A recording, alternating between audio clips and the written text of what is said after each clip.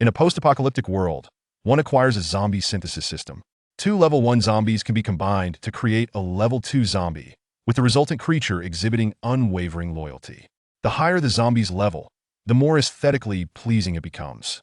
Each zombie possesses unique skills, such as the Earth-Shattering Fist. A century ago, the outbreak of a zombie virus heralded the onset of the apocalypse. 70% of humanity succumbed to the infection, bringing civilization to the brink of extinction. As the apocalypse unfolded, humans began to awaken their latent genes. A fierce conflict erupted between humans and zombies. Yet the overwhelming numbers of the undead forced humanity to construct bastion cities for their protection. Surely, there are no zombies in this hospital? Yeely swallowed hard, having traversed into this parallel world for 10 days now. In this span, he had managed to evade the clutches of the undead. Through these 10 days, Yeely gradually discerned the nature of the world he had entered. The apocalypse? He had only witnessed such a scenario in novels and films. Upon his arrival, he learned of the existence of Annan Bastion City. Now he was not far from it. Seeking refuge within its walls, for remaining outside any longer would surely spell his doom. The city he currently inhabited was evidently overrun by zombies. He sought sanctuary in a hospital, fervently wishing it to be devoid of the undead, otherwise his fate would be sealed. He could perhaps contend with 1 or 2 ordinary zombies, but should their numbers swell, the outcome was all too predictable. After all, he was not even an awakened being. Upon the awakening of human genes, they are classified from D to S grade, signifying potential achievements. The awakened are categorized into levels 1 to 10, with level 10 and above representing the evolved. With each cautious step, Yeely treaded carefully, terrified of attracting the attention of zombies that might devour him. Even a mere bite could transform him into one of them. He dared not breathe too deeply, for as a traveler in this world, his plight was indeed dire. While others who crossed over typically wielded extraordinary powers, destined for greatness, he found himself amidst an apocalypse, perpetually on guard against the undead. Yeely concealed himself within a patient room, gazing at the filthy surroundings, exhaling deeply as he pondered when this ordeal would come to an end. Though he had only been in this parallel world for a mere 10 days, none could fathom the trials he had faced during that time. Gurgle! At that moment, Yeely's stomach betrayed him with an insistent growl. He was parched and ravenous, yet dared not venture outside, uncertain of the multitude of zombies lurking beyond. Awoo, awoo. A chilling sound pierced the air, sending a jolt of fear through Yeely. He had heard such sounds far too often in the past 10 days. It was the unmistakable call of the zombies. Bang, bang, bang. Then came a series of violent knocks. Yeely realized that if the zombies breached the door, he would be cornered in this small room, facing either death or transformation into a zombie. What am I to do? Yeely's face drained of color. Was he destined to perish? Ding! Supersynthesis system binding in progress. 1030600100. Supersynthesis system binding complete. The sudden voice that echoed in his mind startled Yeely. He recognized it as the system.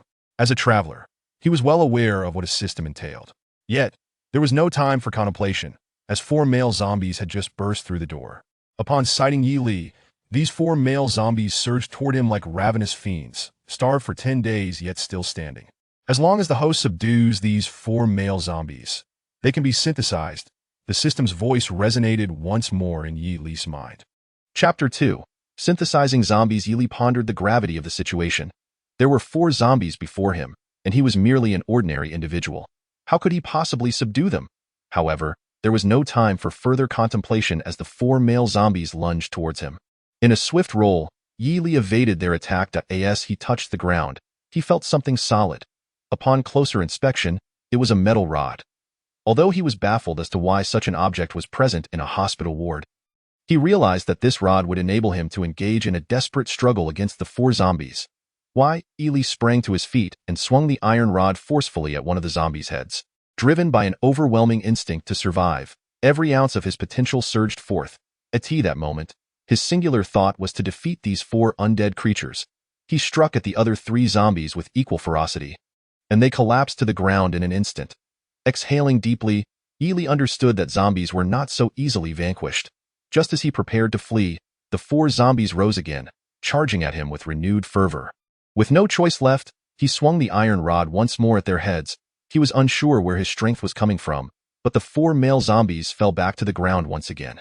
Although they were not dead, they had momentarily lost their ability to move. the host could synthesize these 4 male zombies. Just as Yili contemplated leaving the ward, a voice from the system resonated in his mind. As the voice faded, 4 slots appeared in his consciousness, each containing a level 1 zombie. The zombies were categorized into levels. The classification was established over a century since the apocalypse began. Zombies ranked 1 to 5 were considered ordinary, while those from level 6 to 10 were classified as advanced. Above level 10, they were deemed mutated zombies, vastly different from their level 10 counterparts. The lowest tier of mutated zombies was the first tier. Identifiable by their green eyes. How does one synthesize? Yili inquired.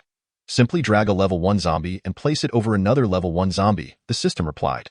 Following the instructions, Yili dragged one level 1 zombie atop another. Confirm synthesis? Yes. He clicked the confirmation button. The 2 level 1 zombies merged into a level 2 zombie. Elated, he proceeded to synthesize the other 2 level 1 zombies into another level 2 zombie. The original 4 level 1 zombies had now transformed into 2 level 2 zombies. Can these 2 level 2 zombies be synthesized into a level 3 zombie? Yili asked. Affirmative, the system responded. With that, Yili synthesized the 2 level 2 zombies into a single level 3 zombie. Although a level 3 zombie was still merely an ordinary zombie, it no longer mattered. What was important was that he could now synthesize zombies. This newfound ability meant he could potentially create an army of zombies. Contrary to his initial fears of hardship in this post-apocalyptic world, he now found it remarkably thrilling. Yili chuckled as he observed the level 3 zombie before him, contemplating its grotesque appearance. Ding! Congratulations, host, for synthesizing a zombie for the first time. You have earned a treasure chest. Would you like to open it? Open it, he replied eagerly. Congratulations, host. You have received 10 gene points, 10 strength points, 10 speed points, and 10 defense points. Yili integrated these attributes into his being, feeling a profound transformation within himself. Chapter 3. A Frenzied Search for Zombies. Congratulations, host. You have become an awakened one. The system's words brought a smile to Yili's face. The distinction between an awakened one and an ordinary person was vast. Once one became an awakened one, they were truly a martial artist. Below is the host's attribute panel. Host. Yili age, 21 system. Super synthesis system realm, level 1 awakened 1 skills. None gene, D level. Yili smiled with satisfaction. Though he was only a level 1 awakened 1. With the system, his advancement would be swift. Despite possessing a level 3 zombie, he knew it was far from sufficient. A level 3 zombie merely represented an ordinary zombie. He needed more for synthesis. The city had been overrun by zombies, and their numbers likely exceeded 10,000. With this thought, excitement sparkled on Yili's face. However, he could not confront the overwhelming horde just yet. First, he needed to strengthen himself and synthesize more zombies. This hospital must harbor more than just 4 zombies, Yili murmured to himself. With that, he exited the ward with his level 3 zombie in tow. The more powerful the zombies, the fewer in number they tended to be. Advanced zombies were exceedingly rare, let alone first-tier or higher mutated zombies. Most of the zombies around were level 1. Yili's aim in leaving the ward was to find more zombies. Suddenly, a horrifying scream pierced the air. Yili recognized it as a human's cry and hurriedly followed the sound with his level 3 male zombie to the door of a room. Upon opening the door, he discovered several zombies devouring the corpse of a doctor. The scene was gruesome. Among the zombies were both male and female, and upon spotting Yili, they surged towards him with wild abandon. Yili did not flee. Instead, he commanded his level 3 male zombie to take down the mixed group of male and female zombies. The 6 zombies lost their combat effectiveness, collapsing to the ground in anguish. Among them were 4 male zombies and 2 female zombies. Can male and female zombies be synthesized? Yili inquired. Negative, only zombies of the same gender can be synthesized. The system replied. Yili nodded, and the 6 zombies appeared in his mind slots. He synthesized the 4 level 1 male zombies into 2 level 2 male zombies, and the 2 level 1 female zombies into a single level 2 female zombie. Now, he possessed 1 level 3 male zombie, 2 level 2 male zombies, and 1 level 2 female zombie. He then synthesized the 2 level 2 male zombies into a level 3 zombie. Now, he had 2 level 3 male zombies. Without hesitation, he combined these 2 level 3 male zombies to create a level 4 zombie. Yili was elated. It would not be long before he could synthesize a mutated zombie. Ding. Congratulations, host. You have randomly received a treasure chest. Would you like to open it? Open? Yili did not hesitate. Congratulations, host. You have obtained a Steel Slayer knife. Congratulations, host. You have gained immunity to zombie toxins. Congratulations, host. You have received a box of food. Yili's eyes lit up. The contents of this treasure chest were indeed impressive. He claimed the Steel Slayer knife. a blade that gleamed with a lethal edge, capable of slicing through hair. Immunity to zombie toxins was a golden ticket. With this, he would never fear becoming a zombie. As for the food, Ely had been so caught up in excitement that he entirely forgot about his thirst and hunger. He quickly opened the box to find bread and milk. Ely began to devour them voraciously. In the apocalypse, merely surviving was a feat, and no one cared for etiquette in no time. He polished off an entire box of bread and milk, patting his stomach. He relished the feeling of satisfaction. Now that he was well fed, it was time to continue his search for zombies to synthesize. This hospital was vast. Surely, it contained more than just a handful of zombies. Chapter 4, Zombie Treasure Chests. As Ely had anticipated, it wasn't long before he encountered a dozen zombies on the third floor of the inpatient department. Attack? He commanded his level 4 male zombie and level 2 female zombie. With a newfound sense of vigor, Ely reflected on how he had evaded danger for 10 days, facing numerous trials, and now he was finally turning the tide. At Ely's command, the level 4 male zombie and level 2 female zombie charged at the dozen zombies. In no time, they subdued the group. Among the zombies, there were 8 male and 4 female. Ely synthesized the 8 male zombies into a level 4 male zombie and the 4 female zombies into a level 4 female zombie. Now, he had 2 level 4 male zombies, 1 level 4 female zombie, and 1 level 2 female zombie. The 2 level 4 male zombies could be synthesized into a level 5 zombie. In his mind slots, Ely dragged 1 level 4 male zombie and placed it atop another. Instantly, a level 5 zombie was born. The level 5 zombie was still an ordinary zombie. Only upon reaching level 6 would it become an advanced zombie. Ely continued his search for more zombies within the hospital, but to his disappointment, no additional zombies could be found. As night fell, venturing outside to seek zombies was not prudent. Ely found a relatively clean room. Stationed the level 5 male zombie and the 2 female zombies to guard him, and then he fell asleep. The following day, sunlight streamed through the window, warming Ely's face. He lazily stretched upon awakening. The system's voice echoed in his mind once more. Ding. Congratulations, host. You have received 3 zombie treasure chests. Ely was taken aback. He quickly checked to find 1 level 5 zombie treasure chest, 1 level 4 zombie treasure chest, and 1 level 2 zombie treasure chest. Host, zombies can yield treasure chests daily, and the higher their level, the better the contents of the chests, the system clarified. Hearing this, Ely's face lit up with astonishment. Without much thought, Ely opened the treasure chest dropped by the level 2 female zombie, obtaining 5 genetic points, 5 strength points, 5 speed points, and 5 defense points. He integrated the acquired attributes into his body. Realizing that the level 2 zombie chest was rather unimpressive, he then proceeded to open the level 4 zombie chest, which yielded 15 genetic points, 15 strength points, 15 speed points, and 15 defense points. Along with 2 boxes of food. Ely found this satisfactory and fused the attribute points. Next, he opened the level 5 zombie chest, receiving 20 genetic points, 20 strength points, 20 speed points, and 20 defense points.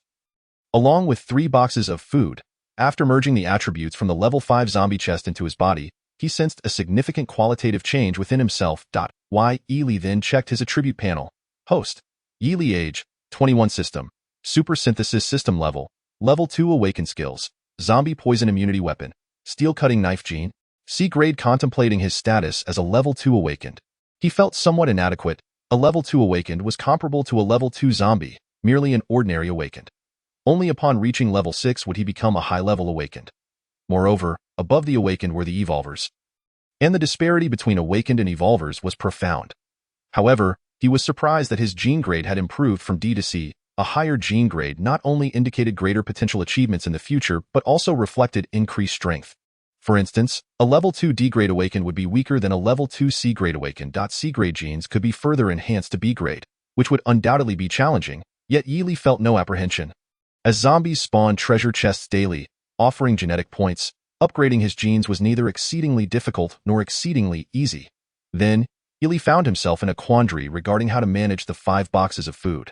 Taking them along seemed rather inconvenient. Suddenly, a notification chimed. System space unlocked? The system space could accommodate up to 100 items. Ely was elated, thinking that he truly received what he needed. He placed the 5 boxes of food into the system space and, after some consideration, also stored the level 5 male zombie, the level 4 female zombie, and the level 2 female zombie within it. System space. 8100. Chapter 5. The male zombie in boxing gloves peering out the window. Ely noticed the streets devoid of zombies, leaving him perplexed. He had just arrived in this city yesterday and had encountered numerous zombies. How could they have vanished so suddenly? Was something amiss? Pondering this, he could not arrive at a conclusion. After crossing into this parallel world, he had initially intended to survive in the Annan Bay city. However, circumstances had changed. He now possessed a system. The absence of zombies on the streets troubled Yili, as it hindered his ability to synthesize. Without further hesitation, Yili ventured onto the streets, contemplating whether the lack of zombies might persist. As he walked forward, he soon heard some commotion. Following the sound, he discovered a boxing gym. Could there be zombies inside? This thought sparked a glimmer of excitement within him. Approaching the gym, he found the door ajar. Gently pushing it open, he was astonished to see a male zombie in boxing gloves striking a punching bag. This zombie could box? Yili's expression brightened. This was indeed intriguing. As he entered the gym, the male zombie abruptly halted, staring blankly at Yili.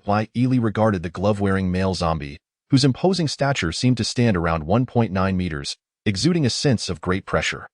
His instincts told him that this male zombie had likely been an awakened in life. Certainly not a level 1 zombie. Suddenly, the gloved male zombie seemed to snap back to reality, charging furiously at Yili. Yili released the level 5 male zombie, the level 4 female zombie, and the level 2 female zombie from the system space. With 3 against 1, even the mightiest warrior would struggle. The level 5 male zombie, the level 4 female zombie, and the level 2 female zombie engaged in a fierce battle with the gloved male zombie. To Yili's astonishment, the gloved male zombie held his ground, fighting valiantly against the 3. Suddenly, the level 2 female zombie was obliterated by a powerful punch from the gloved male zombie, the scene gruesome to behold. Fortunately, the level 5 male zombie and the level 4 female zombie proved their worth, ultimately bringing down the gloved male zombie. Yili exhaled in relief, eager to ascertain the level of this formidable gloved male zombie. It appeared in Yili's mind within the grid, displaying a level of 5. Yili was puzzled. A level 5 zombie was not particularly high. How could his level 5 male zombie, level 4 female zombie, and level 2 female zombie struggle against just one? After some contemplation, Yili understood. When an awakened person transforms into a zombie, there exists a chance that they retain attributes from their former life. This gloved male zombie likely possessed immense strength in life, evidenced by his build and the gloves he wore. Suddenly, an idea struck Yili. He would cultivate this gloved male zombie. Without further ado, he combined the level 5 male zombie with the gloved male zombie. The gloved male zombie ascended to a level 6 zombie. A level 6 zombie was classified as a high-level zombie. Despite being only one level above a level 5 zombie, its strength was exponentially greater. Yili gazed at the gloved male zombie before him, contemplating whether he should bestow a name upon him. What would be fitting? He decided upon Ada. Yili recognized the urgency of advancing this hulking figure to an even higher level of zombie. With that, he and Ada, along with the level 5 male zombie and the level 4 female zombie, exited the boxing gym and continued their search for zombies on the streets. Chapter 6. Frenzied synthesis in the trees. Yili had not traveled far when he heard frantic cries. Help! Help! Fixing his gaze, he noticed several humans rushing toward him. Were they all awakened? He could sense the fluctuations in their bodies. Awakened individuals ranged from levels 1 to 10. While not overly powerful, they were still martial artists. Yili was puzzled by their evident fear. Could it be that numerous zombies were pursuing them? Indeed, as he suspected, a horde of zombies soon followed the group of human awakened. Yili was astounded. There must be thousands of zombies. He quickly sought refuge, realizing that with the zombies he possessed, he would be utterly unable to withstand such an overwhelming tide. Suddenly, a thought crossed Yili's mind. Since a direct confrontation was unfeasible, might a guerrilla tactic work instead? His eyes sparkled with determination. Once the zombie horde passed, Yili emerged from his hiding spot and shouted at the approaching zombies. The horde turned en masse toward him, surging forward in a frenzy. This wave of zombies must have numbered in the hundreds. Seeing this, Yili swiftly climbed a nearby large tree, beckoning Ada, the level 5 male zombie, and the level 4 female zombie to join him. Whoever climbs up here, strike with all your might, Yili commanded. Hundreds of zombies clamored to ascend the tree. While the tree was substantial, it could only support so many. The zombies pulled and shoved, climbing only to tumble back down repeatedly. Finally, a dozen male zombies managed to reach the branches, drawing perilously close to Yili. That moment, the level 5 male zombie and the level 4 female zombie sprang into action, swiftly dispatching the male zombies. Yili chuckled. He now had the opportunity to synthesize these zombies from the treetop. He combined the fallen male zombies into 8 level 2 zombies. The 8 level 2 zombies began to ambush others on the ground. With each zombie that fell, Yili synthesized, and his smile widened, realizing he was on the verge of a breakthrough. In no time, he had synthesized hundreds of zombies into level 2 zombies, including 26 level 2 male zombies and 25 level 2 female zombies. Yili combined the 26 level 2 male zombies into 13 level 3 male zombies, and continued synthesizing these 13 level 3 male zombies. 6 of the level 3 male zombies were merged into 3 level 4 male zombies. Naturally, the 3 level 4 male zombies combined into 1 level 5 male zombie and 1 level 4 male zombie. Yili was quite pleased. He now possessed 2 level 5 male zombies. Without a moment's hesitation, he combined the 2 level 5 zombies into a level 6 zombie. Another level 6 zombie was born, but Yili showed no hesitation and merged this level 6 male zombie with a D ascended to level 7. Currently, Yili had a D, 1 level 4 male zombie, and 25 level 2 female zombies. He commenced synthesizing the female zombies. In his mind, the synthesis process unfolded at an astonishing pace. 3 level 5 female zombies emerged effortlessly. Combining 2 of the level 5 female zombies yielded 1 level 6 female zombie. Yili now possessed an advanced female zombie, 1 level 6 female zombie, 1 level 4 female zombie, and 1 level 2 female zombie. Delighted, Yili placed 5 zombies into the system space and continued his forward sprint. He was curious about the fate of several awakened individuals. Though he suspected they had likely been devoured by the zombies, he felt no sorrow. In this apocalyptic world, human life was as expendable as grass. He pitied those awakened ones, but who would pity him? If Yili had not acquired the system, he might not have escaped from that hospital yesterday. Chapter 7. Synthesizing first-order mutant zombies. Yili had not run far when he encountered a multitude of zombies congregated ahead. The awakened individuals appeared to be encircled by the undead, who had begun their assault. The awakened fought valiantly, but the sheer number of zombies was overwhelming. Yili released the 5 zombies from his system space and targeted the outer layer of the encirclement, swiftly causing the zombies to fall. His synthesis speed reached an astonishing level. After synthesizing all the zombies, he felt a tinge of frustration. Why were they all merely level 1 zombies? To his surprise, they were all male zombies, which struck him as peculiar since he had just encountered female zombies before. 2 level 1 zombies combined to form a level 2 zombie. 4 level 1 zombies created a level 3 zombie. And 8 level 1 zombies resulted in a level 4 zombie. Calculating further, Yili's eyes shone with excitement. 1,024 level 1 zombies could synthesize a first-order zombie, a form of mutated undead. With over 500 level 2 zombies at his disposal, he was fully capable of creating a first-order zombie. Without hesitation, he synthesized the 500 level 2 zombies. He synthesized a level 7 zombie with a D. And soon a D transformed into a first-order zombie. A notification rang out. Ding.as, the host has synthesized a first-order zombie for the first time. Congratulations! The host has received a super treasure chest. Would you like to open it? Open, he commanded, receiving 20 genetic points, 20 strength points, 20 speed points, and 20 attribute points. Congratulations, the host has now become a level 3 awakened individual. Yili reflected on how swiftly he had ascended to a level 3 awakened individual. He glanced at a D, noticing its improved appearance. Its eyes had turned a vibrant green. Could it be that the higher the zombie's level, the more attractive its form became? If this were true, then the female zombies. He dared not pursue that line of thought, realizing that regardless of their beauty, they remained zombies. With a D now, a first-order mutant zombie, Yili felt invincible. He still had over 100 level 2 zombies remaining. He synthesized several of them into a level 7 male zombie and a level 6 male zombie, feeling like a true lord of riches. Looking back at the previously encircled awakened individuals, he found no trace of them. They had all been consumed by the zombies. It was their fate, he mused. Suddenly, he heard some commotion. Turning around, he saw a young girl rushing toward him. Assessing her, Yili realized she was also an awakened individual. Her energy fluctuations far more powerful than those of the earlier group. It was clear she was being pursued by zombies. Yili felt a surge of joy. Another opportunity to synthesize zombies. Indeed, 2 zombies were in hot pursuit, both female. Observing the 2 high-level female zombies chasing the girl, he deduced that she must be a high-level awakened one as well, given her predicament. Fortune was on his side. He had finally encountered 2 high-level zombies, and they were female. Come here, Yili shouted to the girl, hoping to draw the zombies toward him. The girl was startled, and as she glanced at Yili while running, she was momentarily taken aback. In that moment, a flash of realization struck her. A first-order zombie. She was utterly astonished, unable to comprehend why there would be a first-order zombie in Tong City, recognizable by their green eyes. First-order zombies were unmistakable. To Yili's surprise, the girl dashed into an alley, with the two high-level female zombies following suit. Yili was taken aback, thinking she could have lived if she had only come closer. Chapter 8. Two high-level female zombies nonetheless. Yili chose to pursue them, as only by doing so could he synthesize the two high-level female zombies. Upon reaching the alley, he found no sign of the girl or the zombies. The girl, being a high-level awakened individual, was likely exceptionally fast. Yili continued down the alley, unaware of how long he had been chasing them until he finally spotted the girl and the two high-level female zombies. They had reached a dead end, with the girl panting heavily against the wall, clearly exhausted. Despite her status as a high-level awakened individual, she could still tire out, presumably after a long chase. The two high-level female zombies lunged at her.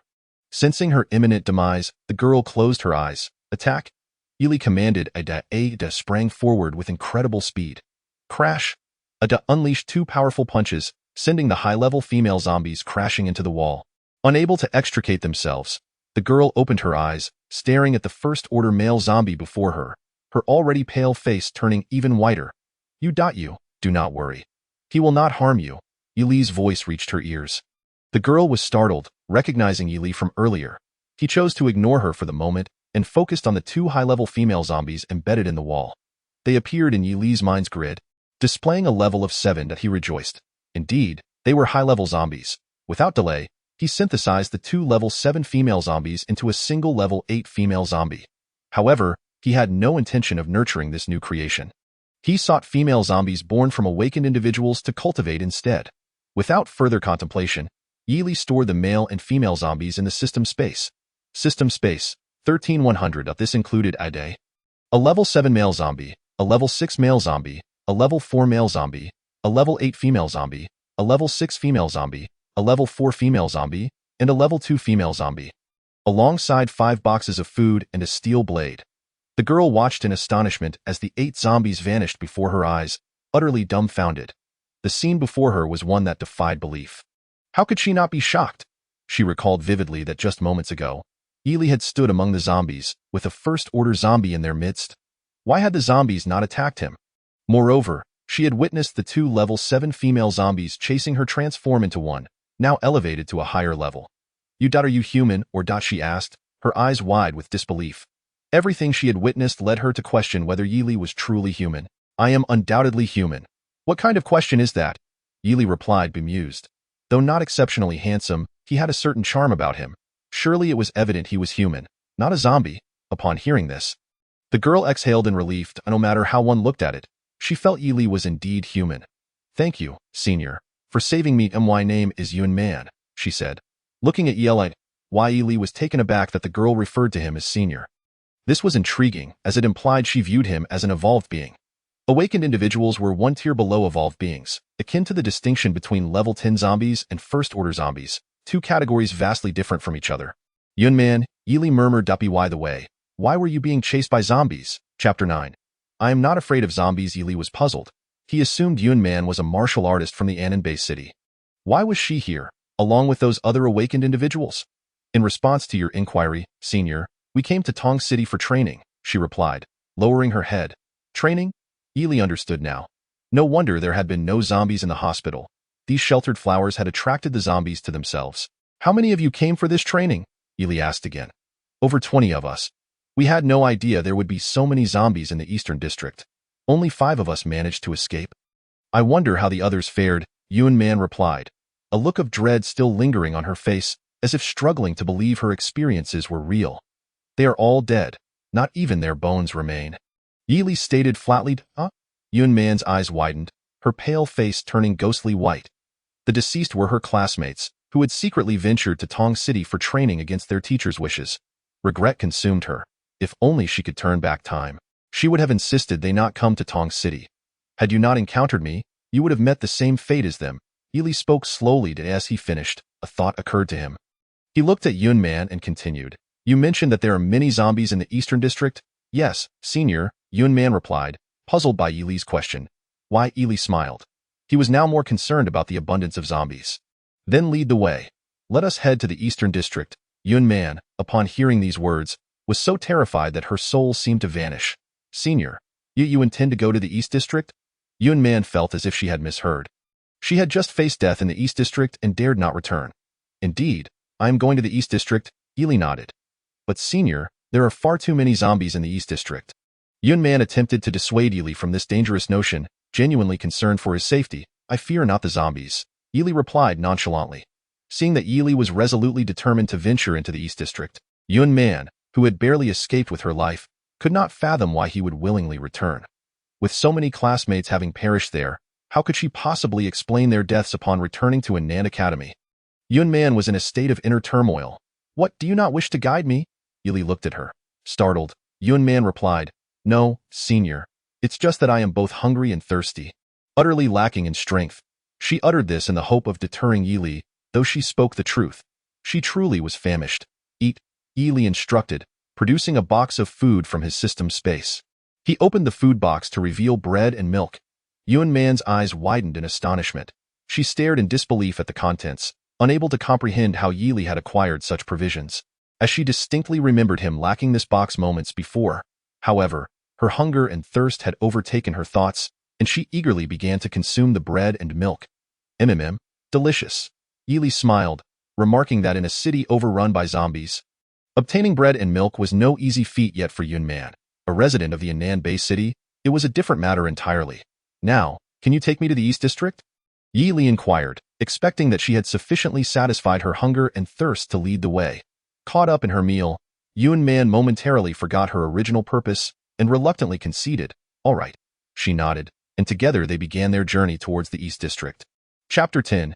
Yun Man's shock. As Yun Man led Yili onward, a sense of unease settled within her. Senior, why do I get the impression that you are merely a level 3 awakened? She cautiously observed, glancing at Yili. Although she was a level 7 awakened, she sensed a depth to Yili that was unfathomable. She recalled the level 1 zombie and felt a wave of dread. It had towered over her like an iron colossus, suffocating her with fear. Indeed, I am only a level 3 awakened, Yili affirmed with a nod. Then why are you so insistent on going to the East District? Yun Man asked, bewildered. Yili offered no reply, choosing instead to keep his intentions shrouded in mystery. Sighing inwardly, Yun Man lamented the precariousness of her escape. If she were to return, her life would be in jeopardy. Senior, ahead lies the East District. Yun Man pointed towards the dilapidated cityscape. Why? Yili surveyed the East District, noting its desolation. It was evident that numerous zombies lurked within. The thought of abundant zombies filled Yili with excitement, for with their presence came the opportunity for rampant synthesis. Observing the smile on Yili's face, Yun Man was momentarily taken aback. How could he smile at a threshold of death? Let us enter the East District. Yili spoke slowly. Yun Man nodded in agreement, and the two stepped into the East District. As they entered, hordes of zombies wandered aimlessly. Why? Yili mused that Yun Man had indeed been correct. The East District was teeming with the undead. Senior, zombies are approaching us, Yun Man exclaimed, pointing ahead in alarm. A whoa. Yili noticed over 30 zombies charging towards them, a smile spreading across his face, though not engage. He instructed Yun Man he was concerned that as a high-level awakened, she might inadvertently eliminate a few zombies, resulting in a loss of potential for synthesis. Come forth, Yili commanded, releasing Ada to subdue these zombies. Following his orders, Ada lunged at the horde, a level 1 zombie with formidable abilities due to retained powers. The 30-plus zombies stood no chance against Ada, who swiftly toppled them to the ground. Yun Man was frozen in shock, realizing that her suspicions were correct. This level 1 zombie truly belonged to Yili. Ignoring her astonishment, Yili began synthesizing the fallen zombies. 1 male zombie, 1 female zombie. He noted that all 30 zombies were level 1. From this synthesis, he created 1 level 5 male zombie and 1 level 5 female zombie. Why? Yili felt a twinge of dissatisfaction, yearning for another wave of zombies to confront. Senior, how did over 30 zombies become just 2, and their levels increased? Yun Man finally summoned the courage to voice her query. This is the very reason I came to the East District. Yili replied, a slow smile gracing his lips. Beep, beep. At that moment, Yun Man's communication device chimed. As its name implies, the communication device was designed for contact, utilizing energy rather than requiring charging like a phone.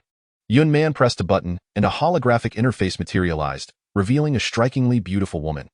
Yun Man, are you in the East District? Others are unable to reach you, teacher, No time for pleasantries, send your coordinates. We will come to find you. Chapter 11.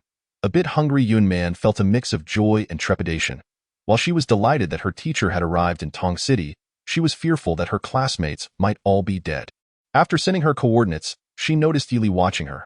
Senior, my teacher is coming to find me. That has nothing to do with me, Yili replied indifferently. If Yun Man's teacher were to retrieve her, it was a welcome development. Why Yili had only intended for her to guide him. Now that they had reached the East District, she had become somewhat of a burden. A woo. The sounds of zombies echoed again. And Yili instantly perked up. At least 100 zombies were charging towards them.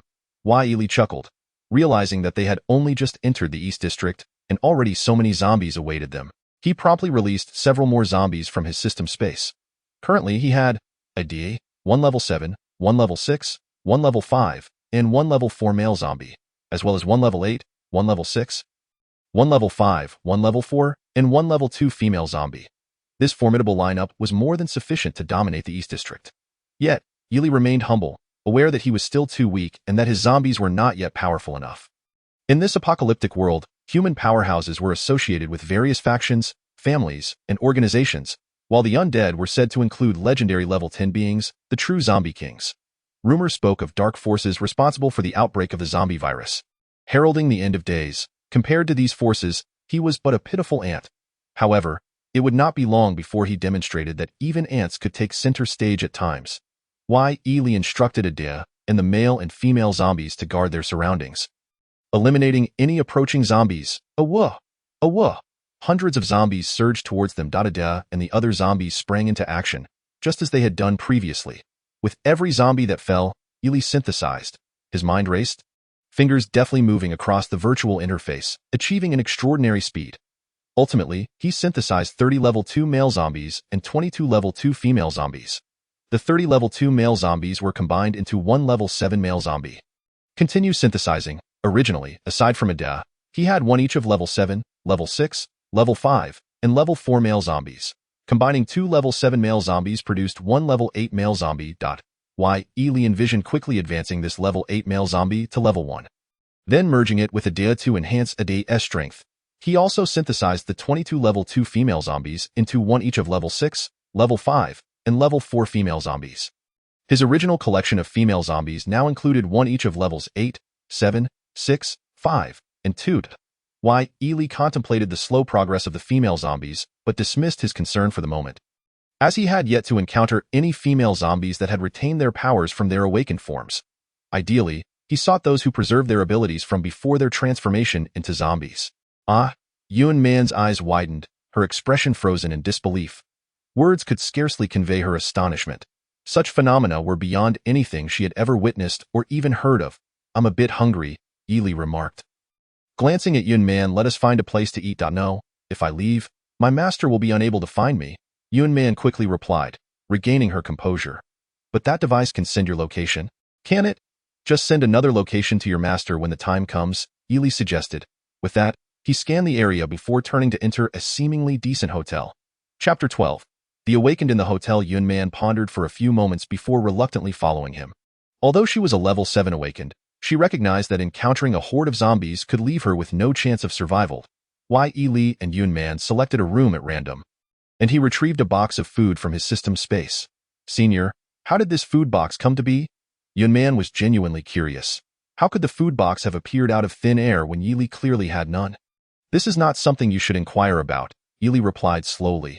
Hearing this, Yun Man fell silent, aware that the actions of extraordinary individuals were often inscrutable.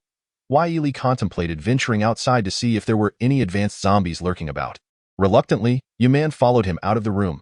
Fortune seemed to favor them, as upon reaching the 7th floor, Yili heard some noises. Senior, could there be zombies? Yun Man asked softly. Sure, he urged, signaling her to remain quiet to avoid alarming their potential foes. As he approached the door, he could distinctly hear voices from within. The young master insists we must find Miss Shall We. Otherwise, we shall be sent back in disgrace in such a vast city as Tongqing. With so many zombies, where shall we search? What are you afraid of? The zombies here are merely advanced ones. The real concern is that the Scorpion Guardian seems to have vanished. If we encounter a horde, we might not survive. Yi Li and Yun Man listened intently to the conversation.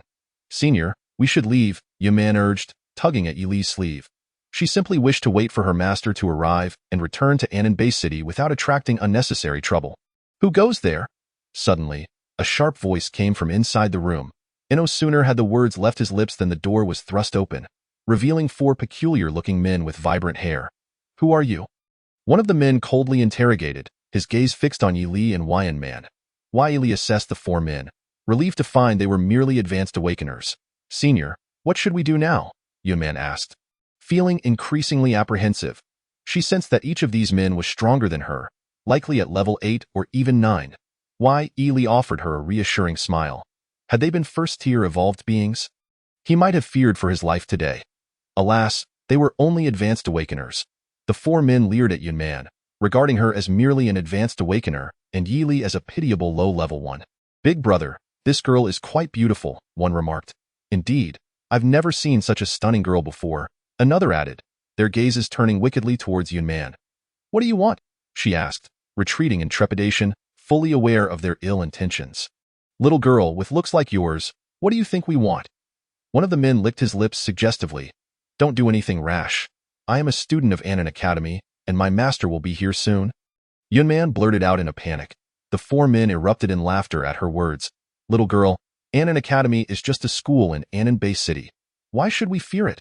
They advanced step by step, their claws outstretched like demons. At that moment, Yili stepped in front of Yan Man. Yan Man was taken aback, staring at the figure shielding her. Though not imposing in stature, it filled her with a profound sense of security. Do you truly wish to die? Yili asked the four men with an air of indifference. An idea struck him. He could turn these four men into zombies. You think you can play the hero? You low-level awakener? I could crush you with a single finger. One of them scoffed. Yili smiled, unfazed, and replied, Do you genuinely trust your own eyes? What do you mean? The four men were momentarily taken aback. Puzzled by Yili's words, It's quite simple. I have a proposal, he continued. What proposal? One of the men asked, intrigued despite viewing Yili as a mere insect. How about I turn you all into zombies for my use? Yili stated nonchalantly. The four men burst into uproarious laughter, as if they had never heard a funnier joke. Yili observed their amusement, shaking his head inwardly. They would soon learn the consequences of underestimating him. Ada, engage, he commanded. With that, Ada appeared from the system space, standing tall at nearly 1.9 meters, resembling a towering fortress. Yet, what astonished the four men was the green hue of Ada's eyes, a first-tier zombie. One of them exclaimed in horror. Ordinary and advanced zombies could be discerned from their aura, but first-tier zombies were identifiable by their green eyes. Impossible. How could there be a first-tier zombie? Panic set in as they realized the vast disparity between advanced awakeners and a first-tier zombie. All they desired was to flee. They knew they stood no chance against Ada. Ada, let them become zombies, Yili instructed calmly. After issuing the command, he casually looked at his fingers, seemingly indifferent to whether the four men would escape. Upon Yili's order, Ada lunged forward. Though the men were advanced awakeners, how could they withstand the might of Ada? With fists clad in red gloves, Ada struck with the ferocity of a tempest. Before the men could react, they were sent crashing against the wall. Ada then bit them, the zombie virus swiftly coursing through their bodies. In an instant, they transformed into zombies. Awoo! Awoo! The four men, now zombies, surged towards Yili and Yan Man with renewed vigor. Although they had once been advanced awakeners, their levels would undoubtedly decrease upon transformation. Even as advanced zombies, they would barely reach level 6. Ada delivered a punch to each of them, knocking them to the ground. Unable to rise, Dio, you still trust your own eyes? Yili inquired as he regarded the fallen figures. He examined their statuses and discovered they were all level 6 zombies. Contemplating for a moment, he decided not to fuse them but to train them instead. Perfectly matched, he would name them the four great guardians: gold, silver, copper, and iron. After their transformation, the four great guardians retained their vibrant hair. An aspect that irked Yili, he retrieved the steel-slashing blade from the system space and promptly shaved their heads clean. Ding. Detecting that the host has named the zombies, the host receives a super treasure chest. Will the host open it? Open it, Yili replied. He obtained 25 gene points, 25 strength points, 25 speed points, and 25 defense points. Congratulations, host, you have become a level 4 awakener. Yili felt a surge of relief. He had thought he would have to wait until tomorrow to open the zombie treasure chest to ascend to level 4. How could I forget that my senior has a first-tier zombie? Yunman muttered, wiping the sweat from her brow. Had it not been for Yili, she would have been at a loss for what to do. Just then, Yunman's communicator chimed again. After answering, a virtual image appeared, revealing not the beautiful girl she had expected, but rather a handsome young man. Yunman, we've arrived. Come down quickly. Okay, Senior Qinyun, she replied, her spirit soaring. After hanging up, she turned to Yili. Senior, my master has come to pick me up. I must go. Go ahead. Yili waved his hand. He had only intended for Yunman to guide him, and now that her companions had reached the East District, her return to Annan Bay City was a fortunate development for him. What about you, Senior? Yunman inquired curiously. Remember, I have no ties to you. Where I go is of no concern to you, Yili replied gently. Yunman felt a twinge of disappointment. She had merely wished to ask a question. Then, Senior, I shall take my leave to meet my master. Perhaps we shall meet again if fate allows. With that, Yunman exited the room. As she stepped outside, she glanced back at Yili, who was fixated on the four great guardians. Feeling a sense of melancholy, she departed. Why Yili contemplated the four great guardians, uncertain whether they retained their unique abilities. After checking their statuses, he found no male zombies suitable for fusion with the guardians. Without further thought, he stored Ada and the four great guardians in the system space and prepared to leave, seeking more zombies for fusion. Suddenly, a startled cry from Yunman echoed through the air. Yili hurried towards the sound, despite having no personal connection to her. He simply did not wish for her to be in danger. Shortly thereafter, he found Yunman surrounded by around 20 zombies. As a level 7 awakener, she was far superior to these zombies. Since witnessing her classmates being devoured by zombies in the East District, Yunman has been haunted by shadows of fear. Don't be afraid, Yunman. I'm here. A sudden voice reached Yili's ears. Following the sound, Yili spotted a young man beside Yunman. The youth was strikingly handsome and appeared to be a year or two older than Yunman. Yili had seen this young man in the virtual interface of the communication panel earlier. Another advanced awakener, Yili murmured to himself. Although there was a vast chasm between advanced awakeners and first-tier evolvers, dealing with these zombies was undoubtedly a trivial task for them. In no time, the young man had dispatched over 20 zombies. Yunman, are you all right? He asked, concern etched on his face. Senior Qinyun, where is the master? Yunman inquired, still shaken. Teacher Mei Lin encountered a protector from the White Lotus sect. She told me to find you first, he replied. Why? Yili narrowed his eyes. A protector from the White Lotus sect? Could it be the Scorpion protector mentioned earlier by the four great guardians? The White Lotus sect was a cult that emerged after the outbreak of the zombie virus, though it did not seem particularly powerful. Yili found it intriguing and decided to inquire further. Chapter 15. Speak to me about the White Lotus sect. A sudden voice interrupted Chen Yun's thoughts. Startled, he turned to find Yili approaching him. Having only arrived in this world 10 days ago, Chen Yun had not heard of the White Lotus sect, so he felt compelled to seek clarification. Who are you? He asked, observing that Yili's aura resembled that of an ordinary awakener. Before Yili could respond, Yunman interjected, Senior, he is my senior Chen Yun, the top genius of Annan Academy. She exclaimed with delight. Oh, what exactly is the White Lotus sect? Yili inquired nonchalantly. Chen Yun furrowed his brow at the implication of Yili's indifference, as he was not only the top genius of Annan Academy, but also the heir of the Chun family, one of the two great martial families in Annan Bay City. Yunman, who is he? Chen Yun pressed. Senior, his name is. Yunman realized she did not actually know Yili's name and turned to him. I am Yili, he replied slowly. Why does Yunman call you Senior? Chen Yun shot a cold glance at Yili, his handsome face darkening. That is of no concern to you. Just enlighten me about the White Lotus sect. Yili said with indifference. Senior is incredibly powerful.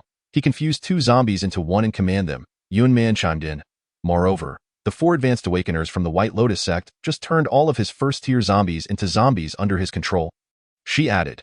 Chen Yun scoffed. Yunman, have you been brainwashed by this guy? He is merely an ordinary awakener. The disparity between ordinary and advanced awakeners was immense. Once one reached advanced status, they would naturally look down upon the ordinary. Senior, everything I said is true, Yunman insisted, fearing Chen Yun would not believe her. Humph. Chen Yun scoffed, fixing a cold stare on Yili. What have you done to Yunman? Yili chuckled inwardly, considering Chen Yun merely an advanced awakener daring to question him, a rather foolish endeavor. Senior Chen Yun, you should not speak to him in such a manner. Otherwise, Yunman feared that Yili might unleash a transforming Chen Yun into a zombie. However, Chen Yun ignored her, maintaining his intense glare on Yili. If you refuse to speak, do not blame me for being rude, Chen Yun shouted, lunging at Yili. A day, show him what you can do, Ely commanded calmly. Roar.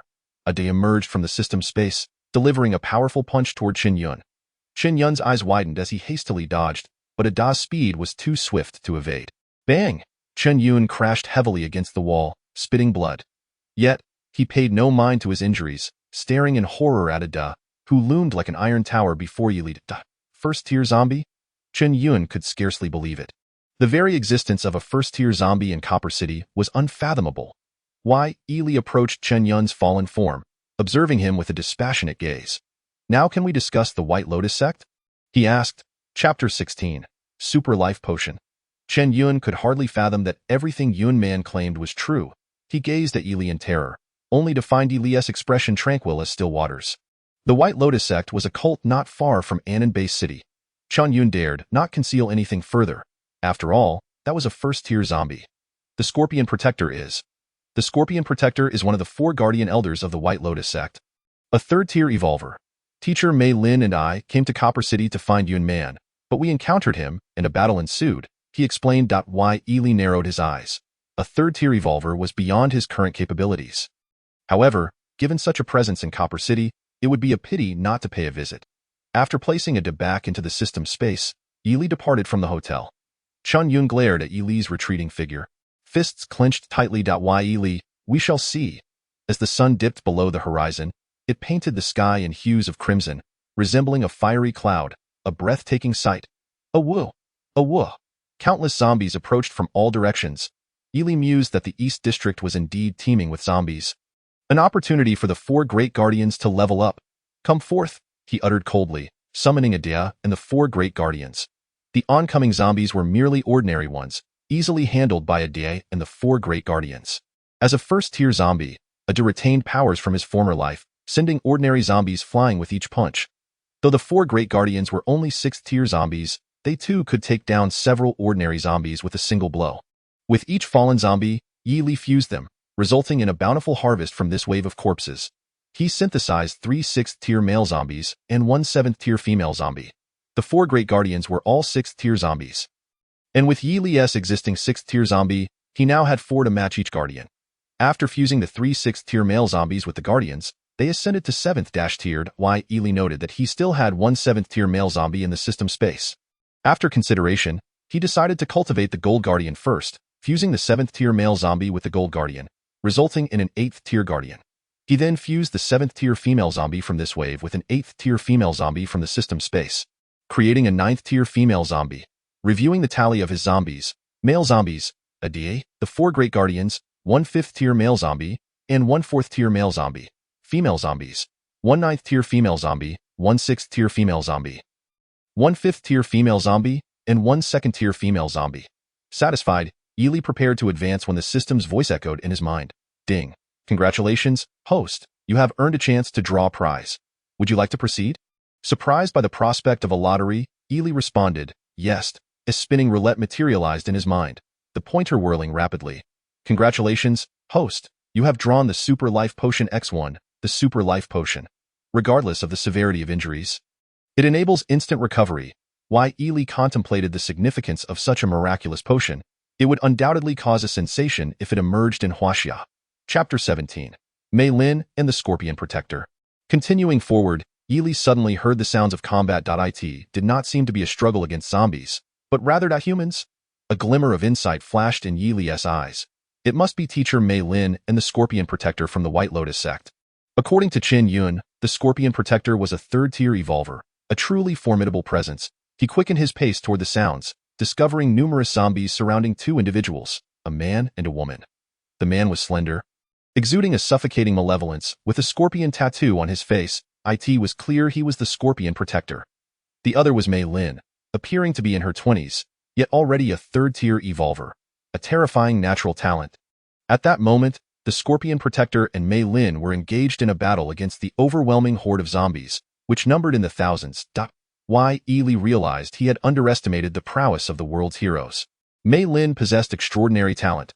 Furthermore, as he observed the Scorpion Protector and Mei Lin, he noted with astonishment that Mei Lin's aura was purple. This indicated her genetic rating was S-class. In the hierarchy of genetic ratings, D class is green, C class is blue, B class is black, A-class is red, and S-class is purple. The hierarchy of genes can be discerned from the aura emanating from the martial artist. He glanced at the Scorpion Guardian, whose gene rank was a .Y. Ely let out a cold smile. Although the Scorpion Guardian and Mei Lin's strength was currently beyond his reach, he was determined to undertake a significant endeavor. Fortune favors the bold. He unleashed Adi, the 4 Great Kings, and the male and female zombies.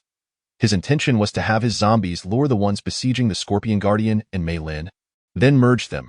After issuing commands, the male and female zombies charged forth with reckless abandon.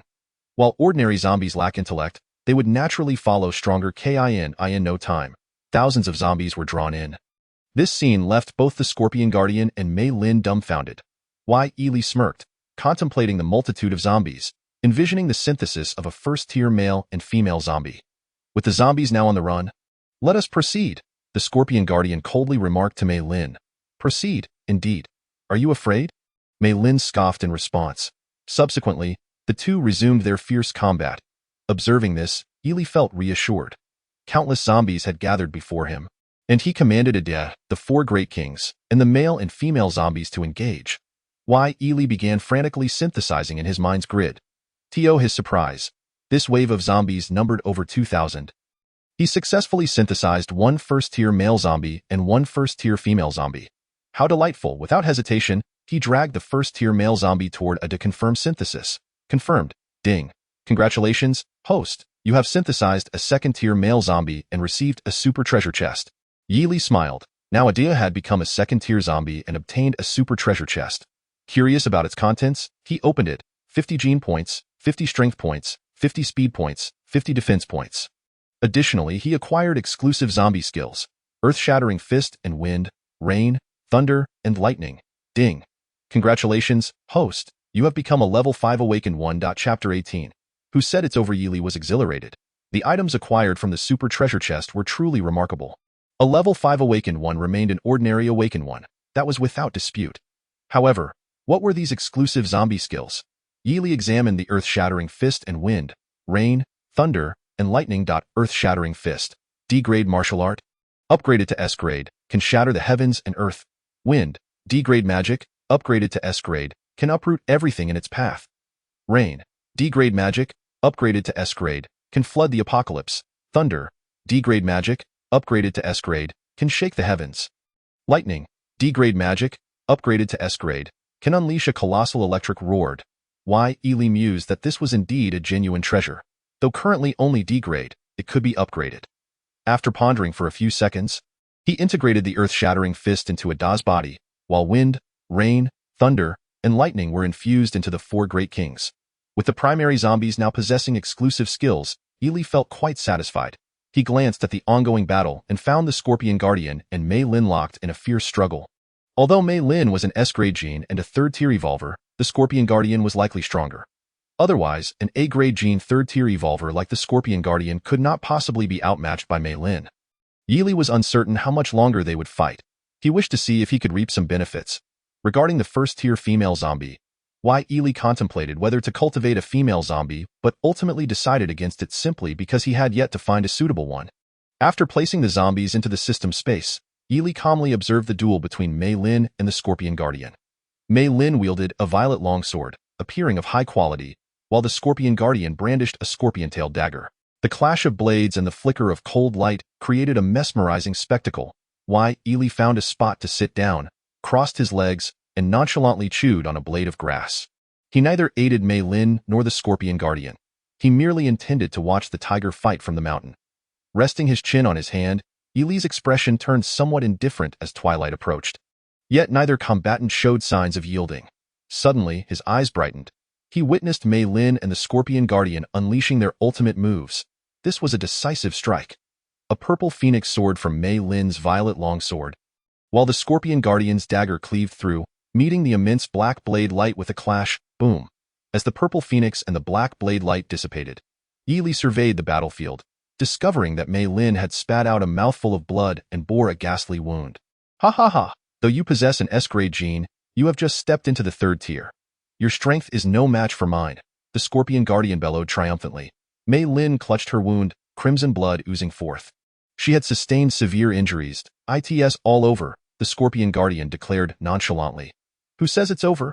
Yili interjected, stepping forward. The Scorpion Guardian and Mei Lin froze, unable to fathom the sudden appearance of another person. The Scorpion Guardian squinted, regarding Yili with intrigue. Chapter 19. A few treasures, please kid. Do you wish to meddle? The Scorpion Guardian glared at Yili. Indeed. I do wish to interfere, Yili replied slowly. Mei Lin, clutching her wound, looked at Yili and said with difficulty, You are no match for him. Leave now. Why? Yili merely smiled faintly at her words, though I may not be his match. You are. Ha ha ha. The Scorpion Guardian erupted in laughter, as if hearing the most ludicrous joke. What are you laughing at? Yili inquired, puzzled that I laugh at your ignorance. A mere ordinary awakened one dares to speak so boldly? The Scorpion Guardian scoffed. Why? Yili shook his head slightly and retrieved a super life potion from his system space. Drink this, and your wound shall heal, he said to Mei Lin. Mei Lin paused, uncertain of Yili's words, yet her intuition suggested he was not deceiving her. Kid, I'm curious to see what trick you were trying to pull, the Scorpion Guardian said, arms crossed, watching Yili with amusement. Drink it, Yili urged gently. After a moment's hesitation, Mei Lin gritted her teeth, accepted the super life potion, and consumed it. Miraculously, as the potion went down, her wounds began to heal at an astonishing rate. And her energy surged back to its peak. What is happening? The Scorpion Guardian stared, dumbfounded by the scene before him. Mei Lin was equally astonished, unable to comprehend such miraculous elixir existed. Now, you can defeat him, Yili remarked calmly. During Mei Lin's battle with the Scorpion Guardian, he had expended a significant amount of energy, and now he was nearing depletion. Kid, we shall part ways in peace. With that, the Scorpion Guardian fled at unprecedented speed. Leaving Yili momentarily speechless, it must be said, the choice to escape was astutely wise. Otherwise, he would have surely fallen beneath Mei Lin's violet sword. Thank you. Mei Lin expressed her heartfelt gratitude to Yili. No need for thanks, just a few treasures will suffice, Yili replied, never one to walk away empty-handed. After providing the super life potion to Mei Lin, it was only fitting to seek some form of recompense. Treasure? Mei Lin was taken aback. She never imagined Yili would make such a request. Indeed, hurry and provide it. Yili extended his hand expectantly. Mei Lin gazed at him in astonishment, noting his youth. Yet his unforgettable eyes, calm as night, deep as the ocean. I have no treasures, Mei Lin said, somewhat embarrassed. She thought that given the preciousness of the potion he had given her, asking for something in return was reasonable. Yili sighed inwardly, thinking he had truly let the opportunity slip away. However, as a teacher at a Nan Academy, should you wish to enter, I can facilitate your entry. I do not wish to attend a Nan Academy. But you must prepare some treasures, as I will come to collect them at any time, Yili replied slowly. Mei Lin was again taken aback. What do you mean by treasures? I do not know. Just ensure you do not disappoint me, he concluded, then turned and walked away. Chapter 20. The Female Zombie. Hongyi. Mei Lin watched Yili's retreating figure, rubbing her eyes as if awakening from a dream. She could not comprehend why such an extraordinary individual existed, and how could someone so peculiar be merely an ordinary awakened one? What treasures was he referring to? Mei Lin pondered aloud. In truth, Yili was uncertain about what treasure he desired. Having only traversed into this world 10 days ago, he was unfamiliar with the available treasures and merely wished for something practical. However, he was unaware that Mei Lin possessed none. Suddenly, a thought struck him. Yunman. Mei Lin regained her focus and hastily sent a message to Yunman via her communicator, instructing her to wait at their location as she would arrive shortly. With that, Mei Lin headed towards the hotel. As Yili walked, he increasingly felt the weight of his decision. The super life potion was a miraculous elixir, and to have spent it so casually left him at a loss for words. Yet, having already used it, he resolved to seek out treasures at the Anan base city when the opportunity arose. As darkness descended, Yili decided to postpone further endeavors until the morrow. He found a suitable spot, assigned a Dea to keep watch, and then succumbed to slumber. Ding. Congratulations, host. You have received 12 zombie chests. Would you like to open them all at once? Without hesitation, Yili replied affirmatively. He had been anticipating the zombie chests for quite some time. He received 200 genetic points, 200 strength points, 200 speed points, 200 defense points, and 10 boxes of food, along with an opportunity to acquire zombie enchantment abilities X1. Ding. Congratulations, host. You have become a level 7 awakened one. Yili felt a surge of joy, having leaped from a level 5 to a level 7 awakened one, which made sense given the 12 zombie chests. What did this zombie enchantment ability entail? It allowed one to choose a zombie and enchant it with a specific attribute: strength, speed, or defense. Why Ely was astonished. He had long sought to cultivate a female zombie endowed with abilities from her past life. And now the opportunity had presented itself. He retrieved a first-level female zombie from his system space and proceeded to use the enchantment opportunity. With 3 attributes to choose from, he deliberated, opting for speed, as it would be less suitable to enhance strength or defense for a female zombie. Thus, the first-level female zombie acquired the ability of enhanced speed. Before him stood the female zombie, now exhibiting traces of intelligence. Though still incapable of speech, as the level of a zombie increased, so too did its beauty, which eased his concerns. He realized he needed to name her. After a moment's contemplation, he nodded and addressed the first-level female zombie. From now on, you shall be called Hong Yi Ding. Detection of a name given to the zombie. You have received a treasure chest.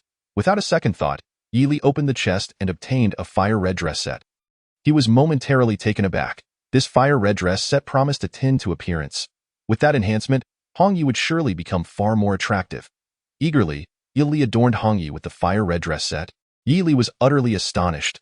He could swear he was truly stunned. At that moment, Hong Yi, clad in a flowing fire red dress, her long hair cascading to her waist, appeared strikingly beautiful, despite the remnants of her zombified visage.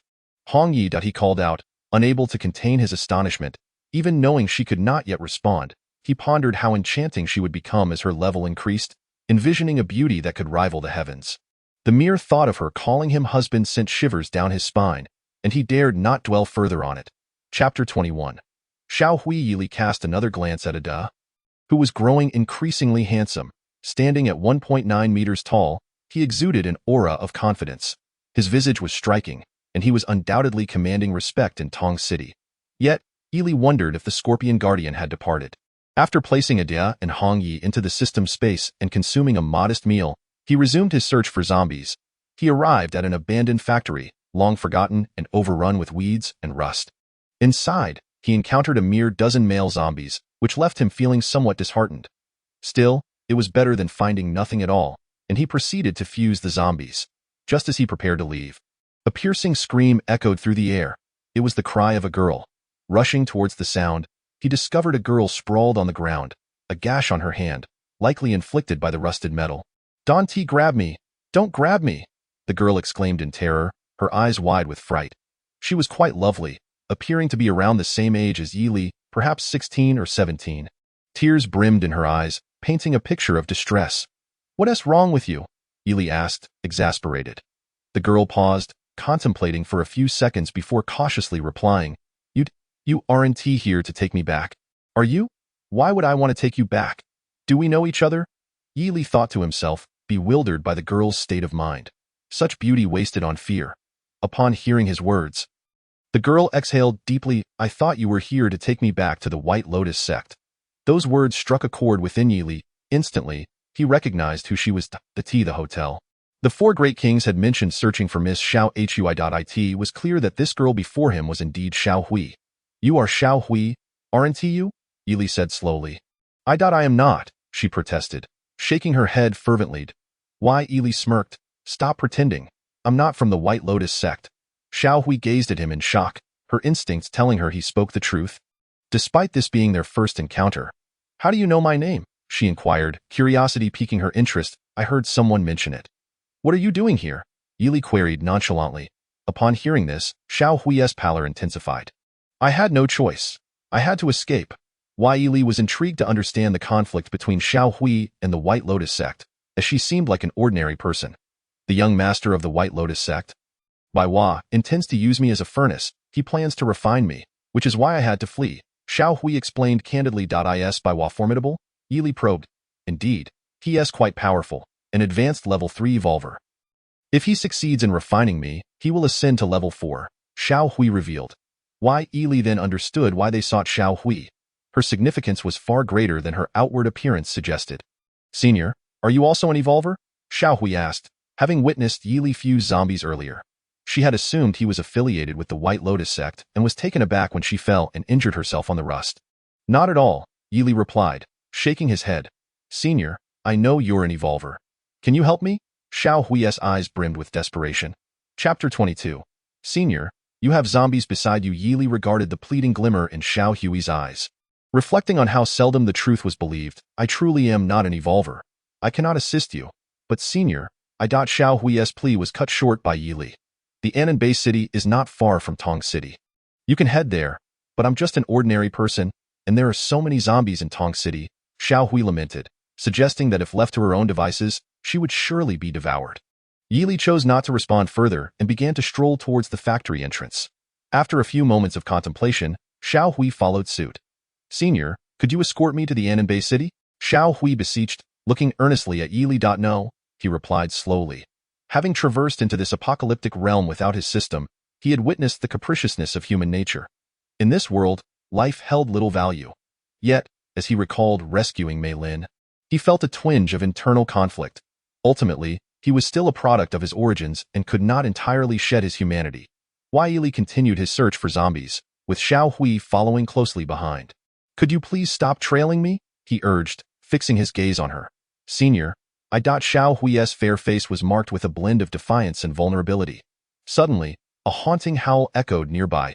Xiao Hui's complexion drained of color at the sound. Senior, zombies, as an ordinary person, her only response to the presence of zombies was sheer terror. Yili chuckled softly. These zombies are truly something. When heaven offers a path, they refuse to tread it, yet they willingly leap into hell. A horde of hundreds of zombies surged towards them, prompting Yili to release the four great kings, and Hongyi. Upon witnessing the sudden appearance of the zombies beside Yili, Xiao Hui stumbled back, aghast. Senior, you have zombies with you? She exclaimed, her voice laced with disbelief. Yili merely shook his head and turned to her with a smirk. No need for alarm. What unfolded next left Xiao Hui utterly speechless. She watched in shock as the zombies beside Yili charged headlong into the throng of hundreds, swiftly toppling them in mere moments. All the zombies lost their combat capability. What on earth is happening? Xiao Hui found it hard to fathom. Weren't zombies supposed to prey on humans? Yet here they were, not attacking Yili but Yili proceeded to fuse the fallen zombies, combining a level 5 male zombie with a level 4 male zombie to create a formidable level 7 male zombie. The merging of the female zombies at level 6, 5, and 2 resulted in the creation of a level 7 female zombie. This prompted the thought of finding a way to transform the level 9 female zombie in the system space into a tier 1 zombie, so she could merge with Hongya. Among the four great kings, Jin King currently stands as a level 8 zombie, while Yin Tong and Tai are all at level 7, by merging a level 7 male zombie with Yin King. The latter ascended to level 8. Although progress seemed somewhat gradual, it was still commendable. Yili turned to look at Xiao Hui, only to find her frozen, her eyes wide open as if witnessing something utterly unfathomable. Are you surprised? Yili asked her with a calm demeanor. Xiao Hui, momentarily snapped back to reality, struggled to find an answer, truly unsure of how to respond. Never feel astonished, for every action I take is enough to leave you in awe for 3 days and nights. Chapter 23. A chance for fusion. Xiao Hui had encountered many evolvers during her time at the White Lotus sect, but none resembled Yili. She gazed at him, noticing his tranquil expression, as if nothing out of the ordinary had transpired. Senior, do these zombies obey your commands? She inquired cautiously. What do you think? Yili countered with a question of his own, startled by his response. Xiao Hui found herself lost for words, a tempest of astonishment brewing within her. The notion of zombies following human orders was beyond her comprehension. Dio, you have to follow me? Yili suddenly inquired. Senior, if I don't stick with you, I will surely perish, Xiao Hui replied, lowering her head. Yili sighed internally, accepting her decision to accompany him. He then moved forward, with Xiao Hui trailing closely behind. As she observed Yili's slightly gaunt figure, an inexplicable sweetness blossomed within her heart. In the fading spring of May, it felt as though she had discovered her one true love. After 5 days in the eastern district of Copper City, Yili had synthesized numerous zombies. The four great kings had all reached level 10, requiring only a final push to become tier 1 mutated zombies. Additionally, they had acquired special abilities related to wind, rain, thunder, and lightning, though their potency remained uncertain. Ada remained a tier 2 zombie, while Hongya was on the verge of reaching tier 2 herself. Yili had also attained the status of an 8th level awakener, marking his ascension to a true high-level awakener. Senior, you are truly remarkable, Xiao Hui declared, her admiration for him having reached its zenith over these past 5 days. Yili remained silent, fully aware that he was not yet formidable. Suddenly, A familiar sound echoed, and Yili sensed a hint of danger. Upon closer inspection, he spotted a towering zombie wielding a massive axe, its eyes a striking green. To his surprise, a Tier 1 zombie had indeed emerged in Copper City. With that, Yili summoned Ade from the system space. Ade, take down this zombie. At Yili's command. Ade charged toward the axe-wielding zombie. As a Tier 2 zombie. Ada's superiority was evident. The axe zombie fell before Ada's powerful punch before it could even swing its weapon. The axe zombie struggled to rise, indicating its intent to continue the fight. However, the disparity in strength was insurmountable, and it was swiftly knocked down again. Unable to rise a second time, Yili stored the axe zombie in the system space. Ding. Congratulations, host, you have obtained a random lottery opportunity. The system's voice resonated in Yili's mind. Naturally, he opted for the lottery, watching as the pointer spun on the mental roulette. Congratulations, host, you have received a fusion opportunity X1. Why Yili was taken aback. A fusion opportunity. Fusion opportunity enables the merging of zombies of the same gender into a single entity. So, the 4 great kings can merge into one zombie? He inquired. Indeed, host, the system confirmed. Chapter 24. Ade with 5 abilities with the system's affirmation. Yili's face lit up. However, he pondered the fate of the 4 great kings' abilities post-fusion. What will happen to their powers of wind, rain, thunder, and lightning? He mused, recognizing their potential. Rest assured, host, the fused zombie will retain all abilities. Having received this reassurance, Yili felt at ease. Ding. Please select the zombies for fusion. After a moment of contemplation, he decided it would be best to merge Ade with the 4 great kings, prioritizing the development of Ade and Hongya. Thus, Ade, the 4 great kings, the axe zombie, and several male zombies of varying levels began the fusion process. Fusion commencing, 10.30.60.100. Which appearance would you like to retain? The system inquired. Without hesitation, Yili chose to preserve Ada's visage. Ding. Fusion successful. Ade has become a Tier 3 zombie. Observing Ade, Yili noted a striking enhancement in his appearance, and as a Tier 3 zombie, he expected Ade could now articulate words. Ade. Y. Yili called tentatively, Master. Ade respectfully addressed him. Overjoyed, Yili felt an indescribable exhilaration at being called Master. Ade, do you think I am handsome? However, Ade fell silent, leaving Yili somewhat disappointed. Yet, he quickly reassured himself that a Tier 3 zombie would likely only refer to him as Master. With this thought, Yili realized he needed to expedite Hongya's leveling up. She would soon become the most beautiful being in this apocalypse. Ah, truly, an ethereal beauty with delicate skin and an enchanting fragrance. Why, Yili could already envision that day. He then checked Ada's attributes. Ade, Tier 3 mutated zombie, weapon.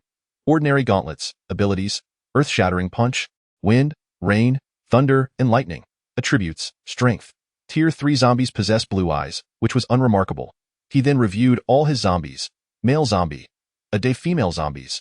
Hongya, 1 level 7 female zombie, 1 level 6 female zombie. Senior, did Ade just speak?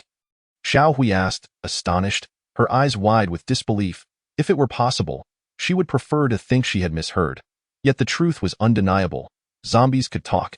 Is it so strange for zombies to speak? Yili responded coolly. In truth, it was not unusual, but Xiao Hui, being an ordinary person, was simply unaware of such matters. Suddenly, an arrogant laugh pierced the AI ardent. Why Yili turned to find the Scorpion Guardian before him. Miss Xiao Hui, I have finally found you. Xiao Hui's complexion turned pale at the sight of the Scorpion Guardian. What should we do, Senior?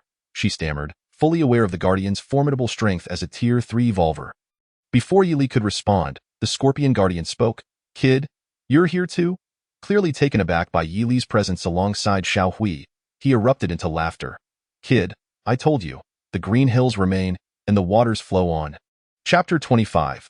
A meeting of mountains and waters. Yili regarded the Scorpion Guardian's haughty demeanor with a hint of confusion. What are you laughing about?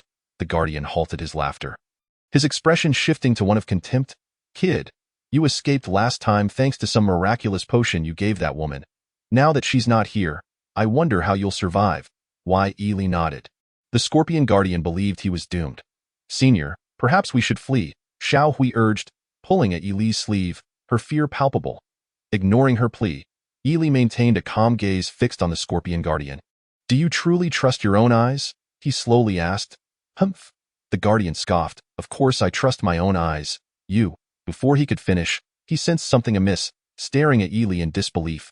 Kid, Have you become a high-level awakener? The Guardian vividly recalled Yili as an ordinary awakener just days ago.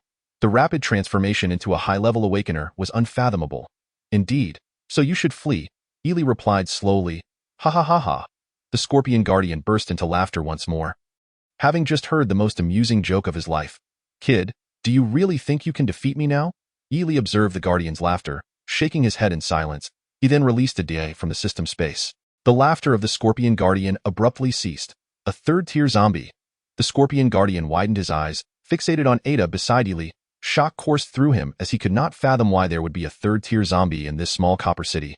Xiao Hui was equally astonished. Although merely an ordinary person, her prolonged exposure to the White Lotus sect had made her well aware of the implications of a third-tier zombie. Upon realizing Ada's identity, Xiao Hui felt a sense of relief. Who on earth are you? The Scorpion Guardian stared intently at Yili, believing him to be merely a high-level awakener. How could he command a third-tier zombie? Do you truly wish to know my identity? Yili replied nonchalantly. The Scorpion Guardian gritted his teeth and, after a few seconds of silence, responded, yes. Yili pondered for a moment before stating, I am the one who will kill you. What did you say? The Scorpion Guardian glared fiercely at Yili. Do you really think that with a third-tier zombie by your side, you can defeat me? Yili smiled faintly. Have you always been this verbose? At his words, the Scorpion Guardian erupted in fury. I will take your life. With that, he drew his scorpion-tailed blade and charged at Yili. Unfazed, Yili's expression remained serene, as if he regarded the Scorpion Guardian as nothing more than air. Ada, you know what to do, right? Ada understood his master's command. Although third-tier zombies could only articulate simple words, he comprehended the intent. Understood. With that, Ada unleashed a powerful punch. Boom. The force of the blow sent the wind swirling away. Is this the fist of heaven and earth? Yili mused.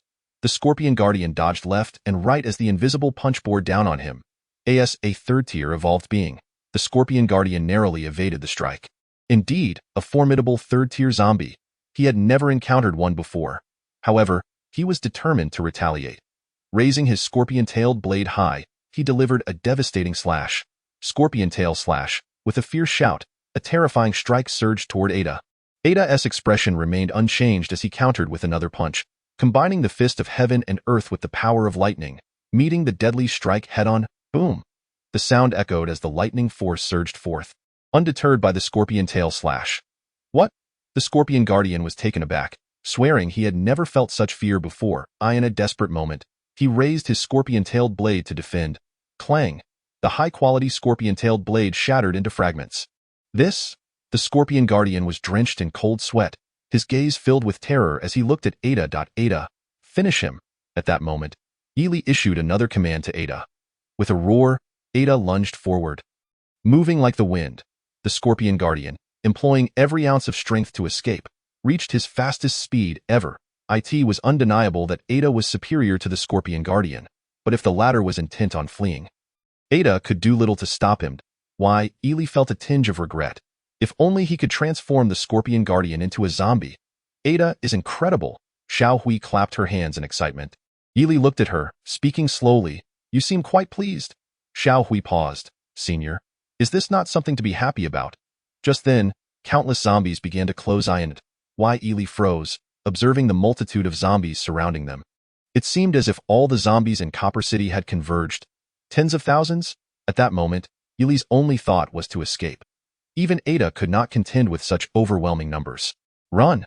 As he uttered this word, Xiao Hui, still elated, believed that with so many zombies, her senior must be thrilled. However, upon turning around, she realized Yili had already sprinted dozens of steps away. Wow! Xiao Hui burst into tears. Yili turned back to find her still in place, sobbing. Reluctantly, he returned to grasp her hand, fleeing together. Why, Yili lamented that women were troublesome, yet he could do nothing about it. Senior, I can't run anymore. Xiao Hui gasped, if you don't wish to be devoured by zombies, keep running. Yili urged fiercely. Let them eat me. At this rate, I'll collapse from exhaustion, Xiao Hui retorted. Now, Yili was dragging Xiao Hui along. Senior, I'm dying. Xiao Hui collapsed onto the ground, clearly exhausted. Yili opened his mouth to speak.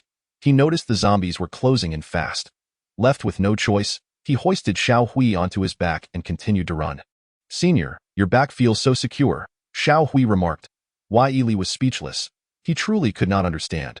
Was this woman devoid of common sense? He recalled Xiao Hui mentioning that Bai Wawa, the young master of the White Lotus sect, had intended to use her as a furnace to refine her into a fourth-tier evolved being. How could someone with such intellect be deemed suitable for that role? Yili raced into a residential complex. Darting into a room, the zombies, disoriented by the twists and turns, began to scatter in search of him. He set Xiao Hui down on the sofa, allowing her to breathe a sigh of relief. "Senior, if it weren't for you, I think I would have perished," she said, gazing at him. "Do you possess any intelligence at all?" Yili shot back, annoyed that of course I have intelligence. I was first in my class throughout elementary and middle school. Xiao Hui replied sweetly, while Yili was exasperated, deciding not to continue the conversation, fearing it would only drive him mad.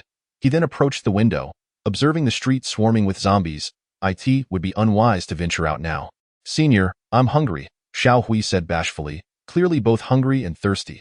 Yili thought to himself that he owed her nothing, and as her savior, this was not how it should be. He retrieved a box of food from his system space. Xiao Hui's eyes sparkled upon seeing the food, revealing her gluttonous nature. She began to eat and drink, while Yili felt no appetite at all, puzzled by the sudden influx of zombies. Could it be why Yili considered the possibility that a powerful zombie was orchestrating this horde?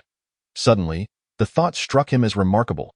If he could locate this commanding zombie, perhaps he could assimilate it. Resolute, Yili determined to uncover the Copper City's grand boss. "Senior, what is that?" Xiao Hui pointed in astonishment at something. Following her gaze, Yili discovered a rusty blade.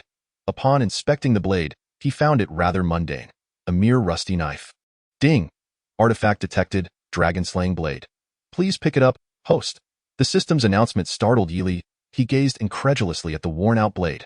"System, are you saying this is the dragon-slaying blade?" Yili could hardly believe it. How could this rusty knife possibly be the dragon-slaying blade? The dragon-slaying blade. I might as well claim the sword of heaven. Do you think this is a martial arts novel? This is an apocalypse.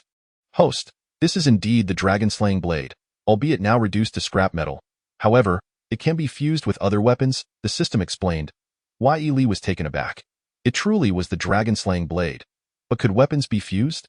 He picked up the dragon-slaying blade, now covered in rust. Opening his mental synthesis interface, he found the dragon-slaying blade was indeed present. It could be fused after all. Yili's expression brightened as he dragged the steel-cutting blade toward the dragon-slaying blade. "Are you sure you want to fuse?" "Confirm. The dragon-slaying blade. One of the 10 great artifacts. Legend states that gathering all 10 artifacts would allow one to glimpse the hidden treasures of the 10 heavenly artifacts." Yili didn't expect such a twist. This was indeed intriguing. After fusing the dragon-slaying blade with the steel-cutting blade, the rust diminished, yet it remained unremarkable.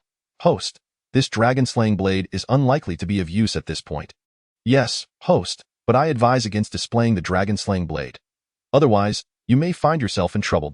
Yili nodded, comprehending the system's warning. Could it be? Yili suddenly wondered if the zombies were also drawn to the dragon-slaying blade? As he pondered the secrets of the dragon-slaying blade, he realized he could not afford to let this information leak. Otherwise, he would become a target. Without further thought, he stowed the dragon-slaying blade in the system space. "Senior, with so many zombies around, why don't we take refuge in the Ananbei city?" Yili slowly shook his head. It was true that there were numerous zombies outside, but could he not engage in a guerrilla warfare? "You should stay here," Yili said to Xiao Hui. "Senior, I can't do it alone," Xiao Hui replied anxiously, fearing that Yili would abandon her. Yili released Hongyi to protect Xiao Hui before stepping outside. Upon reaching the ground level of the community, he was indeed met with a horde of zombies. Looking around, he discovered a narrow passageway, a perfect choke point that could be defended fiercely. Recognizing the opportunity, Yili felt a surge of excitement. This was his chance for significant gains.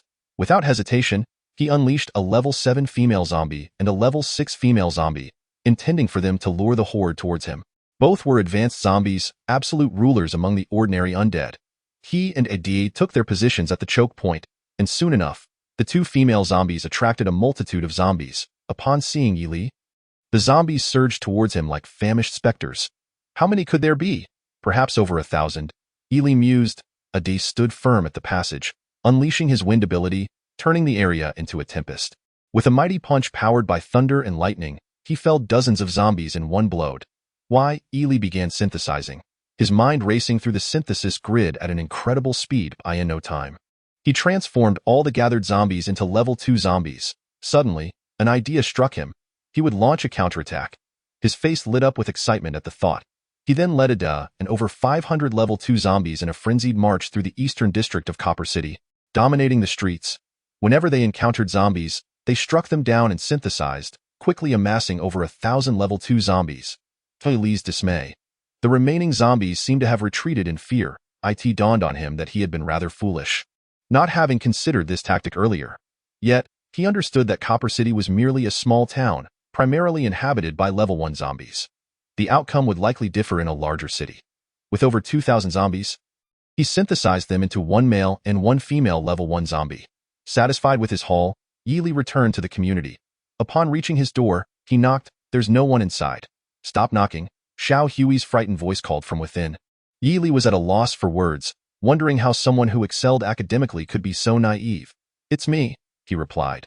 Moments later, the door swung open. Senior, I thought it was a zombie. You scared me to death. Xiao Hui sighed in relief. Yili entered and noticed that since Hongyi donned her fiery red dress, she had become quite stunning, though he pondered when the signs of her zombification would fade. Accessing the synthesis grid in his mind, he combined the level 1 female zombie with Hong Ye.do. You confirm the synthesis. Confirmed. Upon success, Hongyi ascended to level 2. Yili observed that the signs of zombification on her face had diminished significantly, rendering her features more refined. Xiao Hui blinked, scrutinizing Hongyi. Senior, has Hongyi become more beautiful? She wondered aloud, astonished by the sudden transformation. She will continue to grow more beautiful, Yili assured her gently. They spent a long night in the room, and when dawn broke the next day, a notification chimed in Yili's mind. You have received Zombie Treasure Chest X4. He opened the chests in one go, acquiring gene points, strength points, speed points, defense points, and various supplies. Upon inspecting the properties of the Ice True Chi he obtained, Yili noted it was a D-grade magic, a skill exclusive to zombies, which could be upgraded to S-grade for extraordinary freezing capabilities. Opening treasure chests is always exhilarating, he thought, as he integrated the Ice True Chi into Hongyi, granting her zombie powers. He then reviewed his attributes. Host. Yili System. Super Synthesis System. Age. 21. Level 9 Awakener. Weapon. Dragon Slayer Knife. 5 Progress Restored. Cultivated Zombies. A day. Level 3. Hongyi. Level 2. Gene. B grade. With the recent acquisition of the treasure, Yili advanced from a level 8 to a level 9 Awakener, elevating his gene rating from C to B. He understood that while having a Dai and Hongyi was beneficial, his own strength remained paramount, especially considering the dark forces that turned humans into zombies. Yili believed that the small Copper City was unlikely to harbor such dark entities. He would have to venture elsewhere to encounter them. Without further contemplation, he prepared to head back into the streets. Since leading thousands of level 2 zombies through the Eastern District yesterday, he had grown fond of this strategy. Senior, can I go with you? Xiao Hui implored, her eyes filled with yearning. Yili, somewhat resigned, recognized there was little danger and agreed. Soon, they found themselves back on the streets, where he unleashed Ada, Hongyi, the level 7 female zombie, and the level 6 female zombie to lure more zombies. Yili settled beneath a tree, casually playing with his fingers. Aren't we going to fight the zombies? Xiao Hui inquired, curious about his calm demeanor. Just wait, he replied calmly. Moments later, Ada, Hongyi, and the 2 female zombies successfully attracted a horde, likely numbering in the thousands. The zombies roared as they approached, a force of nature that uprooted everything in their path. Look at all those zombies, Xiao Hui exclaimed, her eyes wide with fear, quickly glancing at Yili, who remained unfazed. Finding solace in his composure, she firmly believed in his capabilities. Let's move, Yili commanded suddenly. With that order, Ada, Hongyi, and the other zombies sprang into action. Ada unleashed his devastating punch, infused with the elements of wind, thunder, and lightning, wreaking havoc among the horde. Hongyi, swift and agile, utilized the Ice True Chi, freezing dozens of zombies in place. The 2 advanced female zombies easily outclassed the ordinary ones. Yili began synthesizing in his mind, his fingers working with incredible dexterity, rapidly producing over 300 level 2 zombies. These newly synthesized zombies launched a counteroffensive, pushing back the horde. Before long, Yili had synthesized over 600 level 2 zombies. As he surveyed the battlefield, a chilling roar caught his attention. Turning around, he saw a level 5 zombie sink its teeth into Xiao Hui's arm. Rage surged within him, an overwhelming fury he could scarcely comprehend. Without a second thought, Yili leaped forward, delivering a devastating blow that shattered the level 5 zombie's skull. "Senior, am I going to turn into a zombie?" Xiao Hui's face had drained of color, her gaze pleading. "I don't want to become a zombie," she whimpered. Why Ely found himself at a loss for how to respond. Being bitten by a zombie usually led to one inevitable outcome. Suddenly, a voice echoed in his mind. "Host, there is a way to prevent Xiao Hui from becoming a zombie. What is it?" Ely asked eagerly, clinging to the hope of salvation. "Only by engaging in intimate relations can you prevent her transformation." Realizing the implication, Ely looked at Xiao Hui, noticing the creeping signs of zombification on her face. At that moment, he recognized that he had developed feelings for her. Love is a complex emotion, often boiled down to a few simple words. "I love you," "I hate you," or simply "let's forget it." It was a matter of urgency now.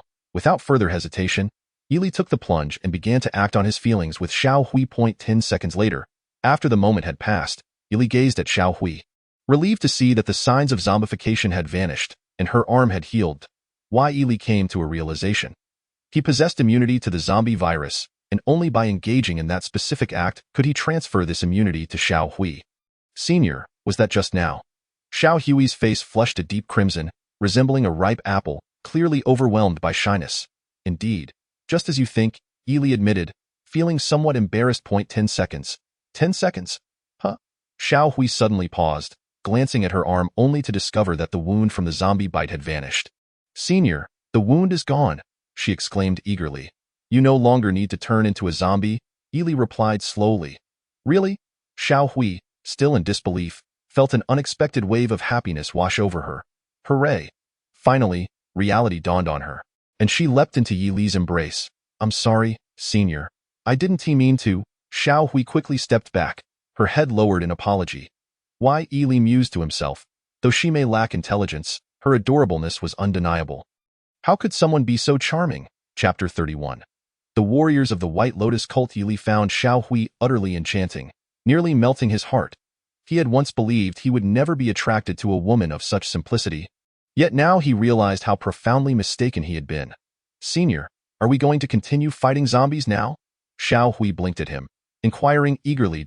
Why Ely nodded and, with over 600 level 2 zombies in tow, they began their rampage. The Copper City was largely populated by ordinary zombies, who, upon sighting Ely and Xiao Hui, charged at them recklessly, despite their undead nature. After a day of synthesis, Ely managed to create a level 1 male and a level 1 female zombie. Upon returning to the community, he retrieved a box of food from the system and he and Xiao Hui began to feast. Hong Yi had reached level 2 as a zombie and would soon advance to level 3. Thus, Yi Li and Xiao Hui spent 3 more days in the eastern district of Copper City. During this time, he successfully synthesized a level 2 female zombie, dragging the level 2 female zombie to Hong Yi. She ascended to level 3. Her beauty, indeed, had risen to new heights. "Senior, Hong Yi looks even more beautiful now," Xiao Hui gasped in disbelief, gazing at Hong Yi, who now exhibited significantly less decay on her face. Appearing more refined, as a level 3 zombie, her blue eyes sparkled like sapphires, making it difficult to gaze directly at her. "Call me Master," Ely commanded, looking at Hong Yi. "Master?" Hong Yi stammered, her voice clumsy, as she had only just learned to speak. Ding! Due to the host synthesizing a level 3 zombie, congratulations to the host for receiving a super treasure chest. Would the host like to open it? "Open it," Ely replied. "Gene points, 50, strength points, 50, speed points, 50, defense points, 50, steel sword x3, zombie frenzy x2. Congratulations, the host has become a level 10 awakened. Why Ely contemplated the implications of being a level 10 awakened. One more level would lead him to become a level 1 evolver. And he felt a surge of anticipation. The steel sword, a weapon forged of steel, zombie frenzy. Within 10 minutes, a zombie's combat power increases tenfold. Why Ely mused that zombie frenzy was indeed a valuable asset. Though the steel sword was rather unimpressive, he decided to combine the 3 steel swords with the dragon-slaying blade, making progress on the latter. Reach 8. "Senior, Hong Yi just called you master. Does that mean she will learn to speak more?" Xiao Hui inquired. "Hong Yi, I am Xiao Hui," she added, hoping for acknowledgement. Unfortunately, Hong Yi did not even glance in Xiao Hui's direction, leaving her feeling disheartened. "Senior, why won't Hong Yi call me?" Ely shook his head inwardly. Hong Yi was his specially trained zombie and was only at level 3. How could she address her? As dusk fell, the streets were eerily quiet, devoid of zombies. Looking out the window, Ely noticed a few humans, all appearing to be Jin warriors. They wore white robes emblazoned with 3 blood-red characters. White Lotus Cult. To his surprise, these White Lotus Cult warriors were approaching the community. A sly smile crept across Yili's face. He perceived these warriors as mere harbingers of their own demise. Stay here. I'll step out for a moment, he instructed Hongyi to protect Xiao Hui. Before Xiao Hui could ask further questions, Yili had already departed. Upon reaching the 3rd floor, he heard footsteps, choosing to sit on the staircase instead of descending further. Chapter 32. Leading you to the gates of hell. Yili had scarcely settled on the stairs when 3 Jin warriors from the White Lotus Cult ascended. The trio was startled. They had not anticipated finding anyone seated on the staircase. Yili took a moment to appraise them, noting they were all level 1 evolvers. In Copper City, a level 1 evolver could easily dominate, especially in a group of 3. Unfortunately for them, they had crossed paths with Yili. Kid, what are you doing sitting here? One of them barked. I'm waiting for someone. Waiting for whom? For you, Yili replied. Regarding the White Lotus Cult warriors with a calm demeanor, the trio was taken aback. They could not fathom why Yili awaited their arrival. Did he harbor a deep-seated grudge against the White Lotus Cult? Yet, to their eyes, Yili was merely a high-level awakened, while they were level 1 evolvers, capable of swiftly dispatching him. What do you want from us, kid? Demanded another warrior. Yili maintained an air of nonchalance, showing no sign of agitation. Are you looking for someone named Xiao Hui? He asked casually. The trio gasped in surprise. Kid, do you know where Miss Xiao Hui is? Of course I do, Yili replied slowly. Soda, a particularly unattractive man scrutinized Yili, and after a few moments, he continued. So you are here to take us to see Miss Xiao Hui? Yili grinned. I think I'll take you to another place instead. Where? They asked, puzzled. To the gates of hell. Yili enunciated deliberately, without a hint of hesitation. That moment, a day appeared suddenly, striking with a thunderous punch, infused with lightning power. The 3 level 1 evolvers of the White Lotus Cult were no match for Ada's might. One was instantly obliterated, losing his life forever. The remaining 2 were paralyzed with fear, desperately attempting to flee, but alas, escape was futile. Ada dispatched them one by one, their fates gruesome and unrelenting. These 3 had met their end. Unable to rise as zombies. No matter, for Jin warriors who became zombies would undoubtedly suffer a drop in level, becoming no more than level 7 or 8 zombies. Such lowly creatures were of no interest to Yili. He surmised that the White Lotus Cult would not send only these 3 level 1 evolvers. They were likely dispersed, searching for Xiao Hui. Nonetheless, he felt no fear of the White Lotus Cult. Both Ada and Hongyi were now level 3 zombies, equipped with extraordinary abilities. Crucially, he possessed 2 doses of zombie frenzy, perfectly suited for emergencies, with each zombie ready for action. Yet, he knew this was not a sustainable strategy. The full extent of the White Lotus Cult's power remained unknown, and Xiao Hui's safety was paramount. Yili contemplated sending Xiao Hui to the Ananbei city, a fortified location unlikely to fear the likes of the White Lotus Cult. He returned to the room and addressed Xiao Hui. Tomorrow, I will escort you to Ananbei city. Why, senior? Xiao Hui asked, puzzled by his sudden decision. Haven't you always wanted to go? Yili countered. Chapter 33. Self-inflicted woes. Xiao Hui gazed at Yili's face, recalling how she had wished for him to take her to Ananbei city when they first met. Yet, after spending so many days together, she had grown accustomed to his company and no longer desired to leave for Ananbei city. Moreover, they had shared an intimate moment. Senior, I want to be with you, she summoned her courage and declared. Why? Yili shook his head, explaining, the White Lotus Cult is searching for you. It would be dangerous to stay by my side. But, Xiao Hui's protests were abruptly cut off by Yili. No more arguments. I have decided to take you to Ananbei city. Xiao Hui's fair face fell at his words. She recognized the futility of opposing his decision. The following day, Yili opened the zombie treasure chest and, together with Xiao Hui, ventured into the street. Today, the streets were eerily silent, not a single zombie in sight. Yili wondered if he had completed the synthesis of all zombies in the eastern district of Copper City. According to his knowledge, humanity numbered in the billions, with 70 transformed into zombies. Imagine the staggering quantity of the undead. Senior, are we really going to Ananbei city? Xiao Hui pleaded, her eyes filled with hope to remain by his side. Kid, Miss Xiao Hui, you've finally revealed yourselves. A sudden shout pierced the air, drawing Yili's attention upward. He spotted 5 figures atop a 6-story building, all adorned in white robes emblazoned with the blood-red characters of the White Lotus sect. At the forefront stood the Scorpion Guardian, his expression smug. With a swift movement, the Scorpion Guardian and his 4 genetically enhanced warriors descended, landing 10 paces away from Yili. apart from the Scorpion Guardian. The remaining 4 were all first-tier evolvers. The Scorpion Guardian wore a gloomy yet triumphant expression, convinced that Yi Li was as good as dead. "You never expected to encounter me again, did you?" he sneered. "Indeed, I did not foresee your reckless return," Yi Li replied with a faint smile. The Scorpion Guardian's face darkened at his words. He was baffled by Yi Li's calm demeanor despite the dire circumstances. "Where is that third-tier zombie of yours? Why not summon it?" he taunted, viewing Yi Li as nothing more than a minor advanced awakener, utterly insignificant in his presence.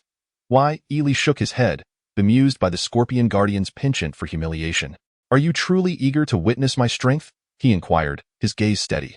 Since the last encounter where Yi Li had made the Scorpion Guardian flee, Xiao Hui had come to recognize Yi Li's formidable abilities and felt no fear towards the White Lotus sect.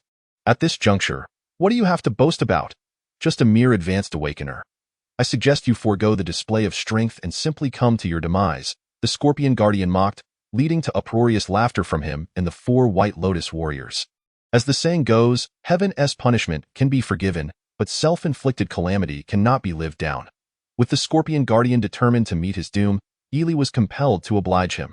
The Scorpion Guardian swore he had never felt such elation in his life. Other advanced awakeners would have been paralyzed with fear in his presence, but Yi Li had managed to thwart him time and again. Now, he saw an opportunity for revenge. "Come forth, let me end you." He beckoned. Yi Li merely smiled and called forth Ade and Hong Ye. In an instant, the two emerged from the system space.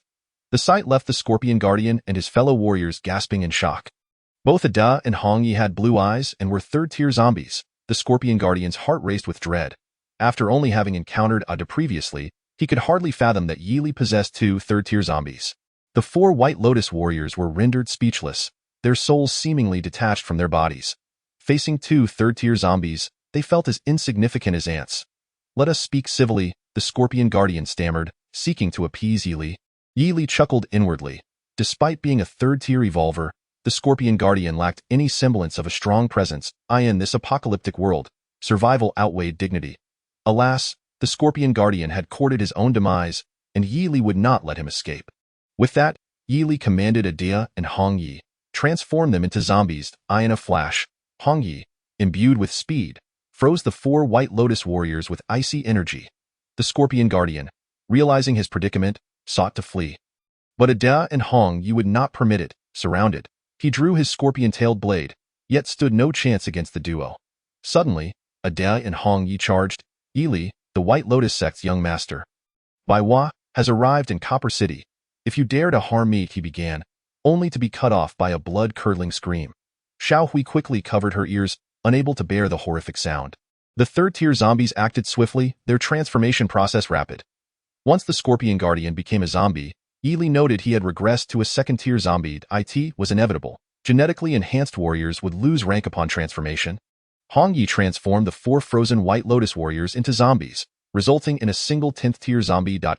Yi Li placed them in the system space. He pondered the Scorpion Guardian's last words. Baiwa had arrived in Copper City. Yi Li recalled Xiao Hui mentioning that if Baiwa assimilated her, he could become a 4th-tier evolver. Thus, Baiwa was merely a 3rd-tier evolver now, one he did not fear. "Senior, has the Scorpion Guardian truly become a zombie?" Xiao Hui inquired, her eyes wide with curiosity. "Indeed," Yi Li confirmed with ANOD.AS. They continued towards the city of Anan, which lay some distance from Copper City. They remained in the eastern district of Copper City. Oddly, the streets were devoid of zombies, the unsettling caw of crows echoing around them. "Miss Xiao Hui, we have searched high and low for you." A silvery voice rang out. Yi Li turned to see a woman seated atop a nearby tree, clad in white robes, her figure voluptuous and alluring.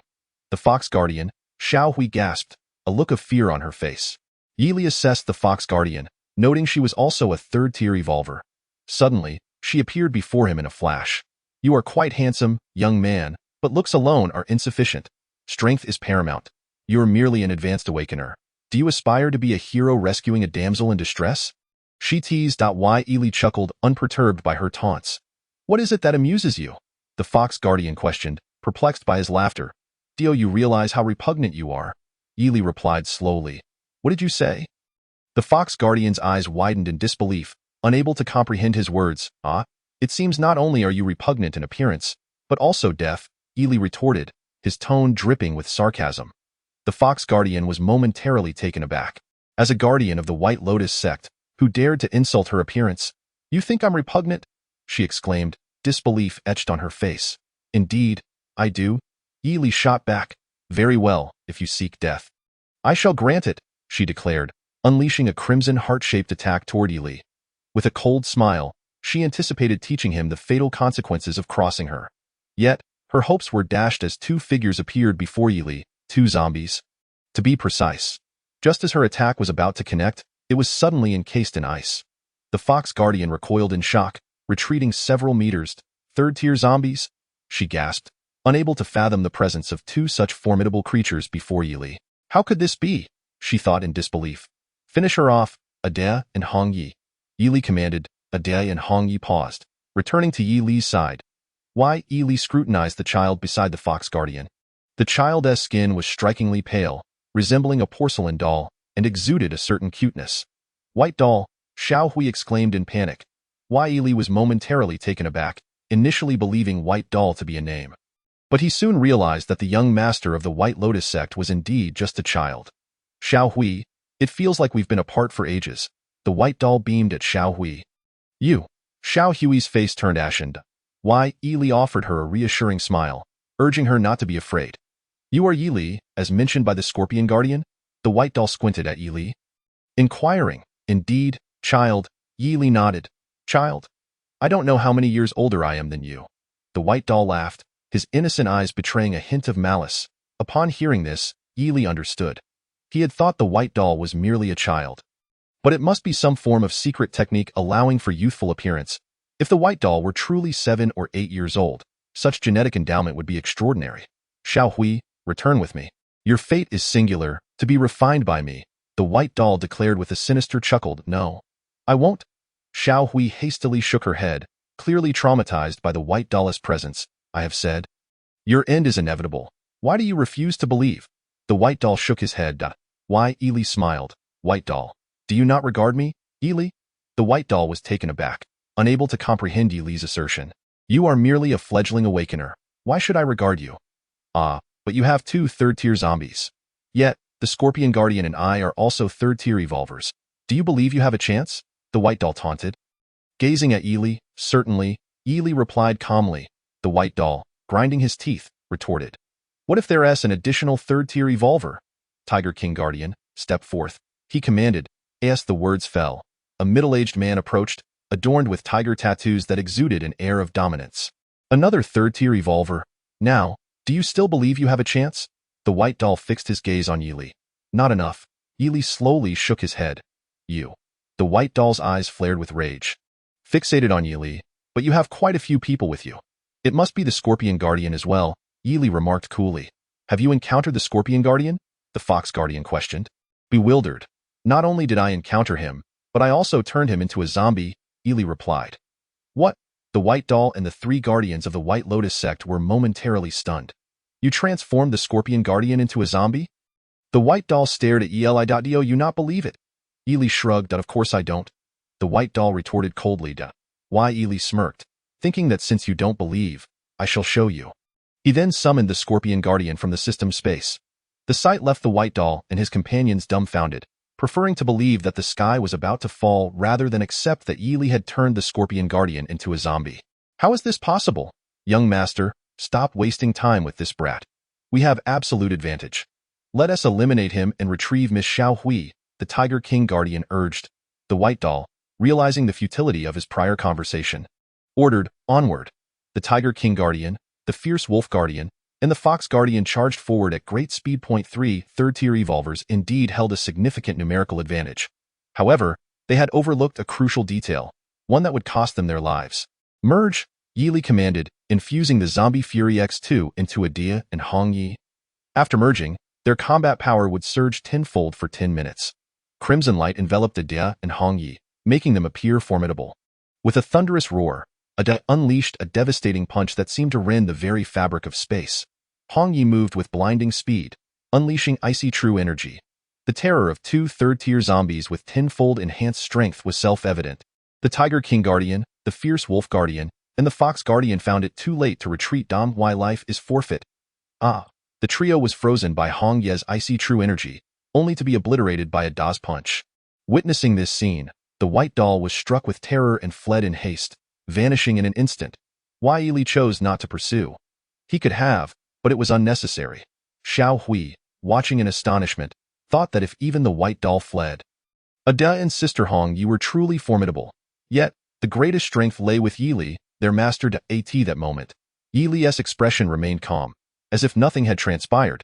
He placed Ada and Hong Yi back into the system space and turned to Xiao Hui, softly uttering 2 words, "Let us go." After several days of travel, Yili and Xiao Hui finally approached the outskirts of the Ananbei city. At this moment, they walked along a cement road, surrounded by desolation, with only a straight path leading to the outer city of Ananbei city. Haha, this time the zombies were truly enjoyable to slay out of course. Young Master Yun is a 5th level awakener. For him, dispatching these zombies is merely a massacre, isn't it? Indeed, young Master Yun is incredible. A chorus of sycophantic voices echoed behind Yili.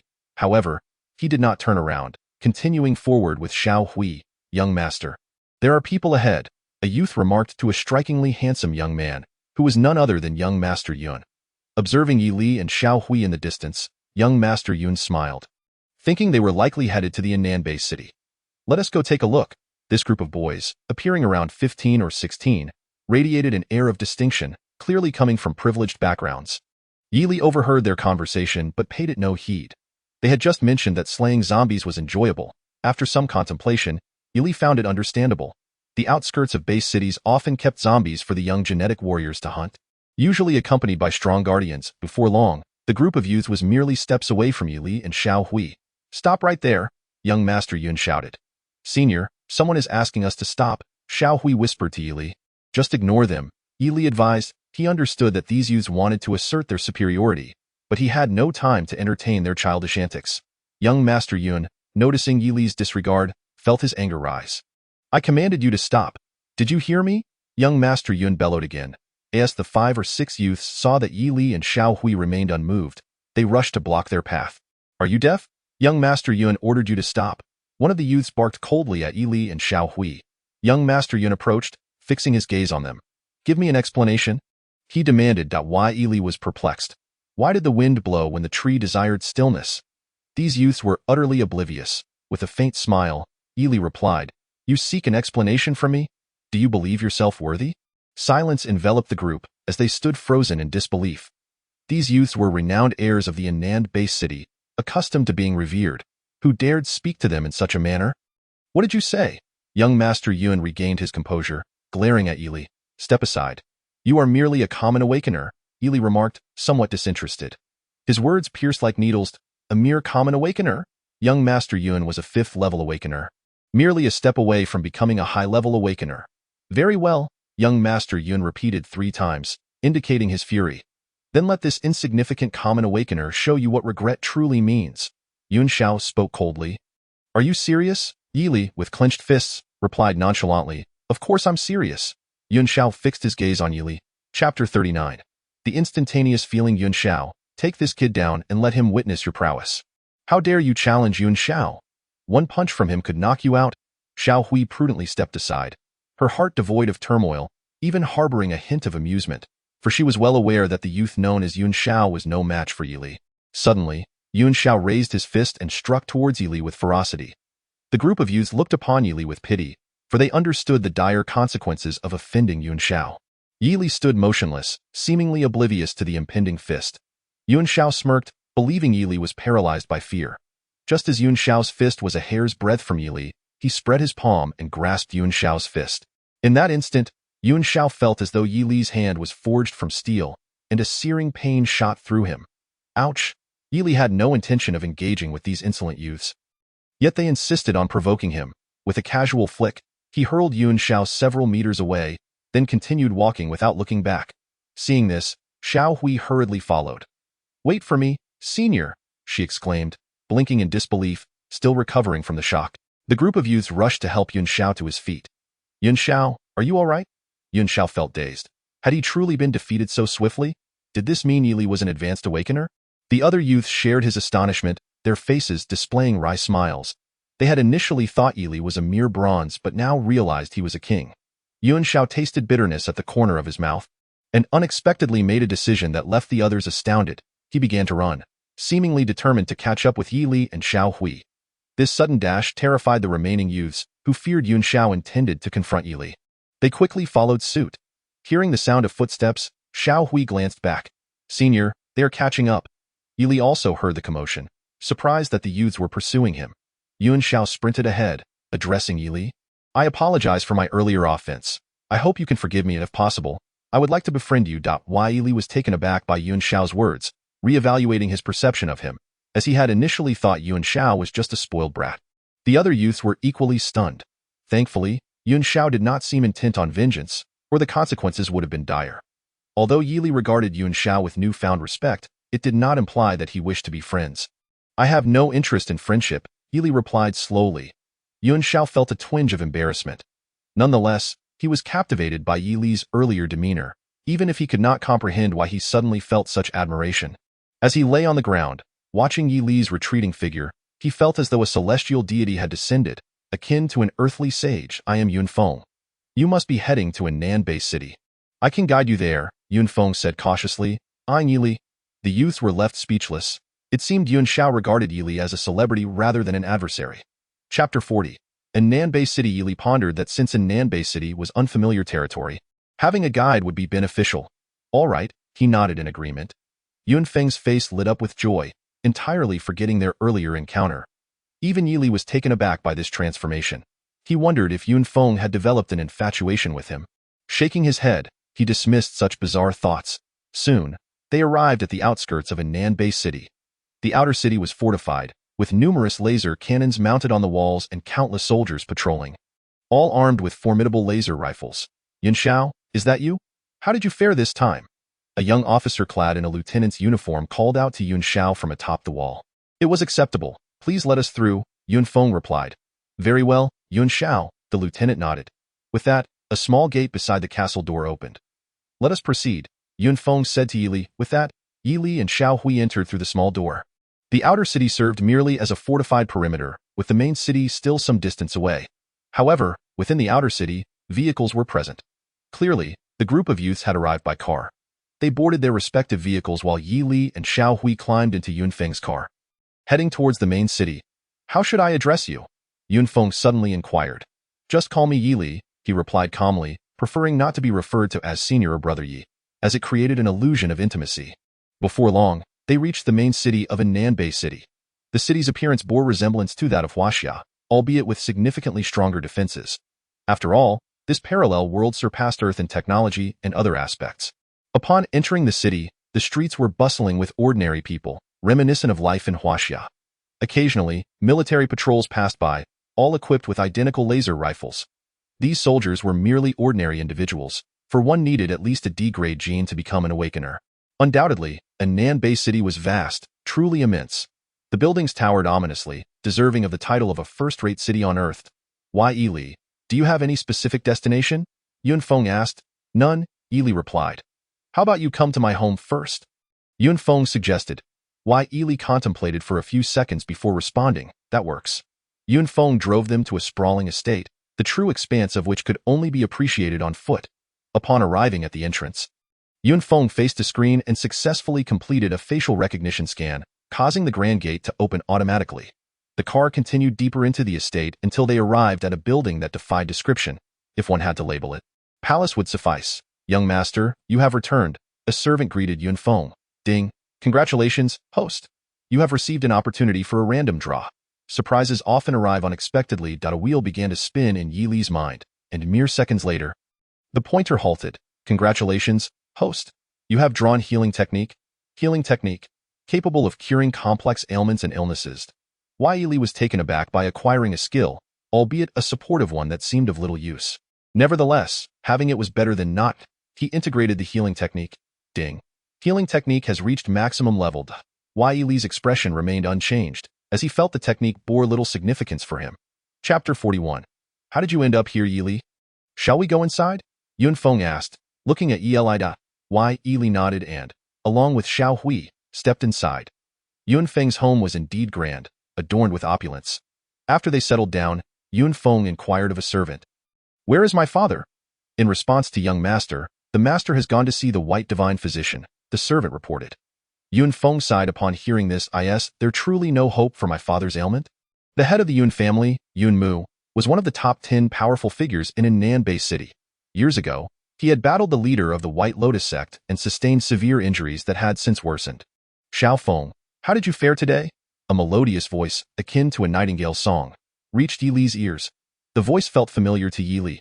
Following the sound, a girl with a ponytail materialized before him.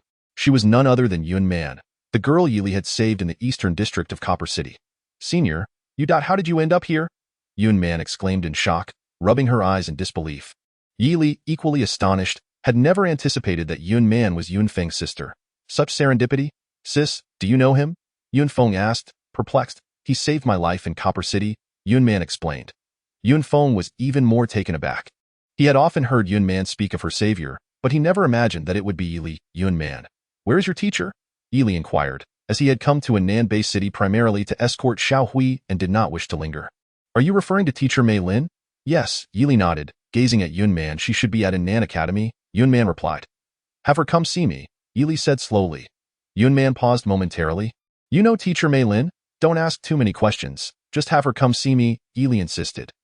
Yun Man nodded in astonishment and promptly contacted Mei Lin. Teacher Mei Lin, my senior wishes to meet you.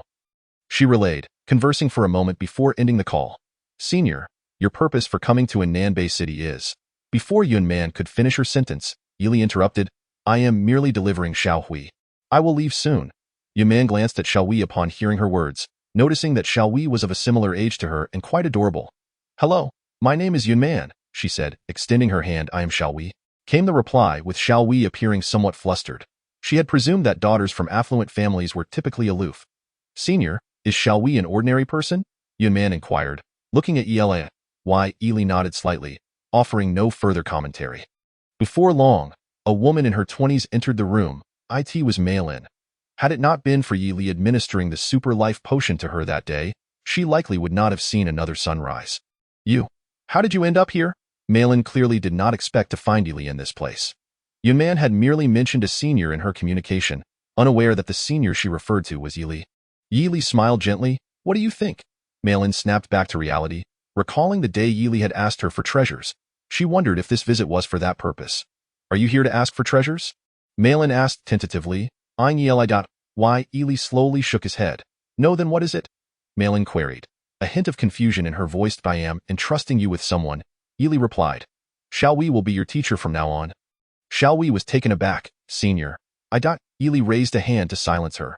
You wouldn't disagree, would you? Yi Li said, looking at Mei Lin with a calm demeanor. Mei Lin gazed at Yi Li, her expression reminiscent of their first meeting. Yi Li's eyes were unforgettable, serene as the night, profound as the sea. Rest assured, I will take good care of her, Mei Lin assured. Yi Li was her savior, and she would certainly agree to this arrangement. From now on, you shall live well here, Yi Li said softly to Xiao Hui. Hearing this, Xiao Hui's eyes brimmed with tears. She could hardly bear the thought of parting with Yi Li. What a lively gathering. Another voice interrupted Yi Li's thoughts. He turned to see a middle-aged man striding in with authority. The man was imposing, with sharp eyebrows and piercing eyes. Yi Li recognized him as a fourth-tier evolver. Squinting, Yi Li noticed the hidden injuries that this man bore, likely a result of his healing abilities. The man was named Yunmu, the father of Yun Man and Yun Feng, and one of the top 10 powerhouses in the Nan-Bay City. Dad, have you seen the White Divine Doctor? Yun Man asked Yunmu. The White Divine Doctor has matters to attend to. He will come tomorrow, Yunmu replied. As night fell, the moon illuminated the sky. The next day, Yi Li prepared to depart, but before leaving, he decided to treat Yunmu's injuries. After all, Xiao Hui was alone here, and this would be a small favor for her. Just as he was about to speak, a chorus of voices approached the door. White Divine Doctor, will all the renowned doctors of Nan-Bay City be able to heal the head of the Yun family? Of course, the White Divine Doctor is the finest physician in Nan-Bay City. Indeed, what ailment can the White Divine Doctor not cure? Yunmu hurried to greet them, clasping his fists in respect. White Divine Doctor, you have arrived. The White Divine Doctor, around 60 years old and merely a first-tier evolver, held a high status in Nan-Bay City. Moreover, he hailed from the hidden organization, the Medicine God Hall, making him untouchable. Even a powerhouse like Yunmu was merely an equal in status. You are too polite? Head of the Yun family, The White Divine Doctor replied with a respectful gesture. The group of renowned doctors took their seats, and the White Divine Doctor turned to Yunmu. I have heard that you sustained an internal injury during your battle with the leader of the White Lotus sect? Yes, the wounds I received that day were grievously severe, Yunmu acknowledged. Please extend your hand so that I may take your pulse, requested the White Divine Doctor. As Yunmu extended his hand, the White Divine Doctor began to examine him, while the other doctors eagerly awaited his insights on why injury. Yunmu began, but the White Divine Doctor interrupted, letting out a heavy sigh. Head of the Yun family, while you appear robust on the surface, you are. In fact, gravely ill.at this proclamation, Yunman and Yunfeng instantly grew anxious. White Divine Doctor, can my father's injury be treated? Yunman urgently asked. It is difficult, the White Divine Doctor replied, shaking his head. The other doctors understood the gravity of the situation upon witnessing the White Divine Doctor's response. You must save my father. Yunman's pale face was filled with desperation. Enough, Xiaoman. I am fully aware of my condition. Why? Ili chuckled inwardly. He had initially refrained from speaking to observe the White Divine Doctor's so-called medical skills, which now appeared rather unimpressive. Head of the Yun family, I can treat your internal ailment, Ili stated slowly, unwilling to waste more time listening to the doctor's idle chatter. If you can treat it, then do so. If not, be straightforward about it, he added at Li's words. All attention shifted to him. You can treat the head of the Yun family's internal ailment? The White Divine Doctor fixed his gaze on Li. Incredulous. What a farce. The White Divine Doctor is at a loss and you, a mere youth, presume to boast of your abilities. The accompanying doctors began to mock Yelidem. Why capabilities are beyond your comprehension. Li responded disdainfully, looking at the group of doctors before him. A profound silence ensued. The White Divine Doctor and the group of physicians were unable to fathom how Li could dare to utter such words. Do you know who you are speaking to? A doctor glared at Yelida. Why? Li had no desire to engage in needless banter. He focused on Yunmu. Head of the Yun family, will you allow me to treat you? This. Yunmu hesitated, unfamiliar with Li, and considering his youth. Dad, I think we should let the senior give it a try. He is quite formidable, Yuman asserted. You could also choose not to allow me to treat you. It matters little to me, Li remarked casually. Had it not been for his desire to find a protector for Xiaowei, he would have already departed. Yunmu's fate held no significance for him. After a brief contemplation, Yunmu nodded. Why? Li raised his hand. A blue spiritual light manifesting. He then placed his palm on Yunmu's back, channeling his healing technique. Moments later, he spoke softly. It is done. As he withdrew his hand. The White Divine Doctor, who had previously been skeptical, now regarded Li with disdain. Young man, I once thought you possessed some skill, but it appears you are entirely ignorant of medicine. Why? Li smiled. A frog at the bottom of the well knows not the vastness of the sky or the breadth of the earth. What did you say? The White Divine Doctor glared at Li. Do you realize the White Divine Doctor hails from the Medicine God Hall? An elderly man interjected coldly. What are you laughing at? The White Divine Doctor demanded, perplexed by Li's mirth. Why not simply take the head of the Yun family's pulse yourself? Li replied leisurely. Yunmu, at this point, regained his focus and began to circulate his energy, discovering that the excruciating pain had dissipated. Oh, I am well. I am truly well, Yunmu exclaimed joyfully. The room fell into disbelief as everyone turned to him in astonishment. Dad, are you really better? Yunman asked anxiously. Indeed, I can circulate my energy now. I am certainly healed, Yunmu replied with a smile. He then turned to Li, clasping his fists in gratitude. Thank you, sir, for saving my life. It was nothing, Li replied gently. The assembly of doctors exchanged bewildered glances, unable to comprehend the miraculous recovery of the head of the Yun family. The White Divine Doctor, too, was left dumbfounded, having navigated the medical field for decades. He had never witnessed such a method of healing. Head of the Yun family, may I take your pulse? He asked earnestly. Yunmu, one of the top 10 powerhouses in Ananbei City, understood the implications behind the White Divine Doctor's request.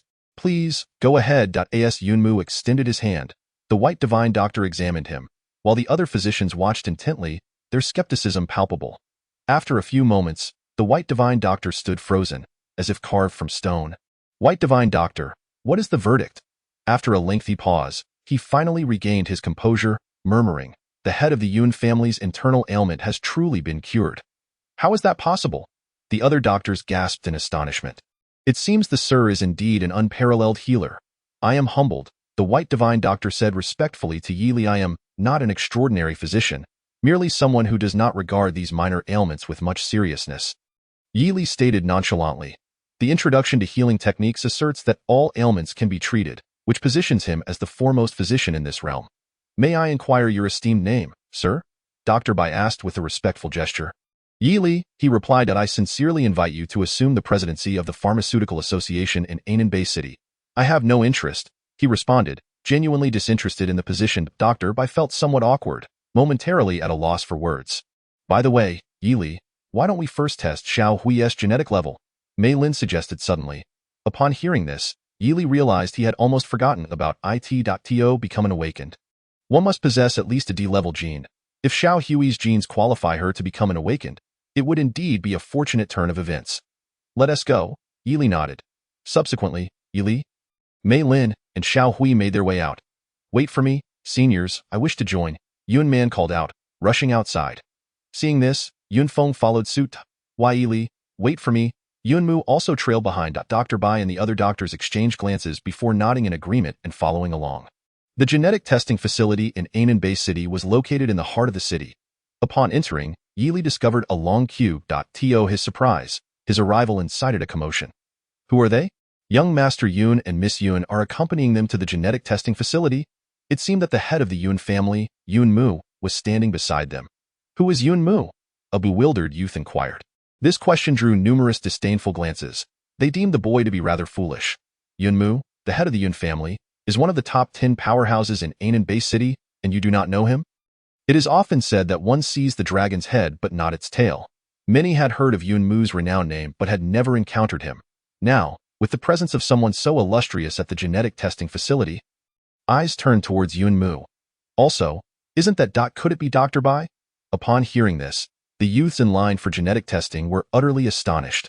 They could hardly fathom the identities of Yi and Xiao Hui, given that the head of the Yun family and Dr. Bai were personally accompanying them. Why Yi overheard their remarks, yet his expression remained impassive, as if he had not heard a thing that moment. A staff member hurried forward. Head of the Yun family, Dr. Bai, what brings you here?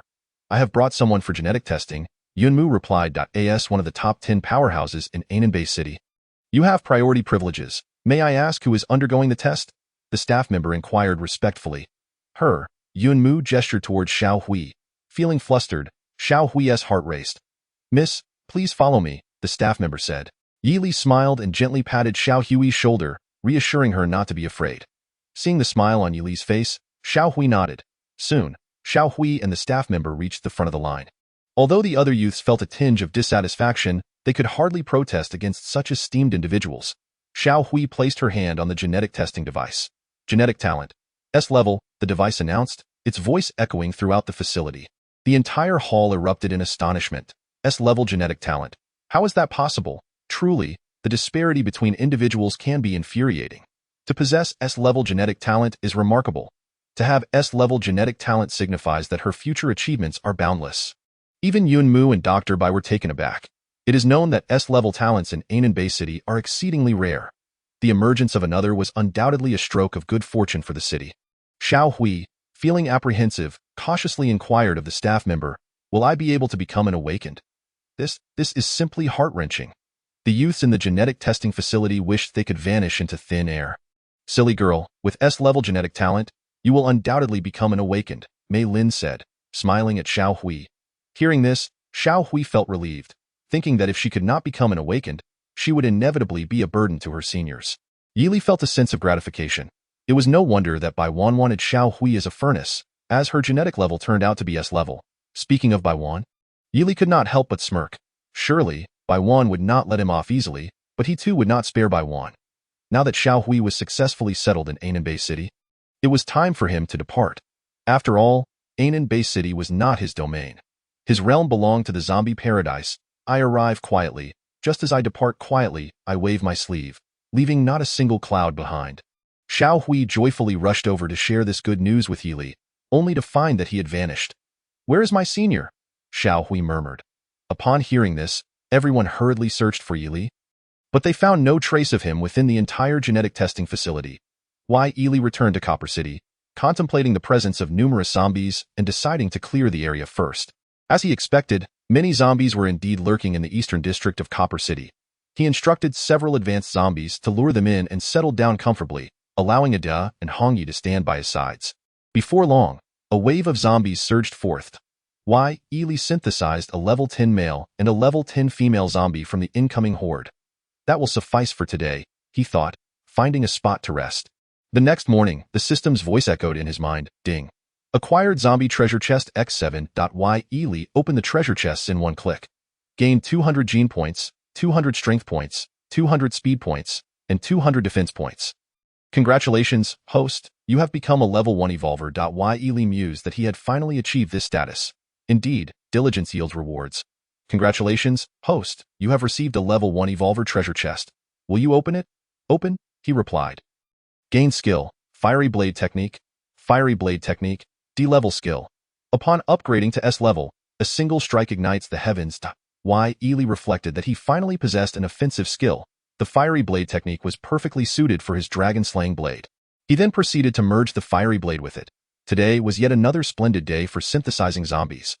After half a day, Ely synthesized the previously created level 10 male and female zombies into level 1 male and female zombies. Standing by the window, he noticed a group of individuals behaving suspiciously. They were clad in white robes, undoubtedly members of the White Lotus sect. After Bai Wan returned to the sect, he must have been enraged. Ely surmised that Bai Wan was seeking revenge. In that case, he would employ his most adept strategy, guerrilla warfare against the members of the White Lotus sect. Ely descended and discovered that these members were merely advanced awakened. Hey, are you looking for someone? He called out to their backs. The members of the White Lotus sect turned around. Kid, how do you know we are looking for someone? A level 10 awakened asked. Eyeing Ely, because I know where the person you seek is, Ely replied slowly. The members of the White Lotus sect were taken aback. Kid, do you really know? Of course. The person you seek is far away in the heavens. Yet close before your eyes. Upon hearing this, the group was startled. Alas, their lives would forever vanish from this world. A day transformed them into zombies, and Ely synthesized them into a level 9 male zombie. Ely pondered why the level of an awakened would decrease upon becoming a zombie. It seemed rather nonsensical. As he strolled down the street, fearlessly, he synthesized zombies along the way, quickly amassing over 200 level 2 zombies. Copper City was vast, and the members of the White Lotus sect were undoubtedly scattered in their search for him. Ely traversed from the eastern district to the northern district, synthesizing another 200 level 2 zombies. Now, he had amassed over 400 level 2 zombies. He did not rush to synthesize them all at once. Rather, he led them in search of the genetic warriors of the White Lotus sect. Initially, he planned for a guerrilla tactic, but it no longer seemed necessary. Suddenly, Ely heard a slight commotion. Ely spotted another group of White Lotus sect genetic warriors ahead. With over 400 level 2 zombies surrounding him, he blended seamlessly into their ranks. The members of the White Lotus sect were momentarily stunned, bewildered by the sudden influx of zombies. Bro, what do we do now? Faced with such dire circumstances, their only option was to fight their way out. The members of the White Lotus sect prepared to charge. Ely's lips curled into a subtle smile, a hint of amusement gracing his features. In his perspective, these members of the White Lotus sect were already doomed. Roar! Adai leapt forward, delivering a powerful punch. A dozen or so genetic warriors from the White Lotus sect were abruptly sent flying, collapsing to the ground, devoid of breath. Ely was uncertain about the number of genetic warriors that had arrived from the White Lotus sect. But he was resolute in his belief that no matter how many came, they would all meet their demise. After wandering around the northern district, he found no other genetic warriors from the White Lotus sect but managed to synthesize over 100 level 2 zombies. Now, he possessed more than 500 level 2 zombies, and before long, he synthesized 1 level 1 male and 1 level 1 female zombie from them. He now had 2 level 1 male zombies and 2 level 1 female zombies, along with 1 level 2 male and 1 level 2 female zombie. Ely contemplated hastening the synthesis of Ade and Hongyi into level 4 zombies. Ding. Congratulations, the host has obtained a random treasure chest. Would the host like to open it? Yes, obtained. Steel knife X10. Ely felt somewhat bored. What use were these steel knives? Yet, they held some utility, as he could integrate them into the dragon-slaying blade. He promptly combined the 10 steel knives into the dragon-slaying blade. Progress. 10. After spending a day in the western district, Ely ventured into the southern district. Upon entering, he was greeted by hundreds of zombies wandering the streets. The sight of Ely prompted the zombies to charge at him like vengeful spirits. A hint of joy flickered across Yili's face. This was the essence of life. When heaven offers a path, one chooses to ignore it, only to find oneself in hell. Undoubtedly, he synthesized all these zombies. However, the synthesis of zombies was not his primary goal. He sought the genetic warriors of the White Lotus sect. Disappointment washed over him as he found no genetic warriors in the southern district, yet there were still plenty of zombies to harvest. After several days, Yili managed to synthesize one level 2 male and one level 2 female zombie. He opened his attribute panel in his mind. Host, Yili System, Super Synthesis System Age, 21 Realm, Level 1 Evolver Weapon, Dragon Slaying Blade, 10, Zombies. AD, Level 3. Hong Yi, Level 3, Gene. A class skills, Support, Healing Art, Attack, Fiery Blade Technique. Yili reflected on how the numerous zombie treasure chests over the past few days had finally elevated his gene rating to a class. Without further ado, he began synthesizing zombies again. He now had 2 level 2 male zombies and 2 level 2 female zombies, leading to the emergence of 1 level 3 male and 1 level 3 female zombie. Ada and Hong Yi were now both level 3. By transferring the level 3 male zombie to Ada, he ascended to level 4. Transferring the level 3 female zombie to Hong Yi likewise elevated her to level 4. Yili observed Ada and Hong Yi. Ada stood at 1.9 meters tall, now a level 4 male zombie, growing even more handsome, with piercing blue eyes. Hong Yi, too, had undergone a transformation. Her facial decomposition had significantly diminished, and with her fiery red gown enhancing her beauty, she resembled a princess. Chapter 48. You have finally arrived, Master. I can now speak much more freely, Ada expressed joyfully. Gazing at Yili felt a smile creeping onto his face. This was rather amusing. As a level 2 evolver with Ada and Hong Yi as level 4 zombies, his power was formidable enough to dominate in a Nanbei city. Yet, he remained humble, knowing that a Nanbei city was merely a small outpost with few strong individuals. He had heard whispers of realms beyond level 10 evolvers, though he was still unaware of what those realms entailed. Ding! Due to the synthesis of 2 level 4 zombies, congratulations to the host for receiving a super treasure chest. Yili opened the super treasure chest and obtained 2 zombie skill upgrade points. These points could enhance zombie skills. For instance, a D-class zombie skill could be upgraded to C-class. Yili smiled, recognizing that the contents of this super treasure chest were indeed extraordinary. Would the host like to use the zombie skill upgrade points? Yes. Please select the skills to upgrade. Instantly, the Earth-Shattering Fist, Ice True Chi, and Storm of Thunder appeared in Yili's mind. Yili chose to upgrade the Earth-Shattering Fist and Ice True Chi to C-class. His face lit up with delight, knowing that the strength of Ada and Hong Yi had significantly increased. Hong Yi, do you think I am handsome? Yili suddenly asked, gazing at her. The decomposition on Hong Yi's face had reduced considerably, making her features exquisitely captivating. Master, you are not handsome, she replied earnestly. Not handsome? Yili was taken aback. Back in Huaxia, he was a figure who could traverse through a sea of flowers without so much as a petal touching him. Renowned for his charm, now, to hear Hong Yi declare him unattractive was perplexing. Perhaps the aesthetics of zombies differed from those of humans, he mused, offering himself a semblance of comfort. Kid, you are indeed still in Tong City. Suddenly, a familiar voice echoed. Yili recognized it as the voice of Bai Hua.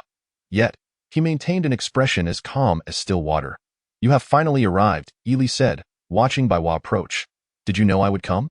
Bai Hua fixed his gaze intently on Yili. Yili chuckled softly. In truth, I have been waiting for you for quite some time.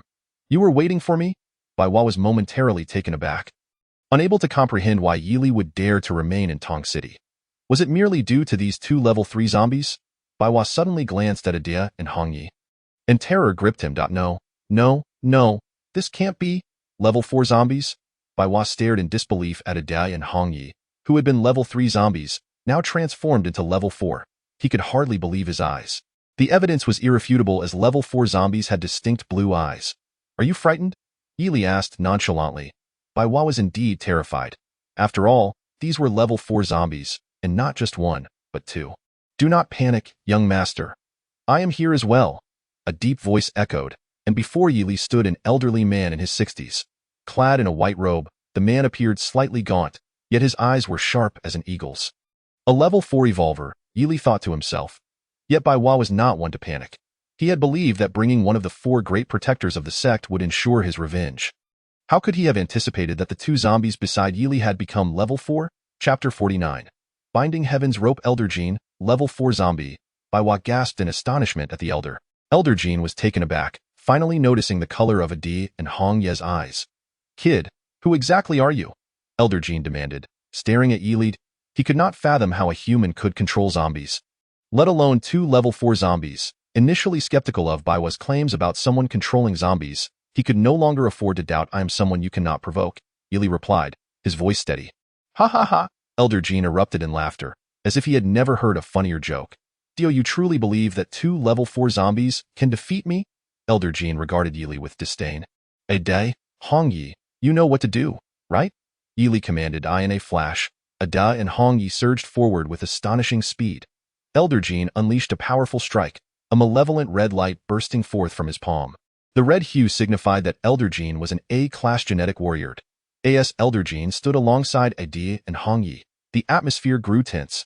Puff. Moments later, Elder Jean coughed up a mouthful of blood. Staggering back several meters while locking his gaze onto Adi and Hong Yi, go force me to summon the first artifact of our sect. You may take pride in yourselves, Elder Jean said coldly. Binding Heaven's rope, he bellowed, and suddenly, a circular disc appeared beneath Adi and Hong Yi, from which 2 ethereal ropes emerged, binding them tightly in less than a second. Li was taken aback. The Binding Heaven's rope was beyond his expectations. Ha ha ha! Baiwa laughed triumphantly, vowing he had never felt such elation before. Li, do you now comprehend the terror of my White Lotus sect? Baiwa said smugly. He had not anticipated that Elder Jean would bring forth a treasure from the sect, a fact he had never considered. Kid, although I do not understand how you control these 2 level 4 zombies, you are now as good as dead, Elder Jean declared, his gaze fixed on Yili. Yili realized he had underestimated the heroes of the world. Observing that Adi and Hong Yi were immobilized, he understood he had to rely on himself. However, there is always a way out. Although Yili had hoped to keep the existence of the dragon-slaying blade a secret for longer, the time had come to reveal it. He retrieved the dragon-slaying blade from the system space, now restored to 10, with much of its rust diminished. He believed that since the dragon-slaying blade was one of the 10 divine artifacts, it should be capable of severing the Binding Heaven's rope. Yili, are you foolish enough to bring out a broken blade? You don't seriously intend to use it to cut the Binding Heaven's rope? Do you? Baiwa mocked, while Elder Jin's expression was one of utter disdain. He had expected Yili to be someone noteworthy, yet Yili's attempt to use such a broken blade was patently naive. Yili chuckled inwardly, thinking to himself that he would soon leave them dumbfounded. He truly did not anticipate that Elder Jean and Baiwa could be so foolish as to allow him to sever the heavenly binding rope. He strolled over to Adi and Hong Yi, then, with a swift motion, struck the heavenly binding rope on their bodies twice. Crack. The so-called indestructible heavenly binding rope was cut in two. Chapter 50. Transforming Baiwa into a zombie. Baiwa and Elder Jean were taken aback at this sight. Their faces pale with shock. The heavenly binding rope had been severed. The first treasure of the White Lotus sect, crafted from fallen star stone, was supposedly impervious to mortal blades. Suddenly, Baiwa and Elder Jean considered a startling possibility. The rusted blade in Yili's hand was the dragon-slaying blade. Lord Shur had informed them that the dragon-slaying blade was located near the Anan Bay city, urging them to search for it, but they had found nothing after years of searching. Now, since Yili's rusted blade could cut the heavenly binding rope, what else could it possibly be? Yili, is that the dragon-slaying blade you hold? Baiwa inquired, staring intently at him. If I say it is not, would you believe me? Yili replied nonchalantly.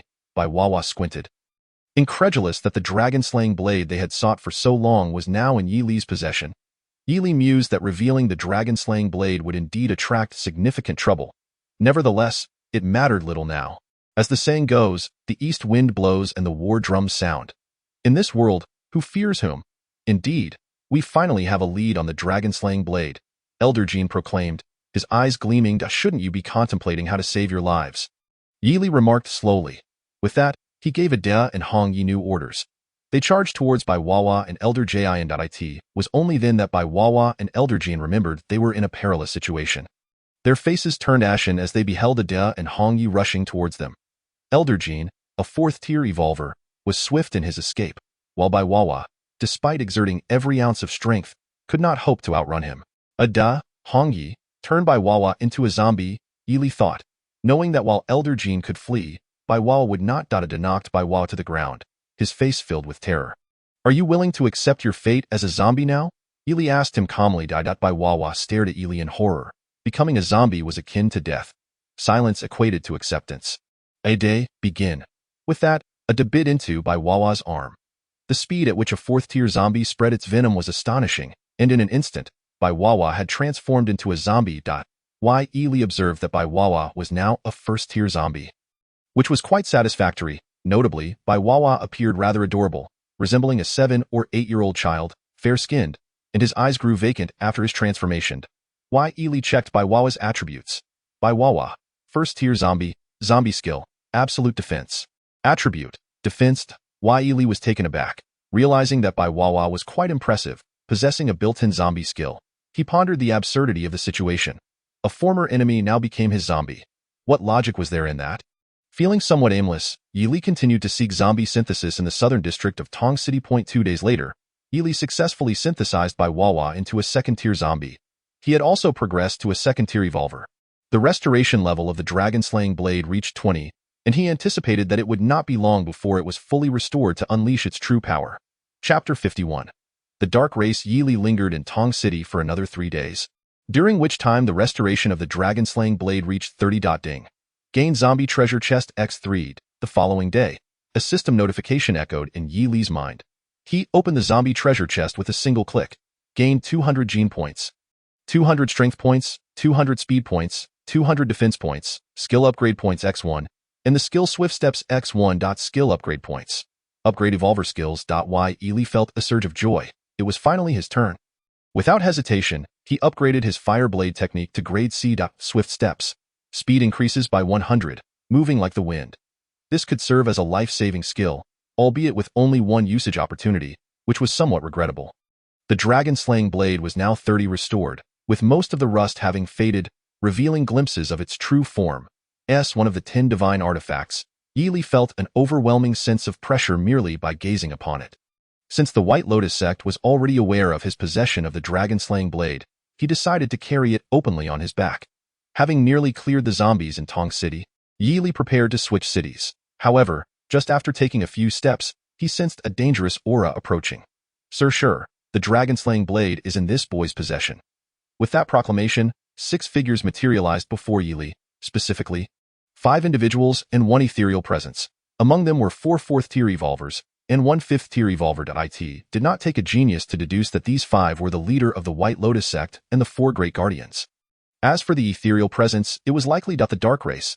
Legend has it that during the apocalypse, 70% of humanity was infected by the zombie virus due to the Dark Race. This was Ely's first encounter with the Dark Race. Boy, where is my son?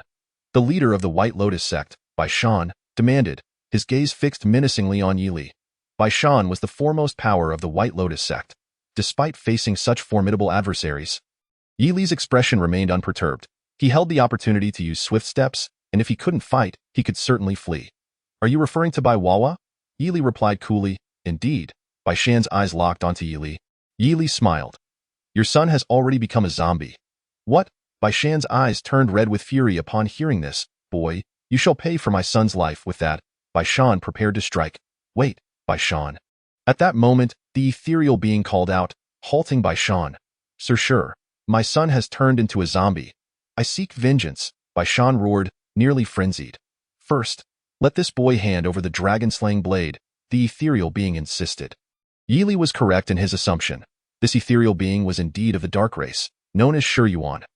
Yuan had come to the White Lotus sect not for any other reason, but to locate the dragon-slaying blade. It was said that collecting all 10 divine artifacts would unveil the astonishing secrets contained within. The Dark Race and the Martial Artist Alliance had been searching for it relentlessly. Boy, hand over the dragon-slaying blade, and your death will be more merciful, Yuan warned. Eyeing Eli.do, you truly trust your eyes? Ely began to speak slowly. What do you mean? Yuan narrowed his eyes. Never trust your own eyes, for they may deceive you. With that, Ely activated swift steps, his speed surging as he vanished from sight. Chapter 52. Zombie Paradise Chase. Yuan commanded coldly. He had been in the White Lotus sect for 3 years. And now that he finally had a lead on the dragon-slaying blade, he could not let it slip away. Thus, Yuan, Bai Shan, and the 4 great guardians commenced their pursuit. Ely had initially intended to switch cities, But it now appeared that he had no choice but to head towards the Anon base city. Swift steps propelled him forward at an exhilarating pace, while Ely felt the wind rushing past his feet. One could say he was nearly covering a distance of 10,000 miles in a day. However, to his dismay, the effects of swift steps soon faded. He had been running aimlessly and now found himself uncertain of his location. Glancing back, he realized that Shi Yuan and the others had not yet caught up, and he mused that even if they were celestial beings, they could not discern where he had gone. As he walked forward, he soon came across 4 large characters. Zombie Paradise. Upon seeing these characters, Yili understood that he had arrived at the Anon base city's cultivated zombie paradise. He decided to enter and hide for a while. The zombie paradise resembled a zoo, with the only distinction being that it housed zombies. It was divided into areas for ordinary zombies and advanced zombies. Categorized from levels 1 to 10.as, Yili approached the entrance. A staff member intercepted him. "Do you have a ticket?" Yili was taken aback, pondering whether tickets were still required in this post-apocalyptic world. The problem was, he had no money on him. Even in the apocalypse, currency was still in circulation, which was quite vexing. "I do not have a ticket," Yili admitted truthfully. "You expect to enter without a ticket?" The staff member looked at Yili with disdain. "Given your appearance, you seem like a pauper. Is zombie paradise a place for beggars like you?" The staff member mocked him brazenly.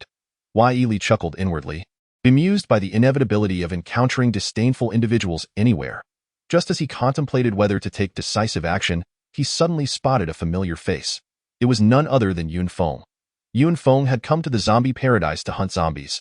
Accompanied by several youths, before Yili could call out to him, Yun Feng had already noticed him. Yun Feng stared at Yili in astonishment, blinking in disbelief. "Senior, what brings you here?" he asked, hurrying over. He recalled that his sister referred to Yili as senior, and since Yili was his father's savior, it would not do to address him by name as he casually passed by. Yili spoke slowly. The staff member was taken aback. Did young Master Yun just refer to him as senior? This could only mean that he had just mocked young Master Yun Senior for being a pauper. Young Master Yun's father, Yun Mu, was one of the 10 strongest individuals in the Anon Bay City and also a core figure of power. The highest authority in Anon Bay City is the Anon Council, whose 10 core members are comprised of the 10 strongest individuals. Realizing this, the staff member fell to his knees. "My lord, I apologize for my ignorance. Please forgive me." The staff member continuously bowed to Yili. Offending young Master Yun Sr. was tantamount to offending young Master Yun himself. Losing one's job was trivial compared to losing one's life. "Senior, what is happening?" young Master Yun asked, perplexed as he gazed at Yili. "Perhaps he is simply tired and wishes to kneel for a moment," Yili replied gently. Chapter 53. Zombie Attack on Anon Bay City. "Senior, let us proceed inside," Yun Feng suggested, looking at Yili. They then entered the zombie paradise. Within the confines of Anon Bay City, there were several zombie paradises, and the one they entered housed solely level 1 zombies. "Young Master, you have arrived." Upon entering, a staff member hurriedly approached them. Yun Feng nodded. "Arrange for guards." "I intend to hunt zombies." "Of course, young Master," the staff member promptly replied. Shortly thereafter, a high-level awakened individual arrived. "Young Master, shall we enter?" the high-level awakened person inquired, addressing Yun Feng. "Senior, do you wish to join me?" Yun Feng asked Yili. After a moment's thought, Yili agreed that it would be worth seeing what lay within. Upon entering the level 1 zombie enclosure, they found themselves in a small town where zombies wandered the narrow streets. Typically, only the scions of prominent families in Anon Bay City were permitted to hunt zombies in the zombie paradise. With the accompaniment of a high-level awakened individual, their safety was virtually assured. Yun Feng approached a level 1 zombie and, with one punch, obliterated its head. A gruesome sight indeed. Yili smiled faintly, thinking to himself that this was indeed a sheltered flower. If one were to play, it should be with some thrill, akin to Yun Man's audacity in Copper City. Yun Feng swiftly dispatched over 10 level 1 zombies, and whenever danger arose, the level 10 awakened individual accompanying him would swiftly neutralize it. Yili felt a sense of tedium. This was rather uninspiring. Ha ha, I have finally become a level 6 awakened being. Yun Feng's jubilant voice suddenly reached Yili's ears. Achieving level 6 marked the transition into high-level awakened status. "Congratulations, young master. With your innate talent, your future achievements will undoubtedly be boundless," the level 10 awakened individual remarked, observing Yun Feng. Yun Feng's genetic talent was classified as Class A, and such a talent promised remarkable future accomplishments. At this moment, Yun Feng's face radiated confidence. Suddenly, the zombies erupted into chaos. Over 500 level 1 zombies within the enclosure gathered together. "What is happening?" Yun Feng exclaimed in shock as he gazed at the unfolding scene. I do not know, replied the level 10 awakened individual, equally astonished. Generally, contained zombies do not cluster together. They act independently. Why Ely sensed something amiss, though he was uncertain of its nature. Young master, a horde of zombies is attacking Anan Base City. The zombie paradise must be urgently closed. We must exit. A staff member rushed in, panic evident in his eyes as he addressed Yun Feng. What? Zombies are attacking Anan Base City? Upon hearing this, Yun Feng felt as though struck by a thunderbolt. Since its establishment, Anan Base City had coexisted peacefully with the zombies, and hearing this news drained the color from his face. Ely, too, was perplexed as to why the zombies would suddenly launch an attack on Anan Base City. Could it be why Ely suddenly considered a shocking possibility that these zombies were being controlled by someone? On the day he acquired the dragon-slaying blade, he had speculated that a significant figure resided in Copper City. However, the White Lotus sect could not possibly control the zombies. The only one with such capability would be that Lord Shur, a member of the Dark Races. Chapter 54. Frantic Synthesis. Ely and Yun Feng exited the zombie paradise. Whereupon the overseer hastily secured the premises. Senior, what should we do now? Yun Feng asked anxiously, his eyes wide with fear. The faces of the youths accompanying Yun Feng were as pale as ghosts. They had never encountered such a situation before. Ely pondered that Lord Shur must have believed he had fled into Anan Base City, prompting the large-scale assault by the zombies. Alas, while others feared the zombies, to him, they were akin to angels. We shall return to Anan Base City, Ely declared, looking at Yun Feng. But, Senior, the zombies are currently attacking Anan Base City. There could be countless of them, Yun Feng exclaimed in terror. Are you afraid? Ely asked with a smile. Yun Feng felt an immense weight of dread. How could he not be afraid? A zombie assault on a base city meant a staggering number of zombies. However, seeing Ely's resolute demeanor, he finally mustered his courage and declared, I am not afraid. Thus, Ely, Yun Feng, and several youths set off towards Anan Base City. They pressed on tirelessly until they reached the outer walls of the city. Below, a seemingly infinite horde of zombies surged, resembling a dark cloud overhead. The laser cannons atop the walls fired furiously, yet they required charging time. The soldiers could only rely on laser guns to suppress the zombies. But these creatures showed no fear of death, relentlessly climbing towards the walls. Yun Feng and the other youths were utterly paralyzed by fear. They had never witnessed such a scene before. Senior, Yun Feng began. Only to be interrupted by Ely. Watch and learn, Ely intoned. With that, Ely summoned Ada and Hongyi from the system space. Master. Ada and Hongyi exclaimed in unison. Oh my! Yun Feng and the other youths were petrified at the sudden appearance of the zombies, collapsing to the ground in sheer terror. Ely paid no mind to their fright and commanded. Ada, Hongyi, attack! In an instant, Ada and Hongyi charged into the throng of zombies, their formidable power as level 4 zombies far surpassing that of the ordinary undead. Ely glanced around and spotted a large boulder, upon which he seated himself, opening his mind's synthesis interface to commence his work. As zombies fell, he synthesized. Amidst the tens of thousands of zombies, Ada and Hongyi moved as if in a realm untouched by others. In just a matter of minutes, Ely had synthesized over 500 level 2 zombies. A gleam of excitement illuminated his face as he mused that this truly was a case of a blessing in disguise. Yun Feng and the other youths stood in stunned silence, having witnessed a spectacle they never thought possible. Zombies fighting zombies. Ely continued to synthesize, unnoticed by the White Lotus sect and Shur Yuan. Over the course of a day and night, he synthesized over 3,000 level 2 zombies. The next day, the siege by the zombies persisted. Ely remained undeterred in his synthesis efforts, and how could he not reap the rewards? The astonishment of Yun Feng and the other youths was beyond description. Throughout that day and night, they lost count of how many times they had rubbed their eyes, yet the answer remained the same. The zombies were indeed battling one another. Chapter 55. The zombies are all gone. Lord Kong Lin. We can hardly hold on, exclaimed a soldier. Kong Lin, the strongest individual in Anan Base City and a level 5 evolved being, was overseeing the battle from the city walls alongside the other top 10 strongest. Huh. Yunmu remarked in surprise. Chairman, do you see that the zombies are indeed fighting each other? Upon hearing this, the other 9 strong fighters gazed at Yunmu as if he were a fool. Questioning his sanity, how could zombies possibly fight one another? Yet, as they looked down from the walls, they were left astonished. Yunmu was entirely correct. The zombies were indeed engaged in combat. Why is happening? Kong Lin was flabbergasted. At that moment, Yili had synthesized over 6,000 level 2 zombies. The zombies attacking Annan Bay City had all been synthesized, and he quickly ordered the zombies to retreat, lest they become living targets for the city's defenders. The zombies withdrew into a primordial forest, and Yili naturally followed suit.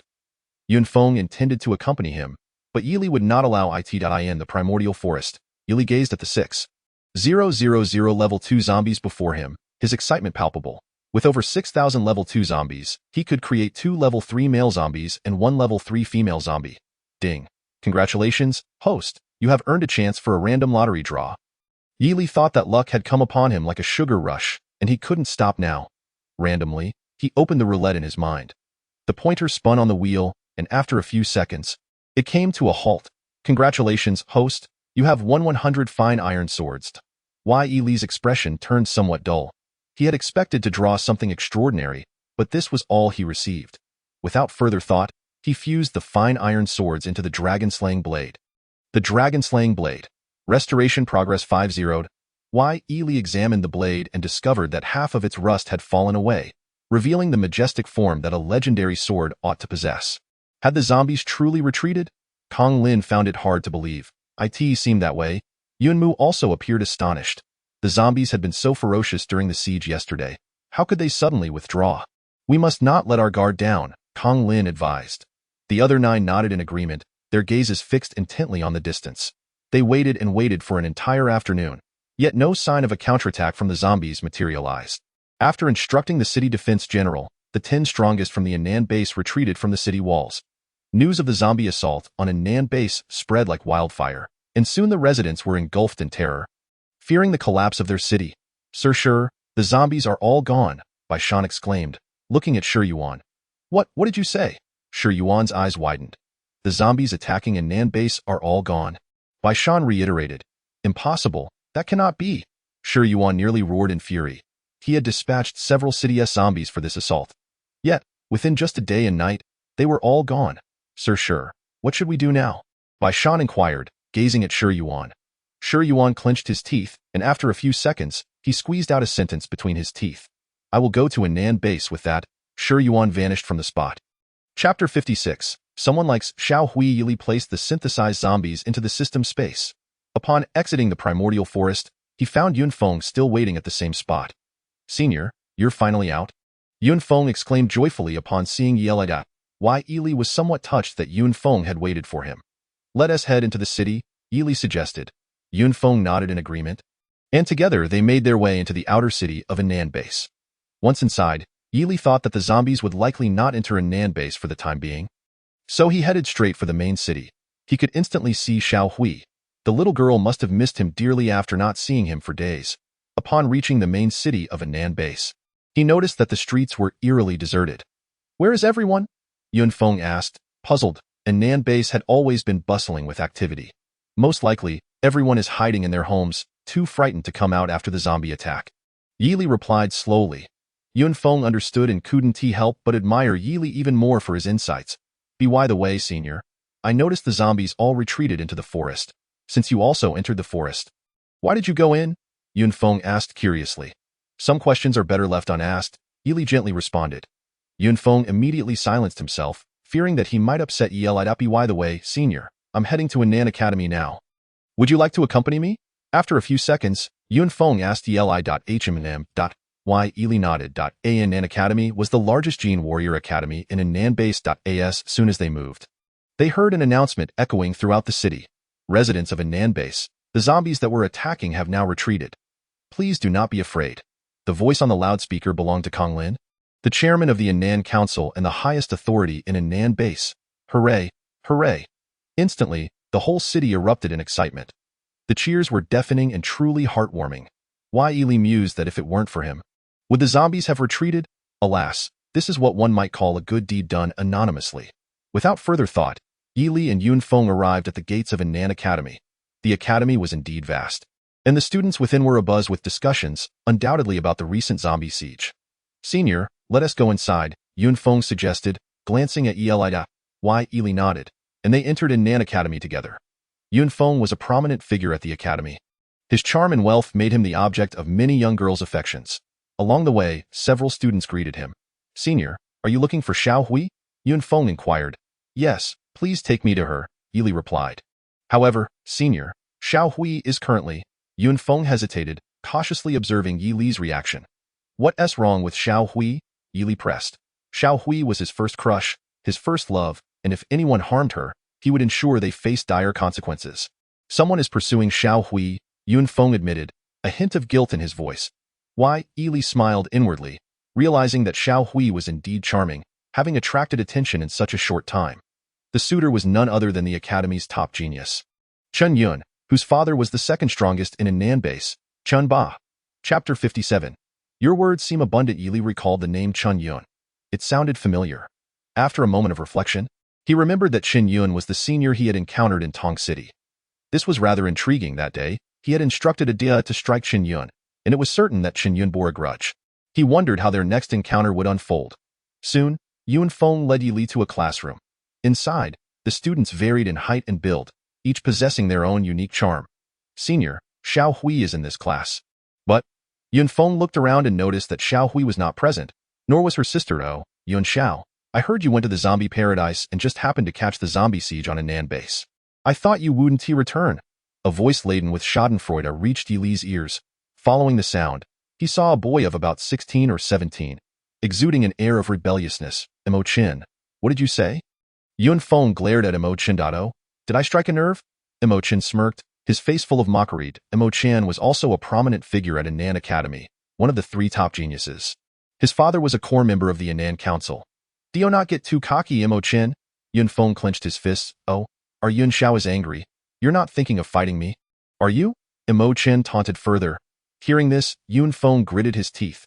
He had just become a level 6 awakener, while Imo Chin was an 8th level awakener. Such a disparity in strength was overwhelming. The students in the classroom exchanged glances, too intimidated to intervene, even holding their breaths. Both Yun Feng and Imo Chin's fathers were core members of the Anan Council, making them untouchable. Yun Xiao, are you bringing a friend to use connections? Imo Chin's gaze shifted to Eli. Imo Chin, you may insult me, but you cannot insult my senior, Yun Feng declared fiercely. Senior? Imo Chin's expression turned incredulous. He scrutinized Yili, his face contorting into an even deeper disdain. Yun Xiao, have you lost your mind? Your senior seems to be just an ordinary person. Why? Yili chuckled to himself. As a second-tier evolver, he was not someone that a petty character like Imo Chan could perceive. Imo Chan, you. Yun Feng's eyes blazed with fury. Yun Xiao, don't forget, even your sister Yun Man is no match for me, Imo Chan continued smugly. The trio of Chen Yun, Imo Chan, and Yun Man represented the top talents of Anan Academy, with Chen Yun at level 9, Imo Chan at level 8, and Yun Man at level 7. Your words seem abundant, Yili remarked coolly, looking at Imo Chan. Imo Chan was taken aback, staring at Yili in disbelief. Unable to fathom that this ordinary person dared to suggest that he spoke too much. Boy, do you know who I am? Imo Chan coldly inquired. Oh, who are you? Yili replied with a calm smile. I am Imo Chan, one of the 3 top geniuses of Anan Academy. My father is a core member of the Anan Council and one of the top 10 strongest in Anan base. As he spoke of his father, pride shone brightly on Imo Chin's face. Nothing more than that, Yili responded slowly. What did you say? Imo Chin was stunned. Not just him, but the other students in the classroom were equally overwhelmed by disbelief. Chapter 58. The Vice President of Anan Academy, a core member of the Anan Council, a being regarded as one of the top 10 strongest in Anan base, was being dismissed as nothing more than that.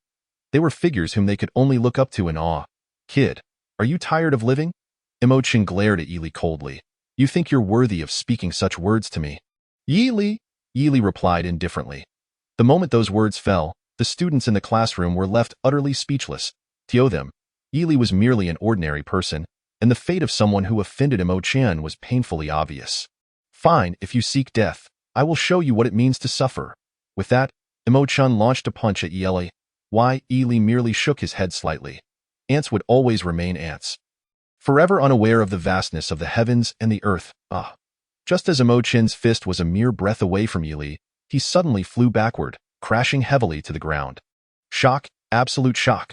The students in the classroom hadn't even seen Yili make a move, yet Imo Chin lay sprawled on the ground. Could it be that the students suddenly realized a startling possibility? Yili was an evolver. As this possibility dawned upon them, the students' eyes widened in astonishment. An evolver. Imo Chan struggled to rise from the ground, his once distinguished face now covered in a thick layer of dust. He glared menacingly at Yili. You dare to strike me? Why wouldn't I? Yili replied nonchalantly, his features as refined as jade. You'll regret this. Mo Chen spat, leaving the classroom in a huff. Why? Yili chuckled to himself, thinking that he would wait and see what Mo Chen had up his sleeve. Senior, perhaps we should leave, Yun Feng suggested quietly. Though he had been taken aback by Mo Chen's swift defeat, he was acutely aware of Mo Chen's uncle, the vice principal of Anan Academy. Let us wait a moment. There's no rush, Yili said calmly. But senior, Mo Chen's uncle, Yun Feng began, but was abruptly interrupted by a piercing voice. Uncle! He.S. the one who struck me. Yun Feng was startled, realizing that Mo Chen was headed to confront his uncle, and he hadn't anticipated such a swift response. Why? Yili turned slowly, spotting a middle-aged man with gold-rimmed glasses, exuding an air of cultured sophistication. He mused to himself that Anan Bay City was still rather small, with the highest level of power being merely a fifth-tier evolver. This refined man before him was, in fact, a third-tier evolver. Are you the one who struck my Mo Chen? The middle-aged man inquired, his gaze fixed on Yili. And what if I am? Yili replied coolly. What an arrogant young man. The middle-aged man retorted, his demeanor icy.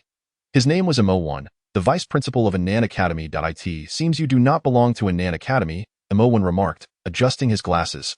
Clearly, you are not blind? Yili responded slowly. What did you say? Mo One glared at him intently. You are merely Mo One began, but abruptly ceased, shock etching his features as he stared at Yili. Second-tier evolver, he exclaimed in disbelief. At this revelation, the students in the classroom were left dumbfounded. They had suspected Yili was an evolver, but never could they have imagined him to be of the second tier. Even if you are a second-tier evolver, Anan Academy is not a place you can simply waltz into, Mo One shouted at Yili. I have ventured into the jaws of danger. Do not think that Anan Academy can intimidate me. Yili replied with a calm demeanor.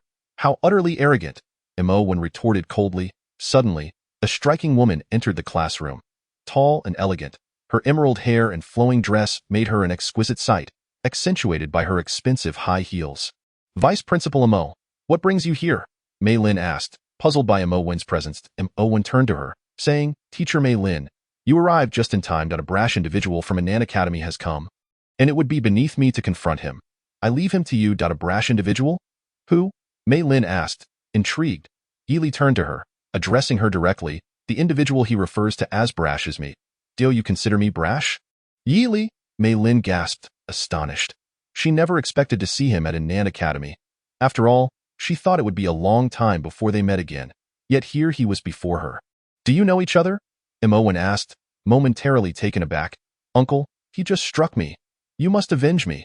Mo Chen interjected, fanning the flames. Silence. Mo Wen snapped at him. Mei Lin smiled sweetly. Actually, Vice Principal Mo, Yili saved my life once. So this time. Before she could finish, Mo Wen interrupted. Since he is Teacher Mei Lin's savior, we shall let this matter go. With that, Mo Wen pulled Mo Chen away. The students in the classroom buzzed with disbelief. Yili was indeed Mei Lin's savior. It was known that she was a third-tier evolver. Where is Xiao Hui? Yili asked Mei Lin. Yun Man mentioned that Yun Feng had gone to the zombie paradise. And with the zombie siege underway, it was possible they had slipped out of the city. Mei Lin recalled how hurriedly Yun Man and Xiao Hui had left. Why, Yili contemplated for a moment before heading outside. Where are you going? Mei Lin asked, following closely behind. She found it difficult to articulate her feelings towards Yili, but being with him felt inexplicably wonderful. Uncle, why didn't you help me take revenge? Mo Chen grumbled, looking at Mo One with dissatisfaction. Teacher Mei Lin has a significant background. We cannot act rashly against that young man. Mo One adjusted his glasses, revealing a pair of shadowy eyes beneath. Yili, are you leaving the city? Mei Lin inquired. You mentioned that Xiao Hui and Yun Man might have exited the city, Yili answered. Outside the city is treacherous. It is not only filled with zombies, but also White Lotus cultists. Mei Lin noted that as a teacher at Anan Academy, she possessed special permissions to exit the city, making it a simple endeavor. Once outside, Yili was uncertain about how to locate Xiao Hui and Yun Man. It would be left to chance. Perhaps to Tong City? Trusting his instincts, he made his way towards Tong City, with Mei Lin trailing closely behind, feeling a flutter in her heart as she walked beside him. Anan Bay City, Anan Council. On this day, the council was convening to summarize the recent zombie siege. Suddenly, a knock echoed through the room. A staff member entered. Lord Yun, I have a letter that must be delivered to you. The staff member said. Yunmu, somewhat puzzled, accepted the letter. The other 9 core members of the Yan'an Council turned their attention to him, eager to know its contents. Upon opening the letter, dark mist began to rise, gradually forming an apparition. Shi Yuan, Kong Lin spoke coldly. Esteemed members of the Yan'an Council, it has been years since we last met. How have you all fared? The apparition chuckled. Shi Yuan, I assume the recent zombie siege was your doing? Kong Lin, the council chair and the most powerful individual in a Nan-based city, a 5th-tier evolver, questioned. Indeed, your insight is remarkable, Lord Kong. The apparition replied. By the way, I currently have 2 individuals in my possession, one of whom seems to be Lord Yun's daughter. At this declaration, the 10 core members of the Yan'an Council became visibly agitated. What did you say, Shi Yuan? Yunmu glared at the apparition. His voice rising. It appears Lord Yun is quite upset, the apparition taunted. Yunmu slammed the table in anger, demanding, What do you intend to do, Shi Yuan? Oh, I do not wish for much. Simply hand over one person. Who? Yili. To the other 9 core members of the council, this name was entirely unfamiliar. What do you want with Yili? Yunmu asked coldly. There is no need for you to inquire further. Lord Yun, just bring Yili to Tong City, and your daughter will safely return to you. Otherwise, you know the consequences. With that, the apparition vanished. Yunmu hastily activated his communicator to call Yunfeng. Xiaofeng, is your sister at a Nan Academy? Father, sister, and Xiao Hui likely left the city. They should return soon. Hearing this, Yunmu aged visibly in an instant as he abruptly hung up. The vast world outside made it likely that Yili had already departed the area. How could he possibly find him? What sort of person is Yili? Imo Shi asked Yunmu. Imo Shi, Imo Chen's father and a 4th-tier evolver, listened intently as Yunmu recounted how he had met Yili and how he had healed him. Are you suggesting that Yili has already left in Nanbei City? Imo Shi pressed further. That seems to be the case. Yunmu confirmed with a nod. Hemph! Imo Shi suddenly exclaimed. Yili must have done something to offend Shi Yuan, leading to the zombie siege that has caused significant damage to a Nanbei city. This is an unforgivable crime. Should we not be discussing how to rescue Lord Yun's daughter? Kong Lin interjected.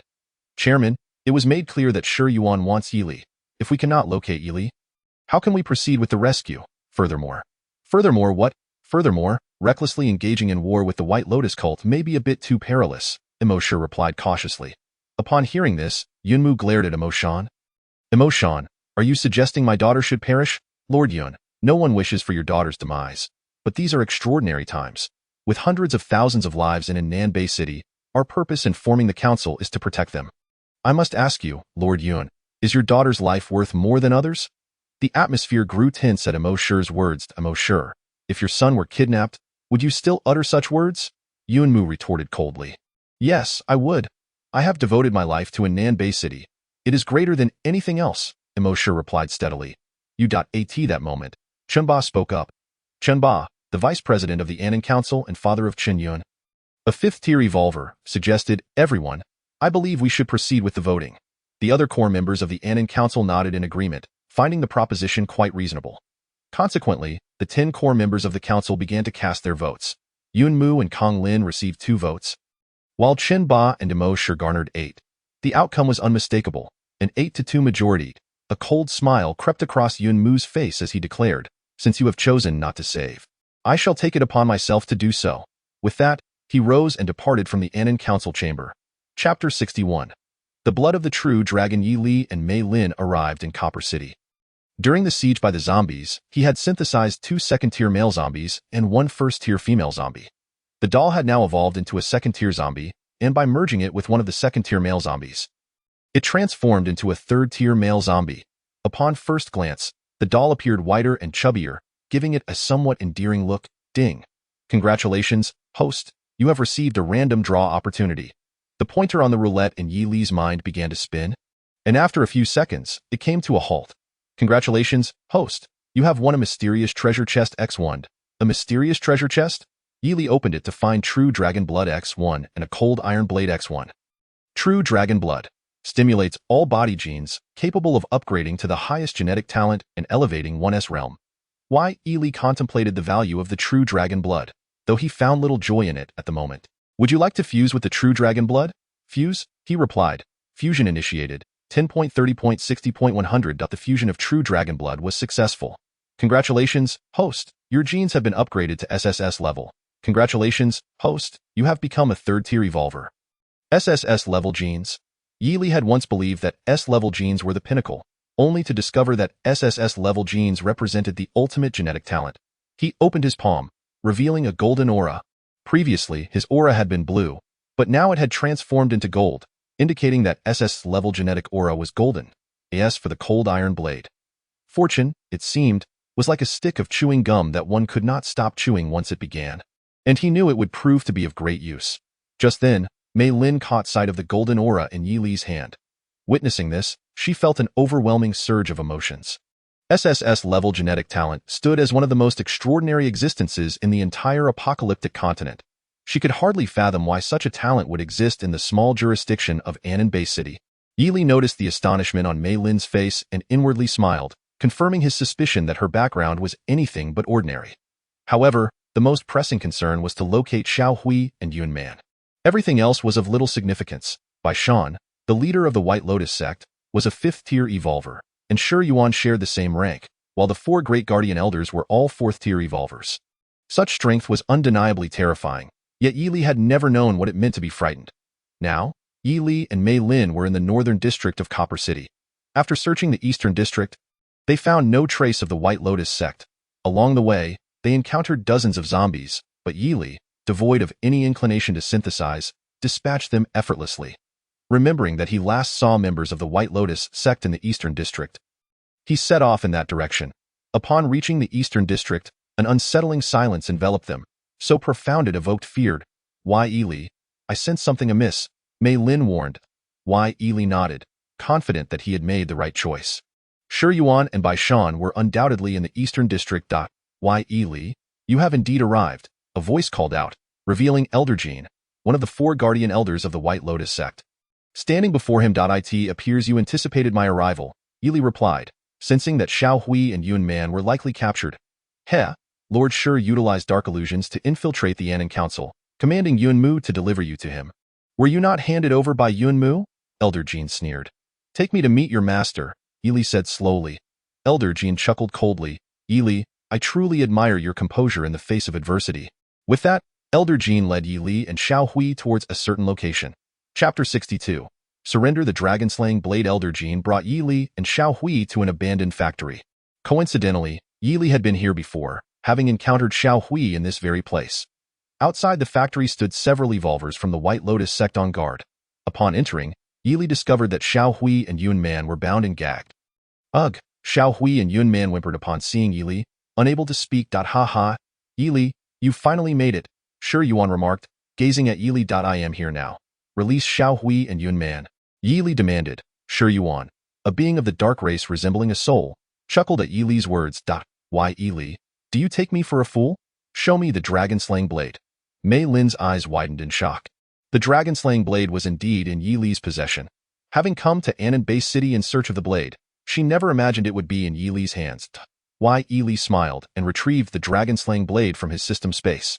A blade glinting coldly appeared in his grasp, sharp enough to slice through hair. Shi Yuan's eyes gleamed with greed as he beheld the blade. The dragon-slaying blade, so sharp, it truly lives up to its name. I never thought I would find the dragon-slaying blade, he laughed maniacally. The 10 divine artifacts were ancient weapons: Xinyuan sword, dragon-slaying blade, Donghuang bell, Pango axe, Lianyao pot, Haoyan tower, Fushi Qin, Shinnong cauldron, Kongtong seal, and Kunlun mirror.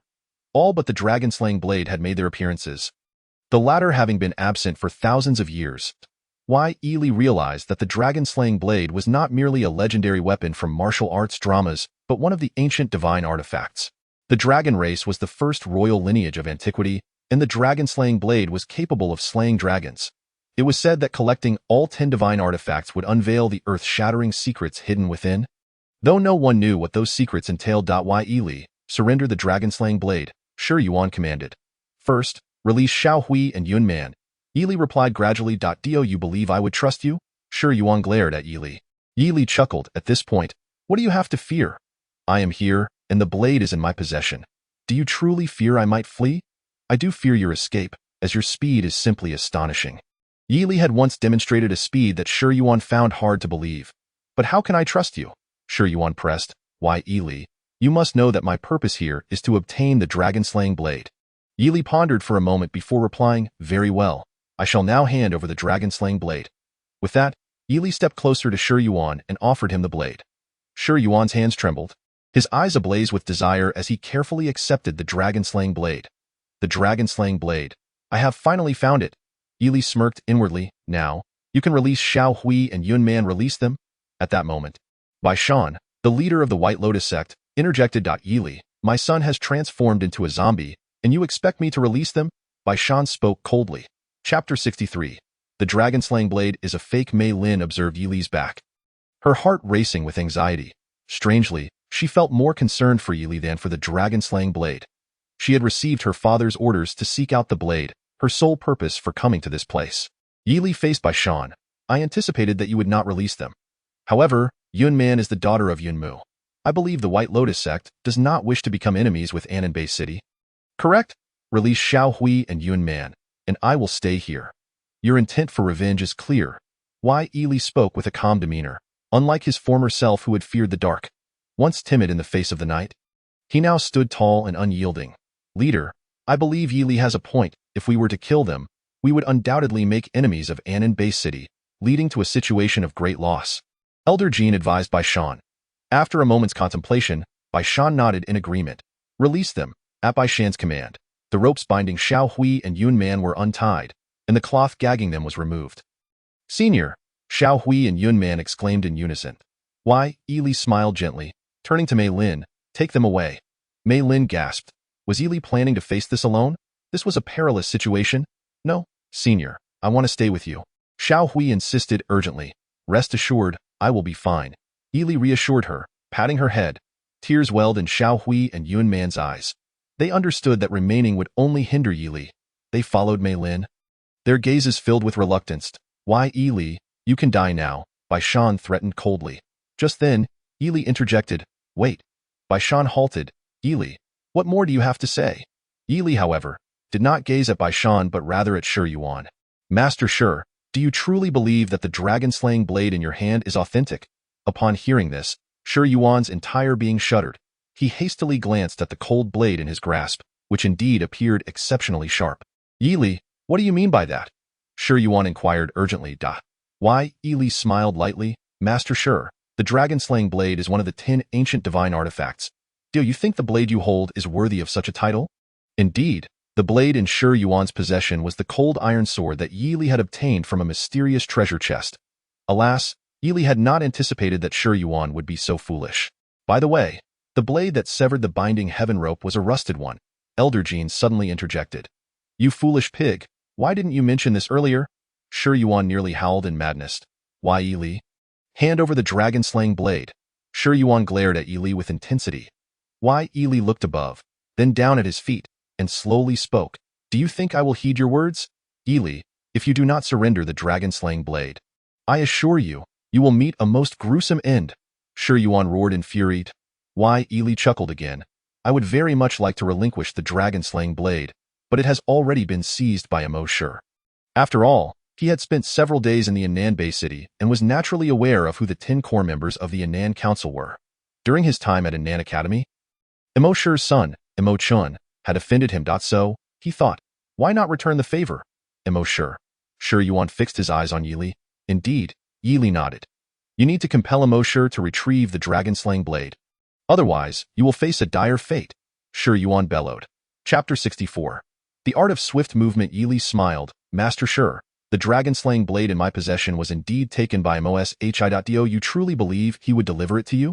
Observing Yi Li's expression, Shi Yuan's instincts told him that Yi Li was not lying. Yi Li, I will trust you this once. Shi Yuan replied coldly. But by the way, Master Shi, you could abduct Emo Shi's son and coerce him into submission. I have grown to loathe him immensely, Yi Li continued. Shi Yuan was taken aback, finding Yi Li's suggestion surprisingly astute. Master Shi, there is no longer a place for me in Anan Bay City. Please allow me to follow you, Yi Li suddenly stated.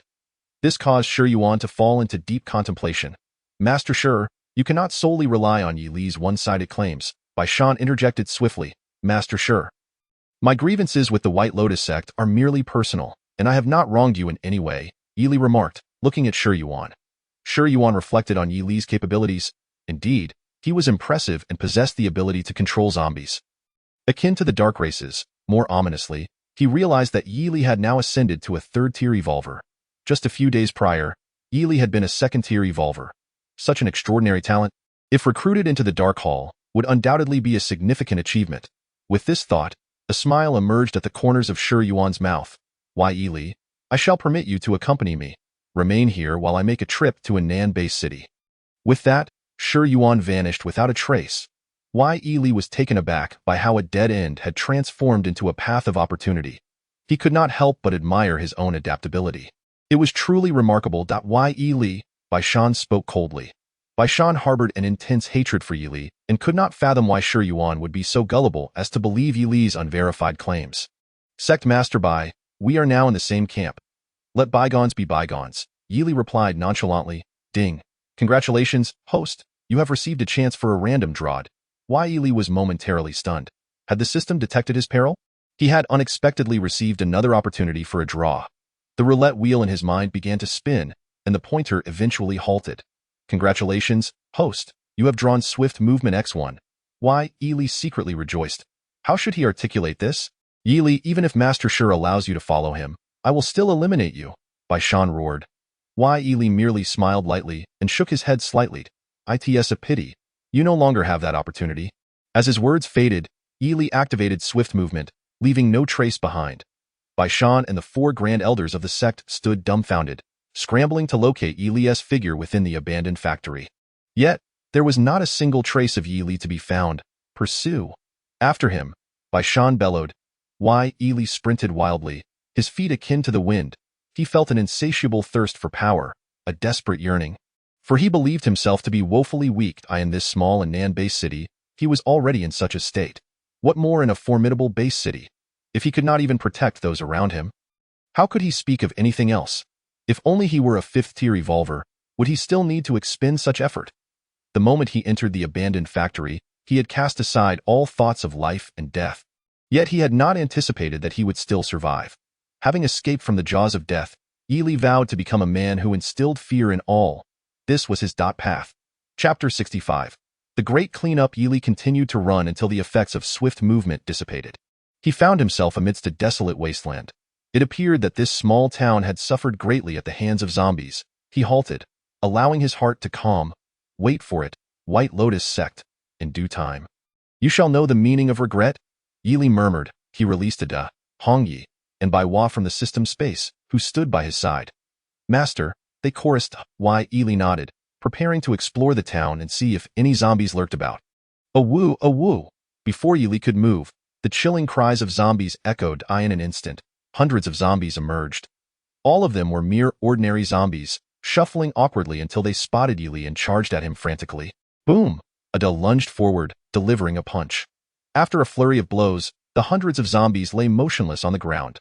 Why, Yi Li combined these zombies into one level 6 male and one level 6 female zombie. Level 6 zombies were of little use to him at this moment. He then pressed on deeper into the town. It was so desolate that it was somewhat eerie. Suddenly, Yi Li stumbled upon a horrific sight. The streets of the town were littered with countless corpses. These bodies appeared to be zombies. Each zombie was covered in a multitude of red ants, and one by one, the corpses were disappearing at a visible pace. What kind of ants are these that feast on zombies? Yi Li was taken aback. After pondering for a moment, he soon understood. It must be the outbreak of the zombie virus that had infected these ants, transforming them in this manner. Before long, the streets of the town were cleared of the mass of zombie corpses, leaving only crimson stains behind. The red ants were overwhelming, akin to a tidal wave, engulfing everything in their path. Naturally, these red ants noticed Yi Li and began to swarm towards him. Why, Yi Li contemplated the peculiarity of this town. If he did not investigate thoroughly, it would indeed be a grave oversight. Ade, Hongyi, Bai Hua, charge. With a commanding shout from Yi Li, Ade, Hongyi, and Bai Hua surged towards the horde of ants. Ade unleashed his earth-shattering punches, imbued with the powers of wind, rain, thunder, and lightning, terrifying in their might. Hongye's icy true energy, having reached level C, was now even more formidable, instantly freezing countless red ants. Bai Hua, a defensive zombie, wielded absolute defense, proving impervious to the red ants, who could do little against him. Despite this, the sheer number of red ants continued to advance towards Yi Li. Why Ely retrieved the dragon-slaying blade from the system space, standing firm as he focused on the advancing red ants. Blazing fire blade technique, with a resounding command, the dragon-slaying blade fell heavily. Wave after wave of fiery blades surged towards the red ants at incredible speed. Wherever the fire blade struck, the red ants were cooked through and through. Yet, to Yi Li's surprise, many red ants still pressed forward. Observing this, he crouched down, spinning the dragon-slaying blade rapidly in his hands. Like a top spinning at breakneck speed, eye in its wake, the red ants fell in droves. Yi Li executed a thorough cleansing of the ground. Chapter 66. The world transformed by the dragon-slaying blade. Ms. Mei Lin. Will the senior be all right? Xiao Hui asked, tears brimming in her eyes as she looked at Mei Lin. Yuan Man, upon hearing this, also shed tears. Mei Lin was at a loss for words. There were 2 5th-tier evolvers and 4 4th-tier evolvers in that abandoned factory, a level of power that was utterly terrifying. Wah! Xiao Hui sank to the ground, weeping. Yi Li had saved her life. She felt that her existence was irrevocably tied to him. Yuan Man also cried, holding Yi Li in high regard. She was unsure if it was love, but she was undeniably heartbroken. Mei Lin observed Xiao Hui and Yuan Man's tearful expressions, feeling utterly helpless. Don't cry like this. Your tears make me want to cry as well. With that, Mei Lin too began to weep. Xiao Hui, Yuan Man, and Mei Lin had all been saved by Yi Li. As the saying goes, saving a life is akin to a marriage bond. From an outsider's perspective, it was evident that they all harbored feelings for Yi Li. Sister Mei Lin, I don't want the senior to die, Xiao Hui said, wiping her tears as she looked at Mei Lin. After speaking, Xiao Hui stood up and began to walk away. Xiao Hui, where are you going? Xiao Hui did not look back, merely replying, I want to see how my senior is doing. If he is alive, I will bring him back. If he has perished, I shall avenge him. Her tone was imbued with unwavering determination. Upon hearing this, Mei Lin quickly impeded Xiao Hui's path, knowing full well that as a mere level 2 awakened individual, seeking revenge would be a daunting task. Xiao Hui, don't be so reckless, Mei Lin implored. Her gaze steady upon Xiao Hui. But, Teacher Mei Lin, my heart aches so unbearably that I can scarcely breathe, Xiao Hui sobbed. You must have faith in Yi Li. He will be all right, Mei Lin reassured her. Placing a comforting hand on her shoulder, at that moment, Yuan Man also rose to her feet. Indeed, Xiao Hui, consider it. Such a formidable individual as our senior could not possibly succumb so easily.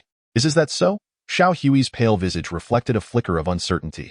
She pondered that Yi Li had always been an omnipotent figure.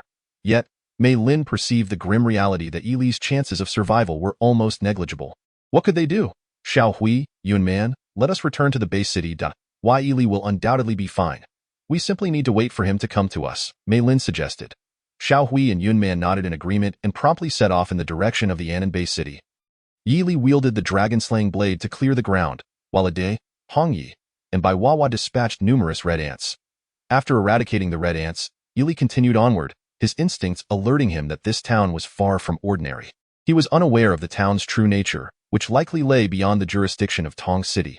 Before long, he arrived at the town's edge, where a towering mountain loomed, its height demanding reverence. Yi Li stood momentarily stunned, contemplating the mountain's extraordinary elevation. Could there be treasures atop this peak? He mused, a glint of excitement illuminating his face. If that were the case, he would certainly venture forth to explore with that thought.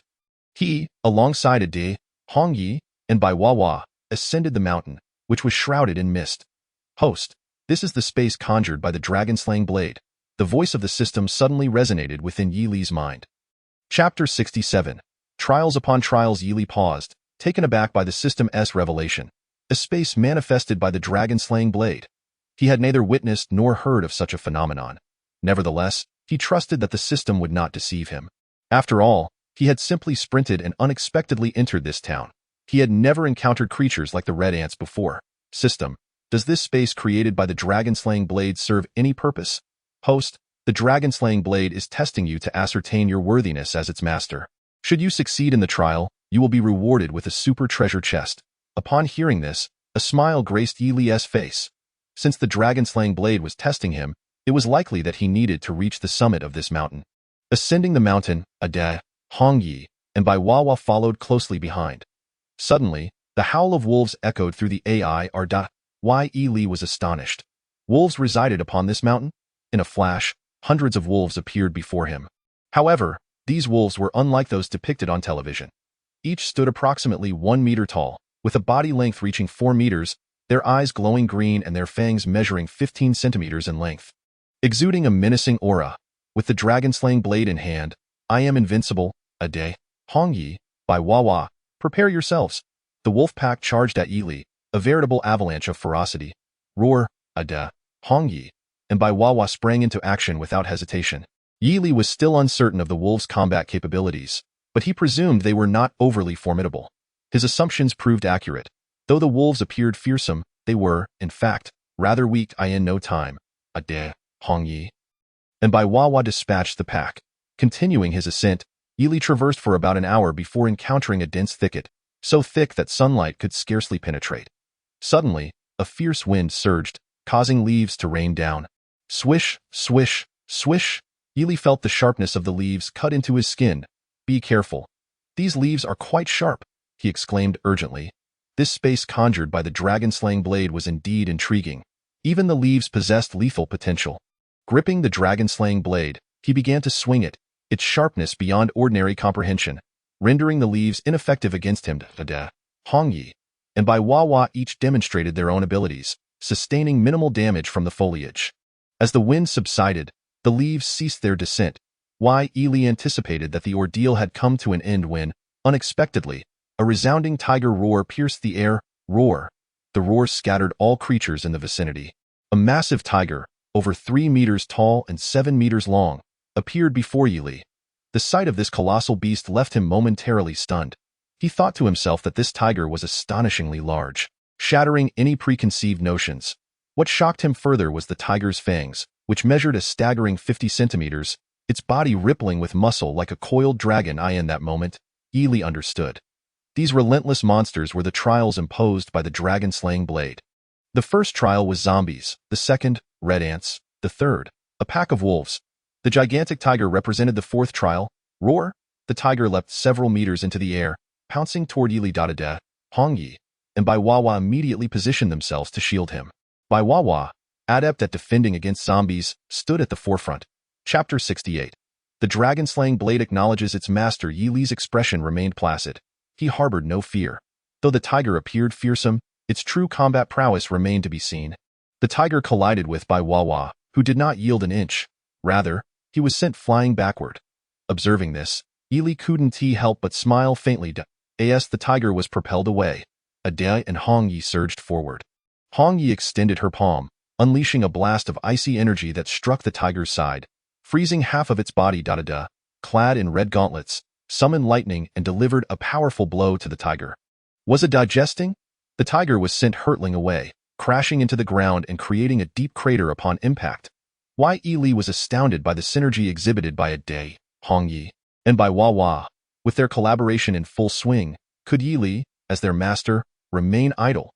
Without a moment's hesitation, he dashed to the crater, brandishing the dragon-slaying blade, and swiftly struck down. Crack! The unfortunate tiger met its untimely demise. "Now we have tiger meat to feast upon," Yili chuckled. "Have any of you ever tasted tiger meat?" he inquired of Ade, Hong Yi, and by Wawa. "Never," Ade and Hong Yi replied in unison. By Wawa, however, remained silent, merely calling Yili master. "Well, you are in for a treat." With that, Yili, wielding the dragon-slaying blade, executed a series of precise cuts. Swish, swish, swish. His knife skills were nothing short of flawless. Though the tiger was large, it required only a simple barbecue rack. Yili constructed a rack and instructed Bai Wawa to gather dry twigs. After igniting the fire, he placed the tiger meat atop the grill. Before long, the tantalizing aroma of cooking meat wafted through the air, an enticing delight amidst the apocalypse where his meals often consisted of bread and milk. With the prospect of indulging in tiger meat, Yili could hardly contain his anticipation. He seized a piece and began to devour it voraciously. "Delicious, truly delicious," he exclaimed. "Dig in, you three," he encouraged Ade, Hong Yi, and Bai Wawa. Ade and Hong Yi hesitated momentarily, but Bai Wawa, bearing the visage of a glutton, snatched a piece and began to gorge, grease dripping from his mouth. "Heh, this is scrumptious." Bai Wawa beamed at Yili, a goofy smile plastered across his face. Yili paused, taken aback by Bai Wawa's adorableness. Ade and Hong Yi, witnessing Bai Wawa's enthusiasm, soon joined in, with Ade picking up a piece and Hong Yi cautiously sampling a morsel. The allure of the meat proved irresistible, as even the most steadfast of zombies could not escape the allure of a delectable feast. After satisfying their appetites, Ely retrieved a box of food from the system's space and opened a carton of milk. Once they had filled their bellies, Ely patted his stomach in satisfaction. Just then, the system's voice echoed in his mind. Host, having consumed the tiger that the dragon-slaying blade tested you with, you may before the system could finish. The ground trembled violently. Ely was taken aback, realizing that if things were to escalate in this manner, he might have made a grave error in indulging in the tiger meat. What new challenge awaited him? He watched as the earth beneath him parted, the surrounding mountains receding at an alarming pace. A large stone platform emerged from the ground, upon which lay a treasure chest. Ding detection confirms the dragon-slaying blade acknowledges its master. Will the host accept? Chapter 69. 3 golden pills. Ely was momentarily taken aback by the system's proclamation. Hadn't he been in a rush just moments ago? How was it now confirming the dragon-slaying blade's acknowledgement? To think that indulging in tiger meat could yield such results, who could he possibly complain to? Confirm acknowledgement, Ely replied. Ding acknowledgement process initiated. 10.30.60.100. The dragon-slaying blade has successfully acknowledged its master. As the system's voice faded, the rust upon the dragon-slaying blade began to peel away. The sword of dragon-slaying shimmered with a radiant glow. Upon its blade coiled a blood dragon, instilling a sense of terror at merely a glance. Is this truly the legendary dragon slayer? Ely pondered aloud. At this moment, he was undoubtedly astonished. The dragon slayer indeed lived up to its reputation as one of the 10 divine artifacts. Appearing utterly fearsome, however, the stone platform beneath him caught his attention, revealing a treasure chest unlike any other. This chest, ancient and pitch black, emitted a faint golden glow. Ely surmised that it must contain something extraordinary. Without further contemplation, he approached the stone pedestal and opened the chest. As the lid creaked open, a burst of golden light dazzled his eyes, momentarily blinding him. Once the brilliance subsided, 3 golden pills appeared before him. Even with the slightest thought, Ely understood these golden pills were undoubtedly remarkable. Just as he was about to consume one, the voice of the system echoed in his mind. Host, these are exclusive pills for zombies. You cannot ingest them. The system's words felt like a cold splash of water on his head. Ely shrugged, reasoning that zombie-exclusive pills would hold little difference for him. He then distributed the 3 golden pills to Ada, Hongyi, and Baiwa. You should take these pills. Ada, Hongyi, and Baiwa accepted the pills and swallowed them whole. In an instant, their bodies began to shimmer with golden light. Ding. Ada has upgraded to a 5th-tier zombie. Hongyi has upgraded to a 5th-tier zombie. Baiwa has upgraded to a 5th-tier zombie. Congratulations, host, for obtaining a super treasure chest. Ely was taken aback. Consuming the pill resulted in a 5th-tier zombie transformation. Moreover, Baiwa, previously a 3rd-tier zombie, had leapt to 5th tier in a single bound. How astonishing! Yet, he decided to set aside his surprise and focus on opening the super treasure chest. Upon doing so, he acquired a super treasure map and a vial of true dragon blood. Ely's face lit up with excitement. While the significance of the super treasure map was yet to be determined, he was well aware of the value of the dragon blood. Without hesitation, he integrated the true dragon blood into his body, initiating a profound change within. Congratulations, host, for becoming a 4th-tier evolved being. Ely reflected on the surreal pace of his recent advancements. He examined his personal attributes. Host, Ely. System, Super Synthesis System, Age, 21. Weapon, Dragon Slayer, Bound, Realm, 4th-tier evolved being. Zombies, Ada, 5th-tier zombie. Hongyi, 5th-tier zombie. Baiwa, 5th-tier zombie. Skills, Support, Healing Art, Attack, Fiery Blade Technique, Gene, SSS level. Ely noted the exclusive skills of the zombies. Ada, Hongyi, and Baiwa had all attained B-level skills, while his Fiery Blade Technique had also ascended to B-level. This meant that not only had their realms upgraded, but their skills had as well. Chapter 70. Back to the abandoned factory. Upon realizing this, Ely found himself gazing skyward at a 45-degree angle. He had never understood the phrase "a gentleman's revenge is never late." But he knew that anyone who crossed him would face dire consequences. The White Lotus sect, it is time for me, Ely, to reclaim my honored. As for the super treasure map, he was in no rush to unveil its secrets. He would first resolve the matters at hand. Suddenly, Ely discovered he had arrived in the eastern district of Copper City. A thought struck him. He had informed Yuan that he had handed the Dragon Slayer to Imo Shur. Would Yuan resort to kidnapping his son, Imo Chen? This thought brought a wicked smile to Ely's face. The idea of a mantis stalking a cicada while a yellow bird lurked in the shadows was rather appealing. At a Nan Academy, Imo-chan leaned against a tree. Furious, a group of students surrounded him, showering him with flattery. Mo Xiao, that Yili has no sense of propriety, daring to offend you. Indeed, Imo Xiao, your father is one of the 10 core members of the Yan'an Council. I doubt Yili would dare show his face at a Nan Academy. If he does, we shall certainly teach him a lesson. Listening to their words, Imo-chan's mood began to improve. He smirked coldly. Of course, my father is a 4th-tier evolved being, a key figure in the Yan'an-based city. What is Yili to me? Xiao Chen, is that you? A sudden voice pierced through to Imo-chan. He turned to see his father, and his face immediately lit up with joy. Dad, what brings you here? The other youths tensed at the sound of this, realizing that Imo-sure had arrived. Lord Imo-sure. They bowed their heads low. Dad, I was. Imo-chan began, but Imo-sure interrupted. Xiao Chen, I have something important to discuss with you. Come with me. Confused, Imo-chan followed his father to a secluded location. Dad, what is it? He inquired curiously. Hee, Imo-chan, do you think I am your father? Imo-sure responded with a chilling smile. What are you talking about, Dad? Imo-chan gasped. Imo-sure smirked again, then lightly tapped Imo-chan's forehead with his finger, causing him to faint. You foolish boy, it's your father's fault for having taken the Dragon Slayer. With that, Shi Yuan carried Imo-chan away, disappearing from sight. Yili returned to the abandoned factory, where he discovered Bai Shan and the 4 Grand Protectors of the White Lotus sect had reappeared. He concealed his presence, biding his time. There was still a splendid show to behold. In his view, the members of the White Lotus sect were hardly a cause for concern. His true apprehension lay with Shi Yuan. Who could say what other dark factions lurked around the Yan'an Bay City, potentially stronger than Shi Yuan? At that moment, he crouched upon the rooftop, peering through a small opening to observe the happenings within. Should he choose, he could easily launch a surprise attack. However, he opted to wait for Shi Yuan to arrive. As anticipated, Shi Yuan indeed came to seize Imo-chan, and he had successfully captured him. Chapter 71. The Wheel of Fortune turns upon seeing Shi Yuan return. Bai Shan approached eagerly. Lord Shi, Yili has escaped. Shi Yuan paused, bewildered. What did you say? I don't know where that boy found such speed. He vanished in the blink of an eye. Bai Shan seethed. His son had become a zombie because of Yili, and his enmity with Yili was profound, fueling his rage. Forget it. If he has fled, let him be. Shi Yuan waved dismissively.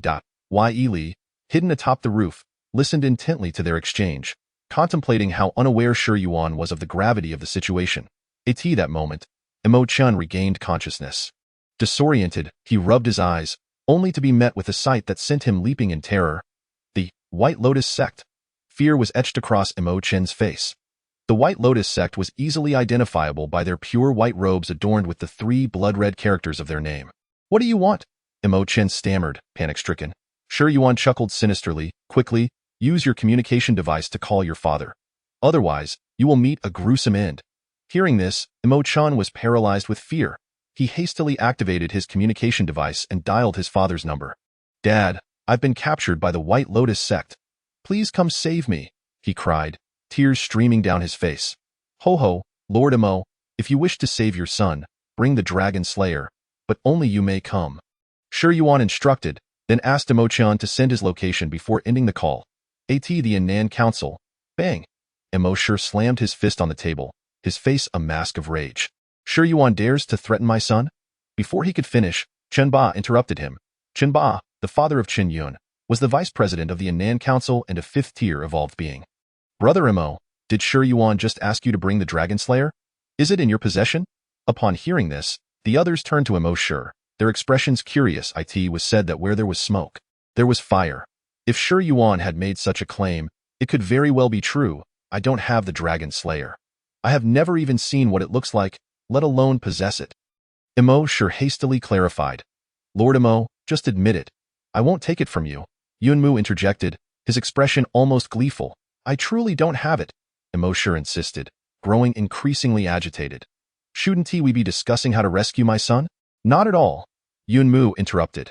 Brother Imo, this Dragon Slayer is one of the 10 divine artifacts. Collecting all 10 will reveal their secrets. Who in the world does not know this? If the dragon-slaying blade were to fall into the hands of Shi Yuan, a figure of the dark forces, the consequences would be dire, as you can all surmise. Upon hearing Yunmu's words, the core members of the Yan'an Council exchanged glances, engaging in hushed discussions. Yunmu? You are merely kicking someone when they are down. Imo Shi retorted angrily. Brother Imo, what do you mean by that? I am merely weighing the pros and cons. Yunmu replied nonchalantly. Deep down, Yunmu thought to himself, this is merely returning the favor in kind. The last time Yunmu and Xiao Hui were captured, you were the first to oppose their rescue. Now, the tides have turned. Your son has been taken. Let's see how you will cope with this predicament. Chapter 72. You are simply foolish in an abandoned factory, Shi Yuan coldly inquired. What is taking Imo Shi so long? Lord Shi, could it be that Shi Yuan is reluctant to hand over the dragon-slaying blade? Bai Shan observed Shi Yuan intently. After a moment's contemplation, Shi Yuan fixed his gaze on Imo Chen, saying, Young man, I trust you know what to do without me instructing you. Upon hearing this, Imo Chen quickly activated the communication device. Beep, beep, beep. Yet, no one answered. Humph. Shi Yuan sneered, glaring at Imo Chen. It seems your father has made a decision. With that, Shi Yuan spread his hands, an aura of murderous intent emanating from him. Imo Chen let out a scream. Collapsing to the ground, his eyes wide open in disbelief that he had met his end so suddenly, Li, watching from the rooftop, shook his head, initially expecting a thrilling spectacle, but now realized he was mistaken. A new ghost had joined the underworld while the youth had vanished from the earthly realm. Lord Shi, if you kill this boy, what will become of the dragon-slaying blade? Bai Shan cautiously inquired. As long as the dragon-slaying blade remains within the Anam base city, everything will be fine, Shi Yuan replied coldly. Li smirked to himself, since there was no longer a show to watch. It was time for him to make his entrance. Boom. Suddenly, the rooftop of the abandoned factory erupted with a loud noise as an exquisitely handsome figure descended. The youth was strikingly attractive, with a fair complexion and clear eyes. Yi Li! Bai Shan glared at him with icy disdain. Li smiled faintly, raising an eyebrow. Bai Shan, did you not expect me to return so soon? Shi Yuan appeared perplexed, thinking, given that Yi Li had fled, why would he return? Is he seeking his own demise? Suddenly, Shi Yuan noticed the fluctuations surrounding Yi Li and was taken aback. Fourth-tier evolver? The revelation stunned Bai Shan and the four Grand Elders. Just a short while ago, Yi Li was merely a third-tier evolver. How could he have ascended to the fourth tier in such a brief span? Yet, the energy radiating from Yi Li was unmistakable. Bai Shan couldn't help but gasp in amazement. This young man is truly formidable. Yi Li, you are indeed a genius. How about joining the Dark Hall? Shi Yuan proposed. Yi Li chuckled softly, the most powerful dark force in the apocalypse. Perched atop the pyramid? Regrettably, I am neither interested nor inclined to join. Lord Shi, do you really believe I returned for that purpose? Yi Li teased, his gaze lingering on Shi Yuan. Are you not here to follow me? Shi Yuan asked, puzzled. Yi Li shook his head, amused by Shi Yuan's naivety. Let me put it this way. Do you genuinely think the dragon-slaying blade was seized by Imo Shi? The impact of Yi Li's words reverberated in the air. What did you say? Shi Yuan demanded. His voice tensed. Yi Li smiled faintly. Lord Shi, I have always considered you a clever man, but I never anticipated your foolishness rivaled that of a pig with that. Yi Li retrieved the dragon-slaying blade from his system space. Behold, this is the dragon-slaying blade you have so longed for. Shi Yuan was taken aback, feeling insulted by Yi Li's audacity. Yi Li, how dare you deceive me? Shi Yuan's voice dripped with venom. Your foolishness is your own, and bears no relation to me, Yi Li replied coolly. Chapter 73. Shi Yuan and Bai Shan's flight for their lives. Shi Yuan glared at Yi Li, his expression chillingly malevolent. He then let out a sinister laugh. Ha ha. Yi Li, since you escaped, why return?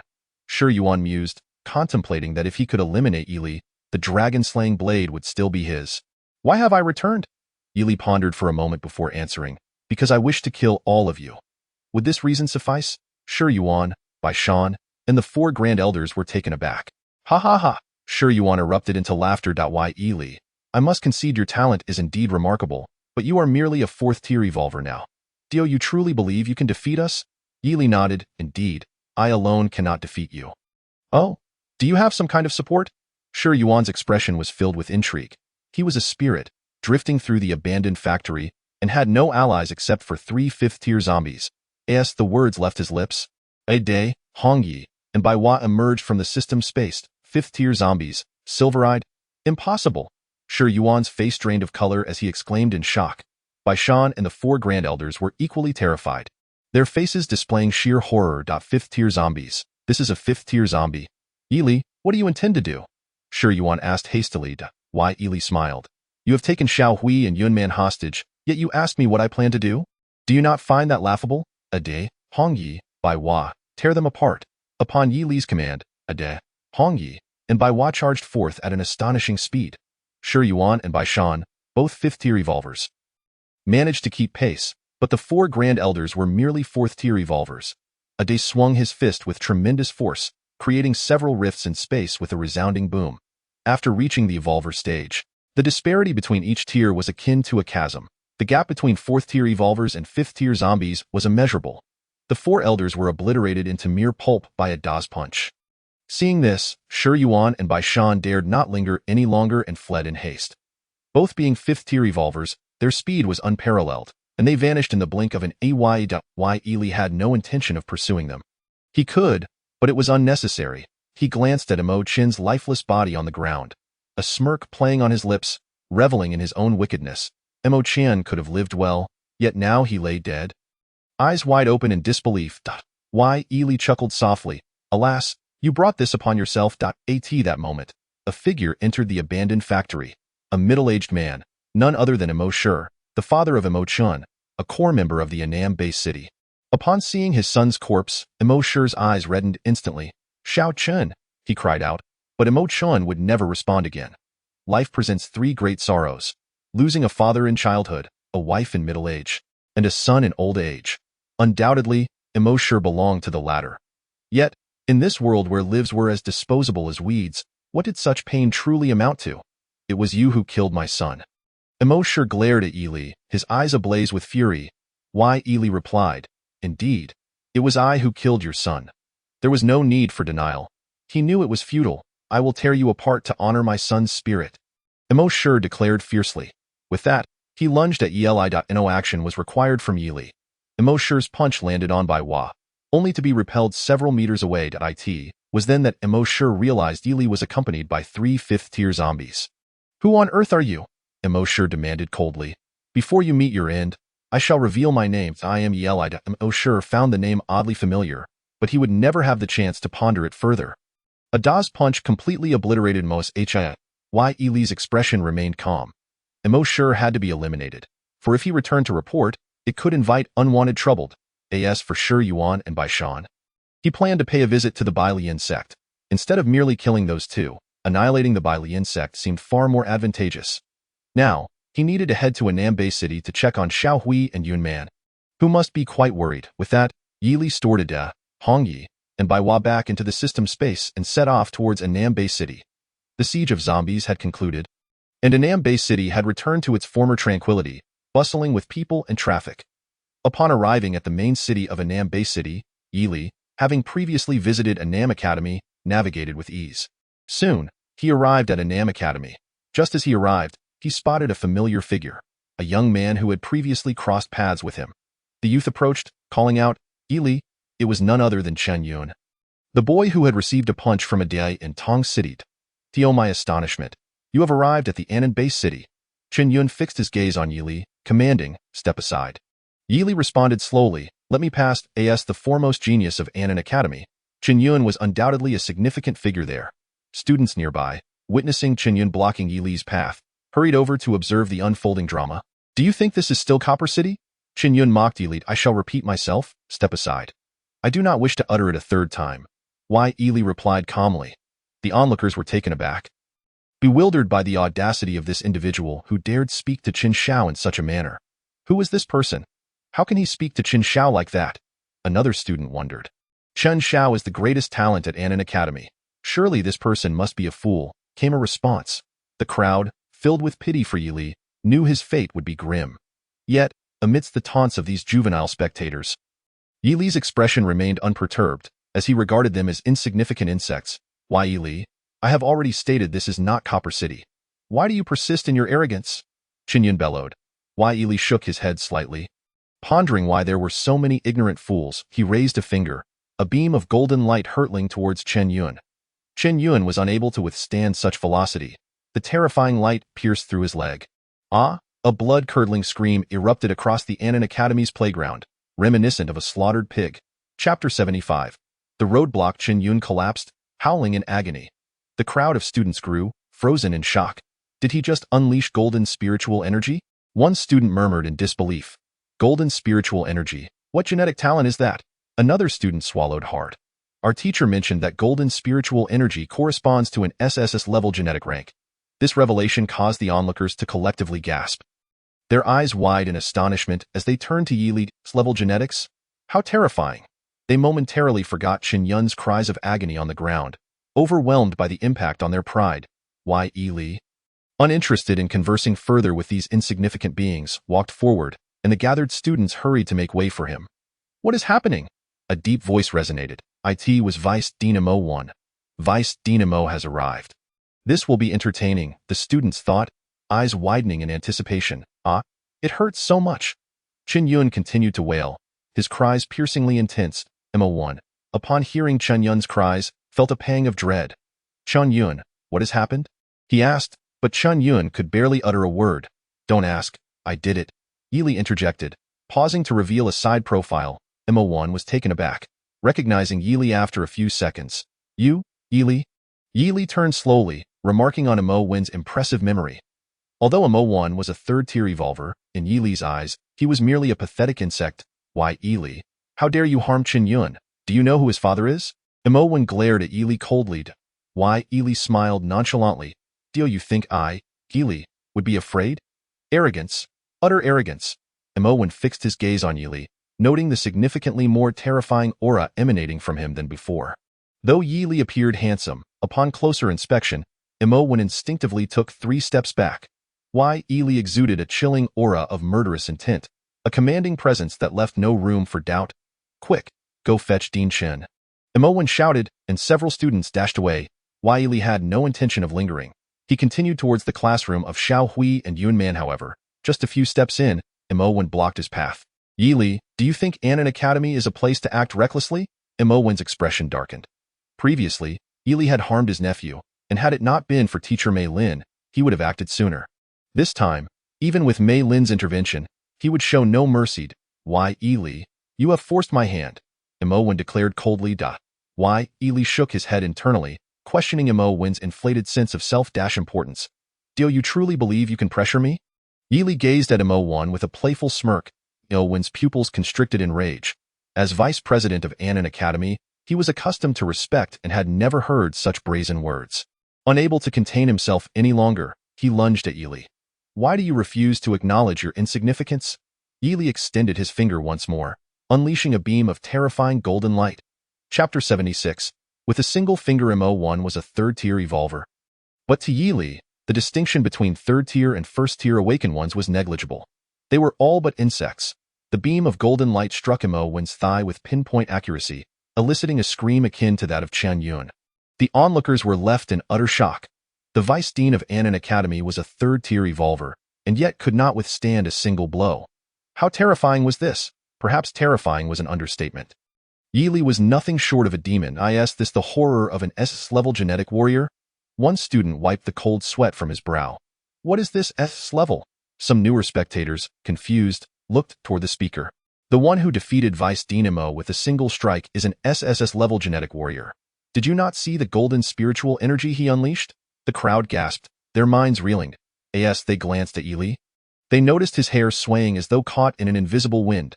Though not imposing in stature, he radiated an immense visual impact. Suddenly, a commanding voice rang out. Who dares disrupt Anan Academy? The crowd turned to see a middle-aged man in a Zhongshan suit approaching. His expression ominously grimmed. It's Dean Chen. The dean has arrived. The atmosphere crackled with tension, anticipation mounting. I wager Dean Chen will also be defeated in one blow, as he is merely a third-tier evolver. Some students speculated, excitement coursing through them despite most being mere awakened ones. Dean Chen stepped into the throng, observing Chen Yun and Mo when writhing on the ground, their cries echoing. Veins bulged on his forehead. Who did this? He demanded. Chen Yun was his nephew, the pride of the Chen family, destined to become a pivotal figure in the Anan Council. Yet now, blood flowed profusely from Chen Yun's leg. It appeared irreparable. Do you not see me standing here? Yi Li remarked nonchalantly. Dean Chen's gaze fell upon Yi Li, his expression darkening further. Was it you? He coldly inquired. However, unlike Mo 1, Dean Chen was more cautious. He recognized that both he and Mo 1 were third-tier evolvers. and the latter was now incapacitated. He understood he was no match for this youth. Do you know that Chen Yun's father, my elder brother, is Chun Ba, the vice president of the Annan Council? Do you wish to learn what awaits you? Dean Chun sought to leverage Chun Ba's influence to intimidate Eli. Eli smiled, appearing unfazed.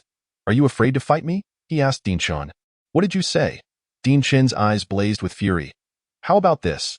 I shall use a single finger. If you can defeat me, you may do as you wish, Eli proposed coolly. Today, he intended to reveal to the entire Annan-based city what kind of existence he truly was. Beginning with Annan Academy. Chapter 77. Reunions are also tears. Upon hearing this, Dean Chin's pupils dilated in shock.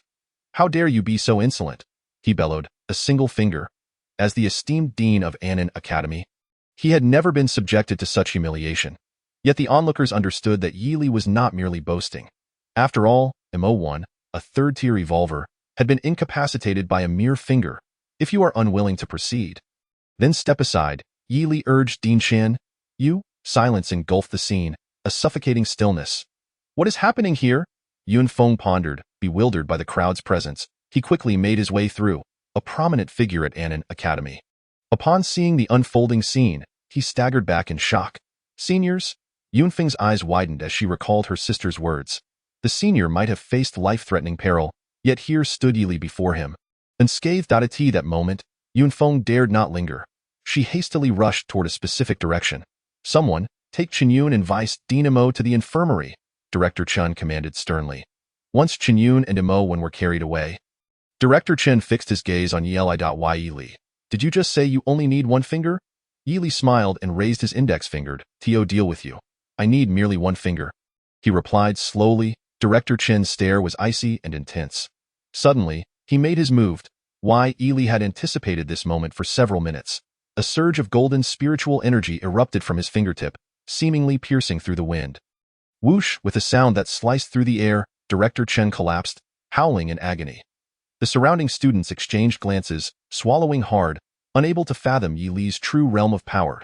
Yi Li shook his head slightly, pondering why these insignificant beings only recognized their errors after suffering. He was baffled. He truly could not comprehend. Stand aside. Stand aside. Yun Feng's voice shattered the oppressive atmosphere. The students quickly parted to create a path as Yun Feng, Xiao Wei, and Yun Man approached. Xiao Wei and Yun Man instinctively placed their hands over their lips, their pale faces rendered speechless. Senior, at last, Xiao Wei and Yun Man could no longer contain themselves. They leaped into Yi Li's embrace. Wu, senior, I thought you were dead. Xiao Wei sobbed. Yi Li gently patted Xiao Wei's back, a serene smile gracing his face. Mei Lin, too, felt a wave of happiness. Tears glistened in her eyes as she gazed at Yi Li, yet her heart felt desolate. As though she were an outsider. By the way, shall we go have a meal? Yi Li suggested softly. Yun Man and Xiao Wei nodded in agreement, and he led them out of Annan Academy. After walking a few steps, Yi Li suddenly halted and turned to Mei Lin. Mei Lin, what are you waiting for? Mei Lin was momentarily taken aback. Did Yi Li mean to invite her to join them for a meal? Don't just stand there. Come along, Yi Li said nonchalantly. With that, he resumed his stride toward Annan Academy's exit. Taking a deep breath, Mei Lin hastily caught up with him. The group arrived at the finest restaurant in the Annan-based city, known as the Lakeside Rotating Restaurant. Upon entering, they casually chose a spot to sit. After calling the waiter and ordering premium steak and red wine, they began to converse. Yi Li, how did you become so powerful? Mei Lin asked, her eyes fixed on him in confusion. She distinctly remembered the first time she saw Yi Li. He was merely an ordinary awakener. Yet now he had ascended to a fourth-tier awakener. Such a rapid advancement was astounding. Is it because you possess an SSS grade gene? Before Yi Li could respond, Mei Lin inquired further. Perhaps, he nodded. Xiao Wei and Yun Man were taken aback. Senior is an SSS grade gene warrior? In Tong City, S-grade gene warriors were already rare, let alone SS and SSS grade warriors. They thought to themselves that it was no wonder their senior was so formidable. He was indeed an SSS grade gene warrior. By the way, senior, what about Adai and Sister Hongya? Xiao Wei asked. It is not convenient for them to come out right now. Yi Li replied slowly. Adai and Hongya. Mei Lin was astonished. Xiao Wei smiled sweetly. Adai and Sister Hongya are senior zombies. And they're amazing. Mei Lin gasped in surprise. Yi Li, can you really control zombies? She found it incomprehensible that a human could exert control over the undead. Having witnessed Yi Li's zombies herself, the steak and wine arrived. They began to eat and drink. For Yili, it was his first experience eating steak and drinking wine in the apocalypse. Suddenly, the door of the rotating restaurant swung open. A young man entered. Accompanied by two stunning women, he possessed an extraordinary appearance, clearly a scion of a prominent family. Oh no, it's him, Yun Man said with evident disdain. Who is he? Shall we blinked, curiously inquiring. Chun Hai, Chen Yun's elder brother, a second-tier evolver. Malin replied, and as soon as Chen Hai stepped into the restaurant, the manager hurriedly approached him. Young Master Chun, what a rare guest you are, the manager said, bowing and scraping. Get away, your presence disgusts me, Chen Hai sneered at the manager, who was left awkwardly standing there, unsure whether to leave or stay. Chen Hai surveyed the rotating restaurant and suddenly wore a mischievous smile. Oh, isn't this Teacher Malin? What brings you here for a meal? He said, approaching her casually. And the young lady from the Yun family. Isn't this the little girl who recently tested for S-grade genetic talent at the Gene Testing Institute?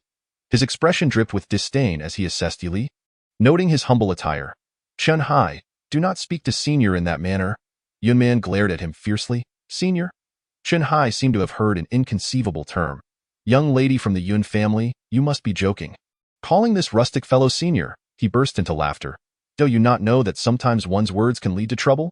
Yili remarked coolly, fixing his gaze on Chen Hai. Oh? Chen Hai's demeanor grew even more playful. Especially when your mouth utters what it should not. Why? Yili continued, unperturbed. Chen Hai, upon hearing this, scrutinized Yili's expression and realized he remained remarkably composed. Kid, do you know who I am? How dare you remain so calm in my presence? Chen Hai spat icily.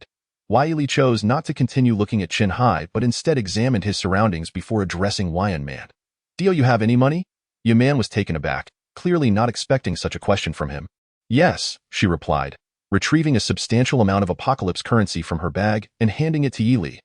The apocalypse currency was the sole circulating medium in this era, accepted everywhere. Why Yili accepted the apocalypse currency just as Chen Hai began to chuckle. He thought to himself that this rustic fellow surely intended to placate him with money, but as the esteemed young master of the Chen family in Anan Bay City, he would never be short of funds. Little did he know, Yili was not offering the money to him. Instead, he walked to the counter and placed the stack of apocalypse currency there. Sir, you can keep the money. It's best if you leave. The staff member at the counter whispered to Yili, keep it. Your establishment will soon undergo renovations, Yili replied slowly. Upon hearing this, Chen Hai understood the implication and immediately erupted in fury. Kid, I have roamed Anan Bay City for years and have never encountered anyone so unafraid of death. Seems you won't comprehend my terror until I show you. With that, Chen Hai launched a powerful punch toward Yili's back. Unfortunately for him, he was utterly unaware of Yili's formidable prowess. Why? Yili swiftly turned, delivering a punch of his own. Their fists collided with tremendous force. Without a doubt, the moment Chen Hai's fist made contact with Yili's, he was sent sprawling backward, crashing heavily onto a dining table. The patrons in the restaurant were left in stunned silence, their eyes wide with disbelief. Chen Hai, a notorious scion of the Anan Bay City, had relied on his father's status as the vice-chairman of the Anan Council to bully others, yet he was now knocked down by a single punch, truly a spectacle. Chen Hai winced in pain while the two stunning women who entered with him stood frozen in shock. Unsure of what to do. You dare hit me? Chen Hai roared, his anger unprecedented in his life. Struggling to rise from the ground, he glared at Yili with fury. Do you know what your fate will be? Chen Hai spat coldly. I don't know what my fate is, but I certainly know what yours will be, Yili declared, raising his index finger, a flash of golden light shooting forth to pierce Chen Hai's arm.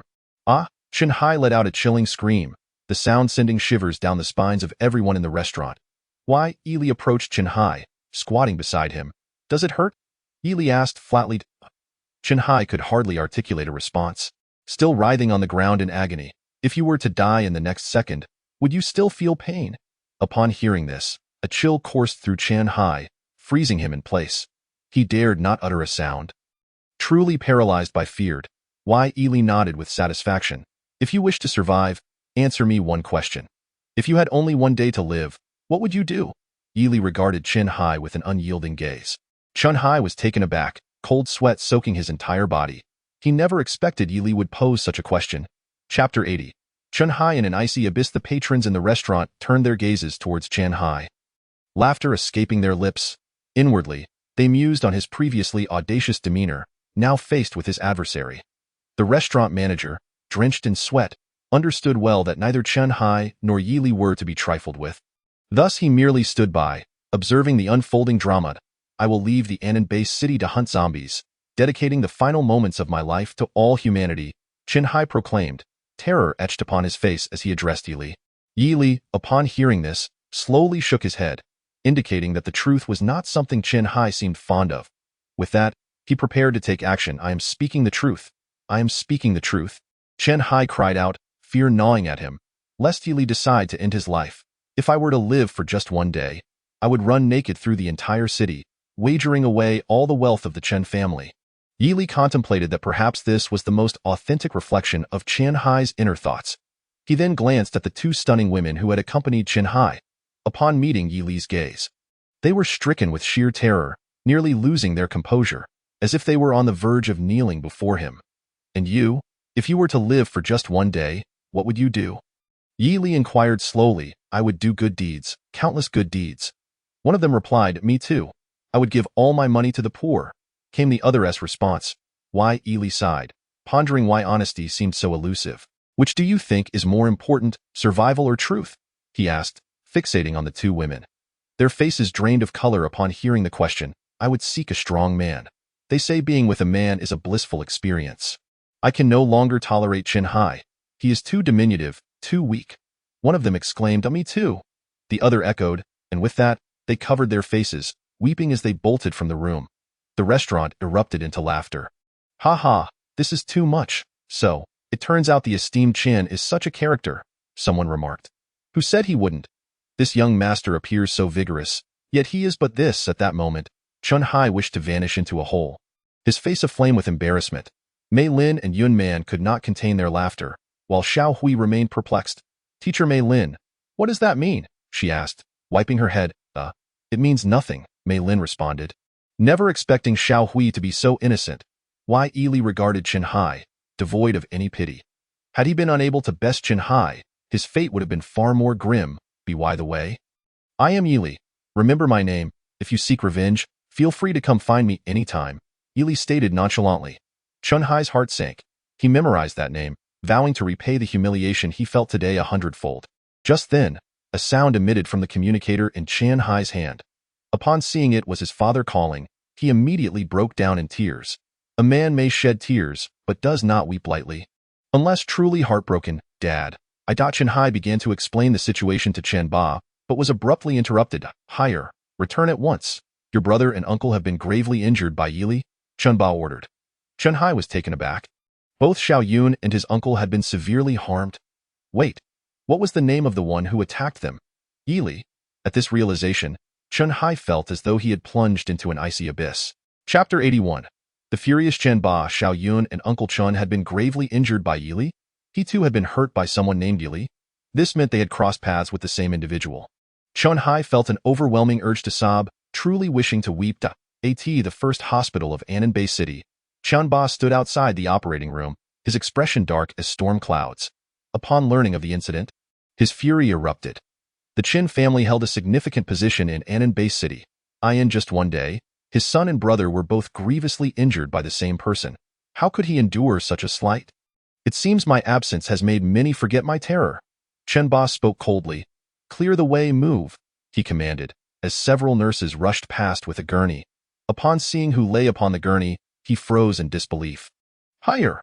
On the gurney was none other than Chen Hai. He had fainted upon arriving at the hospital, the pain from his grievously injured arm proving unbearable. What is happening? What is going on? Chen Ba roared in rage. Yet no one could answer him as Chen Hai was wheeled into the operating room. An hour later, 3 doctors emerged from their respective operating rooms. Doctor, how are they? Chen Ba inquired anxiously. Rest assured. Vice President Chen, both young masters and your brother are not in grave danger. You may enter and see them now, the doctor replied. Upon hearing this, Chen Ba strode into the operating room. Yuner, how are you?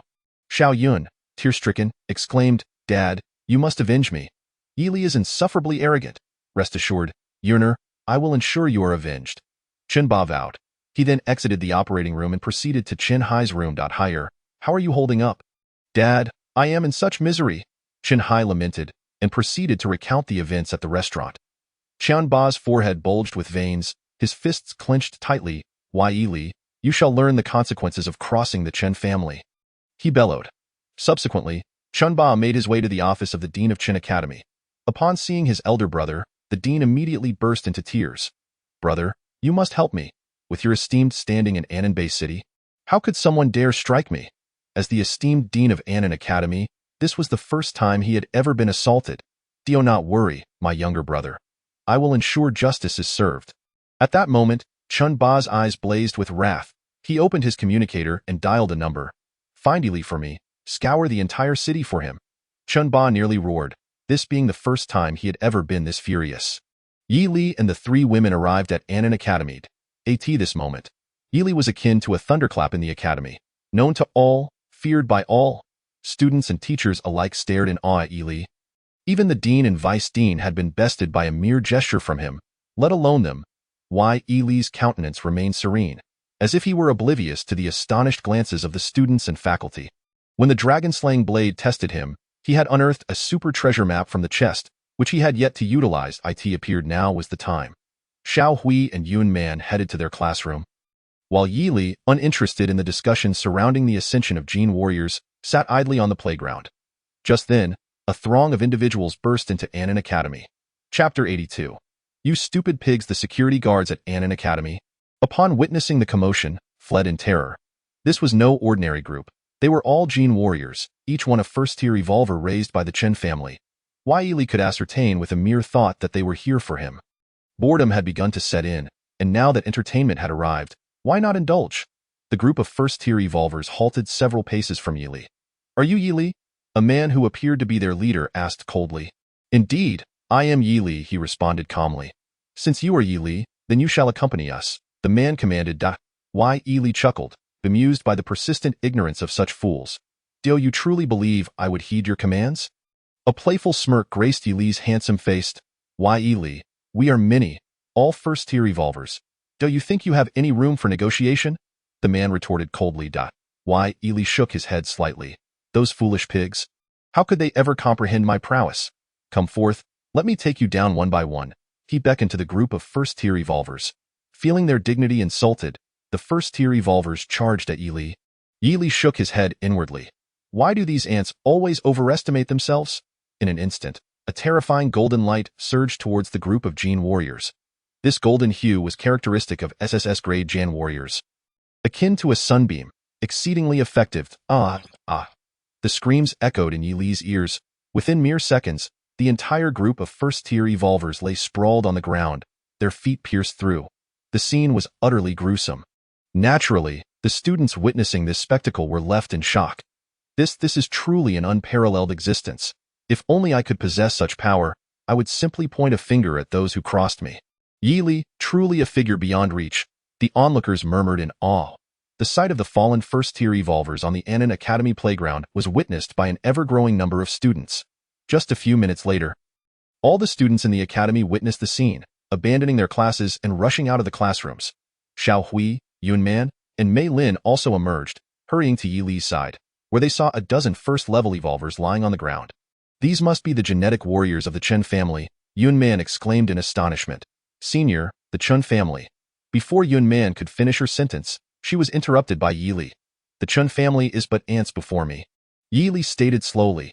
Xiao Hui, Yun Man, and Mei Lin gazed at Yi Li's extraordinarily handsome face, their eyes becoming entranced. They had never encountered someone so imposing, despite his stature not being particularly grand. In their eyes, he loomed like the highest peak in the world. Ms. Yun mentioned that these are warriors of the Chen family, which implies that the Chen family is now at war with Senior Yi. The head of the Chen family, after all, is the vice president of the Anan Council, a fifth-level evolver. Although Yi Li had demonstrated formidable strength, the students were unaware that he could face the entire Chen family alone. Chapter 83. Exiting the Anan Council, the news that Yi Li had pierced through Chen Yun, the dean, and vice-dean Mo, swiftly defeating a dozen first-level evolvers from the Chen family, spread like wildfire. In an instant, the entire Ananbei city knew of Yi Li, a superpower who had arrived. Subsequently, the tale of Yi Li piercing through Chen Hai at the lakeside restaurant also circulated, earning him widespread acclaim among the citizens of Ananbei City. Chen Hai had been a tyrant in Ananbei City, relying on his father Chen Ba, to the extent that he would attack anyone he fancied without hesitation. Xiao Hui, Yun Man, and Mei Lin promptly brought Yi Li back to the Yun family. Yun Man had already communicated with Yun Mu, who instructed all genetic warriors of the Yun family to guard the perimeter. In the Anan Council, 9 individuals sat around a long table, with President Kong Lin at the head. The others sat on either side. Kong Lin paused. Where is Emo Shi? Why is he absent? Upon hearing this, the others looked somewhat astonished. This was the highest council of Anan Bay City, and someone could be late? Even if there were pressing matters, a notification should have been given. Forget about Emo Shi. Let us discuss the important matters, Qinba retorted sharply. Unbeknownst to Qinba, Emo Shi had already been slain by Yi Li at an abandoned factory. I believe you have all heard the name Yi Li before. This time, he has gone too far. I ask for your opinions, Qinba demanded. Opinions? Isn't it simply that your 2 sons and your brother were outmatched and defeated by Yi Li? Yunmu chuckled. Qinba's eyes widened in outrage. Yunmu, what do you mean by that? I mean, this isn't a significant issue, Yunmu shrugged. The atmosphere in the Anan Council grew tense. President, what is your stance on this matter? Qinba fixed his gaze on Kong Lin. Brother Qin, this matter is entirely a Qin family affair and has nothing to do with the Anan Council, Kong Lin replied, raising his hand. Qinba smirked. So, you mean to say you want to support me? Kong Lin appeared to be in his 40s, with a dignified face and a hint of regal aura. His silence implied acquiescence. Very well, Qinba, refuse to recognize your authority as president. I believe you lack the qualifications to lead us, Qinba stated sternly. Yunmu was taken aback. Qinba, what are you saying? Qinba replied coldly with a smirk. If the Anan Council were to appoint me as president, our overall strength would undoubtedly rise to a new level. Qinba, perhaps this is the true purpose of your convening this meeting? Yunmu scrutinized Qinba. Say what you will. The position of president in the Anan Council has always been held by the capable, Qinba boasted. Kong Lin suddenly laughed. As a fellow 5th-level evolver. His lifelong goal was to protect Anan Bay City, while Qinba had secretly been amassing his own power. The Anan Council is quite democratic. Since there is dissent against my presidency, let us vote. Kong Lin proposed. Yunmu raised his hand, aligning himself with Kong Lin. However, to his shock, no one else raised theirs. What is going on? How could you betray the president? Anyone who does not raise their hand will face dire consequences. Yunmu shouted angrily. In the Anan Council, aside from Kong Lin and Qinba, Yunmu was the strongest. Yunmu, you are more ferocious than a zombie. The outcome is clear, and yet you still shout. Kong Lin scoffed. Then I shall withdraw from the Anan Council, Kong Lin declared, rising and leaving the meeting room. Yunmu glared at the 7 individuals before him and coldly stated, I too withdraw from the Anan Council. After saying this, Yunmu also exited the meeting room. Chapter 84. On the edge of a storm, the withdrawal of Kong Lin and Yunmu from the Anan Council caused a stir among the citizens of Anan Bay City. With Qinba now serving as president, the populace speculated that he would soon take action against Yi Li had injured Qin Yun and Qin Hai, and the manner in which he did so indicated the extent of his terrifying power. The truth could not remain hidden. The disappearance of Emo Shi and his son Emo Chun was soon revealed. At the same time, another piece of news surfaced: the abduction of Xiao Hui and Yun Man by the White Lotus sect. A classmate of Yun Man appeared on the news, recounting the events of that day when Yi Li had gone to find Xiao Hui and Yun Man, resulting in a confrontation with Emo Chun. Upon discovering that Xiao Hui and Yun Man were missing, Yi Li had hurriedly departed. How, then, were Xiao Hui and Yun Man rescued? Did Yi Li's hasty departure have anything to do with their rescue? Soldiers stationed at the outer city reported that Yi Li had left the city with Mei Lin on his return. Only Mei Lin, Xiao Hui, and Yun Man were present. Yi Li was not with them. Did this imply that Yi Li had some form of transaction with the White Lotus sect? Otherwise, why would the sect release them so easily? Though Yi Li demonstrated formidable strength, the citizens did not believe he could compel the White Lotus sect to release captives. Subsequently, news of Emo Chin's abduction also emerged. Would Emo Shi venture alone to rescue his son? If so, would he encounter Yi Li, with whom he had a conflict? Was it possible that Yi Li colluded with the White Lotus sect to eliminate Emo Shi and Emo Chin? This reasonable analysis ignited a frenzy among the citizens of Anan Bay City. As a result, Yi Li found himself at the center of a storm, especially after Chen Yun spoke up. He recounted an incident in Tong City where Yi Li commanded a first-level zombie. Detailing it vividly, Chen Yun asserted, Yi Li belongs to a dark race, for only those of the dark race could control zombies. This revelation shocked not only the citizens of Anan Bay City but even the core members of the Anan Council. The populace began to march in the streets, demanding that the Anan Council rid them of Yi Li. Iti Huahai Villa. Qianba gazed out at the sea, his expression betraying a sense of triumph.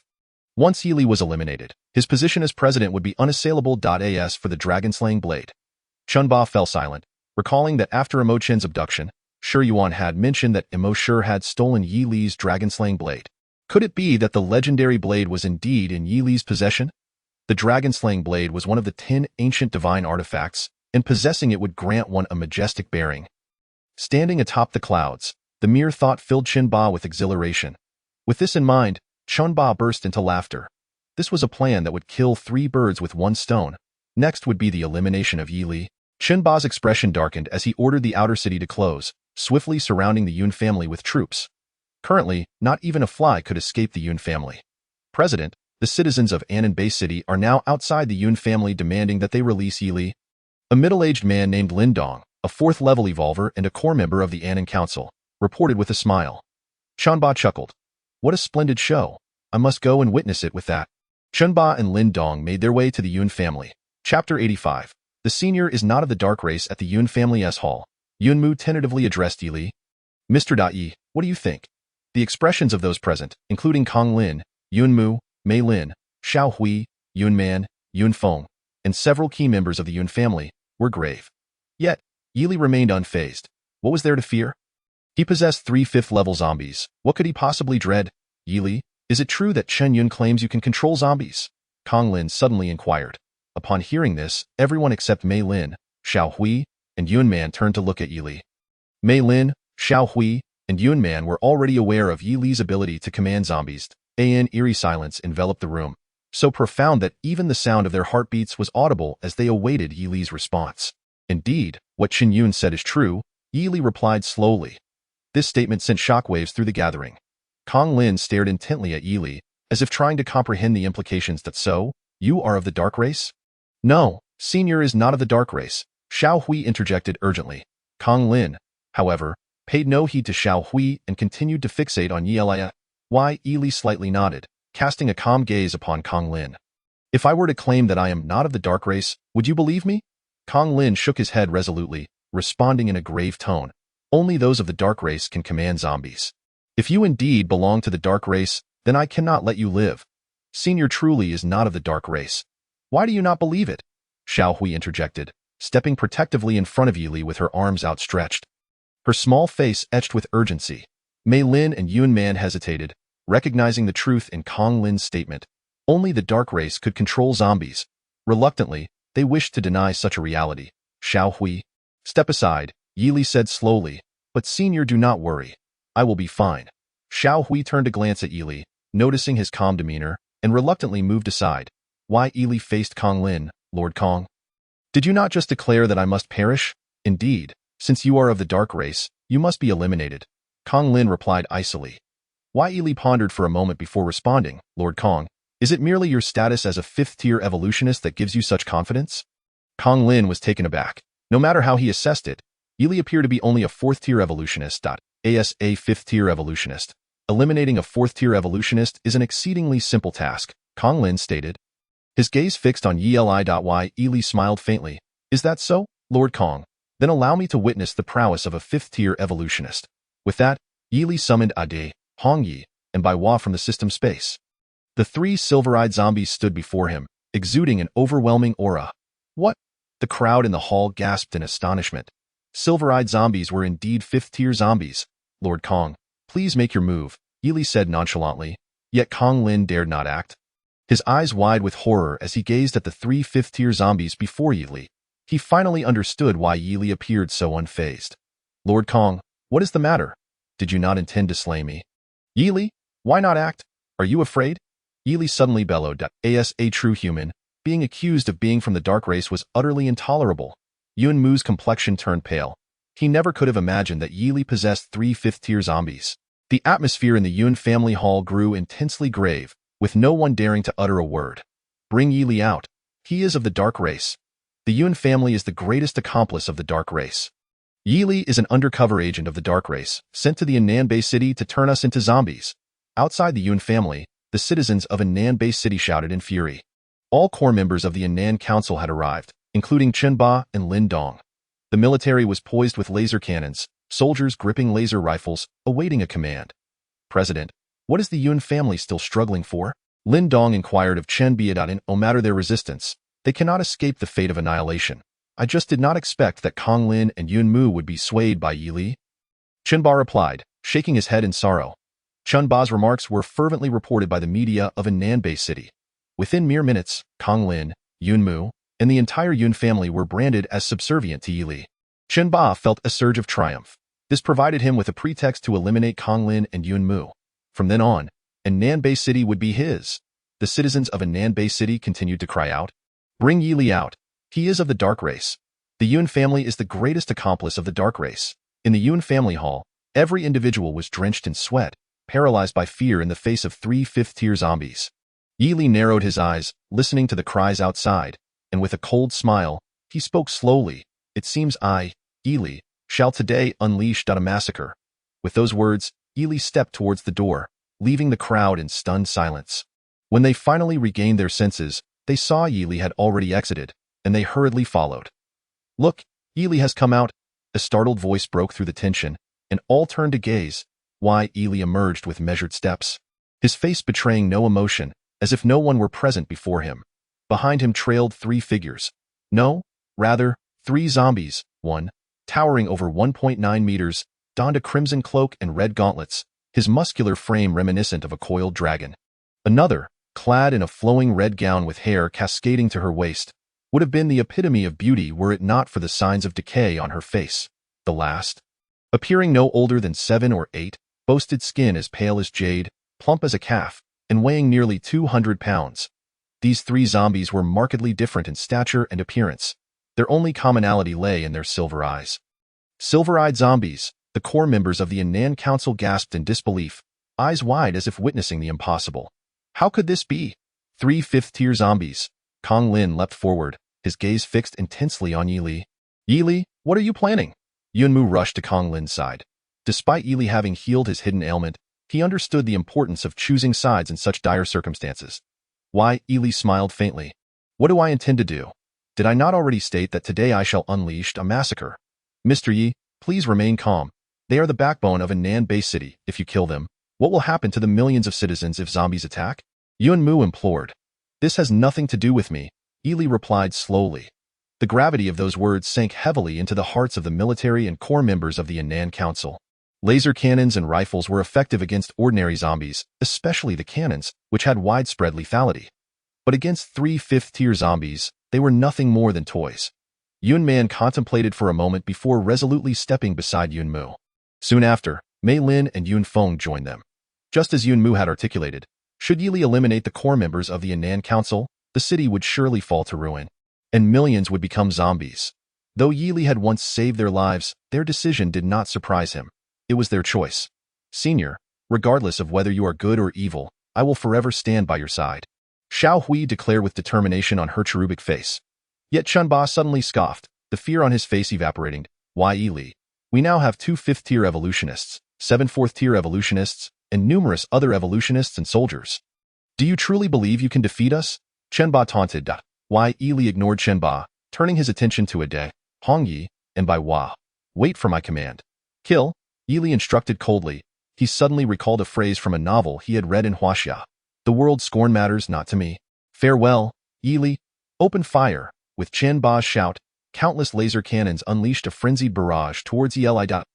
Yi Li, brandishing the formidable Dragon Slayer blade, stood tall. With a swift motion, he swung the blade, unleashing a terrifying golden light that cleaved through the lasers, reducing them to nothingness. Simultaneously, Ade, Hong Yi, and Bai Hua surged forward. The white doll, an embodiment of absolute defense, required no elaboration, akin to the golden bell shield of the Shaolin Temple or the iron cloth shirt. 3 fifth-tier zombies were swiftly vanquished, their blood flowing like a river. Yi Li was not idle either. With a deft leap, he soared into action, wielding the dragon-slaying blade, each swing a cataclysmic force. The earth trembled under the might of his assault, sending the army into a frenzied retreat. The 9 core members of the Anam Council engaged in a fierce battle with Yi Li, Ade, Hong Yi, and the White Doll. The remaining members were utterly helpless. Mei Lin seethed with resentment, lamenting the absence of a powerful warrior from the martial alliance. Had one been present, the situation would have been vastly different. Yet, How could the 9 core members withstand the onslaught of Yi Li and the 3 fifth-tier zombies? Within mere minutes, they were defeated. Aside from Kong Lin, Yun Mu, and Chen Ba, all the other core members met their demise. Blood trickled steadily from the dragon-slaying blade in Yi Li's grasp. Chen Ba, the architect of this trap, had unleashed a series of revelations, believing he could eliminate Yi Li, asserting his dominance and rightfully claiming the presidency of the Annam Council. He also aimed to eliminate Kong Lin and Yun Mu by framing Yi Li as an agent of the dark races. However, he never anticipated the turn of events that had unfolded at that moment. Chen Ba's face turned ashen, resembling a blank sheet of paper, devoid of color. Mei Lin, Yun Man, and Yun Feng wore expressions of shock. For Yi Li had transformed into a true devil, a demon emerging from the depths of an infernal abyss. The countenances of Kong Lin and Yun Mu were equally grim, reflecting disbelief at their overwhelming defeat. Initially, their strength could have matched the 3 fifth-tier zombies, but they had overlooked one crucial detail. The dragon-slaying blade in Yi Li's possession was an unfathomable weapon, an unstoppable force. Why Yi Li beckoned Chen Ba forward, inviting him to meet his end. Upon hearing this, Chen Ba's spirit seemed to drain from his body as he fell to his knees before Yi Li. Why Yi Li? I don't want to die. I beg you, spare my life, he implored. With desperation, he slapped his own face, hoping to elicit mercy from Yi Li. Having just assumed the presidency of the Annam Council, he was not ready to meet his demise. Yi Li smiled faintly. If kneeling and begging were effective, what need would there be for me? He replied. You brought this upon yourself. Die in an instant. Yi Li surged forward, and a flash of cold light glinted as a crimson gash appeared on Chen Ba's neck. He clutched at the wound, his eyes wide with disbelief as life ebbed away. He would soon bid farewell to this world. Why Yi Li, please, don't kill my father, Yun Man pleaded, terror etched across her face. She was terrified that Yi Li would take her father's life. She knew that Yi Li was not one to show mercy, despite having perceived him as a good person in their time together. By now, Kong Lin and Yun Mu were gravely injured, stripped of their combat power, akin to fish on a chopping board, ready for slaughter. As Yi Li gazed at Yun Man's tear-streaked visage, memories of their first encounter flooded back. Are you human? She had asked. What a question. Of course, I am human, he had replied. Senior, are you truly heading to the Eastern District? There are many zombies there. I am not afraid of zombies. The shock on Yun Man's face then was in stark contrast to her current state of despair. When did I ever say I would kill him? Yi Li spoke slowly, and his words sent a ripple of shock through the crowd. Did that mean Yi Li had no intention of harming Yun Mu? Senior, is that true? Yun Man inquired cautiously. Why Yi Li turned his gaze toward the sun, contemplating for a few moments before responding. You are all flesh and blood. Since you have made your choices, you shall walk your own path, while I traverse my solitary bridge. With that, Yi Li turned his attention to Yun Mu, adding, just remember, you must take good care of Xiao Hui. If not, I will hunt down your entire Yun family, even to the ends of the earth. The crowd gasped in shock, their eyes wide, rendered speechless by his declaration. The sunlight illuminated Yi Li's figure, casting him in a divine light, imposing and formidable. Why Yi Li, accompanied by Ade, Hong Yi, and the White Doll, began to stride forward. Senior, don't abandon me, Xiao Hui called out to Yi Li's receding silhouette. Why Yi Li offered no reply, his figure gradually fading from view. Yun Man's pale face reflected profound desolation. Yi Li's words had struck her heart like 1,000 needles, filling her with sorrow. Indeed, at such a critical juncture, only Xiao Hui remained steadfast by his side. Believing that Yi Li was not of the dark races, Mei Lin, too, felt a shift within herself. She had thought she would never develop feelings for a man, yet upon witnessing Yi Li's departure, she realized how deeply she cared. She had believed Yi Li to be a harbinger of slaughter, destined to turn the Annam-based city into a realm of zombies. Now, she recognized her grave error. Xiao Hui clenched her small fists, aware that her strength was inadequate. If only she were stronger, Yi Li would surely allow her to accompany him. Teacher Mei Lin, I will train, Xiao Hui declared, her determination shining through her youthful features. Yi Li, having secured Ade, Hong Yi, and the White Doll within the system space, sauntered into a secluded corner of the Annam-based city. His current prowess allowed him to navigate the city with ease. Yet he had no intention of lingering there for long. As he contemplated his next move, a faint smile graced his handsome face. Next, I shall confront the White Lotus sect. The White Lotus sect was the most formidable organization surrounding the Annam-based city, possessing strength enough to contend with the Annam Council. Yi Li made his way toward the sect, determined to bring it to heel. The journey to the White Lotus sect was not short. But as a fourth-tier evolver, he could traverse great distances with ease. After a day of travel, Yili arrived at a rather unremarkable city named Dongcheng. The sect's location lay on the mountain behind the city. To his surprise, he encountered an unusually high number of zombies in Dongcheng. After a moment of reflection, he understood. Shi Yuan, a figure of dark power, must have summoned them to guard the White Lotus sect. Yili was aware of Shi Yuan's intentions. He sought the dragon-slaying blade. Had Yili remained an ordinary awakener, the knowledge of his possession could have spelled disaster for him. However, with Ida, Hongyi, and the White Doll now fifth-tier zombies, and himself a fourth-tier awakener, the landscape had shifted. Upon reaching Dongcheng, Yili was greeted by a throng of zombies, their eyes gleaming with hunger as they rushed toward him. The sight was reminiscent of a feast laid before them. With a roar, hundreds of zombies lunged forward. Yili released Ida, Hongyi, and the White Doll from the system's space. The horde of ordinary zombies proved feeble before them. As zombies fell one after another, Yili accessed the synthesis interface in his mind, initiating the fusion of zombies. 2 Level 1 zombies could be combined to create a Level 2 zombie, with the balanced numbers of male and female zombies. He synthesized a Level 7 female zombie and a Level 7 male zombie. Upon examining the system space, he discovered he already possessed a Level 7 female zombie and a Level 7 male zombie, prompting further synthesis. He continued to create an 8th level male zombie and an 8th level female zombie.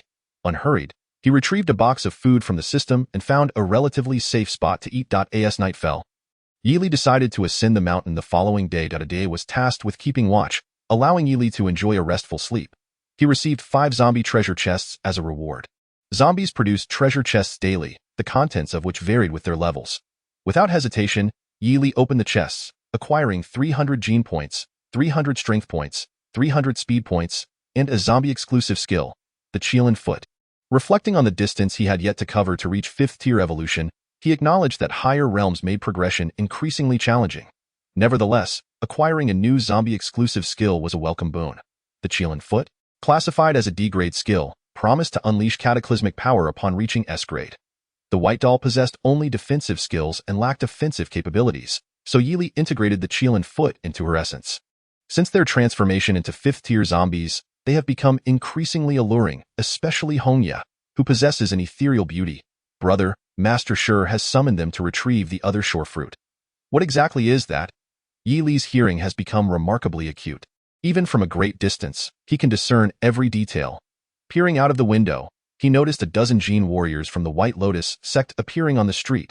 It seems Master Shi intends to use the fruit for concocting some treasure elixir, which purportedly enhances one's strength manifold after consumption. Is such a potent elixir truly available?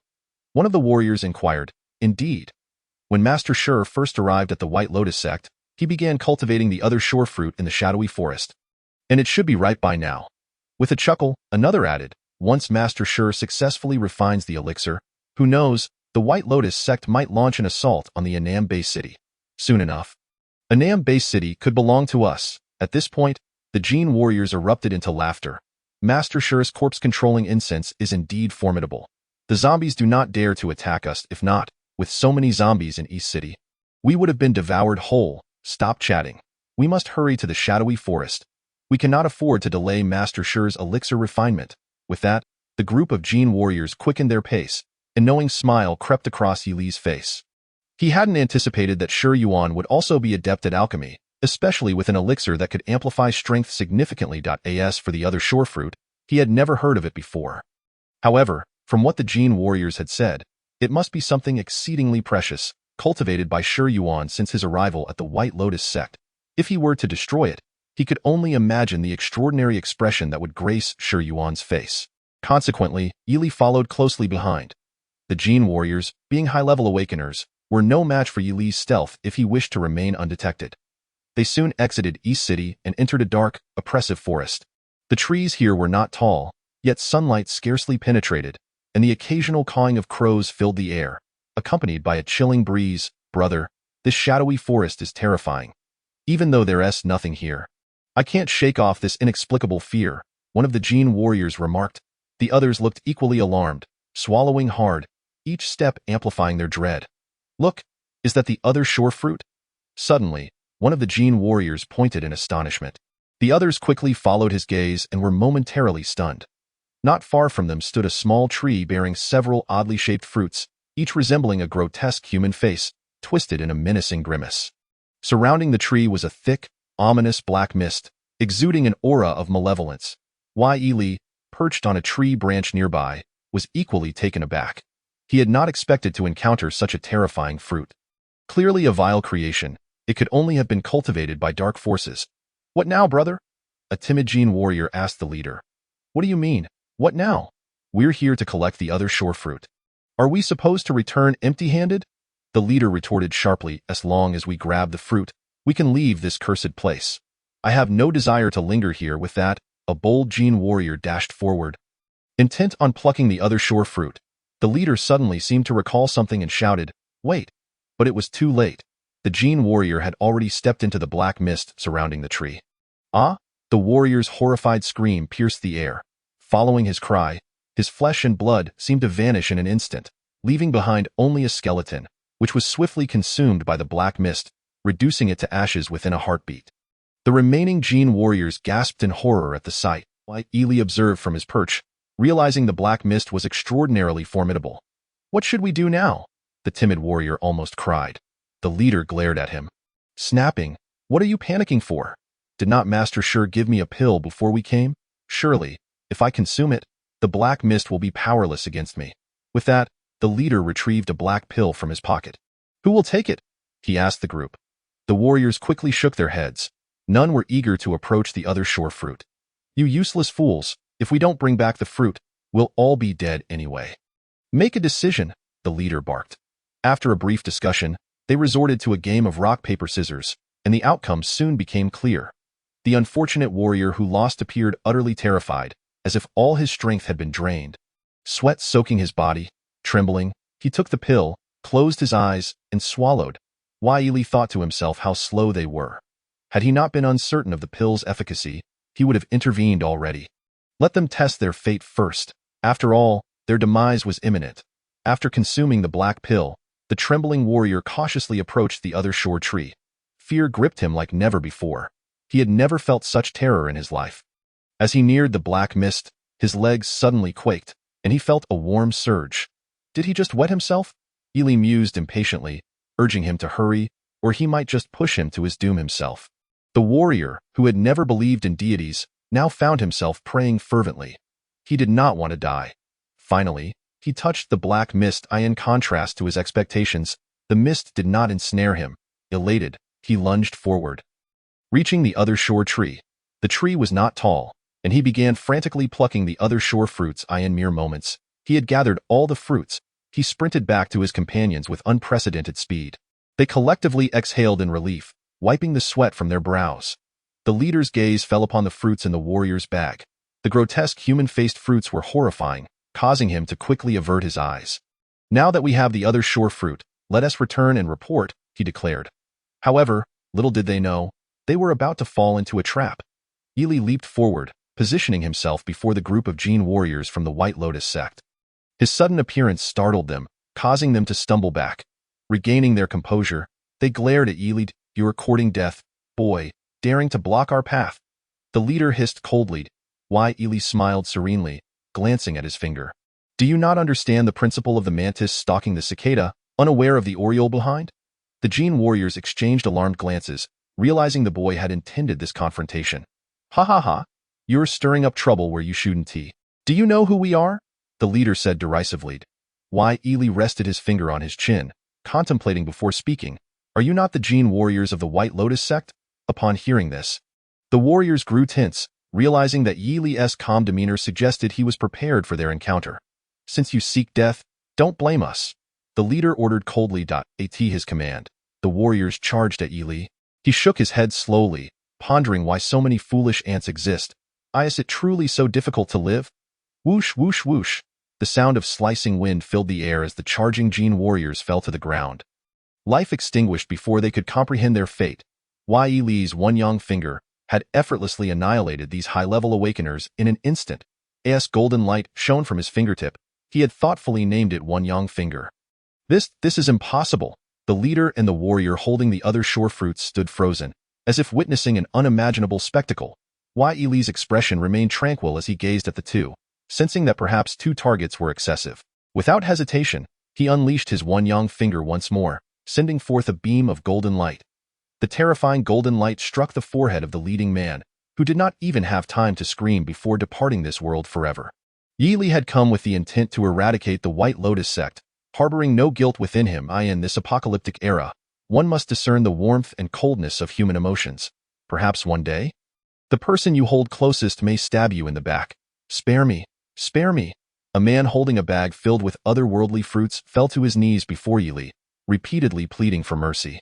Yi Li scrutinized the man, who appeared to be in his 30s, and was, quite frankly, an eyesore. With a pockmarked face, a pointed chin, and an overall appearance that resembled a monkey, it was not just that he was ugly. He had the eyes of a sow, and worse still, dark circles around them. Truly, he was as hideous as one could be, 3 parts human and 7 parts ghost. Yi Li couldn't help but chuckle. He had never encountered someone so unattractive before, finding it amusing. The man was utterly terrified, bowing repeatedly before Yi Li, clearly desperate to save his life. "What is your name?" Yi Li asked nonchalantly. The man dared not conceal anything. Hastily replying, "I am Chen Qi. Have you long desired death?" Yi Li inquired slowly. Upon hearing this, Chen Qi nearly fainted from fear. He had barely escaped death while gathering the otherworldly fruit and could not have anticipated such a dire situation. I don't want to die. Please spare my life. Just consider me a mere nuisance and let me go." Chen Qi sobbed, his tears flowing freely. As the saying goes, a man sheds tears not lightly, but only at the moment of deep sorrow. "Since you wish to live, then stand up," Yi Li said calmly. Chen Qi felt as if he had received a reprieve and scrambled to his feet. "Predecessor, what are your orders?" "I, Chen Qi, would not hesitate to climb mountains of blades or plunge into fiery pits." Chen Qi observed Yi Li cautiously, fearful of inciting his displeasure. "Hand that to me," Yi Li commanded, pointing to the bag containing the otherworldly fruits. Chen Qi, trembling, complied without hesitation, handing over the bag. Yi Li opened the bag and examined the otherworldly fruits within. A dozen grotesque faces adorned the fruits, each wearing a sinister smile and emanating an eerie glow from their eyes, enough to send shivers down one's spine. He contemplated the malevolence of these fruits. Had he not been curious about their potential uses, he would have destroyed them on the spot. Turning his gaze back to Chen Qi, Yi Li spoke slowly, "Go and inform the White Lotus sect that I, Yi Li, have arrived." With that, Yi Li strolled towards the eastern city. Chen Qi stood rooted in place, resembling a monk in deep meditation, until Yi Li's figure vanished from his sight, at which point he swallowed hard. "My goodness, there exists such a terrifying person. Thankfully, my attitude while begging for mercy was commendable. Otherwise, my life would have been forfeit. I cannot return to the White Lotus sect like this." Chen Qi raised his palm and struck himself repeatedly, causing himself to bleed before finally stopping. He then made his way towards the White Lotus sect.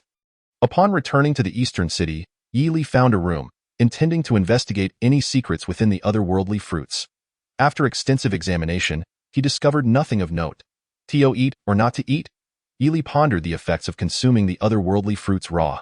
The key concern was their malevolence. Would ingesting them result in internal harm? After a few moments of contemplation, he resolved that fortune favors the bold. What did he have to fear? A true hero should conquer challenges. Without further ado, he bit into one of the otherworldly fruits, devouring nearly half of it.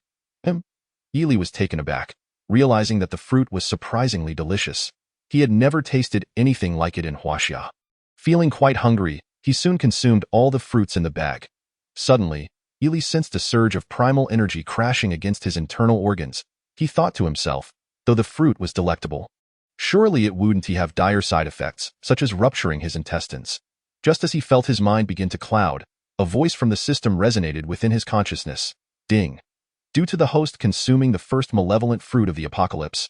Congratulations, host, you have obtained a super treasure chest. Yi Li was astonished to have received a treasure chest, especially a super one. Without hesitation, he opened it. Received the ancient demon scripture. Yi Li was taken aback. Just the name alone suggested its extraordinary nature. He quickly examined the skill introduction for the ancient demon scripture.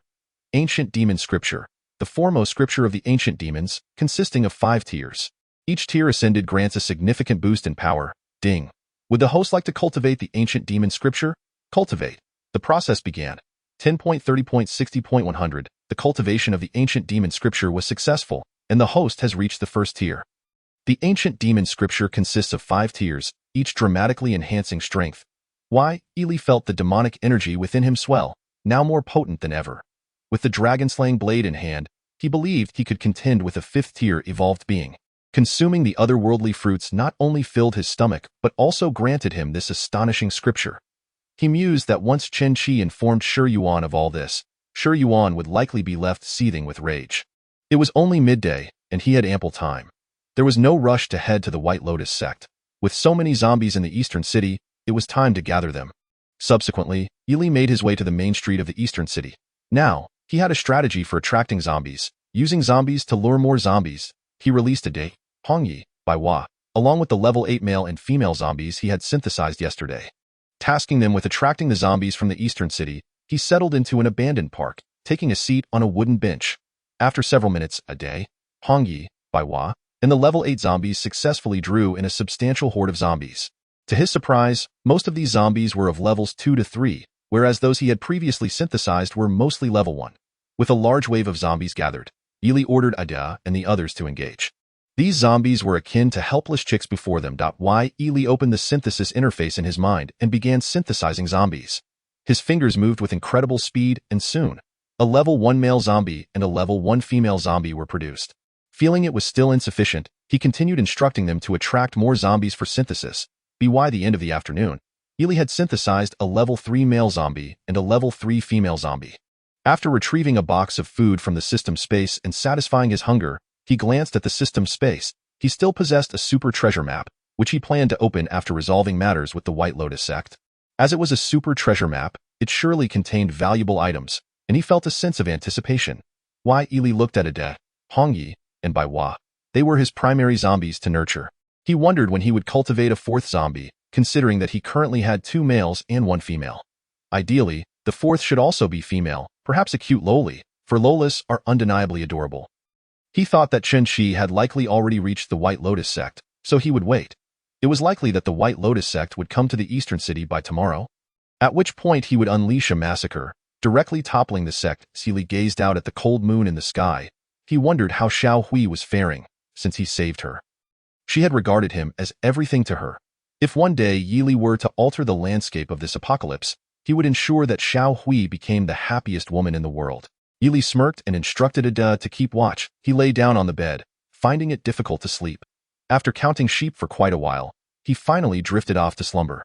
Chapter 96, Shi Yuan's Thunderous Fury at the White Lotus sect. Chen Qi trudged in with heavy steps, his body battered and bruised. He finally arrived at the Grand Hall of the White Lotus sect. At that moment, Shi Yuan sat upon the throne, his face brimming with arrogance, contemplating how he would acquire the otherworldly fruit and refine it into a precious pill, leaving the Anan-based city helpless against him. As for the dragon-slaying blade in Yi Li's possession, he thought it would be easily seized. However, upon seeing Chen Qi enter the hall, covered in wounds, his laughter quickly faded. "What on earth happened?" Bai Shan barked. Upon hearing this, Chen Qi fell to his knees, bursting into tears. "Master, the brothers suffered terribly." Bai Shan's forehead throbbed with veins, and he demanded, "Quickly, tell me what happened." Chen Qi recounted the entire ordeal to Bai Shan and Shi Yuan. Their expressions turned ashen, as if struck by a bolt from the blue. "What did you say?" Shi Yuan's eyes turned crimson, and rage erupted from him. Chen Qi wiped his tears, saying, "Yi Li is too arrogant. Master, you must take action." He felt relieved that he had returned with wounds. Otherwise, he might have lost his life. Shi Yuan gritted his teeth in fury. "Why Yi Li?" Yi Li, upon his arrival at the White Lotus sect. He planted the fruit of the other shore, eagerly anticipating this day. If he could refine it into a treasure elixir, then the city of Anan Base would belong to him. More importantly, he could seize the dragon-slaying blade from Yi Li's grasp. With the blade in his possession, he would attain unparalleled inheritance within the Dark Sanctuary. However, all of this was thwarted by Yi Li. "What use do I have for you? What purpose do you serve?" Shi Yuan's eyes burned with rage as he prepared to strike at Chen Qi. Seeing this, Chen Qi, frightened, crawled on the ground, pleading, "Master, save me, master, please." Bai Shan, noticing Chen Qi's battered state, knew instinctively that he had narrowly escaped death to bring this news. "Stop, Lord Shi. Our priority now is to find Yi Li and reclaim the fruit of the other shore," Bai Shan urged, looking at Shi Yuan. Infuriated by the reminder, Shi Yuan retorted. How could I not know? But we have no idea where Yi Li is, Lord Shi. It seems Yi Li has gone to East City. Chunchi whispered. Is that true? Shi Yuan glared coldly at him. I swear on my life. If I speak a single lie, may heaven strike me down, Chunchi hastily affirmed. Upon hearing this, Shi Yuan narrowed his eyes. If Yi Li is truly in East City, he is courting death at that time.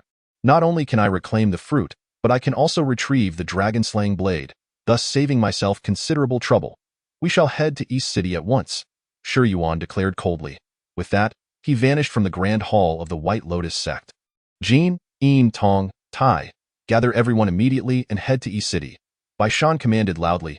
Yes, master. The 8 hammers of gold, silver, copper, and iron were the newly appointed 4 protectors of the White Lotus sect, all at the 3rd stage of evolution. In an instant, over 1,000 members of the White Lotus sect rushed towards East City. Not long after Yi Li had settled down, he heard the commotion and felt displeased, thinking to himself, after counting sheep for so long, is this when you choose to make noise?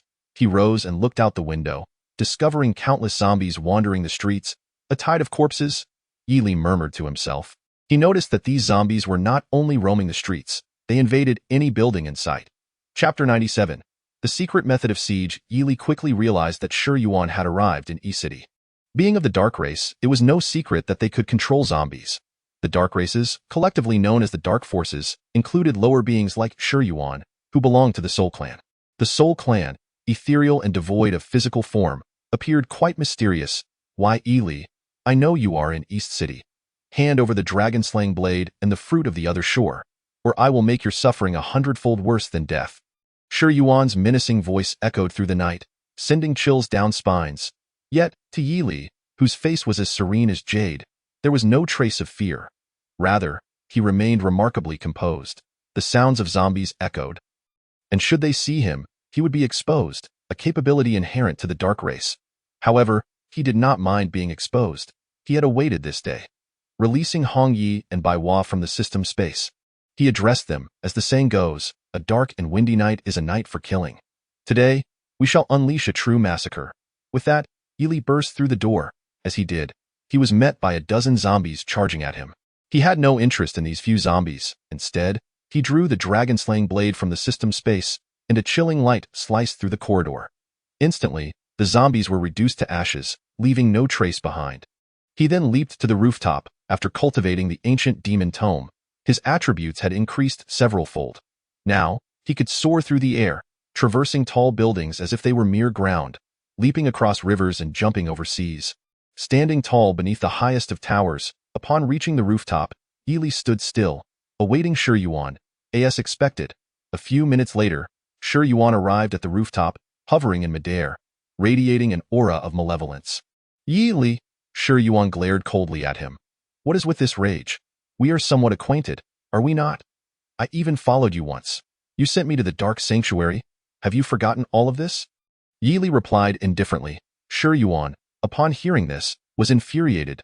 Why, Yi Li, hand over the dragon-slaying blade and the fruit of the other shore, and I may consider granting you a swift death. The fruit of the other shore?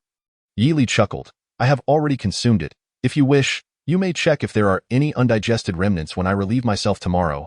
Why, Yi Li, I assure you, I will make you wish for death. Shi Yuan gritted his teeth, the words escaping through clenched jaws. With that, Shi Yuan formed a peculiar hand gesture, malevolent energy surging from his palms. Be my method. Command all the zombies in East City to besiege Yi Li. Immediately, dark energy dispersed throughout East City. Yi Li smirked inwardly, as he was spared considerable effort. If all the zombies in East City were to merge, the thought alone was delightful. Even if you have 3 5th-stage zombies, facing the entire horde of East City's zombies is akin to striking a stone with an egg, Shi Yuan stated, fixating on Yi Li. Perhaps you are correct, but you have overlooked one detail. Yi Li replied slowly. What detail? Shi Yuan inquired hastily. With a faint smile, Yi Li's eyes gleamed with cold light. You are still just one person. As the words fell, Yi Li wielded the dragon-slaying blade and struck with a terrifying slash. Chapter 98. The zombies of East City. Shi Yuan was aghast. Yi Li, merely a 4th-stage evolver, was capable of such a fearsome strike. This blow startled him, affirming the dragon-slaying blade's legendary status as one of the 10 ancient artifacts.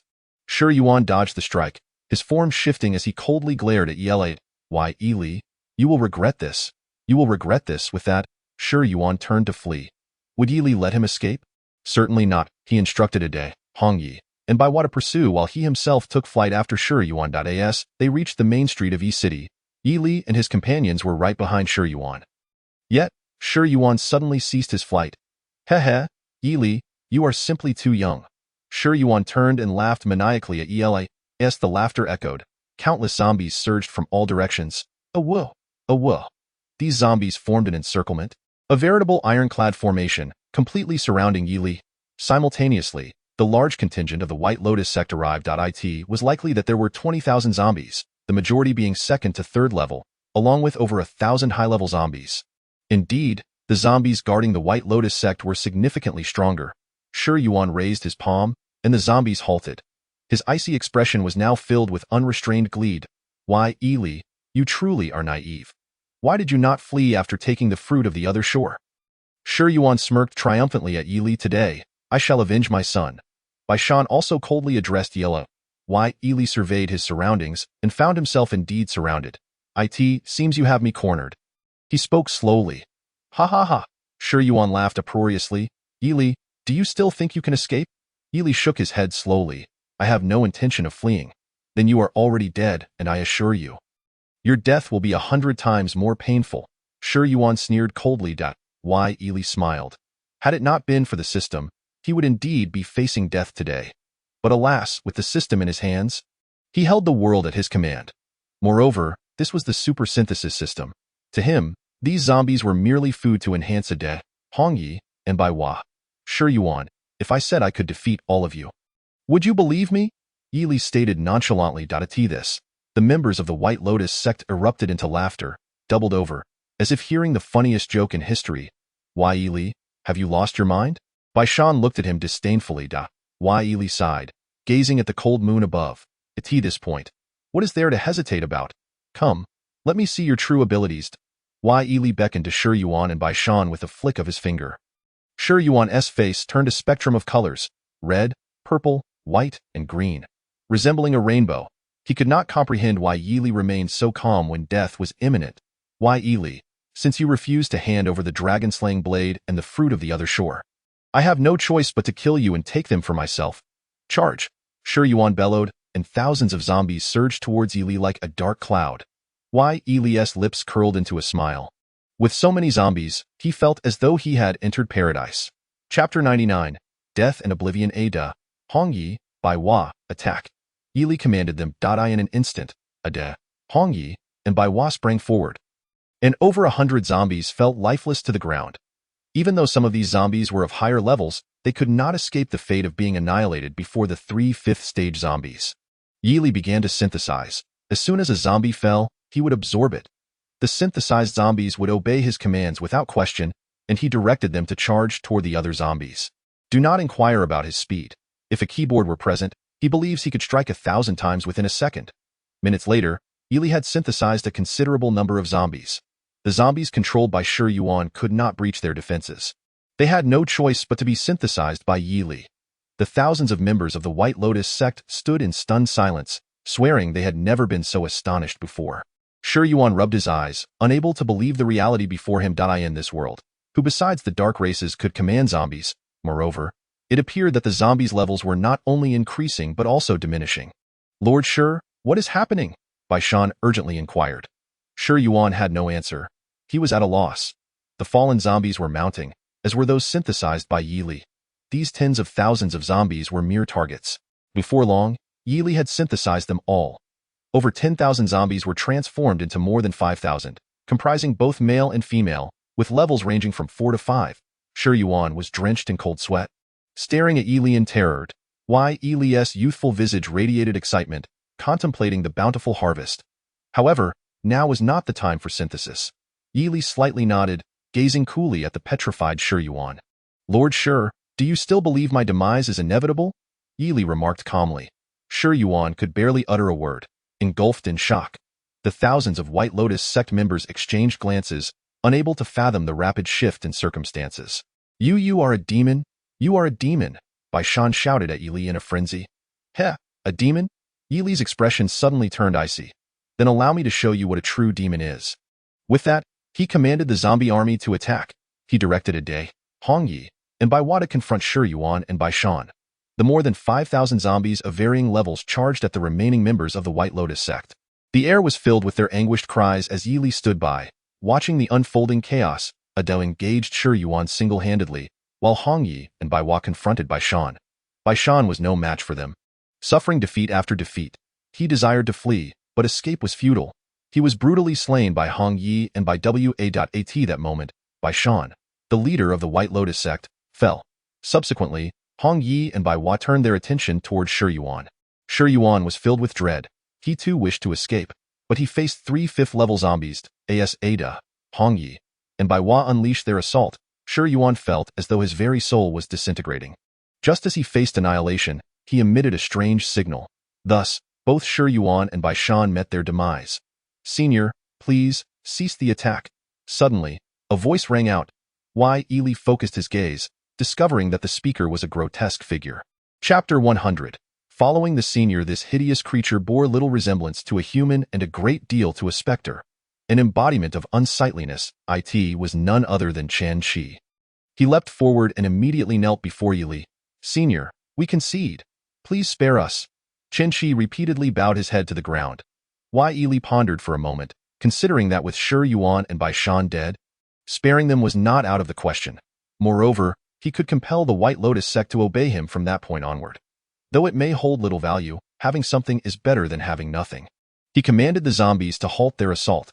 Only a few hundred members of the White Lotus sect remained. The rest had been transformed into zombies, which Yili seamlessly synthesized. The surviving members of the White Lotus sect sighed in relief, their faces reflecting sheer terror. "Senior, we are willing to follow you," Chen Qi professed. "Senior, we are willing to follow you." Over 200 genetic warriors of the White Lotus sect knelt, willing to do whatever it took to survive. Ding! Due to the host's large-scale synthesis of zombies, congratulations to the host for obtaining a chance for a random draw. Yili contemplated the omnipresence of this golden finger. Lo and behold, another opportunity for a draw had arisen. The pointer began to spin on the wheel. "Congratulations to the host for unlocking the points mall. Would you like to use it?" "Used?" Yili was taken aback to discover the existence of a points mall. Soon, an icon for the points mall appeared in his mind. Upon entering, he found he possessed an astonishing 1,000,000 points. This revelation surprised him. Could it be that the sheer number of synthesized zombies had garnered him such points? The points mall was filled with a myriad of items, though most did not catch his interest. For awakened individuals, however, the items were nothing short of treasures. Realizing he needed strength to command the White Lotus sect, he suddenly spotted a potion that could forcibly elevate a person to the status of an evolutionary. Priced at 10,000 points, he promptly purchased 10 vials of the evolution potion. "Chen Qi, do you truly wish to follow me?" Yili inquired coolly at the kneeling Chen Qi. Chen Qi's pockmarked face bore an unwavering determination. "Senior, if I speak one untruth, may heaven strike me down. If that is the case, I shall bestow upon you some treasures." As he spoke, Yili handed 10 vials of the evolution potion to Chen Qi. Chen Qi, bewildered, evidently did not comprehend the significance of these items. "Drink them all," Yili instructed slowly. Without a moment's hesitation, Chen Qi consumed all 10 vials. In an instant, his body began to transform. First, he became a first-level evolutionary, then a second-level evolutionary. And finally, he stopped at the third-level evolutionary. This Chen Qi gazed at his hands in disbelief, muttering to himself, "I am now a third-level evolutionary?" This was a happiness he had never anticipated. Having endured ridicule since childhood, even within the White Lotus sect, he now stood as a third-level evolutionary. "Thank you, senior." Chen Qi bowed thrice before Yili. The remaining 200 genetic warriors of the White Lotus sect stood in shock, realizing they had crossed paths with an entity as formidable as a mountain. Chapter 101. The Western Mountain Mass Grave. Yili regarded Chen Qi, stating, "From this moment forth, you shall be the leader of the White Lotus sect." Chen Qi was taken aback. "Senior, you? What, do you not wish to?" "No, I am willing," Chen Qi exclaimed, elated beyond measure. He had never imagined he could ascend to the position of leader of the White Lotus sect. "You may leave now," Yili spoke gently. Chen Qi hesitated, discreetly observing Yili's serene countenance, as if nothing had transpired. Truly, a senior is always understated and reserved. Subsequently, Chen Qi led the remaining members of the White Lotus sect away. Why Ely surveyed the over 5,000 zombies of varying levels before him. Both male and female, tall and short, each unique in their own way. Should there be a zombie matchmaking event, it might prove entertaining. These zombies represented all the zombies from E-City. Why Ely opened the synthesis module in his mind and began to synthesize them. The task of synthesizing over 5,000 zombies would require considerable effort. Ultimately, he synthesized one male third-level zombie and one female third-level zombie. With this bountiful haul, a rare smile of excitement graced Ely's face. With the White Lotus sect resolved, it was now time to unveil the Super Treasure Map. He located the Super Treasure Map within the system space and clicked to open it. Would you like to activate the Super Treasure Map? Yes. Activating the Super Treasure Map 10.30.60.100. Location. Western Mountain Mass Grave. Within Ely's mind appeared the coordinates. Upon inspection, he realized that the Western Mountain Mass Grave lay beyond the boundaries of the Annan Bay City. However, reaching it required no passage through other cities. He could simply traverse the mountains. The Western Mountain Mass Grave, as the name suggested, was indeed a burial site. Why Ely interpreted it literally, wondering if there could be any extraordinary treasures hidden therein. Contemplating this, he felt the Super Treasure Map might be a ruse, as he initially anticipated something of value. Nevertheless, he resolved to investigate. One could never be certain. Following the coordinates in his mind, Ely ascended a mountain and proceeded along the path. After an indeterminate duration, he finally arrived at his destination, wiping the sweat from his brow. Before him lay a desolate expanse, endless in its barrenness. Everywhere were neglected graves and fragmented tombstones, their inscriptions faded by the passage of time. Occasionally, the eerie cries of strange birds echoed, sending chills down his spine.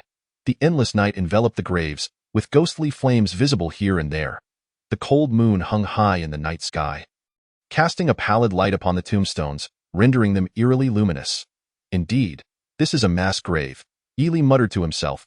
He summoned Ide, Hongyi, and Bai Hua from the system space. Why Ely sensed that the Western Mountain Mass Grave bore an unusual significance. It would be prudent to proceed with caution, for something peculiar might be concealed here. Yet, the Super Treasure Map merely indicated the location. How was he to search for treasures? Surely, he would not need to exhume graves.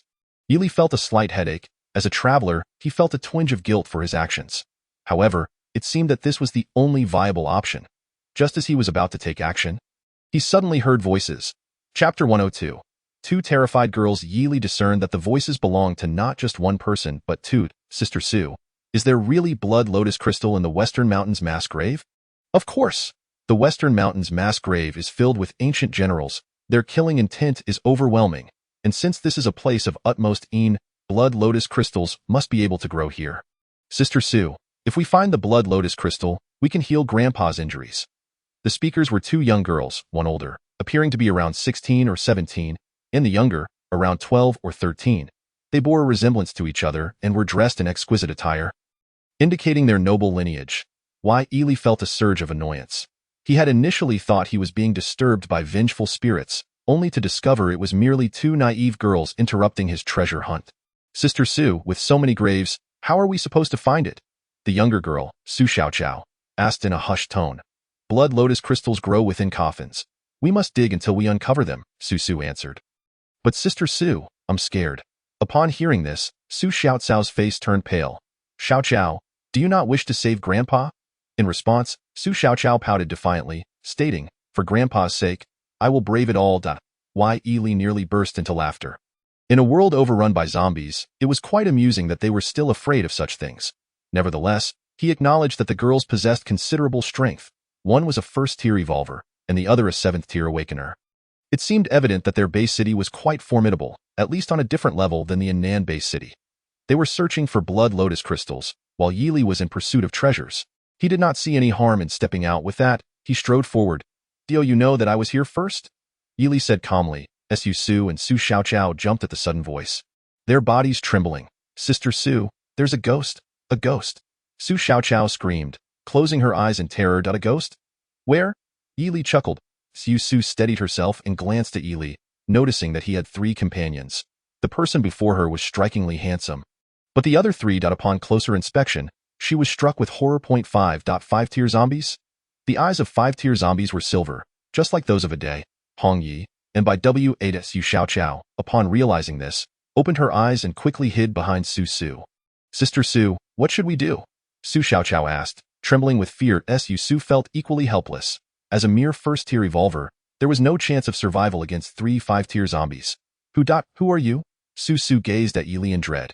Yili smiled inwardly, thinking about how Ade, Hong Yi, and Bai Hua must have frightened the two girls terribly. My name is Yili, and you? He replied nonchalantly. Su was taken aback, her pale face reflecting confusion. Shouldn't zombies immediately attack upon seeing humans? Why were these 3 5-tier zombies remaining still? Moreover, with these 5-tier zombies near a human, could it be? Suddenly, Su realized a shocking possibility. The strikingly handsome man before her was of the dark race. You are of the dark race? Su nearly wept, never anticipating that she would encounter one here. Su Xiaoqiao was similarly terrified, hiding behind Su and not daring to show her face. Chapter 103. The Su family of Huangjiangbei City. Yili felt a sense of helplessness. Why did people always mistake him for being of the dark race? He was clearly not. It seems you have yet to answer my question, Yili remarked, looking at Su with a placid expression. Swallowing hard, Su nervously introduced herself. I am Su, and this is my younger sister. Su Xiaoqiao at that moment, she had no choice but to comply.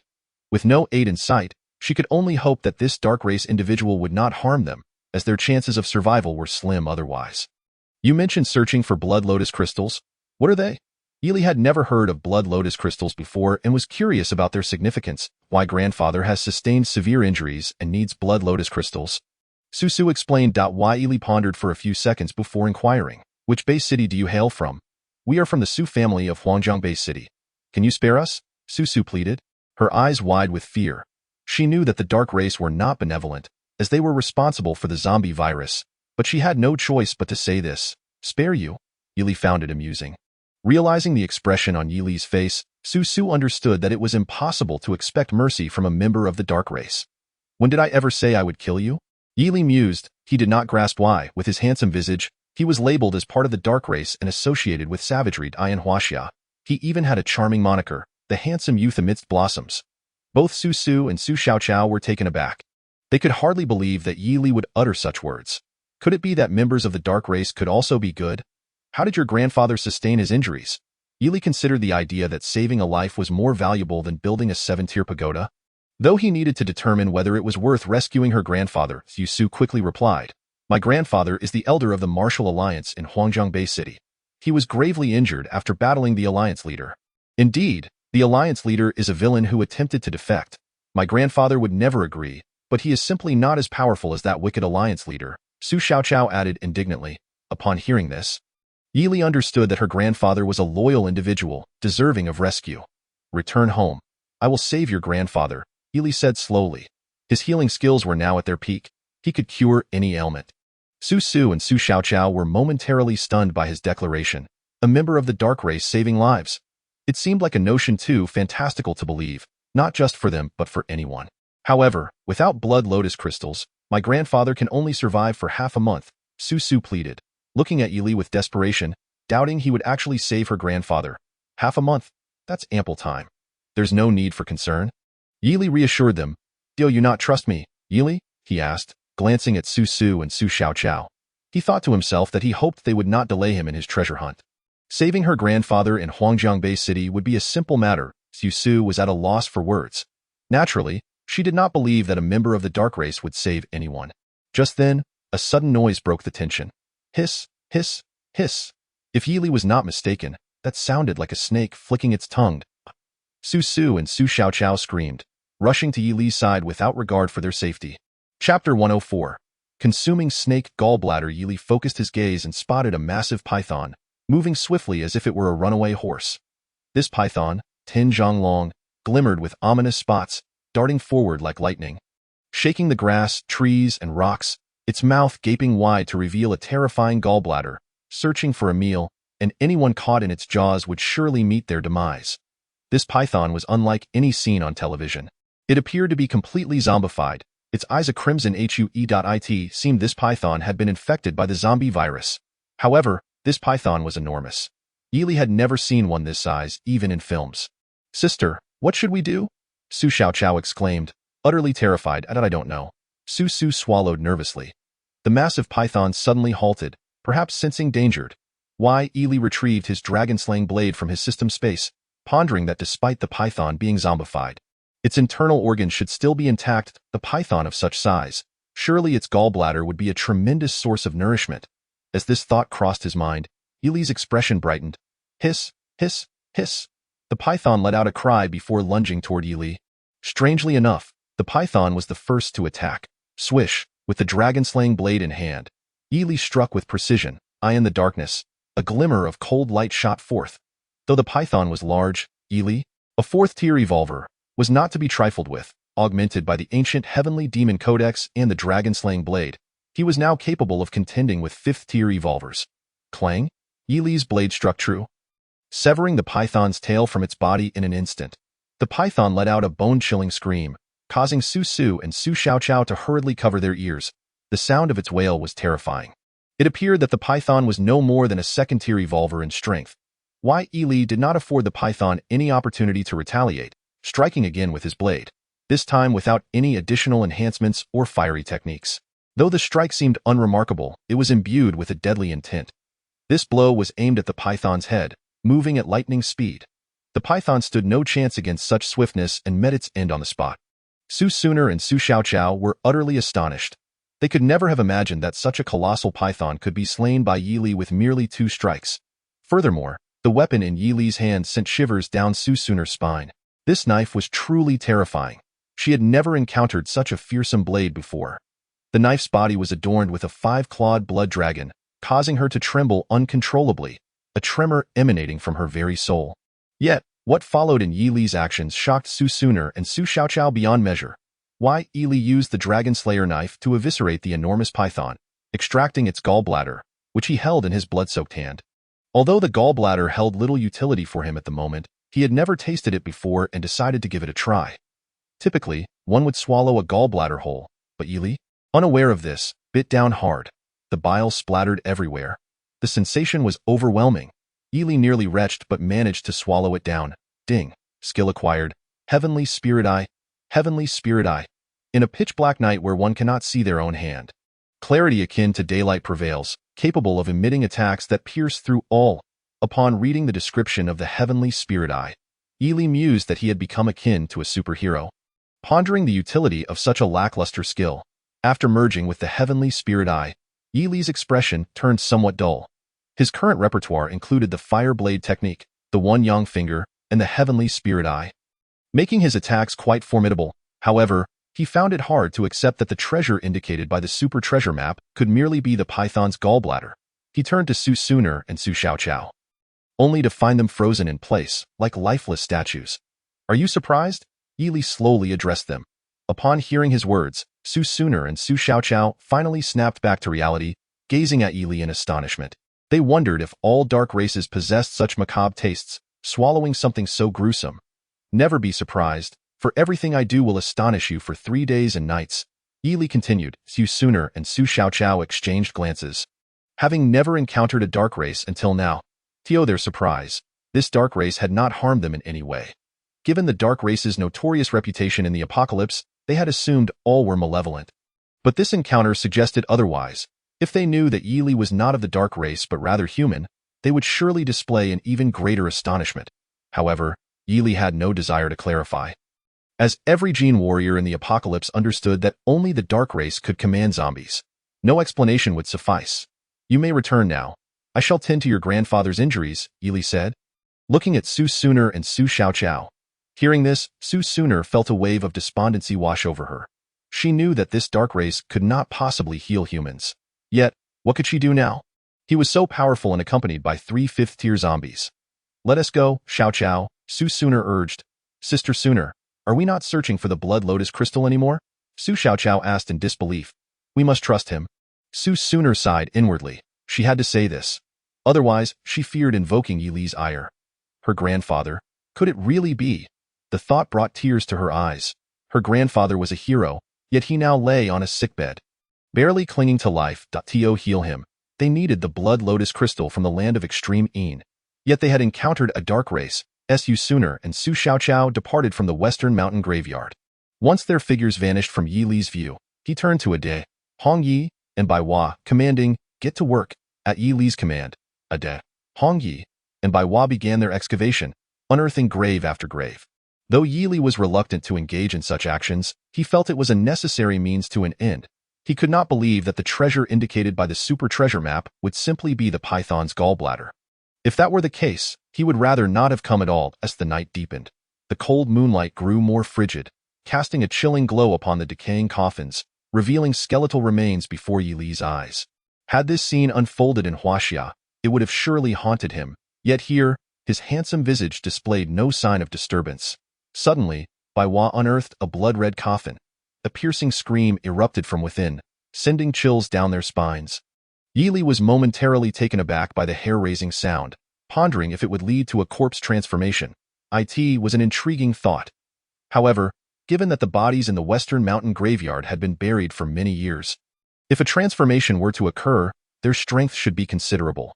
Suddenly, the blood-red coffin began to tremble violently. Yili's expression shifted, realizing that what lay inside might be the very treasure he sought. Baiwa, open the coffin, Yili commanded. Baiwa, grinning foolishly, kicked the blood-red coffin open. Although Baiwa was still a D-grade zombie, the kick was formidable, akin to the might of a Qilin. Once the coffin was opened, Yili beheld a breathtaking sight. Inside lay a remarkably lifelike corpse, a woman, her face exquisite as jade, draped in ethereal garments. Were it not for the setting, Yili would have thought her merely a sleeping beauty rather than a corpse. Yet, Yili was not astonished by her lifelike appearance, but rather by the ethereal light emanating from her abdomen. Then, to his shock, he heard the sound of a baby's cries. Could it be? Yili suddenly considered a possibility. The woman was about to give birth. What a startling revelation! The outcome unfolded just as Yili had surmised. A baby emerged from the woman's belly. What an eerie scene it was! The infant was a girl, plump and adorable, yet she was not human. Instead, she was a zombie infant. To Yili's astonishment, the zombie infant began to glow with a purple light, visibly growing at an astonishing rate. She transformed into a child of 8 or 9 years old before halting her growth, her zombie features not overly pronounced yet distinctly different from a human's. The most striking aspect was her adorable face, exuding an irresistible charm. This was a lowly. Yili observed the lowly and noted that she was a first-tier zombie. Just when he wished to cultivate a lowly zombie, fate had handed him the opportunity effortlessly. However, the critical issue remained that she was not yet loyal to him. Roar! The lowly zombie screeched and lunged at Yili. Baiwa stood in her way. And under Baiwa's overwhelming defense, the first-tier zombie appeared pitifully weak. The lowly zombie was sent flying, crashing heavily to the ground. Baiwa, hold her down, Yili instructed. Baiwa nodded and swiftly restrained the lowly zombie, rendering her immobile. Despite Baiwa's youthful appearance, her massive physique suggested she weighed nearly 200 pounds. Yili contemplated this and remembered his point store. He wondered if there was a solution available. After checking, he discovered he still had 900,000 points. After searching, he finally found what he needed. Zombie Loyalty Potion. Ensures a 100 loyalty level in zombies. Price: 10,000 points. Yili purchased the Zombie Loyalty Potion for 10,000 points, reducing his balance to 890,000. With the potion in hand, the lowly zombie would now obey his every command. Approaching the restrained lowly zombie, he noted her fierce gaze fixed on him, as if wishing to tear him apart. Baiwa, pry open her mouth, Yili ordered. Baiwa obliged, effortlessly forcing the lowly zombie's mouth open. With Baiwa being a 5th-tier zombie, the lowly zombie had no choice in the matter. Awoo, awoo! The lowly zombie cried out in distress. Yili poured the zombie loyalty potion into her mouth. Instantly, the lowly zombie calmed down, as if sedated. Given that she was born a 1st-tier zombie, her progenitor must have been even more formidable. Glancing back at the blood-red coffin, Yili noted that the beautiful woman had transformed into a skeleton. This sight stirred profound feelings within him. He would never see his daughter. Let us give her a name, Yili murmured. After pondering for a few seconds, he looked at the lowly zombie and declared, "You shall be called Yutong." He then examined Yutong's attributes. Yutong, 1st-tier zombie. Zombie special ability, petrification. Zombie attribute, magicked. Yili couldn't help but gasp in astonishment. This petrifying ability was akin to that of Medusa. He glanced once more at the zombies within the confines of the system space. Aside from Ada, Hongyi, and Baiwa, there also existed a 3rd-tier male zombie and a 3rd-tier female zombie. Upgrading Yutong was not feasible at this moment. Yili mused that the treasure concealed within this extraordinary treasure map was indeed Yutong. Just as he prepared to depart, A cacophony of terrifying sounds reached his ears. Howls echoed ominously from every tomb. Zombies began to emerge. Most of these undead were ancient generals, wielding an eclectic array of weapons, tridents, ruthless blades, and silver-plated dragon-headed staffs, among others. However, these zombies were merely advanced zombies, lamentably weak. Why Ely instructed Baiwa to handle them while he opened the synthesis interface in his mind to begin the process. Baiwa leaped into action, landing heavily and instantly toppling several zombies. A few minutes later, all the zombies had been synthesized by Yili. 3 First-tier male zombies were satisfactory, although he lamented the absence of any female zombies that could have upgraded Yutong. Not lingering at the western mountain's mass grave, Yili descended the mountain. With the Tianling Tong, his vision was akin to that of a 1,000-mile gaze, allowing him to see clearly a vast base city below. This city was undoubtedly the Huangjiang Base City. The night had deepened by the time Yili arrived at Huangjiang Base City. Searching his pockets, he discovered not a single doomsday coin. Thus, he found a corner to rest and lay down. It was quite ludicrous that the esteemed Yili now had to sleep on the street, yet he thought little of it. Adaptability was a trait of true gentlemen. As dawn broke, the system's notification chimed in Yili's mind. 9 zombie treasure chests awaited him. With a single click, he opened the chests. He obtained 400 genetic points, 400 strength points, 400 speed points, and 400 defense points, along with the supreme gauntlets. The genetic points were of little concern to him, for he had already reached the status of an SSS-level genetic warrior. What were these supreme gauntlets? Yili inspected their attributes. Supreme gauntlets, a weapon exclusive to zombies, enhancing strength twofold when worn. Were these not custom-made for Ada? He equipped Ada with the silver gauntlets adorned with sharp, cold blades, which looked quite formidable. Yili contemplated that it was time to visit the Su family. Su Sooner had mentioned that her grandfather was the elder of the Huangjiang Base City's warrior alliance, implying that the Su family was quite renowned. Suddenly, he noticed a graceful young lady approaching, who, to his surprise, was a first-tier evolver. He intended to inquire about the direction to the Su family. "Hello, could you direct me to the Su family?" Yili asked as he approached her. The young lady, taken aback, stared at him in disbelief. "Which Su family?" "The one with Su Sooner." Upon hearing this, a look of derision crossed her fair face. "You're looking for Sooner at the Su family," she said dismissively. Yili realized that this young lady was indeed acquainted with Su Sooner. "Could you please tell me how to get to the Su family?" He continued. This. Her scorn intensified. "You seem like just an ordinary person. Do you really think you're worthy of going to the Su family to see Sooner? Do you know how many people in Huangjiang Base City admire her?" The young lady, named Lu Qian, was the eldest daughter of the Lu family in Huangjiang Base City and was truly stunning. Why, Yili chuckled inwardly. A first-tier evolver couldn't possibly discern his true capabilities, yet he had no desire to engage in a dispute with her. "I am going to the Su family to treat Su Sooner's grandfather. Just tell me how to get there." Why, Yili spoke calmly. Lu Qian regarded him with incredulity, unable to fathom how someone so seemingly unremarkable could make such bold claims, especially since the most esteemed physicians in Huangjiang Base City were at a loss regarding the injuries in question. "Young man, confidence is good, but you should also assess your own worth," she retorted disdainfully. Yili felt a slight surprise. It seemed this young lady needed a lesson in humility to understand who he truly was. "I've changed my mind," Yili said, fixing his gaze on Lu Qian. She smirked, thinking he would retreat in the face of difficulty.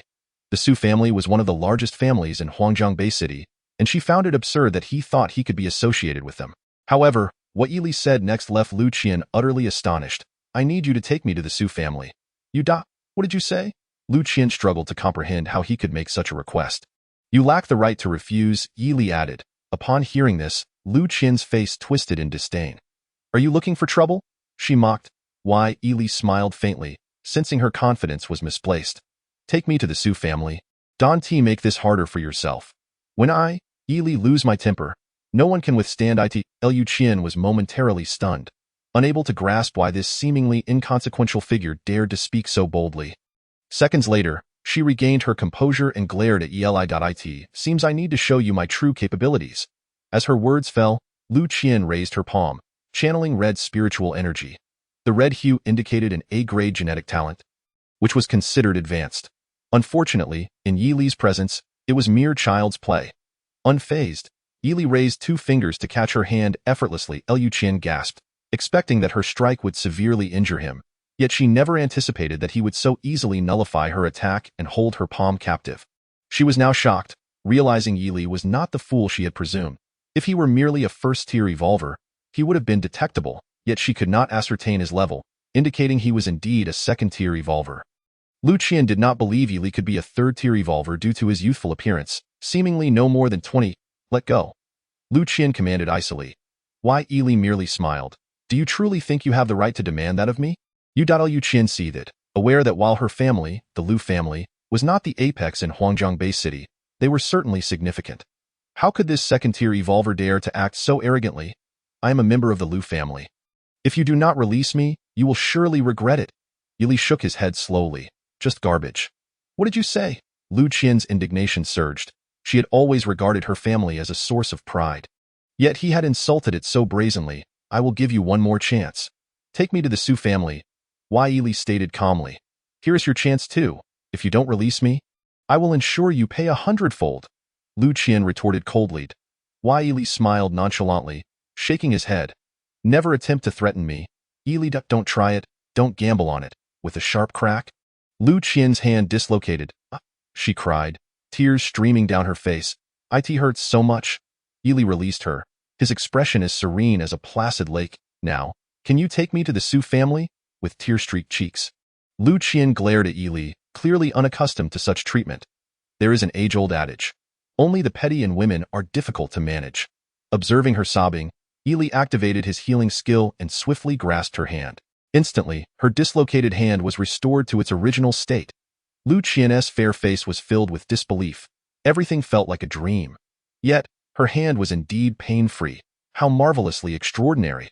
Let us go, and don't provoke my wrath. Yili stated calmly. Lu Qian was taken aback. She understood that Yili's words were not mere threats. Such a person was genuinely formidable. She was merely a first-tier evolver and found herself utterly powerless against a second-tier evolver. She resolved to lead him to the Su family, intending for sooner to deal with him later. All right, I will take you to the Su family, Lu Qian conceded. The two of them climbed into a red Porsche. Yili couldn't help but chuckle. In this parallel world, such cars were commonplace, even amidst the apocalypse. The infected zones and base cities were entirely different realms. The men and women in the base city wore expressions of happiness, seemingly untroubled by the threat of zombies, thanks to the protective barrier of the Warrior Alliance. The Warrior Alliance stood as humanity's most formidable force in the apocalypse, with branches in many base cities, including Huangzhong Base City. In stark contrast, the infected zones were realms more terrifying than hell itself. If an ordinary person accidentally enters an infected zone, they would likely experience one of the most terrifying moments of their life. Lu Qian, behind the wheel of her Porsche, pressed the accelerator with fervor, her heart brimming with indignation. As the eldest daughter of the Lu family, she was accustomed to being the center of attention since birth. Yet today, she had encountered an exceedingly oblivious individual. Eventually, they arrived at the grand villa of the Su family. The Su family was among the most prestigious families in the Huangzhong Bay City, and the sprawling villa was impressively vast. At the gate stood two first-level evolvers, serving as guards. Can you believe it? Miss Lu, you've arrived, the guards acknowledged, clearly recognizing Lu Qian. She nodded, asking, Is Sooner home? Young Miss is at home. One of the evolvers replied respectfully. Yili pondered the superiority of Huangzhong Bay City compared to Anan Bay City. Lu Qian turned to Yili. This is the Su family. Are you certain you wish to enter? Yili was somewhat speechless. How could this girl be so confident? Did she assume that entering the Su family was merely a way to elevate her status? It was truly absurd. Let us go inside, he replied, nodding. Lu Qian observed Yili's calm demeanor, stifling her anger as she thought to herself. Once we enter the Su family, let's see how you handle it. Upon entering the Su family, the sheer size of the estate was overwhelming. They encountered a patrol team of evolvers and walked for quite some time before finally reaching a hall that resembled a castle. Su Xiaoqiao was pacing back and forth outside, appearing quite anxious. Xiaoqiao, Lu Qian called out to her. Su Xiaoqiao, around 12 or 13 years old, was quite adorable. Upon seeing Lu Qian, she burst into tears and rushed into her embrace. Sister Qian, Grandpa's injury has worsened, she exclaimed. Her eyes filled with sorrow. Don't cry, Xiaoqiao. Grandpa will surely recover, Lu Qian reassured her, gently stroking her head. Yili noticed that Su Xiaoqiao seemed oblivious to his presence. Xiaoqiao, take me to your grandfather for treatment, he said slowly. Su Xiaoqiao froze, her cute face filled with astonishment. Following the sound of his voice, she suddenly screamed, Dark race. Su Xiaoqiao gazed at Yili in terror. Dark race? Lu Qian looked at Su Xiaoqiao in confusion. What dark race? While Lu Qian was aware of what the dark race was, she couldn't fathom its existence in Huangjang Bay City. At that moment, Su Suner emerged. Xiao Qiao, Dr. Bai has stabilized Grandpa's condition. Qian, you've come? Su Suner stated, but then her entire being seemed to freeze. You? Su Suner looked at Yili as if she had seen a ghost. Lu Qian was baffled, observing Suner's intense gaze fixed on Yili. Suner, do you know him? She asked tentatively. At Lu Qian's inquiry, Su Suner regained her composure. Senior, you. Su Suner regarded Yili with disbelief, as if she would rather accept the collapse of the heavens than believe he had truly arrived. After all, Yili belonged to the dark race. Would a member of the dark race come to treat humans? No one would believe such a tale. Lu Qian was even more astonished. Suner had called him senior? She had initially considered leveraging the Su family's influence to teach him a lesson, but now her thoughts seemed laughably naive. Take me to your grandfather, Yili said softly. Su Suner was taken aback. What on earth was happening? Seeing Su Suner frozen in place, Yili's expression darkened slightly. What, do you not believe me, Yili? He inquired. Of course, Su Suner did not believe him. She feared that Yili would bring harm to her grandfather. Yili, amused, thought that if she did not believe him, there was no reason for him to linger any longer. Just as he was about to leave, a deep voice interrupted him. Suner, do we have a guest? The speaker was a middle-aged man, exuding authority in his expensive suit. Uncle, he is. Su Suner hesitated, unsure how to respond. She was well aware that Yili was of the dark race, yet he had not harmed her or Xiao Qiao yesterday. In fact, he had saved their lives. The middle-aged man, named Su Yongchang, was the second elder of the Su family and a fourth-level evolver. Uncle, he claims to be here to treat Grandpa, Lu Qian informed Su Yongchang. Su Yongchang was taken aback. Tio, treat my father? He scrutinized Yili, realizing the youth before him was audacious enough to claim he could heal his father. The only explanation he could muster was that Yili was there to cause trouble. Youth, you speak with great bravado. Su Yongchang stared at Yili. Him, why confidence has always been substantial. Yili replied calmly. This statement left everyone present in stunned silence. They could hardly believe Yili would dare to speak so defiantly to Su Yongchang. However, Su Suner and Su Xiaoqiao understood that Yili had the audacity because of his 3 fifth-level zombies. Even if they were not present at the moment, Su Yongchang sneered coldly, young man.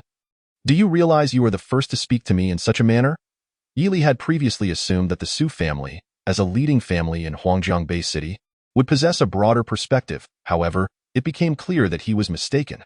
The Su family was composed of individuals who looked down on others. You are not qualified to speak to me. Yili, he stated flatly. With that, Yili prepared to leave. His intention in coming to the Su family was merely to treat the elder, whom he viewed as a hero. Yet, if the Su family did not believe him, why should he continue to present himself? Kid, what did you say? Su Yongchang shouted angrily, followed by a group of over 10 first-level evolvers blocking Yili's path. Lu Qian felt a surge of satisfaction. She had initially thought that Yili had a good relationship with Suner, but it seemed otherwise. She was eager to see how Yili would handle offending Su Yongchang. Su Yongchang glared at Yili. Having never encountered such a brazen descendant, kid, I'll give you a chance. Apologize, and you may keep your life. Upon hearing this, Su Suner's fair face displayed her concern. Uncle, let it go. Su Yongchang coldly chuckled. Suner, do not interfere. Although the old man is gravely injured, the Su family is not to be bullied by anyone. The Su family's influence in Huangjang Bay City was formidable. Most martial arts families were affiliated with them. When the Martial Alliance sent people to establish a branch in Huangjang Bay City, the Su family head, Su Changfeng, naturally became a pivotal figure. The leader of the Huangjang Bay City Martial Alliance. Menkai was a 7th-level evolver. Recently, the Dark Race and the Zombie Army had attacked Huangjang Bay City for 10 consecutive days and nights, ultimately being repelled. Although Menkai was a 7th-level evolver, he was a coward. Under pressure from the Dark Race, he had even considered surrendering.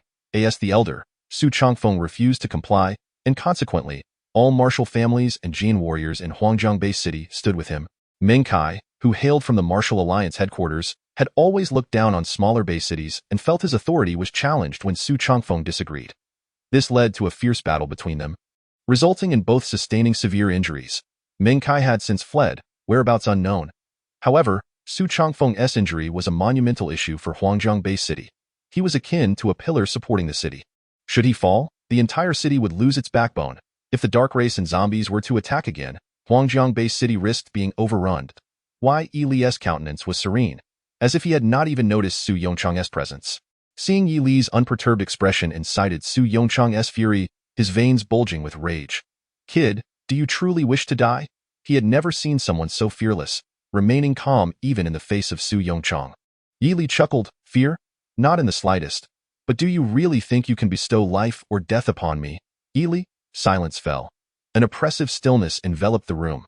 The onlookers widened their eyes, utterly astonished at Yili's audaciousness. "Do you truly believe that you lot, with your meager abilities, can obstruct my path?" Yili regarded the first-level evolvers blocking him with utter disdain. The evolvers clenched their teeth in frustration, eagerly awaiting Su Yongchang's order.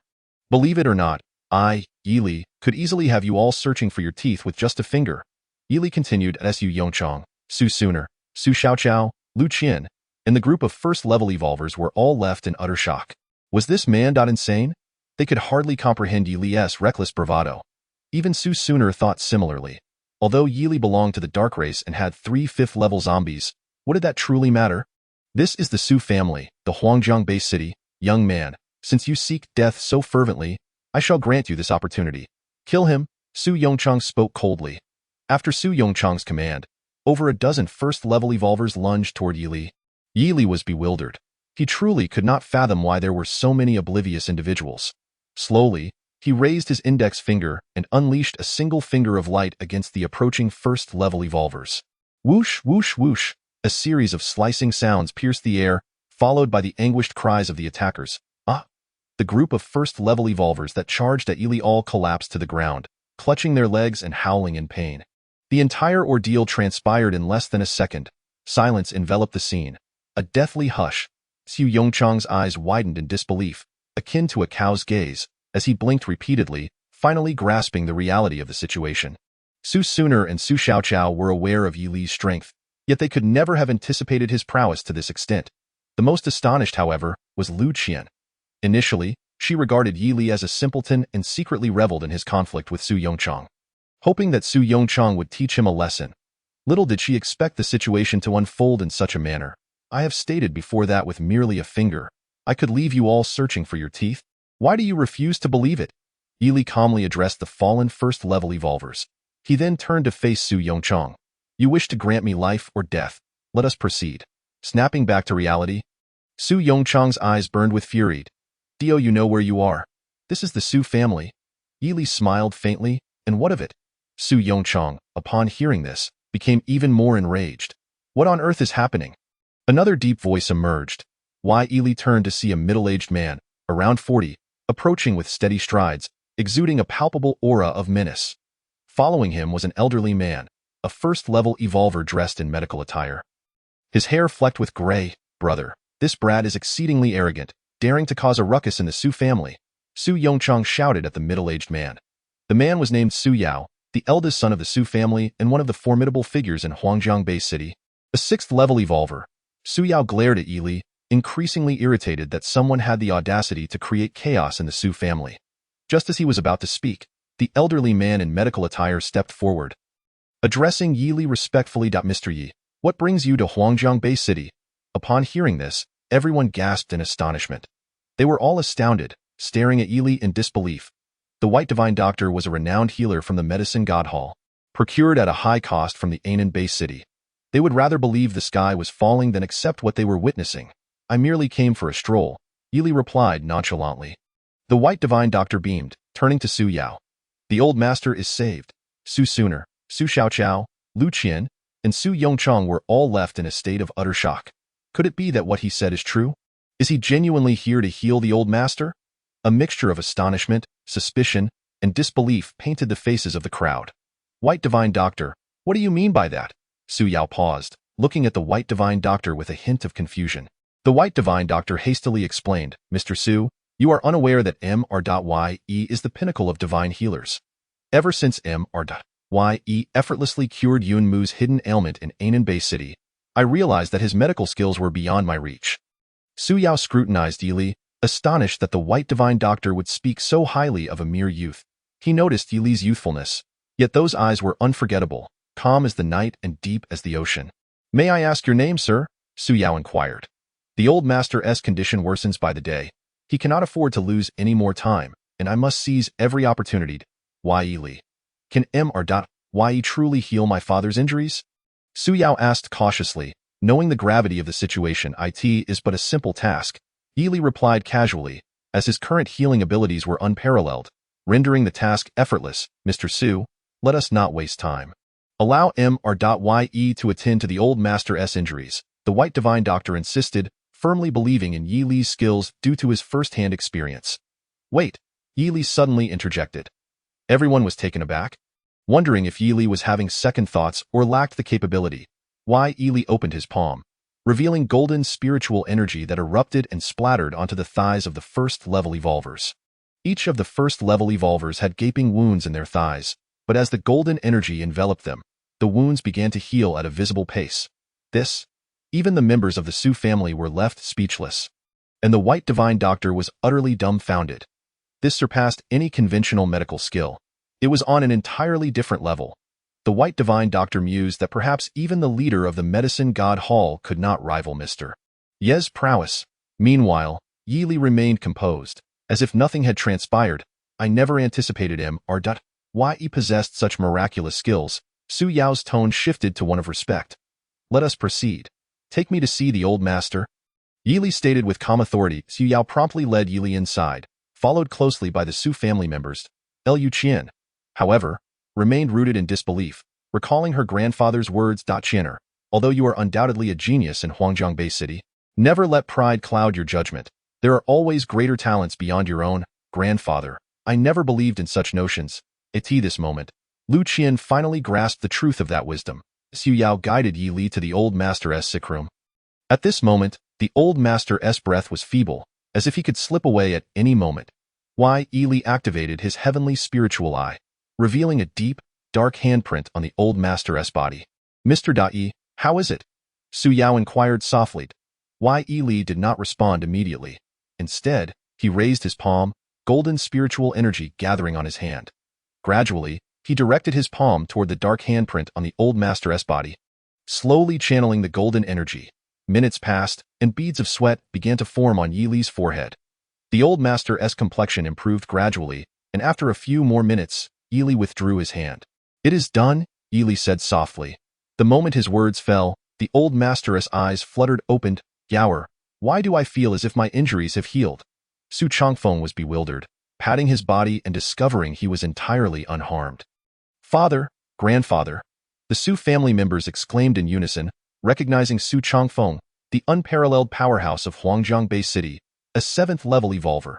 Liu Qian swallowed hard, unable to comprehend how the injuries that had stumped many esteemed doctors were miraculously cured by Yi Li.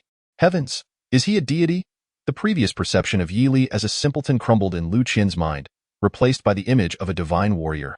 Father, it was Mr.Ye who healed you, Su Yao explained.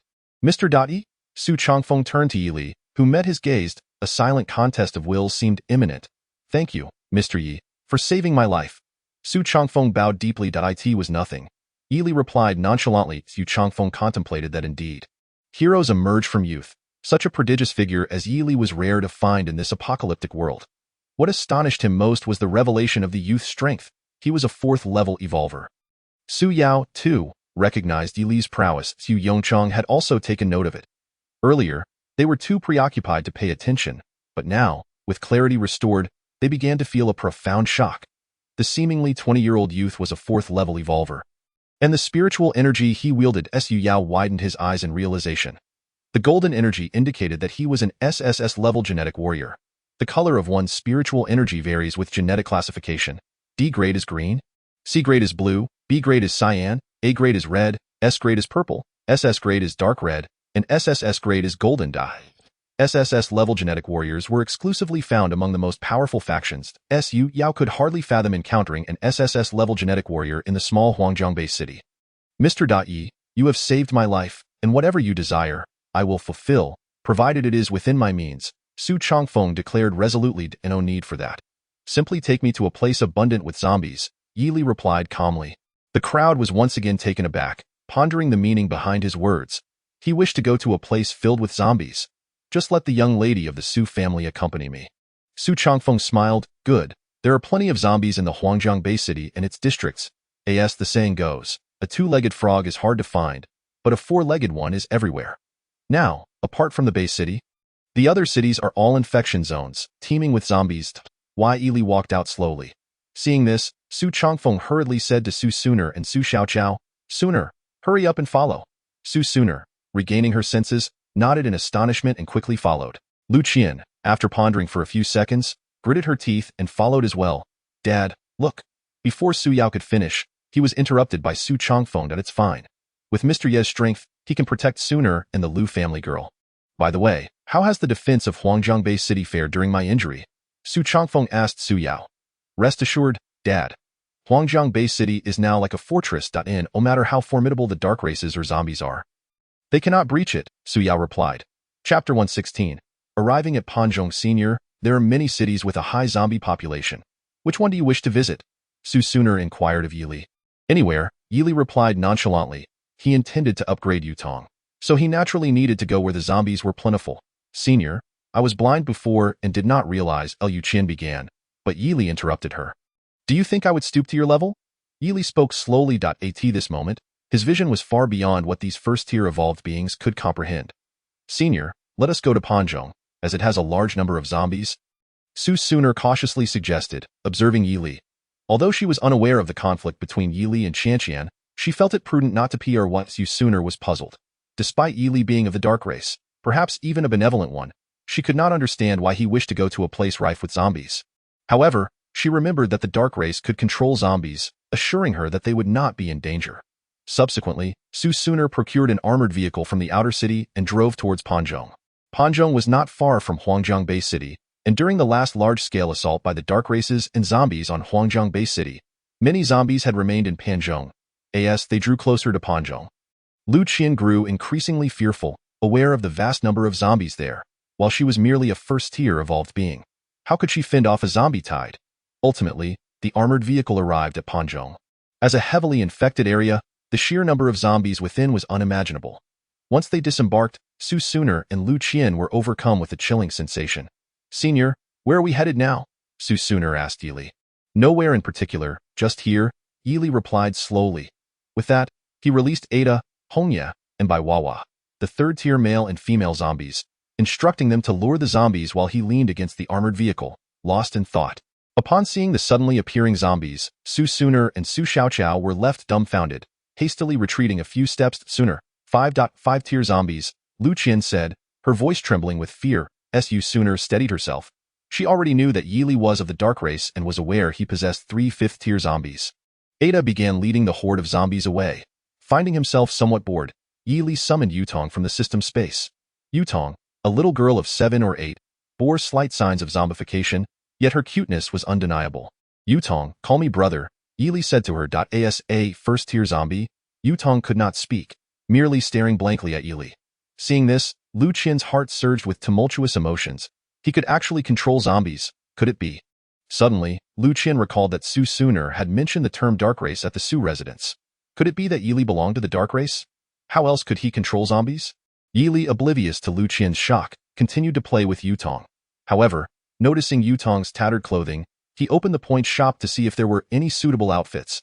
Soon, a white princess dress caught his eye. White princess dress. Wearing it increases cuteness by 10. Price. 5,000 points. To Yili, 5,000 points seemed astonishingly cheap. Without a second thought, he purchased the dress and placed it on Yutong. Instantly, her ragged attire vanished, replaced by an adorably exquisite white gown. Despite Yutong being a zombie, Su Suner and Lu Qian were still astonished, never imagining a zombie could look so adorable. Why? Yili nodded in satisfaction. The dress indeed enhanced cuteness by 10, just as advertised. However, before Su Suner and Lu Qian could fully process this, they were startled by a cacophony of zombie howls. Alwo! Alwo! As they beheld zombies converging from all directions, Su Suner and Lu Qian were truly stunned. Swearing it was the first time they had ever seen such a multitude of zombies. They had no idea how many there were, only that they surged like a dark cloud overhead. Yili felt dissatisfied, thinking that this was merely a few thousand zombies and lacking excitement. After luring them in, he commanded Ada and the others to spring into action. The zombies in Huangjiang Bay City were generally of a higher level, mostly around Tier 3. Yili opened the synthesis interface and began merging these zombies. With his current speed, synthesizing around 5,000 zombies was exceedingly simple. Su Suner and Lu Qian watched as Ada, Hongya, Baiwawa, the third-tier male and female zombies, effortlessly dispatched the surrounding zombies, their expressions frozen in disbelief. Yilee's abilities were astonishing. After synthesizing the zombies, he could command them to attack others. He feared there would not be enough zombies. To be frank, at present, zombies posed no threat to him whatsoever, and there were no high-tier zombies in this area. Ding. Yutong has become a second-tier zombie. Ding. Yutong has become a third-tier zombie. The higher-tier zombies were indeed different. Yutong had now ascended to third tier. With a third-tier female zombie and Yutong at his disposal, Yilee wasted no time synthesizing them. Thus, Yutong became a fourth-tier female zombie, her eyes now a striking azure. Su Suner and Lu Qian had thought they had witnessed the most shocking moment of their lives, but upon seeing this, they realized how utterly mistaken they were. What sorcery was this? Elevating a zombie's level. They clearly remembered Yutong had just been a first-tier zombie, yet in the blink of an eye, she had transformed into a fourth-tier one. How could this be possible? They were at a loss, utterly confounded. Moreover, the thousands of zombies had vanished. Cautiously, Su Suner and Lu Qian observed Yilee, only to find his expression remained unchanged, his countenance as serene as jade. What kind of dark race was this? They knew the dark race could control zombies and possibly elevate their levels, but they had never even heard of such a thing, let alone seen it. Yet this scene unfolded before their very eyes. Yilee examined the current zombies, Ada, Hongya, Bai Wawa, and Yutong, third-tier male zombie, second-tier male zombie, and first-tier female zombie. Chapter 118. The Apocalypse Legion. Yilee contemplated whether he should bestow a name on them. After some thought, he settled on Apocalypse Legion. This name exuded an air of magnificence. Ada, from now on, you will be the commander of the Apocalypse Legion. Yes, master, Ada replied, nodding vigorously, the silver supreme gauntlets glinting brilliantly in the sunlight. Ding! Detected that the host has named the zombie group. Congratulations, host, you have received a super treasure chest. Would you like to open it? Yilee sighed inwardly, realizing that treasure chests seem to be everywhere. Open it. Congratulations, host, you have acquired the speed skill, Godly Step. Would you like to train in it? Yilee was taken aback. He had first-hand experience with the Godly Step skill, which was an incredibly powerful life-saving technique. Trained. Ding. Training in Godly Step has begun. 10.30.60.100. Godly Step training successful. Yilee checked the level of Godly Step and discovered it was currently at D grade. During his time in the abandoned factory, he had obtained the opportunity to use Godly Step, which must have been at maximum level for it to progress so rapidly. As he continued to cultivate more zombies, he envisioned leading the Apocalypse Legion to conquer the world, slaying gods and Buddhas alike. Yilee envisioned standing atop a pyramid, gazing down upon the scenery below. Such a sensation would undoubtedly be exhilarating. After Yutong became a fourth-tier zombie, she was irresistibly adorable, capable of melting hearts. Yutong, call me brother, Yilee said, affectionately patting her head. To his surprise, Yutong shyly responded, Master. Yilee felt a twinge of dissatisfaction. Why had he become the master simply because he was called brother? Yutong, call me brother, he insisted, skeptical that Yutong would comply. Yutong touched her head, then glanced at Hongya, as if seeking her assistance. Master, why must Yutong call you brother? Facing Hongya's inquiry, Yilee was momentarily taken aback. Hongya, is it not permissible for Yutong to call me brother? But we all call you master, Hongya replied, I care not. Yutong must call me brother. Yutong looked around, then turned to Yilee, uttering, brother. Her adorable little face bore a hint of confusion, as if struggling to comprehend why they all referred to him as master, yet she was obliged to call him brother. Yilee nodded in satisfaction, thinking to himself that Yutong's voice was indeed delightful. He turned to glance at Su Suner and Lu Qian, only to find them looking utterly astonished. What do you intend to do? Su Suner asked, her eyes wide with fear. Yilee was perplexed. Why was she so startled? Are you surprised? He inquired, regarding them with a calm expression. He could not fathom why everyone reacted with such astonishment in his presence. However, he often followed such remarks with, you should never be surprised, for everything I do will leave you astonished for 3 days and nights. Su Suner and Lu Qian, at that moment, finally grasped the terror that Yilee embodied. Senior, you are of the dark race? Though Lu Qian was frightened, her curiosity could not be suppressed. She understood that dark races could control zombies, but how could they elevate their ranks? No, Yilee replied. Shaking his head slowly, Yilee found himself amused. Why did people always assume he belonged to the dark race? It no longer mattered, for Yutong was currently a fourth-tier zombie, exhibiting considerable strength. Following the siege of the city, many zombies had retreated to Pan City. He speculated that there were still plenty of zombies left in Pan City and needed to continue his search for them. Senior, are you truly not of the dark race? Lu Qian asked again. Why Yi Li was taken aback. Why couldn't this girl understand? Have I not told you that I am not of the dark race?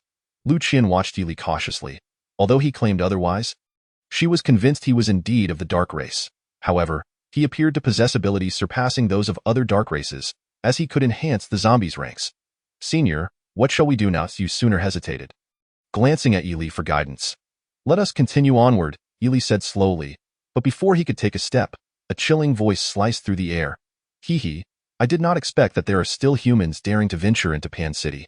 Truly, they are unaware of their impending doom. Why? Yi Li turned towards the voice and beheld a humanoid mantis monster. Its hands gleamed like blades, and a pair of metallic wings sprouted from its back.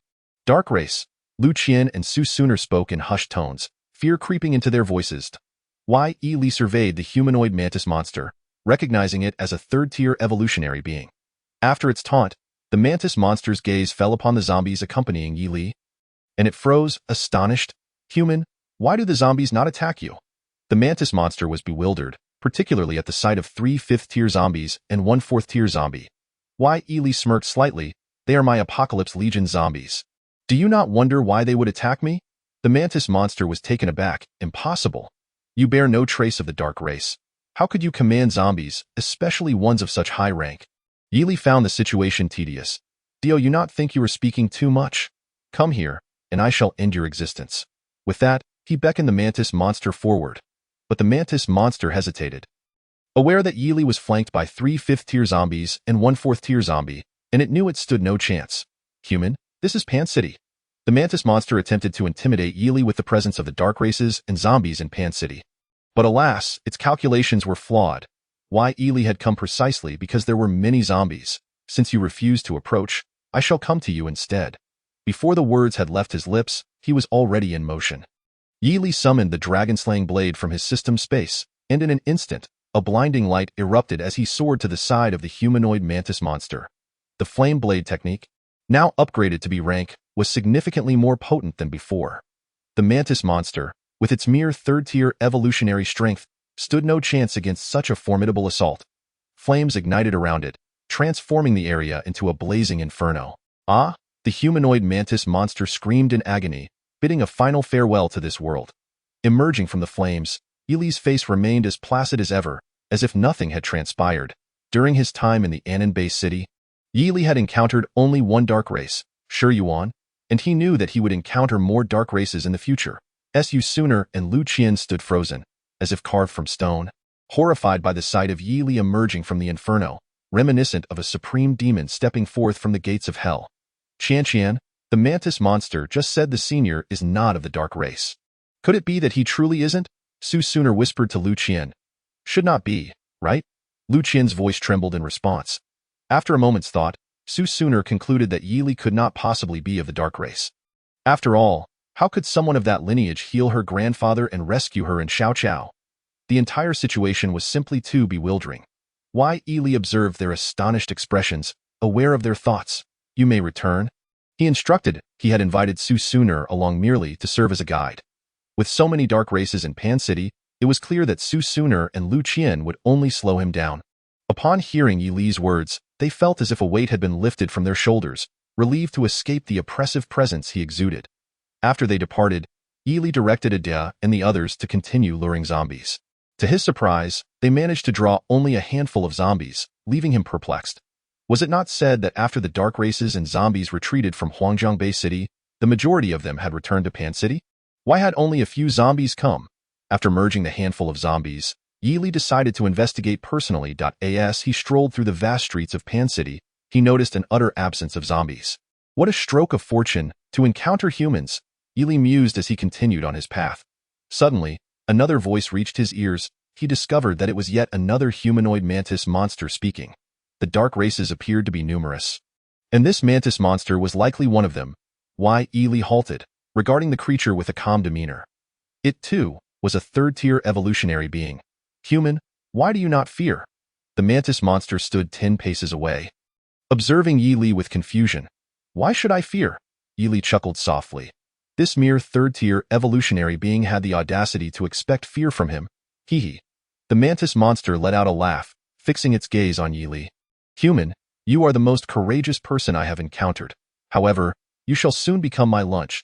Yi Li found it hard to comprehend how this mantis monster had not yet grasped the gravity of its situation. Armed with the dragon-slaying blade, he executed the technique swift as the wind, and in the blink of an eye, the mantis monster lay lifeless on the ground. He sought to discover the whereabouts of the zombies. After searching thoroughly, he found no trace of them. Frustrated, he paused. Zombies, where have you all gone? There are humans here, Yi Li shouted, though uncertain of its efficacy. Minutes later, he was met with an unexpected turnout. Zombies did not arrive. But a multitude of dark races did.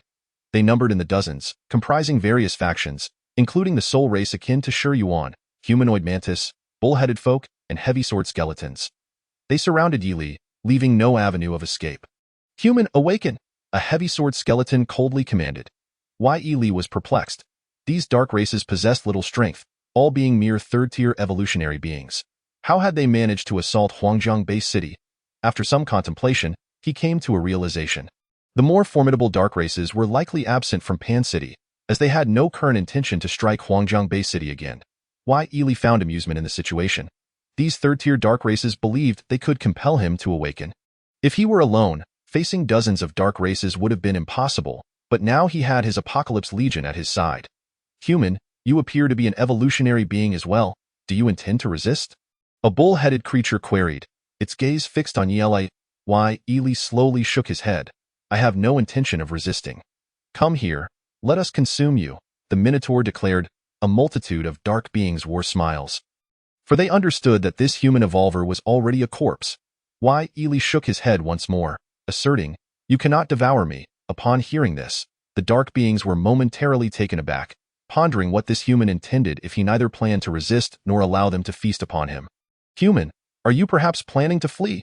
A soul race member queried in confusion. Yi Li shook his head again, stating, I do not intend to run. The dark beings exchanged puzzled glances, unable to fathom what affliction plagued this human. Human, cease your pretense. You are already a dead man. Come to your senses, a heavy sword skeleton bellowed. As the words fell, the heavy sword skeleton lunged towards Yi Li, wielding his heavy sword. Yi Li secretly smiled, bemused by the recklessness displayed by so many. With a swift motion, the dragon-slaying blade was unsheathed, slicing through the air with a chilling gleam. When the blade clashed against the heavy sword skeleton's weapon, it shattered into countless fragments. What? The heavy sword skeleton exclaimed, astonished, as he could not fathom the terrifying prowess of Yi Li's weapon. The blade, glistening with icy brilliance, bore the image of a five-clawed blood dragon. Resonating with the sounds of dragon roars and blade cries, that the dragon-slaying blade. A member of the soul race gasped in disbelief. This revelation. The dark beings trembled. They had come to the Huangjiang Bay City in search of the dragon-slaying blade but had been unable to locate it despite their efforts.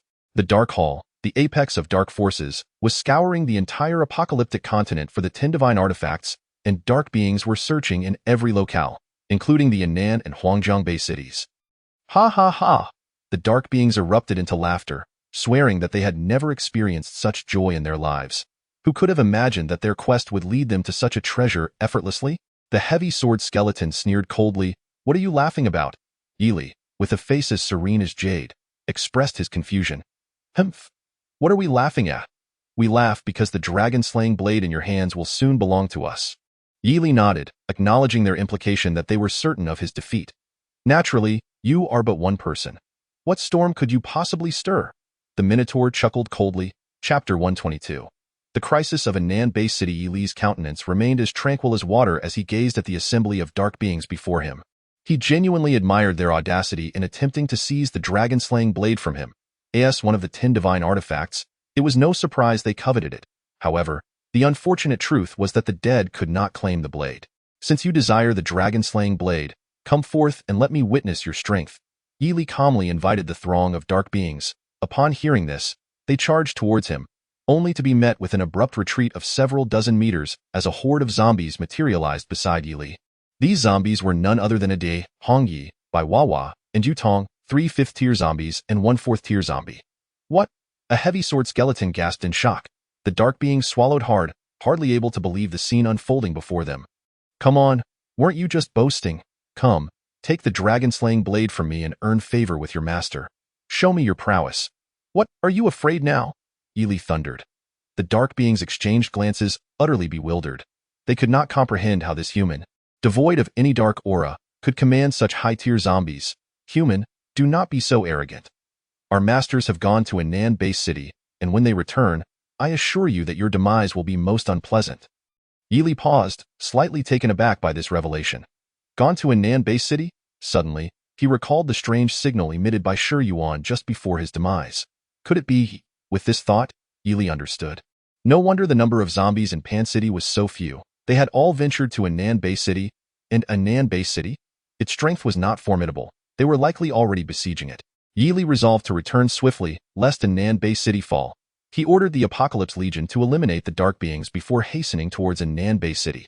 Along the way, Ely opened the point shop and discovered a frenzy potion. Designed for humans, which could amplify strength tenfold for a price of 50,000 points, he planned to purchase it upon reaching a Nan-based city. Moving with the speed of the wind, covering vast distances by day and night, Ely arrived at a Nan-based city within half a day. At the outer city of a Nan-based city, a gruesome sight unfolded, a mountain of corpses and a sea of blood. Countless zombies assailed the outer city while dark beings rained attacks from above. The military employed laser cannons and guns to fend off the assault, while Kong Lin and Yunmu retaliated from the city walls. The outer city appeared on the brink of collapse. Ely knew he had to act quickly. He leaped into the air, drawing the dragon-slaying blade and unleashing the blaze blade technique. The B-level skill unleashed a torrent of fiery blades towards the battlefield below. After executing several strikes, Ely stored the dragon-slaying blade in the system space and began synthesizing zombies. These zombies, migrating from Pan City, ranged from 3rd to 5th tier. After synthesizing over 60 zombies, Ely commanded them to launch a frenzied assault against the other zombies. Chapter 123. "We can barely hold on, Kongdarun. We can barely hold on," a general exclaimed to Kong Lin. Kong Lin gazed at the innumerable zombies below, feeling as though the sky were about to collapse. The ferocity of these zombies was unprecedented, compounded by the presence of so many dark beings. "President, I fear that a Nan-based city cannot withstand this," Yunmu sighed. Should the outer city fall, the main city, home to millions of ordinary civilians, would inevitably become an infection zone. Eye in the sky. Several aircraft were shot down by the dark beings. "Fight with all your might. Even if we must perish, we shall hold back the zombies," Kong Lin roared. "Yes, Kongdarun." On the ground, the zombies pressed their attack, climbing atop one another towards the city walls. In mid-air, the Dark Bird clan unleashed sinister beams to assault the walls. Countless aircraft fell from the sky, and under such circumstances, it was impossible for armored vehicles to emerge. Otherwise, the zombies would seize the opportunity to storm the city. Ely's hands moved with lightning speed, frantically synthesizing zombies in his mind. However, the results were less than ideal. Progress was slow and inconsequential against the vast horde. Why? Ely instructed the zombies to continue their assault against the other zombies. He leaped onto the city walls, dodging the barrage of laser fire thanks to his swift movements. "Mr. Yi." Kong Lin and Yunmu stared in astonishment, having never anticipated Ely's appearance at such a critical moment. Ely remained silent, instead accessing the points shop in his mind and purchasing a frenzy potion for 50,000 points. Upon consuming the potion, his entire body flushed crimson. With the ancient demon tome, he could contend with 5th-tier evolvers wielding the dragon-slaying blade. Now, imbued with the potion, he felt emboldened to face 6th-tier foes. Kong Lin and Yunmu watched in awe as Ely transformed before their eyes. Ely surveyed the relentless tide of zombies surging towards the city walls. Suddenly, he leaped several meters into the air, raising the dragon-slaying blade as he called out, "Blaze blade technique." Countless fiery blades surged towards the horde, consuming the zombies in a frenzied blaze. Those advancing towards the walls were instantly reduced to nothingness. The melted zombies could not be synthesized. Only those that remained intact could be converted. Seizing the moment, Ely continued to synthesize the defeated zombies, amassing a total of over 200. He commanded these zombies to continue their assault against the others. After issuing his orders, Ely descended from the city walls, the dragon-slaying blade ablaze, leaving devastation in his wake. Seeing this, Kong Lin shouted, "Quick! Release the armored vehicles." The inner gates opened, and thousands of armored vehicles surged forth, charging into the massive horde like unstoppable bulls. The dark beings retaliated fiercely against the armored vehicles, and dozens were obliterated in an instant. Ely relentlessly cleaved through the zombies, but their numbers were overwhelming, conservatively estimated at over 100,000. Alongside thousands of third to fourth tier dark beings, such a formidable concentration of power was terrifying. The thousands of armored vehicles briefly absorbed the onslaught, crushing mini-zombies, yet amidst the vast sea of undead and dark beings, they were mere targets.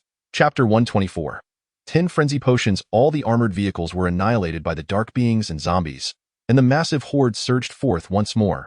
Ely unleashed dozens of strikes with the Fire Blade technique. Yet the breadth of the zombies' attacks rendered his efforts futile. After leaping onto the city wall, Ely synthesized the more than 200 zombies he had vanquished, amassing a legion of over 1,000 undead. These zombies swarmed the perimeter, unable to penetrate further inside. At that moment, Ada, Hongyi, Bai Wawa, and Yutong arrived. Ely commanded them to ascend the city wall. The 4 members of the Apocalypse Corps jumped up, leaving Kong Lin and Yun Mu in a state of disbelief. Before they could react, Ely leaped down from the wall alongside them. Ada, Hongyi, Bai Wawa, and Yutong launched a frenzied assault on the advancing zombies. Ely sprang several meters into the air, executing another series of strikes. The flames consumed the zombies, leaving a scene of devastation. Upon landing, he began synthesizing zombies once more. The 4 members of the Apocalypse Corps fought fiercely, significantly hastening their progress. In a short span, Ely synthesized another 1,000 zombies. Now, with these thousands at his side, Ely commanded them to charge forward. Just then, the effects of the Berserk Potion wore off, diminishing the potency of his Fire Blade technique. Without hesitation, Ely accessed the point shop and purchased another Berserk Potion, consuming it immediately. The thousands of zombies, amidst the vast horde, fell like ants, none surviving the onslaught. The outer zombies had already been synthesized into over 3,000, yet it was still far from sufficient. Ada, Hongyi, Bai Wawa, and Yutong's offensive was detected by the dark beings, who rushed in to engage them. To this point, they were powerless to attack the other zombies. The troops on the city wall fiercely suppressed the encroaching horde with firepower, but the Anand base city was simply too small, a mere drop in the ocean. In a fit of rage, Ely spent 500,000 points to purchase 10 Berserk Potions, drinking them all. In that instant, he resembled a true demon. His hair turned crimson, standing on end, his clothing stretched taut against his body, revealing a physique as formidable as a dragon, its hue a striking red. Kill! Ely's voice boomed like thunder, his breath shaking the very heavens. With a single stroke, he unleashed terror.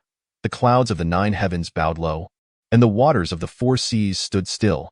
The dark beings clashing with the Apocalypse Corps were instantaneously incinerated in the inferno. Ely activated the Divine Movement technique, weaving through the massive horde of zombies with astonishing speed, beyond the grasp of the naked eye. How is this possible? Kong Lin and Yun Mu stared wide-eyed at the center of the zombie mass, where blood flowed in torrents, creating a visually shocking spectacle. The battlefield was a river of blood. A 6th-tier skeletal warrior, leading the dark beings, was so astonished that his soul nearly departed. He could not fathom how such a being existed in the relatively small Anand-based city. Moreover, the weapon in his hand was the dragon-slaying blade. The 6th-tier skeletal warrior had believed that the dragon-slaying blade would be easily obtained, never anticipating the terrifying prowess of its master. Chapter 125. The frantic retreat of the dark beings. Retreat! Retreat! The 6th-tier skeletal warrior shouted urgently, realizing that if they did not withdraw, the zombies would be entirely slaughtered. Thousands of dark beings fled in panic, and the zombies began to scatter. Alas, the zombies could not match the speed of the dark beings. Ely sensed his power waning rapidly, seizing the opportunity to synthesize zombies at a frenzied pace, as the number of zombies defeated by the Apocalypse Corps was staggering. Furthermore, he had thousands of zombies on the outskirts that had vanquished countless others. After a mere 10 minutes, Ely managed to synthesize around 20,000 zombies, all of which were ordinary zombies of levels 3 to 5, vastly superior to those of level 1. With over 30,000 zombies fleeing, Ely began to synthesize these with the zombies from the Apocalypse Corps. Ada leveled up to a 6th-tier zombie. Hongyi leveled up to a 6th-tier zombie. Bai Wawa leveled up to a 6th-tier zombie. Yutong leveled up to a 6th-tier zombie. Ding. Due to the sheer number of zombies slaughtered by the host, congratulations to the host for receiving a super treasure chest. Would the host like to open it? Open it, Ely replied weakly. Congratulations to the host for obtaining a super evolution pill. Ely did not bother to read the introduction of the super evolver, assuming it must be extraordinary. After consuming the super evolution pill, His body began to undergo a qualitative transformation. Ding. Congratulations to the host for becoming a 6th-tier evolver. Why Ely was taken aback. Having thought the super evolution pill would merely be decent, yet it exceeded his expectations, elevating him 2 tiers, a truly frightening outcome. However, he had no time to revel in his triumph before he fainted. Consuming 10 berserk potions had severely damaged his body. Kong Lin and Yun Mu, witnessing this scene from the city wall, hastily descended to support Ely. The 6th-tier skeletal warrior led over 1,000 dark beings and 100,000 zombies in an assault on a Nanbei city. In this battle, Ely emerged. He propped up the crumbling building and turned the tide of disaster. Kong Lin promptly ordered for Ely to be placed in an ambulance and taken toward the inner city. Ada, Hongyi, Bai Wawa, and Yutong closely followed Ely. Initially fearful, Kong Lin and Yun Mu soon realized that these 4 high-tier zombies bore no ill intent. The memory of Ely fighting alongside them against the dark beings lingered in their minds. Could it be E.M or .Ye truly belonged to the dark beings? Yet, such concerns were trivial now. Had it not been for Ely, a Nanbei city would have long since fallen into ruin. Why Ely remained in the first hospital of a Nanbei city for an entire month before awakening. During this time, Kong Lin and Yun Mu were preoccupied with the city's defense. The previous assault by such a massive horde of zombies had caused devastating losses. The scene of Ely defending the city had been captured by a fearless journalist, broadcasting daily on major television stations throughout Nanbei city. Outside Ely's hospital room stood a multitude of people, eager to catch a glimpse of the hero who protected their city. Regrettably, 4 6th-tier zombies guarded the door. With their crimson eyes, the 4 6th-tier zombies appeared even more striking, especially Hong Yi and Yutong. The decomposition on their faces had nearly vanished. To an ordinary person, they might not even recognize them as zombies. Chapter 126. Yi Li awakens Sister Hong Yi. Why hasn't he the senior awakened yet? Xiao Hui asked, her face a picture of worry as she looked at Hong Yi. Hong Yi, however, paid her no mind, ignoring her words completely. Mei Lin and Yun Man were equally despondent, recalling the day when Chun Ba attacked the Yun family, standing by Chun Ba's side because they believed Yi Li to be a dark being. They vividly remembered Yi Li's parting words. You are all flesh and blood. Having made your choice, you may tread your own path while I walk mine. Now, at a time of crisis for a Nanbei city, Yi Li bravely stepped forward. Dark beings? Mei Lin and Yun Man suddenly felt somewhat foolish. Back then, only Xiao Hui had believed in Yi Li. Why, Yi Li opened his eyes, experiencing a dizzying sensation in his head. Rubbing his temples, his vision gradually cleared. He found himself in a hospital bed, excitement washing over him as he opened his hands. Unexpectedly, after consuming the super evolution pill, he had become a 6th-tier evolver. Quite remarkable indeed. Yi Li thought of Ada and the others, who had also ascended to 6th-tier zombies. However, he knew this strength was still insufficient. He was aware that beyond the evolvers lay the transcendence. And above the 10th-tier mutated zombies were the special zombies. Why Yi Li yawned, rising to push open the hospital door. To his shock, he was met with an overwhelming crowd. Media personnel, members of the Nanbei city's noble families, and council members swarmed him the moment he stepped out. Senior. Xiao Hui joyfully leapt into Yi Li's embrace. Why Yi Li patted Xiao Hui's head, but felt somewhat displeased. Xiao Hui was an S-tier genetic talent. Why was she only a level 7 awakened? You scared me to death, senior. Xiao Hui pouted. Why Yi Li smiled, then raised his head to find Mei Lin and Yun Man gazing at him with teary eyes. Mei Lin was a 3rd-tier evolver with S-tier talent, and Yi Li had once speculated that she was not from a Nanbei city. Yun Man was a 1st-tier evolver with 8-tier talent. Mr. Yi, may I ask what your current strength is? Mr. Yi, are these zombies your subordinates? The media began to bombard him with questions. Why Yi Li glanced at Kong Lin, indicating for them to leave. Upon hearing this, Kong Lin immediately commanded the media and noble families of a Nanbei city to depart. Mr. Yi, a Nanbei city owes you a great debt. Otherwise, the consequences would have been unimaginable, Kong Lin respectfully stated to Yi Li. Before Yi Li could respond, a loud thud echoed as a figure knelt before him. The person was exceedingly unattractive, with a face full of pockmarks. Senior, I, Chen Shi, never expected to see you again. Your great kindness? I shall never forget, he proclaimed before bowing deeply to Yi Li. Why Yi Li smiled and, upon inquiry, learned that Chen Shi was now a member of the Anin Council. Ever since Yi Li appointed Chen Shi as the leader of the White Lotus sect, Chen Shi had resolved to turn over a new leaf and surrender to the Anin-Bei city, thus achieving a sense of glory for his family. Come with me, Yi Li said, casting a glance at Mei Lin.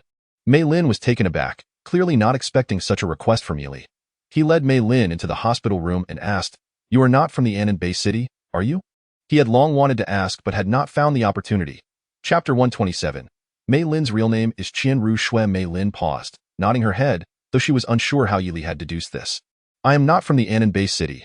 I am the daughter of the 10th elder of the Warriors Alliance, and my name is not Mei Lin," she replied. "What is it then?" Yili inquired slowly. "Qianru Shui," she answered. Yili smiled, finding the name quite charming. "What brings you to the Anan Bay City?" After a brief pause, Qianru Shui responded, "To find the dragon-slaying saber." Yili was aware that Qianru Shui had a purpose for coming to the Anan Bay City, but he did not expect it to be for the dragon-slaying saber. "Since you know the dragon-slaying saber is in my possession, why not report it to the Warriors Alliance?" Yili said. Qianru Shui hesitated, unsure how to respond. She had not reported it to the Warriors Alliance because she did not wish to. As Yili had saved her life in half a month, the Cloud Summit Academy will come to the Anan Bay City to recruit students. At that time, Xiao Hui and Yun Man will likely go to the Cloud Summit Academy, and I must return to the Warriors Alliance as well. Yili pondered that the dragon-slaying saber was indeed a troublesome weapon. Now that the 6th-tier heavy sword skeleton Wraith knew he possessed the dragon-slaying saber, he could not remain in the Anan Bay City indefinitely. What should he do? He thought he needed to create some commotion in the Huangjiang Bay City. Otherwise, the dark races would surely launch another attack on the Anan Bay City. "Let us go," he said, and together with Qianru Shui, they exited the hospital room. Yili, along with his companions, arrived at the Yun family. Yunmu hosted Yili with a splendid feast. "Elder, Yun Man and I are preparing to go to the Cloud Summit Academy. What do you think?" Xiao Hui asked Yili. "The Cloud Summit Academy is one of the 3 great academies established by the Warriors Alliance, gathering many elite youths from the apocalypse. That sounds excellent. People should strive for higher ground," Yili replied slowly. "But Elder, I don't want to leave you. I want to see you often," Xiao Hui said glumly. Yili smiled reassuringly. "Do not worry. It will not be long before you see me frequently." After enjoying the meal, Yili departed from the Anan Bay City. Despite the reluctance of Xiao Hui, Yun Man, and Qianru Shui, he had to proceed with his journey. Once outside the Anan Bay City, Yili employed the technique of rapid movement towards the Huangjiang Bay City. Upon reaching Pan City, he released Ada and the others. After the zombies that attacked the Anan Bay City retreated, the number of zombies in Pan City began to increase. Upon seeing humans, the zombies surged forward. Ada swiftly took down the 100 or so zombies. Yili opened the synthesis grid in his mind and proceeded to synthesize these zombies. His purpose for coming to the Anan Bay City was to create some commotion, to let the dark races know that Yili had arrived in Pan City. He synthesized zombies as he advanced. Before long, he encountered a dark race. It was yet another humanoid mantis creature, which made Yili chuckle. The mantis creature gaped at Yili as if it had seen a ghost. It had followed the 6th-tier heavy sword skeleton Wraith in the attack on the Anan Bay City, and Yili's extraordinary presence that day was etched in its memory. Now, this very person stood before it. "Why you?" The 3rd-tier humanoid mantis creature struggled to utter a complete sentence. "Die," Yili said slowly. What other fate awaited this mantis creature than death? Chapter 128. 6th-tier heavy sword skeleton Wraith. Yili swung the dragon-slaying saber, and the humanoid mantis creature bid farewell to this world forever. Yili instructed Ada and the others to attract more zombies while he contentedly synthesized. Before long, he synthesized a 1st-tier male zombie and a 1st-tier female zombie. Suddenly, a roar resounded in Yili's ears. Following the roar, a minotaur appeared beside him. It was a 4th-tier minotaur, wielding a massive axe and glaring intently at Yili. "Human, I never expected you to dare come to Pan City." Yili was puzzled. This minotaur was only 4th tier yet had the audacity to confront him. It was vastly different from the previously encountered humanoid mantis creature. "Stop your bluster.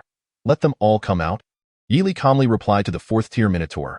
Upon hearing this, the 4th-tier Minotaur coldly smirked. "Human, you have some discernment after all. Soon, a dozen Minotaurs appeared before Yili, ranging from 3rd tier to 4th tier. Yili was taken aback. They dared to show up with such meager strength? "Human, are you frightened?" the 4th-tier Minotaur taunted. Yili found it somewhat tedious and looked at the 4th-tier Minotaur with indifference. "With your abilities, do you dare to boast in front of my Apocalypse Legion?" He thought the 4th-tier Minotaur must be a fool to act so brazenly. "Eliminate them," Yili commanded the Apocalypse Legion, and they immediately charged at the Minotaurs.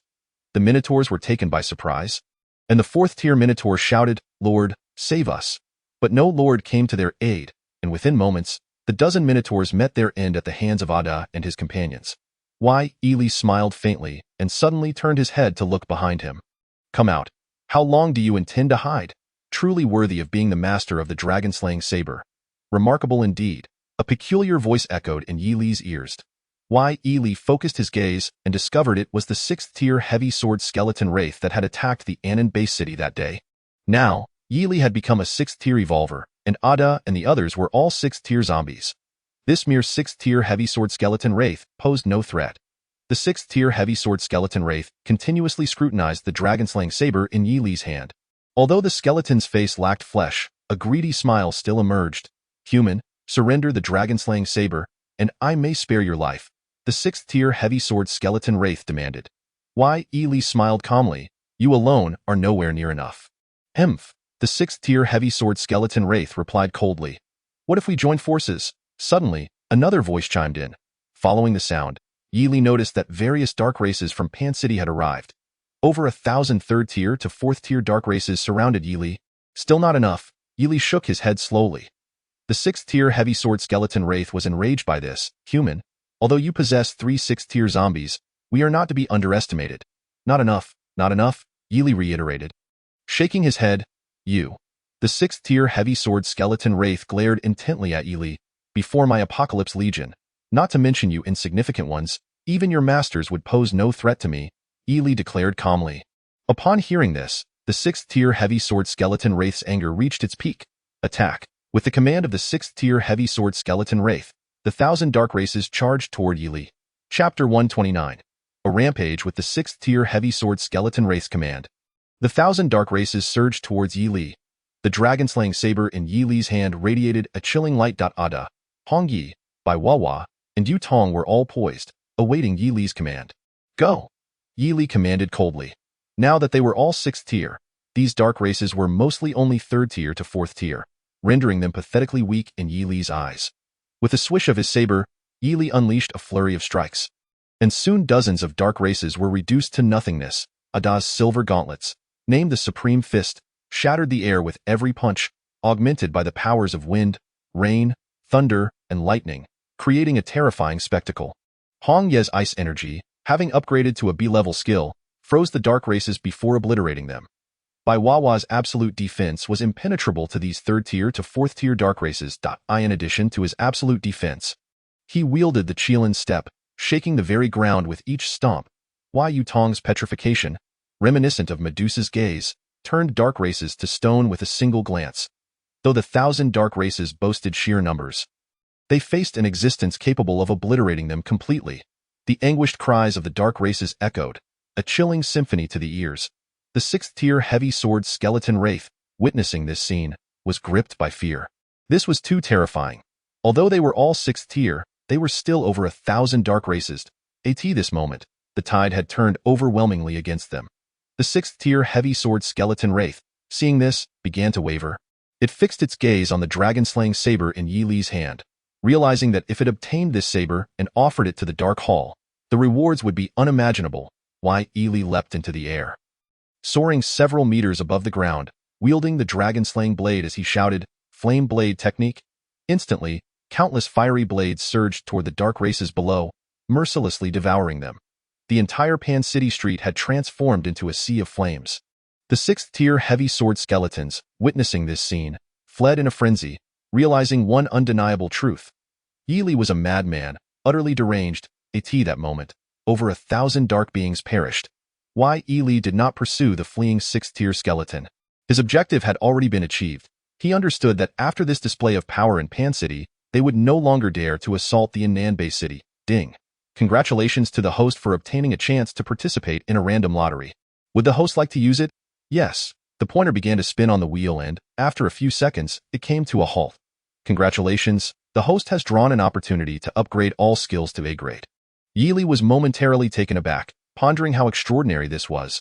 Without further hesitation, he fused the opportunity to upgrade all skills to A grade. Ding. Flame Blade Technique upgraded to A grade. Ancient Demon Classic upgraded to the 2nd layer. Cracking Heaven and Earth Fist upgraded to A grade. Storm, Rain, and Thunder upgraded to A grade. Ice True Chi upgraded to A grade. Absolute Defense upgraded to A grade. Qilin Step upgraded to A grade. Petrification upgraded to A grade. Chapter 130. students of the Cloud Summit Academy with all skills upgraded to A grade. Yili felt that the overall strength of the Apocalypse Legion had risen to a new level. Now that the Ancient Demon Classic had reached the second layer, he felt capable of facing even a 7th-tier evolver.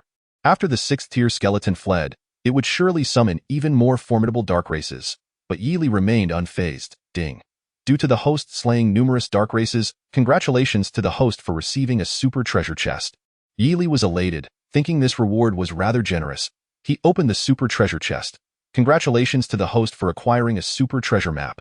Another super treasure map. Yili's fair face lit up with excitement, wondering what extraordinary treasure awaited him this time. He activated the super treasure map, and a coordinate appeared in his mind, located some distance from the Huangjiang Bay City. Without delay, Yili followed the coordinates, utilizing his movement technique to hasten his journey. The technique was remarkably swift, enabling him to cover 10,000 miles by day and 8,000 by night. After 3 days and nights of travel, Yili finally arrived at his destination. Before him lay a primeval forest, teeming with venomous insects and ferocious beasts, all intensified by the zombie virus in the apocalypse. Why Yili did not rush inside. Instead, he retrieved a box of food from his system space and began to eat. Zombies produced treasure chests daily, and after many days, he had accumulated numerous boxes of food in his system space. After satisfying his hunger, Yili led his Apocalypse Legion into the primeval forest. It was midday, yet a chill pervaded the forest, with strange trees all around. Before long, he heard the sounds of a struggle. Approaching the noise, he discovered a man and a woman engaged in combat with a young girl. All three wore student uniforms emblazoned with the words Cloud Summit Academy, indicating they were students of that prestigious institution. Lu Qingxue, I advise you not to resist. You cannot defeat us, the man and woman boasted arrogantly, their expressions exuding a sense of superiority. You are settling personal scores. We came from Cloud Summit Academy to find the Haotian Tower. Lu Qingxue retorted coldly. Why Yili was taken aback by her words. Could it be that the Haotian Tower existed within this primeval forest? The Haotian Tower was one of the 10 divine artifacts, and both the Martial Alliance and the Dark Hall were searching for these legendary items. However, given the vastness of the apocalypse, finding them was akin to searching for a needle in a haystack. Lu Qingxue, your disdainful demeanor at Cloud Summit Academy has long irked me in Chuaning.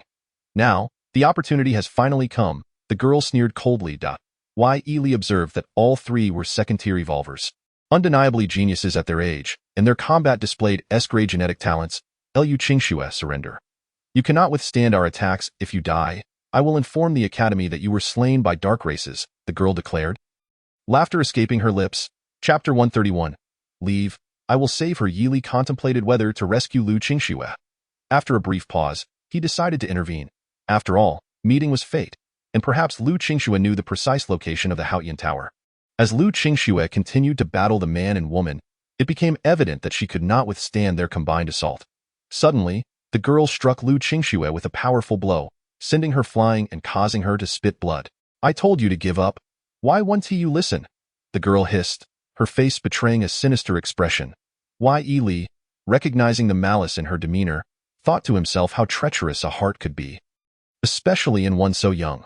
Farewell, Lu Qingxue, the Ice Queen of Cloud Summit Academy, the girl exclaimed, extending her hand as a menacing purple energy surged forth.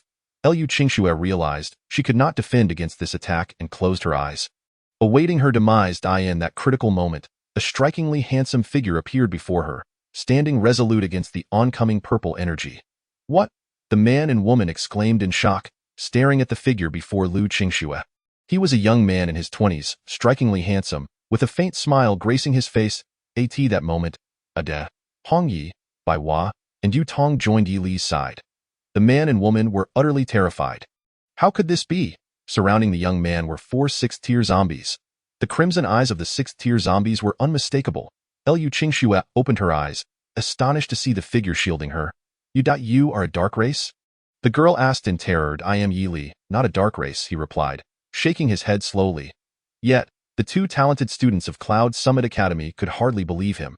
After all, it was said that only dark races could control zombies. And these were 4 6th-tier zombies. Leave. I will save her.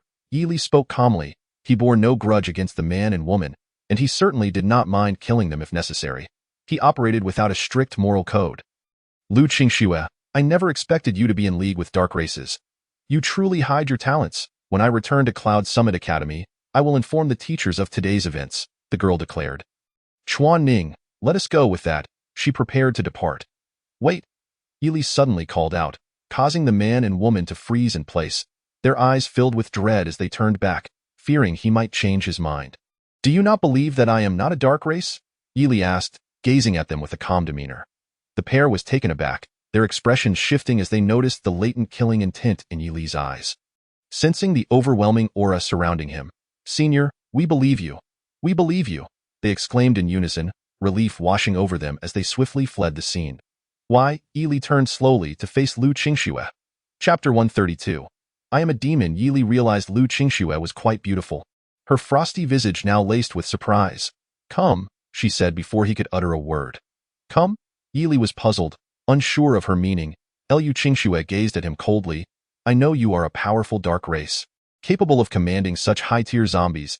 If you intend to kill me, then come. With that, she closed her eyes. Why, Yili shook his head inwardly, thinking he was merely trying to save her, yet she seemed to understand his intentions all too well. When did I ever say I would kill you? He replied. Lu Qingxue opened her eyes, astonished at his words. Why, Yili, understanding her thoughts, chose not to delve deeper. Instead, he activated his healing technique, channeling golden energy into her wounds. In an instant, her injuries healed, and her previously depleted spiritual energy was restored. Lu Qingxue was left speechless, unable to comprehend why he had acted this way. Wasn't it said that dark races were merciless killers? Awaken, Yili gently inquired. Where is the Haotian Tower? After Lu Qingxue stood up, she shook her head. I do not know the location of the Haotian Tower. Our departure from Yunding Academy was merely a stroke of luck. Her voice was chilling, devoid of warmth, as if emanating from some otherworldly being. Why, Yili had anticipated her response. He had only posed the question casually. However, since the location of the super treasure map lay within this primordial forest, it was certain that treasures awaited discovery. What is this place called? Yili continued. This is the Black Cloud Forest, Lu Qingxue replied. Why, Yili pondered for a moment. The Black Cloud Forest must be vast, and he wondered how they would search within it. Are you truly not of the dark races? Lu Qingxue could not help but ask. Having conversed with Yili, she felt he did not possess the characteristics of a dark race. I am not of the dark races, yet I surpass them in prowess, Yili replied nonchalantly. Lu Qingxue was momentarily taken aback. Could it be that there existed beings even more formidable than the dark races?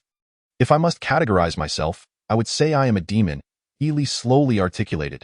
As he spoke, his demeanor remained calm, yet within Lu Qingxue's heart, tumultuous waves of astonishment surged. Demon? This novel term was one she encountered for the first time, and it struck her with profound impact. Why, Yili sensed that since he ascended to the second layer of the ancient demon codex, he no longer felt human. To describe himself as a demon was most fitting. Do you intend to leave, or shall you accompany me? Yili asked Lu Qingxue. Her curiosity was piqued. She did not understand what a demon was, but she recognized Yili possessed an ineffable mystery and could command 4 6th-tier zombies. Noticing Lu Qingxue's silence, Yili began to walk forward, with Ada, Hongyi, Baiwa, and Yutong trailing closely behind. Lu Qingxue felt an inexplicable magnetism drawing her to Yili, an unfamiliar sensation that compelled her to follow after a brief contemplation. Yili mused that the Black Cloud Forest was indeed expansive. He decided to rely on chance. He momentarily forgot that it was a primordial forest, teeming with venomous creatures and ferocious beasts. Suddenly, a gigantic toad obstructed their path. Why, Yili assessed the toad, which weighed over 100 pounds and seemed to possess less than first-tier strength. It appeared rather imposing. The toad gazed at Yili and his companions with gleaming eyes. Drooling profusely, It croaked several times, and soon, dozens of enormous toads surrounded them. Why, Yili chuckled. This was the first time he had encountered such large and numerous toads, and he found it somewhat amusing. Abruptly, the horde of toads lunged at Yili. With a swift flick of his finger, Yili unleashed a barrage of golden spiritual light, like a machine gun, piercing through the toads with ease. Lu Qingxue stepped back in astonishment. She recalled how a similar golden light had once entered her body through Yili's palm, healing her injuries. Now, witnessing the terrifying golden light emanating from his fingers, she could scarcely fathom the extent of Yili's power. Suddenly, she remembered that the golden spiritual energy was associated with an SS-level genetic talent. Realizing this, she gazed at Yili's back, understanding that he was undoubtedly not of the dark races, for they lacked such genetic endowments. Those toads are quite fascinating, Yili remarked, a glimmer of excitement gracing his handsome face. He mused that the toads infected by the zombie virus were indeed unique. Weighing over 100 pounds, who could have anticipated that? Let us continue, he said slowly, and together with Lu Qingxue, they pressed onward. A thunderous roar echoed through the forest, shaking the ground. Yili wore a playful expression, intrigued by what creature would emerge next. Moments later, a colossal white ape burst forth. Towering nearly 10 feet tall, its muscular frame appeared formidable. The king of the Black Cloud Forest, the diamond white ape. Lu Qingxue exclaimed in surprise. Yili had never heard of such a creature. He merely recognized it as a fourth-tier entity, and thus deemed it rather weak. The diamond white ape glared at Yili and Lu Qingxue, as if furious at their encroachment upon its territory. Yili's expression remained tranquil as he observed Lu Qingxue's evident trepidation. Do you believe I could eliminate this diamond white ape with merely my gaze? He asked. Lu Qingxue was taken aback. She could scarcely fathom Yili making such a claim. Yili inwardly smiled, aware that convincing her would be simple enough. He would demonstrate through action. The diamond white ape pounded its chest and charged at Yili. Remarkably, it was the ape that initiated the attack. Yili activated the heavenly spirit eye, capable of offensive maneuvers. 2 beams of golden light shot forth from his eyes. As the diamond white ape closed the distance, its body came to an abrupt halt, disbelief filling its gaze. Lu Qingxue was stupefied. The diamond white ape, renowned for its formidable defenses, had been pierced through so effortlessly. The creature collapsed heavily to the ground, creating a deep crater upon impact. I told you, I could eliminate it with a mere glance, Yili said, watching Lu Qingxue's astonishment with a calm demeanor. Lu Qingxue gasped. During their journey to the Black Cloud Forest from Yunding Academy, they had thoroughly researched the area. The greatest threat was indeed the fourth-tier diamond white ape, known for its exceptional defense, capable of contending with fifth-tier evolved beings. Does this mean her eyes widened? Could Yili possibly be a sixth-tier evolved being? Yet, he was scarcely in his 20s. She was utterly astounded. Such a prodigious talent was unparalleled, something she had never encountered before. Without lingering on her thoughts, Yili continued onward with the Doomsday Army, with Lu Qingxue trailing closely behind. They arrived at a peculiar place, where stones stood like knives and others lay like tigers. This is rather strange. Another deafening roar resounded. As the saying goes, the dragon rides the clouds. The tiger commands the winds.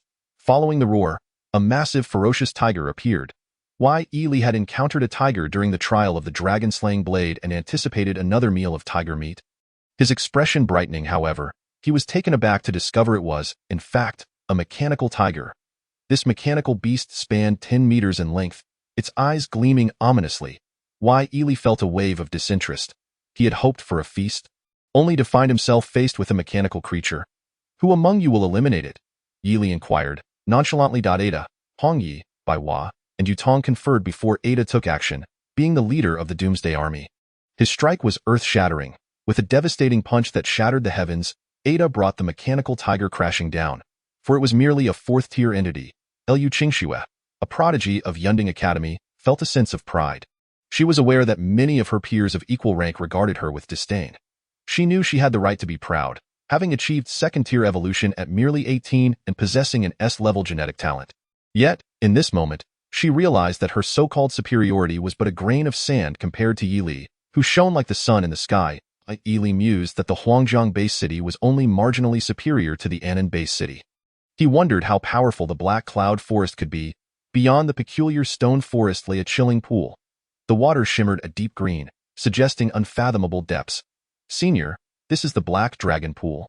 It is said to harbor a dragon, though it shall not emerge. Lu Qingxue spoke with newfound reverence, aware that her talents paled in comparison to Yili's. A dragon? Yili pondered for a few seconds, contemplating the taste of dragon meat. With this thought, he resolved to explore the depths of the Black Dragon Pool. Perhaps treasures awaited him within. Since there is a dragon, let us descend and investigate. Yili declared to Lu Qingxue. Lu Qingxue gasped. No, senior. The waters of the Black Dragon Pool are frigid to the bone. I cannot withstand such cold. Yili acknowledged her concern. The icy waters were evident even to the naked eye. He recognized that Lu Qingxue had conducted extensive research before venturing into the Black Cloud Forest. Opening the point store, he sought solutions. Originally, he had amassed 290,000 points, but after the battle in Annan Bay City, His total had swelled to 800,000. Soon, a potion caught his eye, water avoidance potion. When consumed, one can move in water as if on land, providing resistance to extreme temperatures. Price, 2,000 points. After consuming this, one need not fear the chilling waters of the Black Dragon Pool. Yili spoke slowly. Liu Qingxue was momentarily taken aback, her heart filled with a profound astonishment. She could hardly comprehend the existence of someone like Yili in this world. The waters of the Black Dragon Pool were notoriously frigid, capable of freezing even evolved beings to death. Yet Yili was able to produce several vials of potions that could render one immune to the cold. Was he truly an omnipotent being? After drinking the potion, Liu Qingxue felt no significant change in her body and cautiously glanced at Yili. Senior. She hesitated, mindful of her cautiousness, as her body had not undergone any tangible transformation after consuming the potion. Let us descend, Yili said calmly. With that, he plunged headfirst into the Black Dragon Pool, followed by Ade, Hongyi, Bai Hua, and Yutong. Liu Qingxue swallowed hard, gazing warily at the icy waters, hesitating to jump in. Instead, she tentatively dipped a finger into the water. To her astonishment, it felt as if her finger had entered ordinary water. A resolute expression replaced her previously frosty demeanor, and she resolutely leapt into the Black Dragon Pool. At that moment, Yili and the Apocalyptic Legion reached the bottom of the Black Dragon Pool, estimating its depth to be around 100 meters. Devoid of any objects, Liu Qingxue arrived at the bottom as well. Still struggling to believe the reality of her situation, she would rather accept the notion that dark races were about to seize all the base cities tomorrow than to believe she had actually ventured to the depths of the Black Dragon Pool. Such rich spiritual energy, Liu Qingxue exclaimed in astonishment. The spiritual energy here was several times denser than that of the Cloud Summit Academy, promising exponential benefits for cultivation. Yili, with his serene and flawless visage, remained unaffected by the spiritual energy. Its density at the bottom of the Black Dragon Pool held no significance for him. His primary concern was the whereabouts of the dragon. Did you not mention that there was a dragon in the Black Dragon Pool? Where is it? Yili inquired, gazing at Liu Qingxue. She was momentarily stunned. Her knowledge of the dragon was merely hearsay, and she had no idea of its location. Yili sighed inwardly, realizing he must take matters into his own hands. He began searching the depths of the Black Dragon Pool with Adia and the others. If they failed to locate the dragon, it would simply be attributed to luck. If they did find it, then the dragon would surely encounter an unending streak of misfortune. Senior, there's a cave over there. Liu Qingxue pointed, her voice filled with surprise. Following her gaze, Yili indeed spotted a cave. Utilizing his heavenly spirit eye, he discerned a malevolent energy emanating from within, suggesting the presence of great terror. A faint smile graced his otherwise composed face, as he suspected that treasures from the legendary treasure map might be hidden within this cave. Let us investigate, Yili said casually. They approached the cave entrance, and after drinking the water-repellent potion, they walked at the bottom as if it were solid ground. Yili examined the cave entrance, which was neither large nor small, with ominous energy emanating from within, sending chills down the spine. Senior, why does this cave feel so terrifying? Liu Qingxue asked, her face pale with fear, aware that as a mere second-tier evolved being, the atmosphere was daunting even to her. I am here. Yili reassured her. Liu Qingxue was taken aback, gazing at Yili's countenance, uncertain of how to interpret his words. You can rest easy, for I am here. And you will be safe, he seemed to imply. For reasons unknown, a flutter of nervous excitement stirred within her, and her previously icy demeanor flushed with a slight blush. Yili observed this subtle transformation, cognizant of the feelings blossoming within her heart. Let us enter the cave, Yili urged softly. Upon his words, he and the Apocalyptic Legion stepped inside, with Liu Qingxue hastily following suit. The cave resembled an unfathomable abyss, shrouded in darkness, the eerie atmosphere sending shivers down their spines. Fortunately, with the heavenly spirit eye, Yili perceived everything as clearly as daylight, his eyes sparkling like stars in the night sky. He continued onward, sensing the malevolent energy intensifying, and a faint light appeared ahead. Curious about the source of this dark presence, he anticipated it might be the lurking black dragon of the Black Dragon Pool. Liu Qingxue's complexion had turned ghostly pale due to the overwhelming malevolence surrounding her. She had never encountered such a horrifying place before. The light grew brighter. After what felt like an eternity, Yili finally reached the source of the illumination, revealing yet another cave entrance. Stepping through, he discovered a breathtaking scene within, an otherworldly realm. Liu Qingxue emerged, her pallor deepening as she beheld the sight before her. A vast expanse of black earth littered with white bones and several rivers of blood. The sky was shrouded in dark clouds, with black lightning striking the ground incessantly.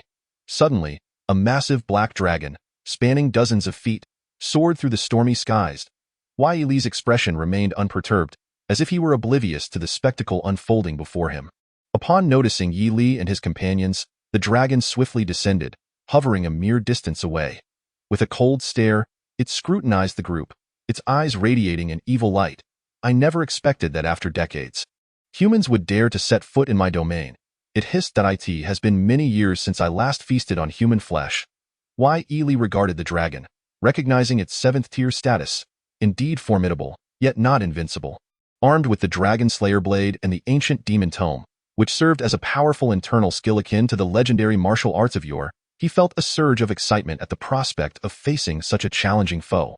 The Black Dragon, perplexed, observed Yi Li. "Human, you are quite peculiar, Dotto." "In what way?" Yi Li replied coolly. The dragon sensed the dark energy emanating from itself, contrasting sharply with the magic energy radiating from Yi Li. "Your body does not bear the aura of the dark races, yet there exists something else within your human essence. Despite this, you command 4 6th-tier zombies, which perplexes me greatly." The dragon's curiosity was evident. Having endured a century of apocalypse, the Black Dragon, a member of the dark races, had spent decades refining its powers in the depths of the Black Dragon pool. Yi Li gazed at the dragon, slowly articulating, "There are many things in this world that you cannot comprehend. In other words, you are but a frog at the bottom of a well, unaware of the vastness of the sky and the expanse of the earth." Lu Qingxue was left speechless, astonished by Yi Li's boldness. Although she could not fathom the true extent of the Black Dragon's power, she recognized that it was far beyond her understanding. A monumental clash seemed imminent. The dragon, incensed by Yi Li's words, glared fiercely. "Oh, not presume that you and your 4 6th-tier zombies can defeat me. I shall demonstrate that only the dark races can truly command the undead." As the dragon's voice echoed, a sinister light shot from its eyes, enveloping Ade, Hongyi, Baiwa, and Yu Tong. Though the dragon could have acted differently, it deemed Yi Li's arrogance excessive and sought to teach him a lesson about the terrifying power of the dark races. "Now, I command you to attack this human, but do not kill him," the dragon ordered coldly. Ignoring Lu Qingxue entirely, it regarded her as inconsequential, akin to a speck of dust. The Black Dragon reveled in its superiority, confident that the zombie virus was of its own design. Despite its uncertainty about how this peculiar human gained control over the 4 6th-tier zombies, it was indifferent. "Now, let these 4 zombies attack the human." Yet, to the dragon's astonishment, Ade, Hongyi, Baiwa, and Yu Tong remained motionless, as if rooted to the spot. How can this be possible? The dragon's eyes widened in disbelief as it witnessed the scene before it. "I command you to attack this human," the dragon roared in frustration. However, regardless of its commands, Ade and the others remained as steadfast as ever. Yi Li shook his head slowly. The zombie synthesis system ensured that the synthesized zombies would obey his commands without fail. He could not fathom the audacity of the Black Flood Dragon, daring to attempt to seize control of his Apocalypse Legion. How could the feeble dominion of the dark races even begin to compare with that of Yi Li? As he gazed at the Black Flood Dragon, he spoke. Chapter 138. The demonic energy of the ancient celestial demon canon. Lu Qingxue was utterly astonished. She had expected the 4 6th-tier zombies commanded by her predecessor to fall under the control of the Black Flood Dragon, given its dark lineage. Yet, she could never have imagined the situation would unfold this way. Suddenly, she recalled Yi Li's words. "If I must belong to a category, I should be considered a demon." Demon! Lu Qingxue finally grasped the terrifying essence of a demon. "Humanity, how did you achieve this?" The Black Flood Dragon glared fiercely at Yi Li. Although it was not concerned about a 6th-tier evolver and 4 6th-tier zombies, it could not comprehend why it could not dominate these 4 6th-tier zombies. After all, it was a 7th-tier dark race entity. "You are not yet worthy to know how I achieved this," Yi Li replied indifferently. Upon hearing this, the Black Flood Dragon felt an unprecedented humiliation. As a 7th-tier entity, it could not tolerate being belittled by a mere 6th-tier evolver. "Think of how my dark race broke through the heavenly gates to enter this world. Just a few years ago, you humans were turning into zombies on a massive scale, and we dark races slaughtered humanity like livestock. Now, I shall demonstrate my might." As its voice fell, a surge of dark energy erupted from the Black Flood Dragon. darkening the already overcast sky, creating an ominous spectacle. This was akin to a pressure. Being a 7th-tier entity, the Black Flood Dragon did not need to engage directly. Its mere presence could obliterate Yili. Everyone, fall back. Yili commanded his Apocalypse Legion, and Lu Qingxue retreated far away. The Black Flood Dragon looked triumphantly at Yili, believing that Yili would surely succumb to its terrifying pressure, simply because he was only a 6th-tier evolver. However, the Black Flood Dragon was about to encounter the most shocking moment of its existence. Why Yili stood unmoving like a statue, his figure now resembling that of an ancient deity, exuding demonic energy all around him. This was the demonic energy of the 2nd level of the ancient celestial demon canon. As the Black Flood Dragon's dark energy surged toward him, Yili's demonic energy erupted in response.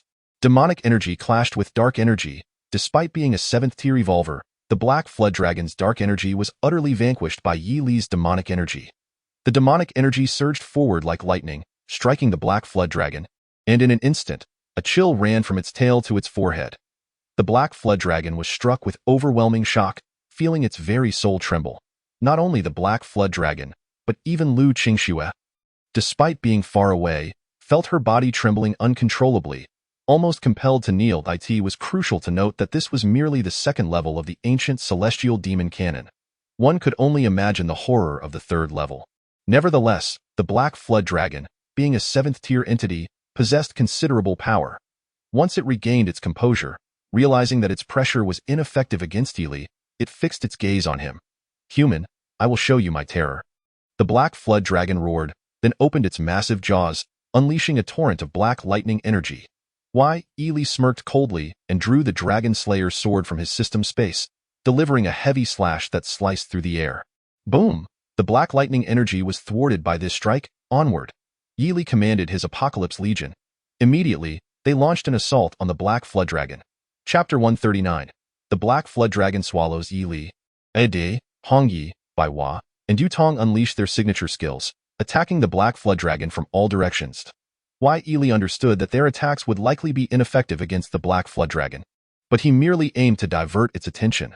The Black Flood Dragon, filled with fury, bellowed in rage. As a being of the dark race, it was ludicrous to be attacked by zombies. Flames roared from Yili's Dragon Slayer sword as he leaped into the air.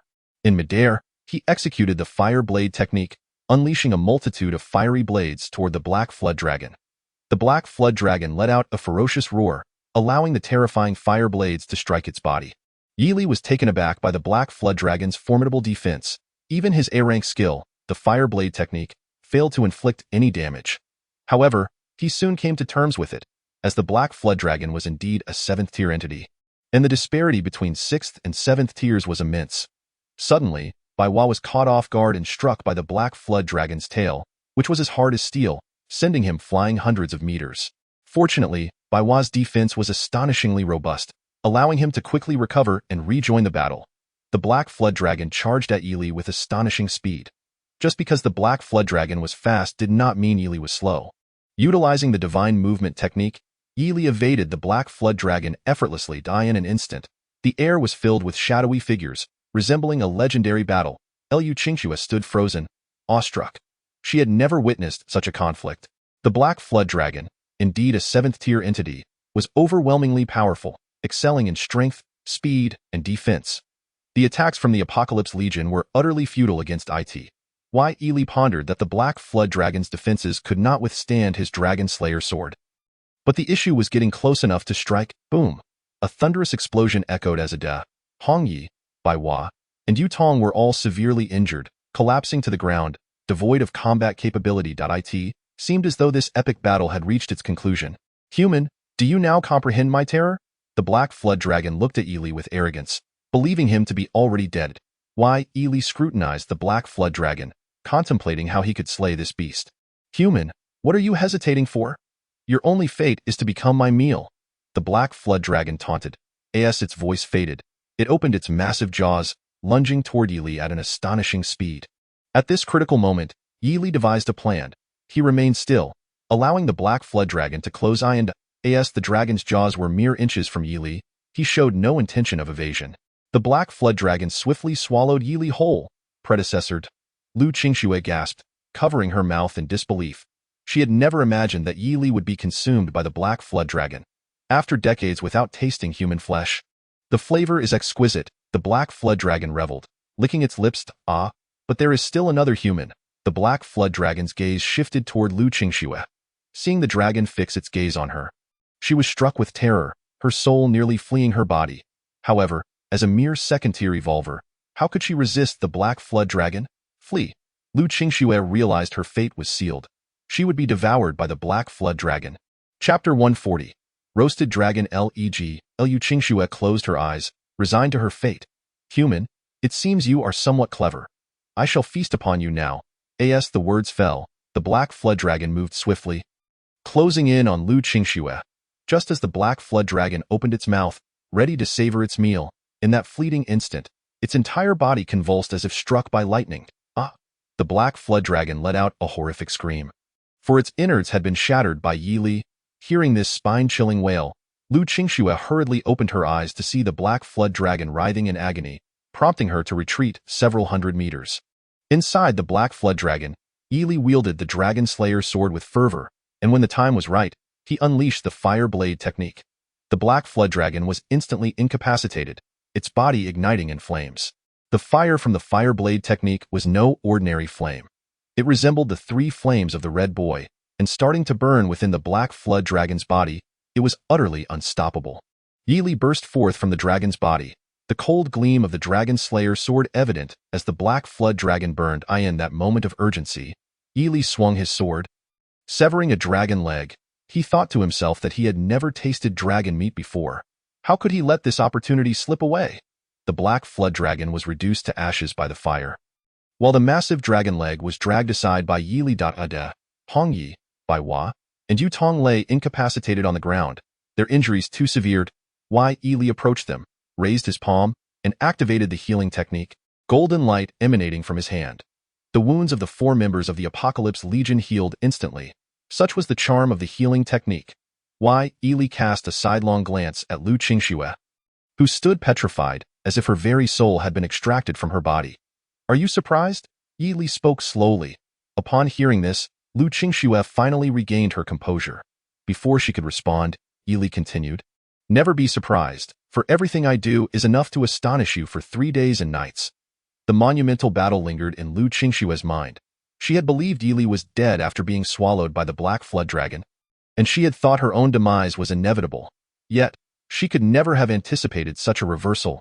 Looking gazed upon Yi Li's unparalleled visage, only to discover that his countenance remained serene and unperturbed, as if the cataclysmic battle that had just transpired was nothing but a figment of her imagination. She found it utterly incomprehensible that such a being could exist in this world, someone who would not show the slightest flicker of emotion regardless of the circumstances. As she approached Yi Li, the events that had unfolded felt dreamlike. Ever since he had rescued her, everything seemed too surreal. Yi Li, however, was oblivious to Looking's thoughts.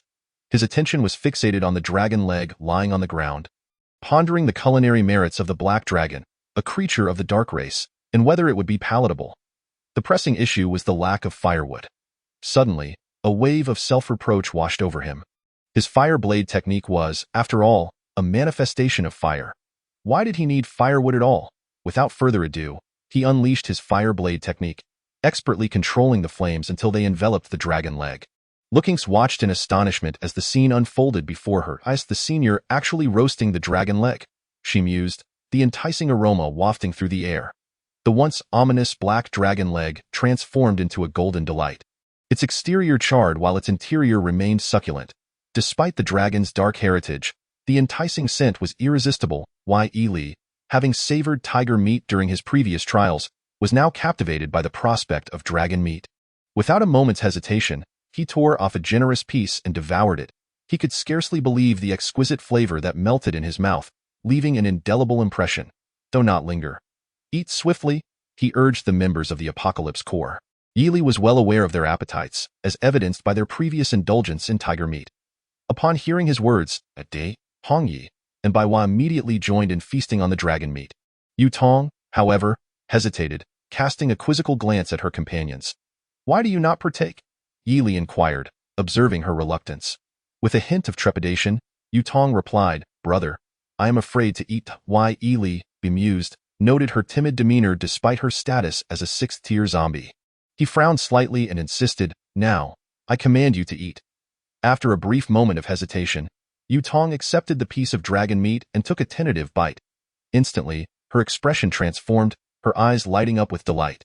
"This is so delicious, brother," she exclaimed in joy. Ely chuckled, pleased that his assessment of the meat's flavor was accurate. Bai Hua, overwhelmed by the deliciousness, wore a silly grin, as if she had tasted something extraordinarily delightful. Observing her figure, Ely couldn't help but comment, "Perhaps you should moderate your consumption." Turning back, he noticed Looking still standing apart. "Why do you hesitate?" he asked. Startled, she replied, "I thought you did not invite me." Embarrassed, Lookings admitted that she had nearly succumbed to salivating at the sight of the delectable dragon meat.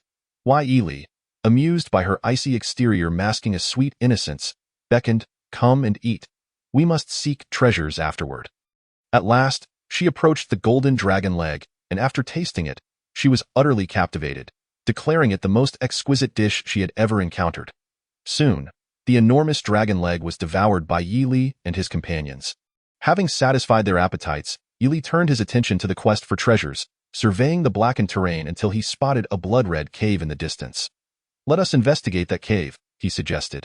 Lookings nodded, now thoroughly impressed by Ely's capabilities. As they neared the cave, the crimson entrance glimmered with an alluring light, suggesting the presence of extraordinary treasures within. Upon entering, an overwhelming aura of spiritual energy enveloped them. Reminiscent of a gentle spring breeze, the tunnel was not long, leading them to a fiery expanse where a stone platform supported a small, ancient tower emanating radiant glimmers.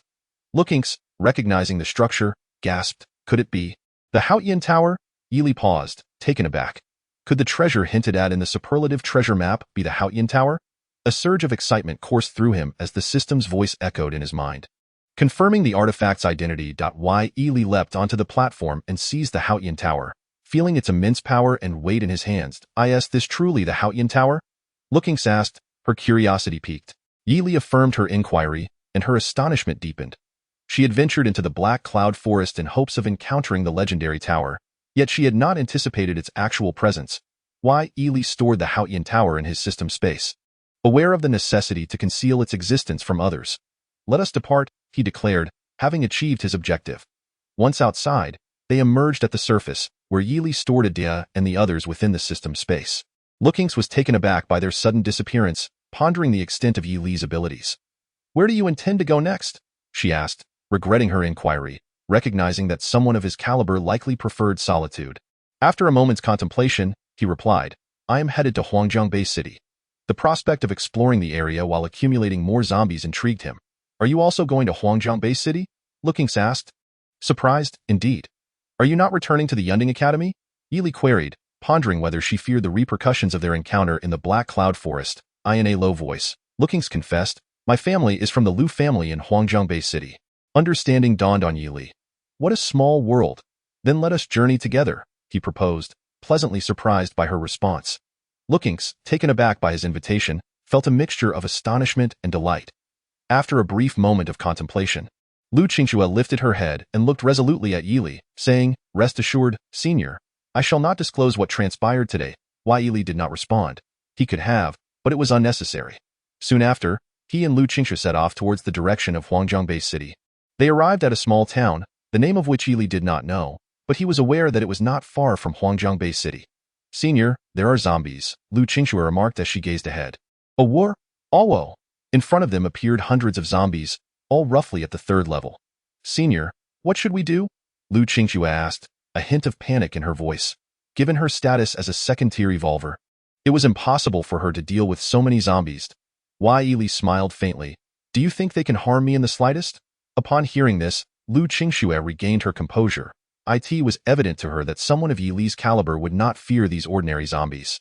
As Ely observed the frenzied horde charging towards them, he found it unnecessary to summon Adia and the others. Instead, he slowly raised his finger, and golden light erupted from it, firing forth like a rapid-fire gun. Whoosh, whoosh, whoosh. The sound of slicing wind filled the air. In an instant, hundreds of zombies collapsed to the ground, howling in agony, each afflicted with a grievous wound in their thigh. Why, Ely opened the synthesis grid in his mind and began to amalgamate the zombies. Before long, He had combined the hundreds of zombies into one level 10 male zombie and one level 10 female zombie. He glanced at the zombies in his system space and discovered he already possessed a level 10 male zombie and a level 10 female zombie. Yili then synthesized the two level 10 zombies into one first-tier male zombie and one first-tier female zombie. Liu Qingxue was taken aback. What just happened? She rubbed her eyes, seemingly unable to believe the reality before her. She distinctly recalled that just moments ago, there had been hundreds of ordinary zombies. How could they have transformed into a level 10 male zombie and a level 10 female zombie in the blink of an eye? Then, in yet another moment, the level 10 zombies morphed into first-tier male and female zombies. Could this be the power of the demon? She pondered, astonished. Yet, it seemed far too extraordinary. The dark races could only control zombies, while her senior could not only command them but also elevate their levels. The shock she felt was beyond expression. Why, Yili, observing Liu Qingshue's astonishment, shook his head internally. He had advised her to never be surprised. For everything he did was enough to astonish her for 3 days and nights. Unfortunately, it seemed that Liu Qingxue could not grasp the essence of his words. As they continued walking, Yili synthesized another first-tier male zombie and a first-tier female zombie. He now possessed two first-tier male zombies and two first-tier female zombies, which he continued to combine soon. He had acquired one second-tier male zombie and one second-tier female zombie. Checking his current zombie count, he noted, Apocalypse Legion, Adi, Hongya, by Wawa, Yutong. Male zombies, one third-tier male zombie, one second-tier male zombie. Female zombies, one third-tier female zombie, one second-tier female zombie. Overall, their strength was decent, yet it remained insufficient. After all, Huangjiang Bay City was home to evolvers of the 7th tier. However, it was worth noting that the 7th tier evolver in Huangjiang Bay City was Su Suner's grandfather, Su Changfeng, who was a pillar of Huangjiang Bay City. Yili was Su Changfeng's savior, yet he didn't believe that Su Changfeng would do anything for him. After all, human hearts are inscrutable, especially in this apocalypse. Finally, Yili and Liu Qingxue arrived at the outer city of Huangjiang Bay City. The military station there wielded numerous advanced technological weapons, appearing far more sophisticated than those at Henan Bay City. Upon entering the outer city, Yili found Huangjiang Bay City to be significantly larger and more prosperous than Henan Bay City. Senior, Liu Qingxue began but hesitated, cautiously observing Yili, fearful of inciting his displeasure. Let's visit your home, Yili suggested slowly. Liu Qingxue was taken aback. She could hardly believe that Yili would utter such words. What, do you think I, Yili, am unworthy of visiting the Liu family? Yili asked, a playful expression gracing his handsome face.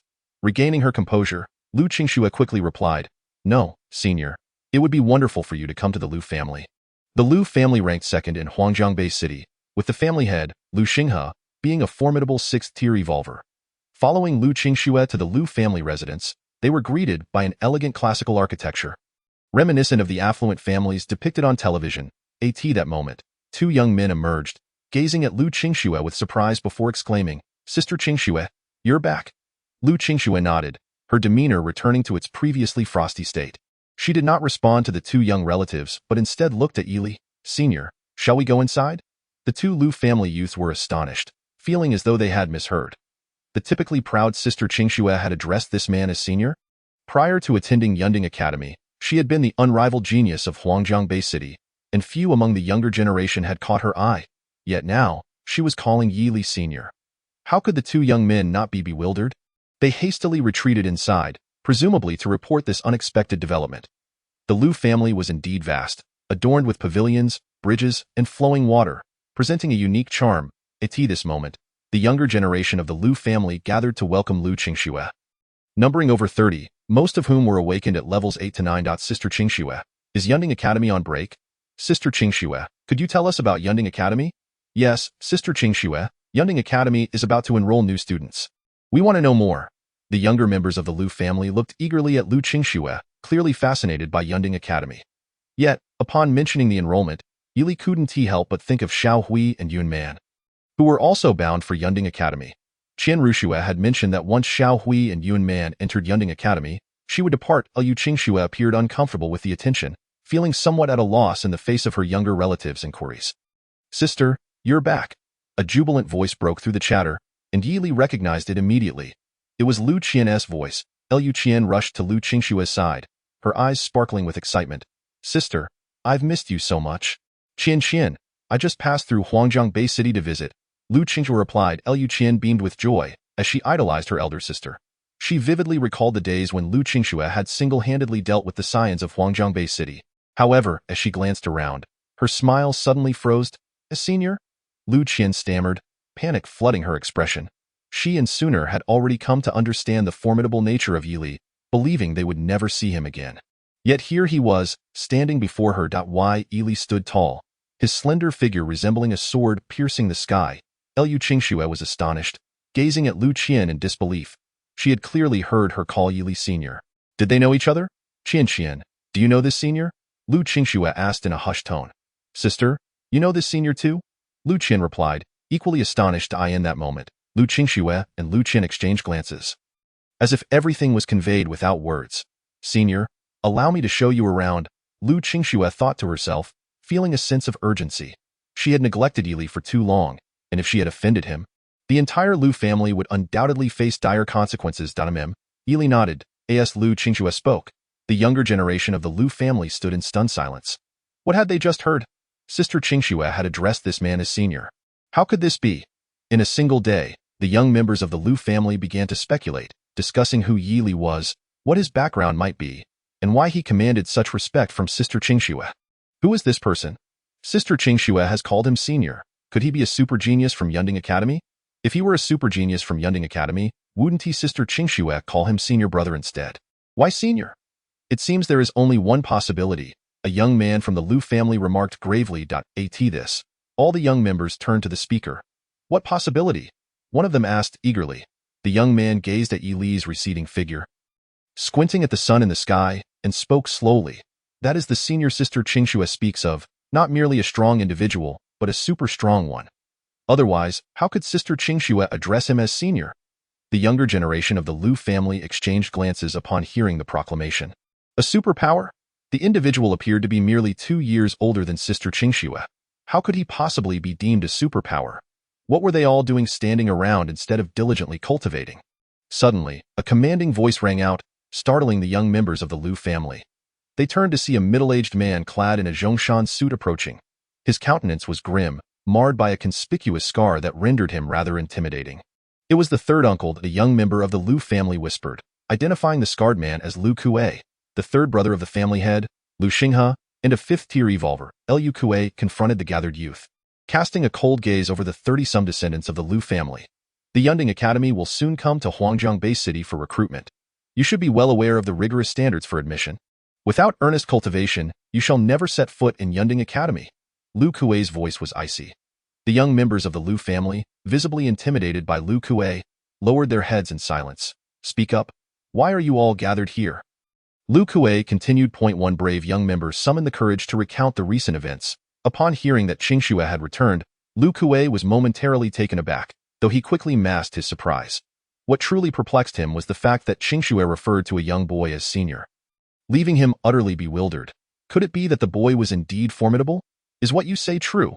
Lu Kuei asked in a low voice. Unquestionably true, third uncle, the young member replied hastily. Where has Sister Qingxue taken him? Lu Kuei pressed on. Sister Qingxue has taken him to the hucking pool, and Sister Qianqian has accompanied them, the young member informed. Then go and cultivate, Lu Kuei commanded coldly. Subsequently, the 30 young members of the Lu family returned to their training grounds to commence their cultivation. Such events warrant my attention. I must see for myself, Lu Kuei mused, narrowing his eyes. Senior, this is the hucking pool of the Lu family, the place with the most concentrated spiritual energy, Lu Qinghe remarked to Yili. Yili inspected the pool before him, its waters clear and light, indeed rich in spiritual energy, yet he found himself devoid of any interest. By the way, where is your father? Yili suddenly inquired of Lu Qian. Curiously, he wished to meet this second-ranked powerhouse of Huangjiangbei City. Senior, my father has gone to the Su family, Lu Qian promptly replied. Why Yili, merely wishing to meet him, decided to let it go since he wasn't present. Qingxue, you have returned. A voice reached Yili's ears. It was, of course, Lu Kuei, Qingxue's third uncle. Indeed, third uncle. I returned to check in as Yunding Academy has tasks for me, Lu Qingxue explained. Lu Kuei nodded, then continued. Qingxue, I have heard you brought back a senior. Where is he? Third uncle, this is the senior, Lu Qingxue replied. Upon hearing this, Lu Kuei looked at Yili and was momentarily stunned, taken aback by Yili's youth. He pondered, Qingxue actually addresses this young man as senior. Could it be that he is truly formidable? May I ask who you are? Lu Kuei inquired, unable to discern Yi Li's level of power as a fifth-tier evolver. Yi Li responded slowly. It was evident that Lu Kuei was hearing this name for the first time. May I ask which base city you hail from, Mr. Yi? Lu Kuei thought that anyone whom Qingxue would call senior must have a significant background, prompting him to tread carefully. I am from no base city. Yi Li replied nonchalantly. Lu Kuei felt a twinge of displeasure. After all, he was one of the strong figures in Huangjiang Base City. And this youth dared to disregard him so brazenly. Mr. Yi, you are human, correct? Since you are human, you must have come from a base city. I fail to understand if you are intentionally concealing this or simply disinclined to share. Lu Kuei fixed his gaze on Yi Li. Do I have any obligation to inform you? Yi Li replied, slightly bemused. He could not fathom why the Lu family was making such a fuss. What did you say? Lu Kuei was taken aback, astonished that Yi Li would utter such words within the Lu family. Mr. Yi, this is Huangjiang Base City. This is the Lu family. Lu Kuei maintained a stoic demeanor. Yi Li absent-mindedly played with his fingers, not bothering to meet Lu Kuei's gaze, and calmly stated, I am well aware that this is Huangjiang Base City and the Lu family. However, what of it? Upon hearing this, Lu Kuei fixed a penetrating stare on Yi Li. Mr. Yi, are you not overestimating yourself? Yi Li smiled, finally meeting Lu Kuei's gaze. You, a mere fifth-tier evolver, presume to speak to me in such a manner? At this, Lu Kuei's fury boiled over. A mere fifth-tier evolver? How dared he utter such words? Lu Kuei was one of the formidable figures in Huangjiang Base City, yet in Yi Li's eyes, he was reduced to nothing more than a petty fifth-tier evolver. What is your purpose in coming to the Lu family? Lu Kuei sensed that Yi Li was here with a specific intent. Unfortunately, he was wrong, utterly mistaken. Why? Yi Li chuckled softly. Do you truly believe your Lu family is worthy of my purpose? Arrogance, sheer arrogance. Both Lu Qingxue and Lu Qian were taken aback by the scene, well aware of Yi Li's terrifying prowess. They hurriedly implored Lu Kuei, third uncle, enough. However, he remained undeterred, his expression darkening as he coldly retorted.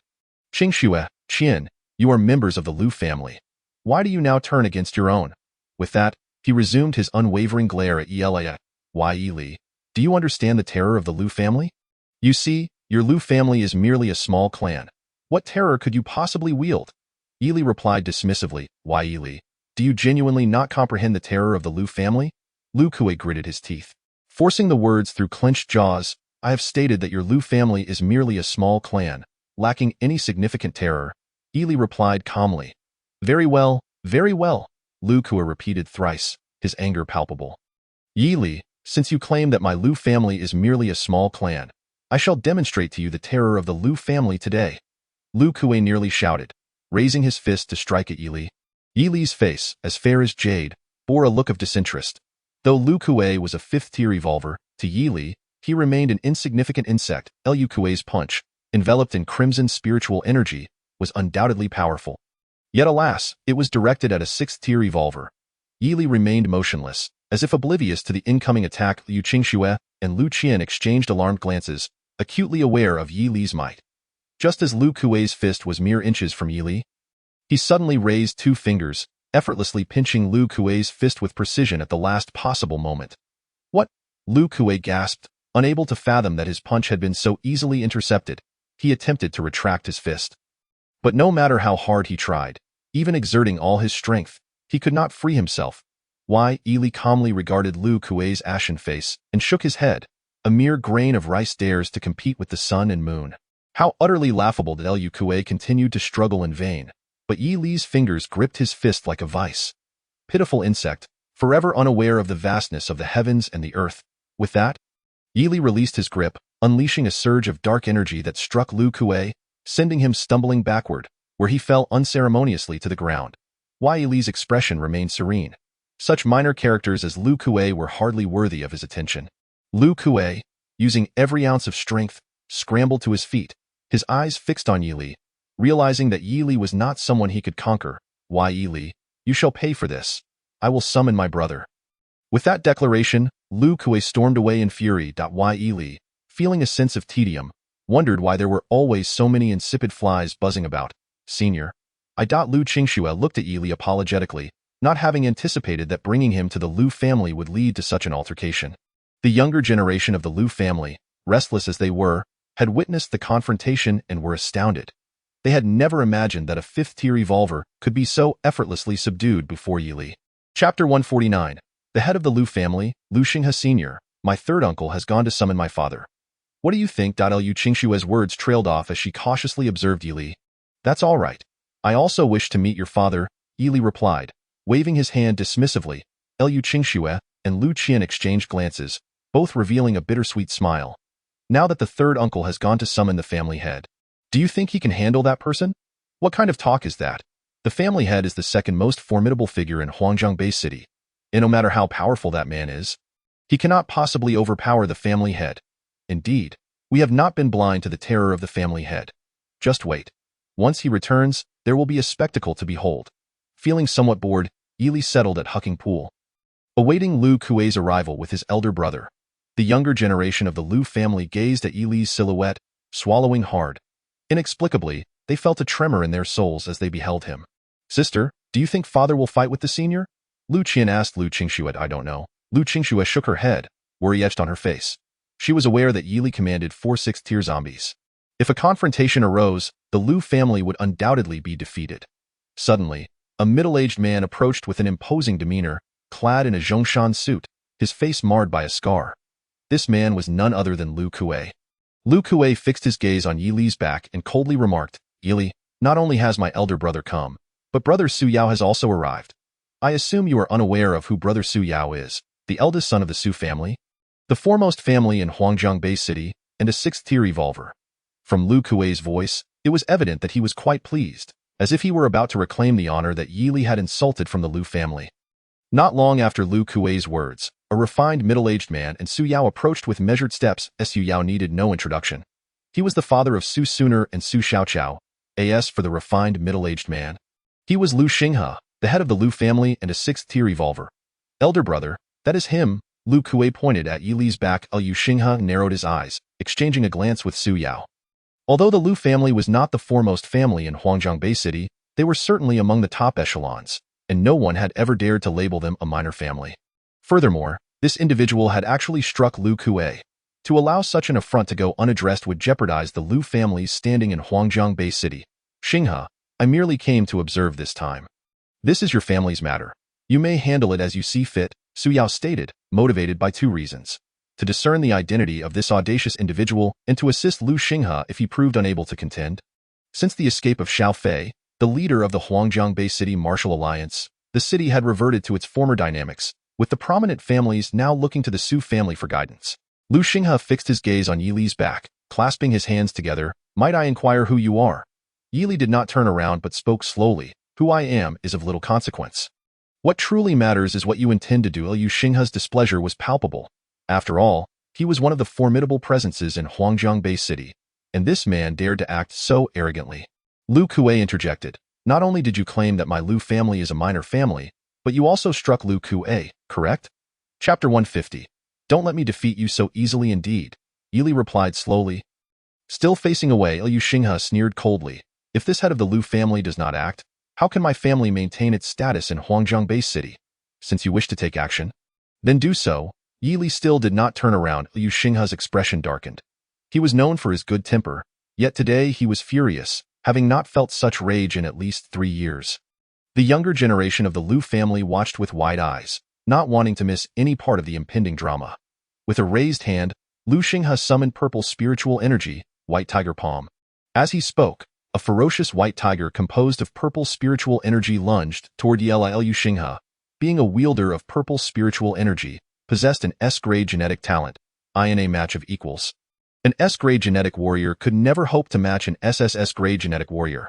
The younger generation of the Lu family never dreamed that Yi Li would still remain unperturbed. Just as the white tiger was about to pounce, Yi Li activated his Godspeed technique and vanished from sight. The white tiger missed its target, disappearing into the void. Where did he go? The younger generation of the Lu family was taken aback. They distinctly remembered the white tiger being on the verge of striking Yi Li, fully expecting him to be either dead or gravely injured. Yet, they would rather believe that they had only 1 day left to live than accept that Yi Li had vanished from the spot. When Yi Li reappeared, he was already several dozen meters away, still facing away from the crowd. He slowly spoke. Lu Xinghe, is this all you are capable of? Upon hearing this, Lu Xinghe was engulfed in a fury that threatened to consume him. Although Yi Li's astonishing speed astonished him, it was the audacity of Yi Li's words that infuriated him even more. "Then let me show you my true strength," Lu Xinghe growled. With that, he raised his palm and shouted, "Lightning Thunder Palm." A terrifying surge of lightning erupted from his hand, roaring toward Yi Li's back. Finally, Yi Li turned around. He raised a finger and calmly declared, "With a single finger, I shall rupture the heavens." As he spoke, a formidable golden spiritual energy surged forth from his fingertip, colliding heavily with Lu Xinghe's lightning. Another deafening explosion ensued as Yi Li's single finger shattered Lu Xinghe's lightning thunder palm. The residual force surged toward Lu Xinghe, who was alarmed and hastily dodged, narrowly evading the terrifying attack. Observing Lu Xinghe's frantic retreat, Yi Li casually remarked, "Lu Xinghe, unleash all your abilities. Do not let me defeat you so easily." Upon hearing this, Lu Xinghe ground his teeth in frustration. At the same time, Su Yao's eyes widened in disbelief as he gazed at Yi Li. "Mr. Yi," Su Yao exclaimed.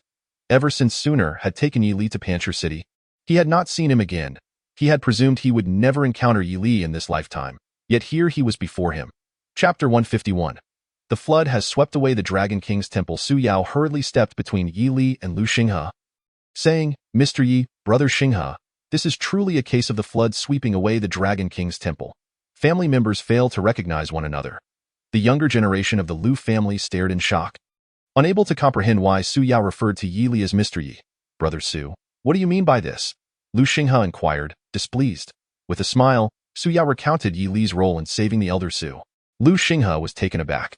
He knew that the elder Su's wounds had been healed by a master, but he never imagined that this master would be standing right before him. The younger generation of the Lu family exchanged glances. Unable to fathom that Yi Li had saved the elder Su, Yi Li remained impassive, gazing at Lu Xinghe with a calm demeanor. "Come now, show me all your capabilities," he beckoned to Lu Xinghe with a finger. Feeling deeply insulted, Lu Xinghe glared at Yi Li. "Brother Su, even if he saved the elder Su, I must settle this score with him today." With that, Lu Xinghe charged at Yi Li with fervor. Yi Li remained as still as a mountain, akin to a deity standing firm in the heavens, unyielding through the ages. As Lu Xinghe approached, he spread his right hand, forming a purple longsword from purple spiritual energy. Suddenly, he leaped into the air, raising the purple longsword high, and struck down toward Yi Li. Yi Li smiled unperturbed. To him, such an attack was pathetically weak. He leisurely raised two fingers, and just as the purple longsword was about to descend, he deftly pinched it between his two fingers. "What?" The younger generation of the Lu family gasped in disbelief. They could hardly fathom Yi Li's terrifying prowess. Initially, they believed Yi Li could not possibly triumph over the family head. Yet it seemed they had gravely underestimated him. Liu Qingxue and Lu Qian's faces were pale with shock.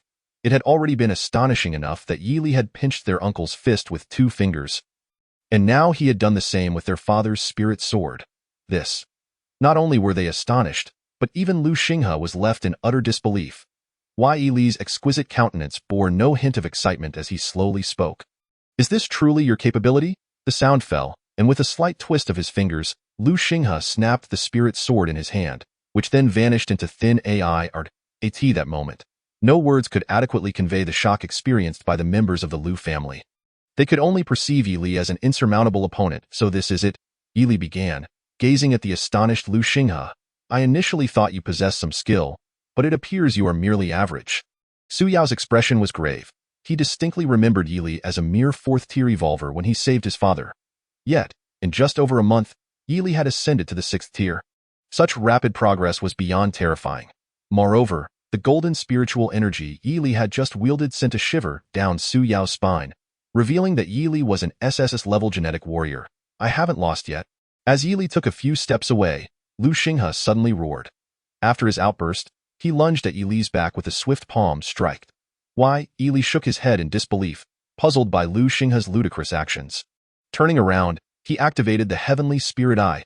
A beam of golden spiritual light shot forth like a drawn sword, striking Lu Xinghe's palm directly in an instant. Lu Xinghe's hand was pierced through. Lu Xinghe let out a wretched cry as a gruesome blood hole appeared on his palm. "Father! Head of the family!" The entire Lu family present called out in alarm.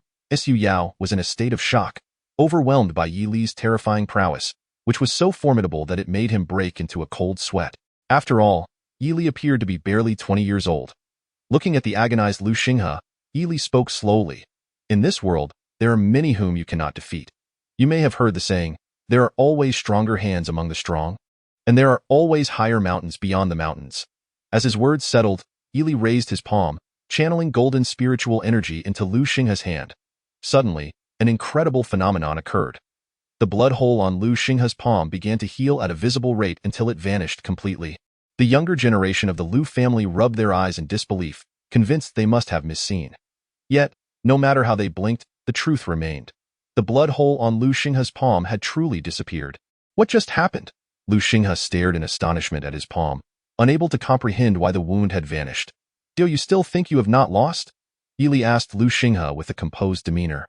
Upon hearing this, Lu Xinghe respectfully clasped his hands and replied, Mr. Yi, I concede defeat. Why? Yili nodded. Not only did he intend to heal Lu Xinghe's injury, but he also aimed to impart the principles of humility. To strike someone, one must not only make them yield but also earn their respect. This was no mere act of violence. It was an art form, albeit a challenging one to master. Yet Yili was perfectly capable of it. Who would have thought Yi possesses such divine skills? I am truly enlightened, Lu Xinghe remarked, referring to Yili's healing abilities. After a moment of contemplation, Yili inquired, have any formidable dark races emerged in the various districts of the Huangjiang-based city recently? He recalled the massacre of 1,000 dark races in Pan City, where a 6th-tier skeletal wraith had fled. Knowing he possessed the dragon-slaying blade, he felt it was time to report. How do you know this? Mr. Dai? Su Yao queried, puzzled. Yili, meanwhile, had deduced that since the dark races were seeking trouble with him, he was more than willing to engage in another massacre. A 7th-tier soul spirit had arrived in Pan City, indicating that they were preparing to assault the Huangjiang-based city once more. Soul spirits were a type of dark race. Yili had encountered them previously in the Anan-based city, where Shi Yuan belonged to the soul spirit clan. A cold smile crept across Yili's face as he mused about the audacity of the dark races. They would soon learn the meaning of the clouds descending from the 9 heavens and the waters of the 4 seas standing firm. Suddenly, Su Yao recalled something and asked Yili, could it be that you previously assisted us in the Anan-based city? In a sense, Yili replied slowly as Su Yao's eyes lit up with joy. In that case, Mr. Yi, please visit the Su family. Since saving my grandfather and going to Pan City, he has been thinking about you constantly. Very well, Yili thought, considering there was little left for him to do at the Lu family. He then followed Su Yao to the Su family. Sister, do you think there are invincible individuals in this world? Lu Qian asked Lu Qingxue, gazing at her in a daze. I don't know. Perhaps there are? Lu Qingxue replied, her gaze following Yili's retreating figure. Upon arriving at the Su family, the younger generation, elders, and middle-aged members were surprised to see Su Yao return with a guest they recognized. Su Yongchong, astonished, hurried to greet them. Mr. Yi, you've come. He recalled the day Yili had boldly claimed he could heal Su Changfeng's injuries, a claim he had initially doubted. However, after witnessing Yili's miraculous healing, he was left in a Wu Xiao Chao, still young and naive, beamed upon seeing the esteemed elder again, while Su Suner's pale face seemed frozen, embodying the notion that every encounter in this world is a reunion after a long separation. Yili, with an expression as serene as water, nodded but did not respond to Su Yongchong. Yet, he noticed Su Suner's gaze as well. Mr. Yi, shall we proceed inside? Su Yao suggested. Why? Yili nodded and followed Su Yao into the main hall of the Su family.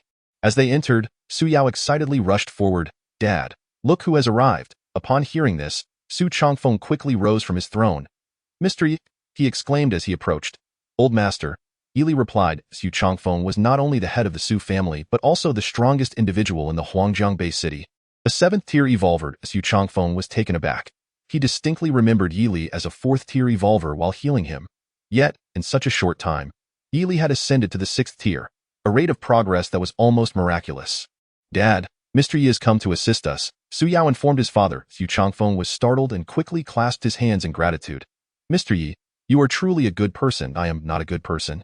Yili replied slowly. Su Changfeng, understanding the common adage that those who claim to be good often are not, said nothing further. Once seated, Su Changfeng addressed Yili. Mr. Yi, a 7th-tier soul spirit has arrived from Pan City, and I believe they will soon launch an attack. Yili, aware of his status as an SSS-level genetic warrior, along with possessing the ancient celestial demon tome and the dragon-slaying blade, felt confident that this 7th-tier soul spirit would not match the dragon lurking at the bottom of the black dragon pool. Yili spent 10 days at the Su family, enjoying a restful reprieve since arriving in this parallel world. One day, while sipping tea with Su Changfeng in the Great Hall, Su Yao entered and announced, "Dad, the enrollment envoy from the Cloud Peak Academy has come to the Huangjiang base city." Su Changfeng set down his teacup and turned to Yili, uncertain whether he would be interested in attending. Yili nodded, thinking it would be worthwhile to take a look. The Cloud Peak Academy is one of the 3 major academies established by the Warrior Alliance, gathering many elite youths. Xiao Hui and Yun Man would also be attending. Given their talents, it should not be a problem for them to gain admission. Soon after, Yili rose and followed Su Changfeng and his entourage to Huangjiang Academy, the finest institution in the Huangjiang Bay City, where only the most exceptional genetic warriors were admitted. Upon arrival, they found the academy bustling with activity, as prominent figures from various families had gathered to observe. Sometimes, if outstanding genetic warriors were not accepted into the Cloud Peak Academy, these families would extend an invitation. Su Suner and Lu Qian were also students at Huangjiang Academy, both recognized as prodigies among their peers. Su Changfeng, not only the strongest in the Huangjiang Bay City, but also the honorary principal of Huangjiang Academy, was immediately greeted by staff upon their arrival. Yi Li and Su Changfeng settled into prime seats. Noticing this, individuals from various families in the Royal Bay City exchanged puzzled glances, wondering why this youth was seated alongside Su Changfeng. Who is that young man who sits together with Su Lao? Surely, he must have a significant background? I don't know. I've never seen him before. But if he can sit with Su Lao, he must be of considerable standing. He must have come from a larger Bay City. Otherwise, why would Su Lao be so amiable with a mere youth? The families of Huangjiang Bay City speculated among themselves, yet no matter how they conjectured, they could not uncover Yi Li's true identity. The following text narrates the grand annual event at Huangjiang Academy, where the esteemed Yunding Academy sets out to recruit new students. The Academy's representatives, a man and a woman in their 30s, ascend the stage, their expressions tinged with disdain as they regard the smallness of Huangjiang Bay City. Their presence here extends beyond mere recruitment, harboring ulterior motives. Yi Li scrutinizes the 2 recruiters, noting their status as 4th-tier evolvers, a level he finds pitifully weak. However, given the circumstances, their rank suffices for this modest Bay City. The Academy's principal introduces the recruiters, Shindu and Longyu, eliciting cheers from the students, who view acceptance into Yunding Academy as a ticket to success. The spotlight then shifts to the honorary principal of Huangjiang Bay City and its foremost powerhouse, the 7th-tier evolver, Mr. Su Changfeng. As he takes the stage, the applause crescendos, and the recruiters are visibly taken aback by the existence of a 7th-tier evolver in such a locale.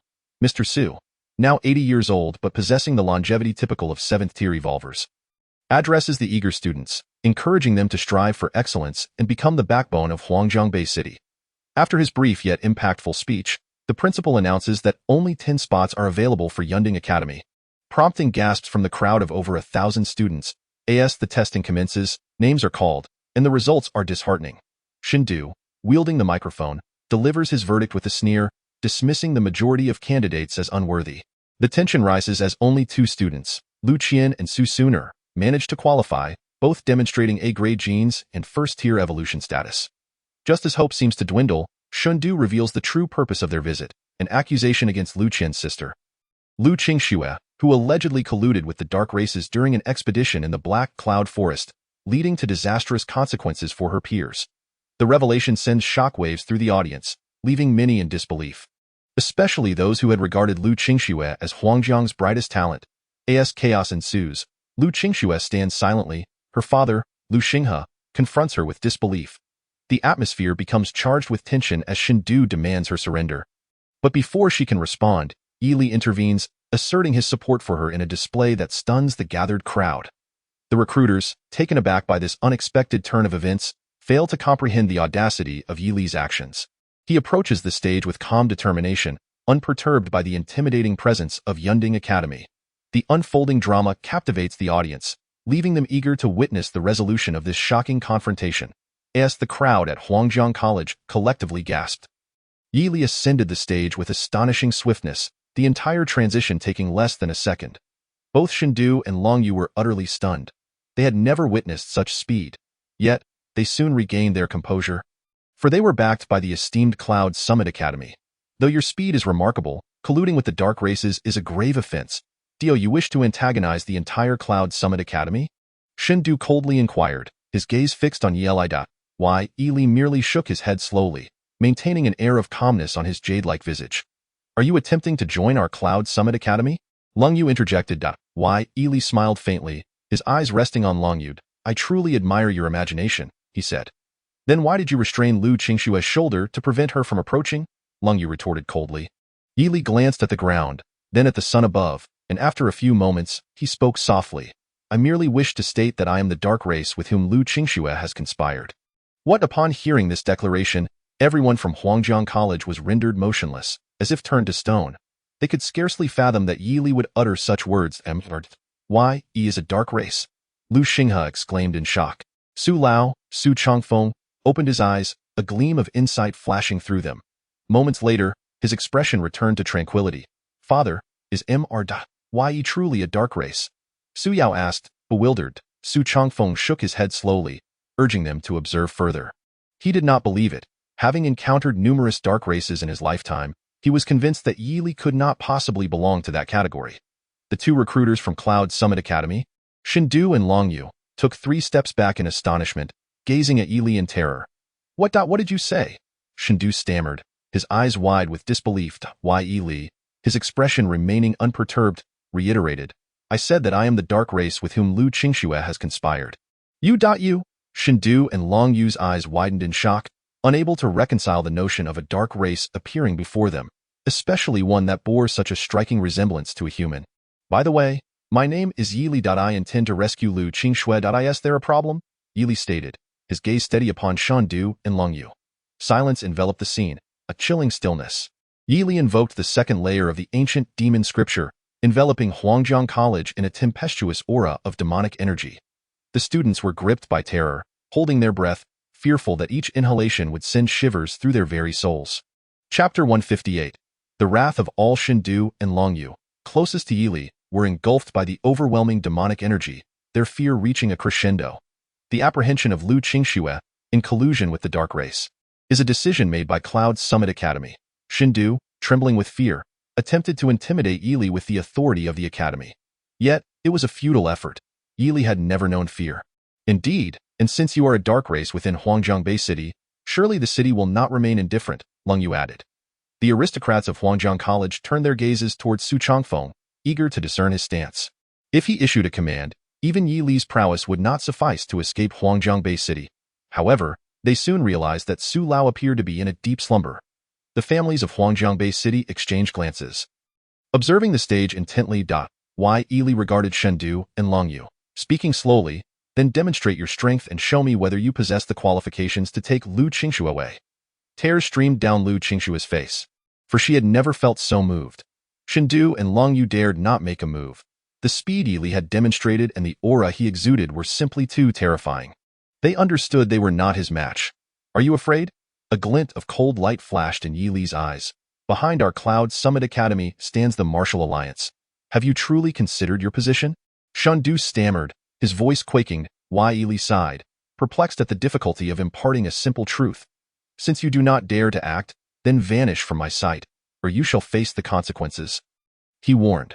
Somehow, Shindu found courage, perhaps under the assumption that Yi Li, being a dark race and in Huangjiang Bay City, would hesitate to act against him. He summoned his bravery and shouted at Yi Li. We are in the human Bay City. When has a dark race ever dared to wreak havoc here? At this proclamation, the students of Huangjiang College erupted in fervent agreement. Indeed, when has a dark race dared to run rampant in our human Bay City? Strike down this dark race. Where are the strong among us in Huangjiang Bay City? Why do you not intervene? They clamored, their voices rising in unison. Father, look. Su Yao directed his gaze toward Su Lao. Yet, Su Lao remained oblivious, eyes still closed. Su Yao felt helpless and signaled the other families to remain calm. As Shindu and Long Yu witnessed the students' uproar, their expressions swelled with triumph. Dark race. Do you now comprehend that the human Bay City is not to be trifled with? Shindu jeered. Though Huangjiang Bay City was merely a small settlement, the dark race had dared to invade it. The students of Huangjiang College could hardly tolerate such an affront. You label me a dark race. Then I, Yi Li, shall embrace that title. The words of ants are akin to the ramblings of a terminally ill patient. Yi Li declared. With that statement, not only the students of Huangjiang College, but also the martial families of Huangjiang Bay City erupted in outrage. Chapter 159. Is living so unpleasant? Who is this dark race? And why does he possess such audacity? Does he not understand that he is in Huangjiang Bay City? They fumed. Dark race, you shall never fathom the terror of Huangjiang Bay City. You are but a trivial dark race.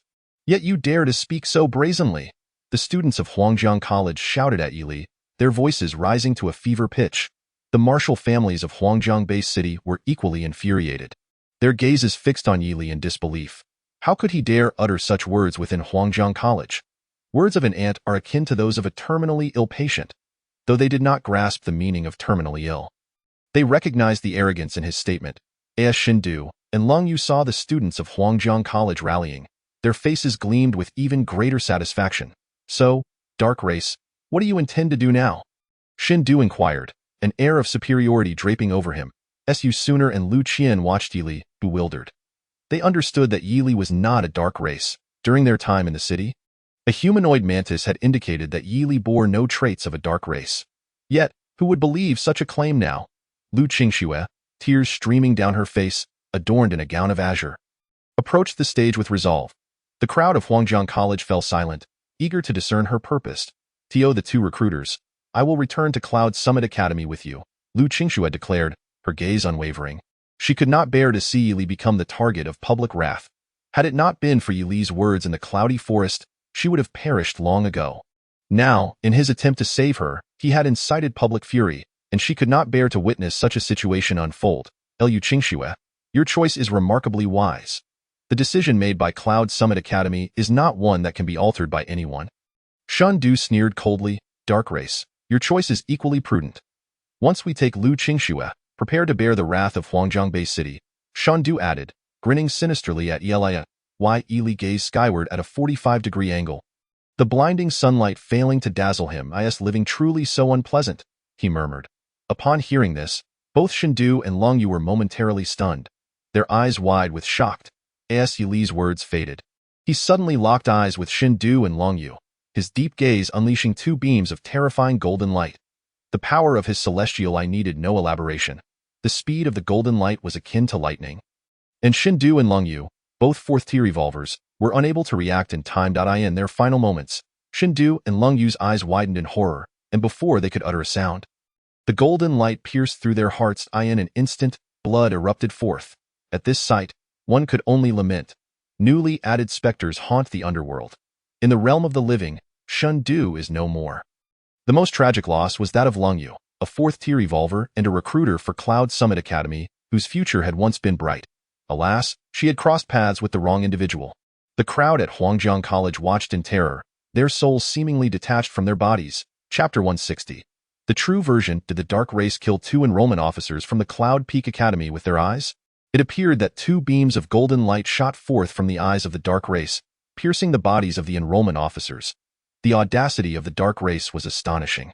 How could they dare to murder two enrollment officers from the Cloud Peak Academy in the Huangjiang Bay City? The students were oblivious to the larger implications. All they knew was that Yili had killed Shindu and Lung Yu. However, the prominent families in Huangjiang Bay City understood the gravity of the situation. Golden spiritual light. According to the correspondence of genetic talent levels to the colors of spiritual energy, gold indicated. Realization dawned upon the martial families of Huangjiang Bay City, and they were filled with shock. An SSS grade genetic warrior. Since the establishment of Huangjiang Bay City, the highest recorded talent had merely been S grade. SSS grade genetic talent was thought to exist only in legends, with some even doubting its existence altogether. Yet today, the sudden emergence of golden spiritual light from Yili's eyes confirmed to them the existence of SSS grade genetic talent in this world. At that moment, the families of Huangjiang Academy finally understood why old Su had remained so untroubled. The dark race lacked genetic talent, and now that Yili's genetic talent was SSS grade, it meant he was unequivocally not of the dark race. What do we do now? Su Yao asked nervously.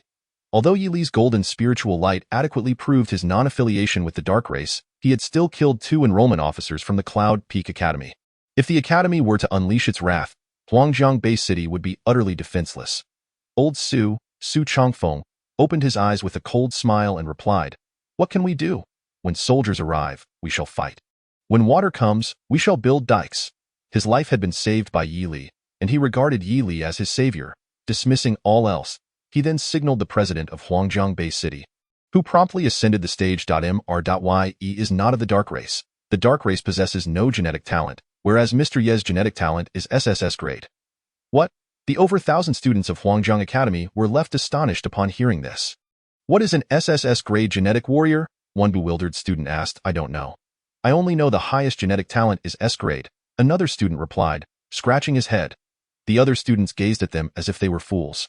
SSS grade genetic talent was the most formidable genetic talent on the continent. The comparison between S grade and SSS grade was akin to comparing a younger sibling to an elder. The students of Huangjiang Academy exchanged incredulous glances. They had initially believed Yi Li to be of the dark race and had been vociferous in their accusations, only to discover he was an SSS grade genetic warrior. They felt a flush of embarrassment wash over them. Senior, you killed 2 enrollment officers from the Cloud Peak Academy. Lu Qingxue began, but Yi Li interrupted her. Its no matter. They are dead, and so be it, he spoke calmly. Suddenly, Lu Qingxue turned to the gathered students and recounted the events that had transpired in the Black Cloud Forest in full detail. Everyone in Huangjiang Academy was left in utter shock. Chapter 161. A word to awaken the dreamer. No one present at Huangjiang Academy could have anticipated that the truth would unfold in such a manner. Lu Xinghe, the patriarch of the Lu family, gazed at the figure on the stage, feeling as though 1,000 daggers had pierced his heart. As Qingxue's father, he had initially chosen not to believe her. The members of the Lu family felt similarly, wishing they could find a hole to hide in. The farce is over. Summon it is time for us to return, Old Su said slowly. Su Yao nodded and approached the stage. Mr. Yi, my father wishes to return. What do you think? Su Yao inquired tentatively. Let us go, Yi Li replied with an air of tranquility. At that moment, his countenance remained unperturbed, as if nothing had transpired. He descended the high platform, leaving the people of Huangjiang Academy in a state of disbelief. Upon arriving at the Su family hall, Yi Li leisurely picked up a white jade cup containing the finest tea from Huangjiang Bay City. After taking a sip, he placed the cup down, his expression serene.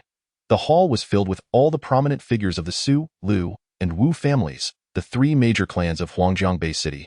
The patriarch of the Su family, Su Changfeng, was a 7th-tier evolver. Lu Xinghe, the patriarch of the Lu family, was a 6th-tier evolver, and Wu Zifu, the patriarch of the Wu family, was also a 6th-tier evolver. Father, Yi Li killed 2 enrollment officers from the Cloud Peak Academy, Suner and Xiaoqian. Su Yao trailed off, his meaning clear. Should Suner and Xiaoqian still consider attending the Cloud Peak Academy? Old Su waved his hand dismissively.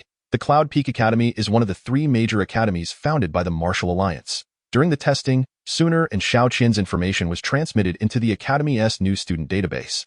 But Old Su, the 2 enrollment officers did die in Huangjiang Bay City, and we do not know their background. I believe it would be best for Suner and Xiaoqian to avoid the Cloud Peak Academy. Lu Xinghe remarked, looking at Old Su. Old Su fell silent for a few seconds, preparing to nod in agreement when a rather carefree voice broke through the tension. Their deaths have nothing to do with Huangjiang Bay City. Yi Li stated calmly, but Mr. Yi, those 2 enrollment officers did die in Huangjiang Bay City, Su Yao said, his brow furrowed in concern. Why? Yi Li smiled gently. Did you see them die in Huangjiang Bay City with your own eyes? Su Yao was taken aback, unable to comprehend Yi Li's meaning. After all, so many witnesses from Huangjiang Academy had seen it. Old Su, however, chuckled and remarked, Mr. Yi truly awakens us from our stupor. What do you mean? Father, Su Yao asked, puzzled. We merely need to pin the blame for the deaths of the 2 enrollment officers on the dark race from Pan City. After all, they are merely 4th-tier evolvers. There is no way the Cloud Peak Academy can refuse to believe it. Old Su explained slowly. Upon hearing this, everyone in the hall understood the implication. Su Yao smiled, thinking how his father was indeed a cunning old fox who had been through thick and thin for decades. But the shrewdest of them all was Mr. Yi. But what about Qingxue? Lu Xinghe suddenly interjected. The hall fell silent. Lu Qingxue's situation was indeed complicated. Chapter 162. Departure. The Cloud Peak Academy was already aware of Lu Qingxue's situation. Although she had not colluded with the dark race, how could the Academy possibly believe that? Wu Zifu shook his head, admitting he had no solution for such a predicament. Yet, a faint smile graced Yi Li's lips. His expression serene. Old Su noticed the smile and inquired, Mr. Yi, do you perhaps have a plan? It is not so much a plan, but if you all trust me, then entrust Qingxue to me. I will ensure her safety. Yi Li said slowly. Hearing this, Lu Xinghe contemplated for a few seconds before responding, Mr. Yi, I trust you. Given the circumstances, this was the only viable option left. If Lu Qingxue remained in Huangjiang Bay City, the Cloud Peak Academy would undoubtedly come looking for her. At that moment, Lu Qingxue, Su Suner, and Lu Qian were all present in the hall. Liu Qingxue was taken aback by Yi Li's offer. Uncertain of where he intended to take her, "Since you trust me, I shall take her away," Yi Li declared. Upon hearing this, he approached Lu Qingxue and said, "Let us go." Older sister, Qingshue's sister, Su Suner and Lu Qian looked at Lu Qingxue with reluctance. "Do not worry, I will return," Lu Qingxue reassured them. With that, Yi Li and Lu Qingxue departed from the Su family and left Huangjiang Bay City. Once outside Huangjiang Bay City, Yi Li and Lu Qingxue strolled through an unfamiliar small town, where he summoned the Apocalypse Core from the system spaced at a day. Hongyi, by Hua, Yutong, Lu Qingxue felt a tinge of fear. Although she knew they meant her no harm, the presence of 4th and 6th tier zombies was indeed intimidating.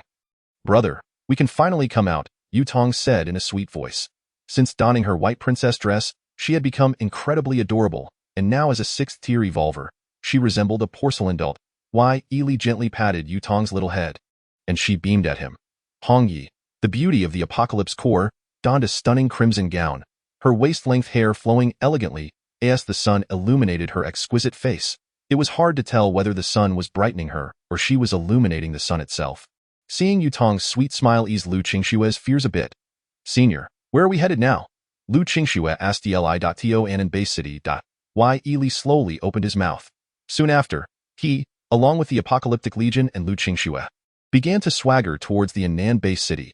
Upon reaching the outer city of Annan, Yi Li had become an absolute celebrity there, a name that resonated throughout the land, known by all. The guard commander at the outer city, upon seeing Yi Li and his legion, immediately shuddered in surprise. "Lord Yi," a colonel called out to him, and the city gates swung wide open. Liu Qingxue was somewhat astonished. She had not anticipated that Yi Li would possess such privileges in Annan. However, she soon understood, realizing that for someone of his stature, what could possibly be beyond reach? Yi Li did not confine his Apocalyptic Legion within the system space. For everyone in Annan knew of his 4 6th tier zombies. He speculated that the recruitment envoy to Annan must have returned to the Cloud Peak Academy, considering it had taken him several days to arrive from the Huangjiang Bay City. Even if they had not left, he was unperturbed. Before long, he made his way from the outer city to the main city of Annan. As the pedestrians on the streets of Annan caught sight of Yi Li, they halted in admiration. "Lord Yi has returned. How handsome Lord Yi is. If I could win his favor, I would willingly sacrifice 10 years of my life. Oh, please, with your looks, how could you ever hope to catch Lord Yi's attention? Look in the mirror. Unlike you, I am naturally beautiful." The young women on the streets of Annan all displayed a look of infatuation. Yi Li's renown in Annan was unparalleled. The citizens could forget their birthdays or even the names of their wives. But they would never forget who Yi Li was. When the Dark Races led an army of 100,000 zombies to attack Annan, had it not been for Yi Li, the city would have fallen. Indeed, Yi Li was their savior. Liu Qingxue felt a sense of astonishment. She had heard of Annan, but was unaware of Yi Li's immense fame there. It seemed as though he was the idol of everyone in Annan. The news of Yi Li's return spread like wildfire throughout the city. The highest authority, the Annan Council, promptly came to welcome him. The streets were lined with red carpets, cannon salutes rang out, and the citizens of Annan cheered in unison. "Lord Yi, I presume you will not be leaving Annan anytime soon?" Yunmu inquired. Yi Li shook his head, stating that he had come to find Qianruxue. Qianruxue? The 10 core members of the Annan Council were taken aback. They swore they had never heard that name before. "Lord Yi, who is Qianruxue?" The council president, Kong Lin, asked. Yi Li momentarily forgot that Qianruxue was known as Mei Lin in Annan. "Mei Lin," he began. They were familiar with the name, though they did not inquire further about Yi Li's intentions in seeking her. "Lord Yi, teacher Mei Lin, along with Xiao Hui and Yun Man, are at Annan Academy. Would you like us to accompany you?" Yunmu suggested. No need. Yi Li waved his hand and proceeded towards Annan Academy with Lu Qingxue. Upon arriving at Annan Academy, Yi Li recalled it vividly. It was the place that had instilled fear in the hearts of all citizens of Annan. Suddenly, a name crossed his mind. Chun Yun. Chun Yun's father, Chun Ba, had perished at Yi Li's hands. And since that incident, Chun Yun had vanished in any world. There are 2 profound grievances: the vendetta of a father's death and the resentment of a stolen wife. Yi Li mused that Chun Yun must have left Annan. As it is said that a gentleman's revenge is never too late, and avenging one's father is a righteous duty. He would wait. As Yi Li arrived at Annan Academy, all the students widened their eyes in astonishment. Some were new to the academy, while many came from surrounding cities, unaware of the massive zombie siege that had once besieged Annan. Yi Li's images adorned the academy, and all faculty members revered him as a lifelong idol. Students unfamiliar with Yi Li's deeds gazed at him in awe, thinking that the legendary Lord Yi had graced their presence. Look, the 4 6th-tier zombies behind Lord Yi are part of his apocalyptic legion. Ada, Hong Yi, Bai Hua, and Yu Tong. If only I could possess even a fraction of Lord Ye's prowess, the scenery of life would undoubtedly be magnificent. Soon, the academy dean and several teachers approached. The dean respectfully addressed Yi Li. Lord Yi, how may we assist you? Where is Teacher Mei Lin? Yi Li asked leisurely. In response to Lord Yi, Teacher Mei Lin is at the Purple Moon Forest, the dean replied. The Purple Moon Forest is the most spiritually rich area within Nan Academy. Yi Li said little as he walked towards the forest. At that moment, many students were seated on the ground, cultivating, beads of sweat glistening on their foreheads. Teacher Mei Lin, are you really leaving Nan? Yun Man looked at Qian Ruxue with reluctance. Yun Man, you and Xiao Hui will be heading to Cloud Peak Academy in a few days. Your future there is limitless. I must return to where I belong. Qian Ruxue explained. But Teacher Mei Lin, where exactly are you going? Why won't you tell us?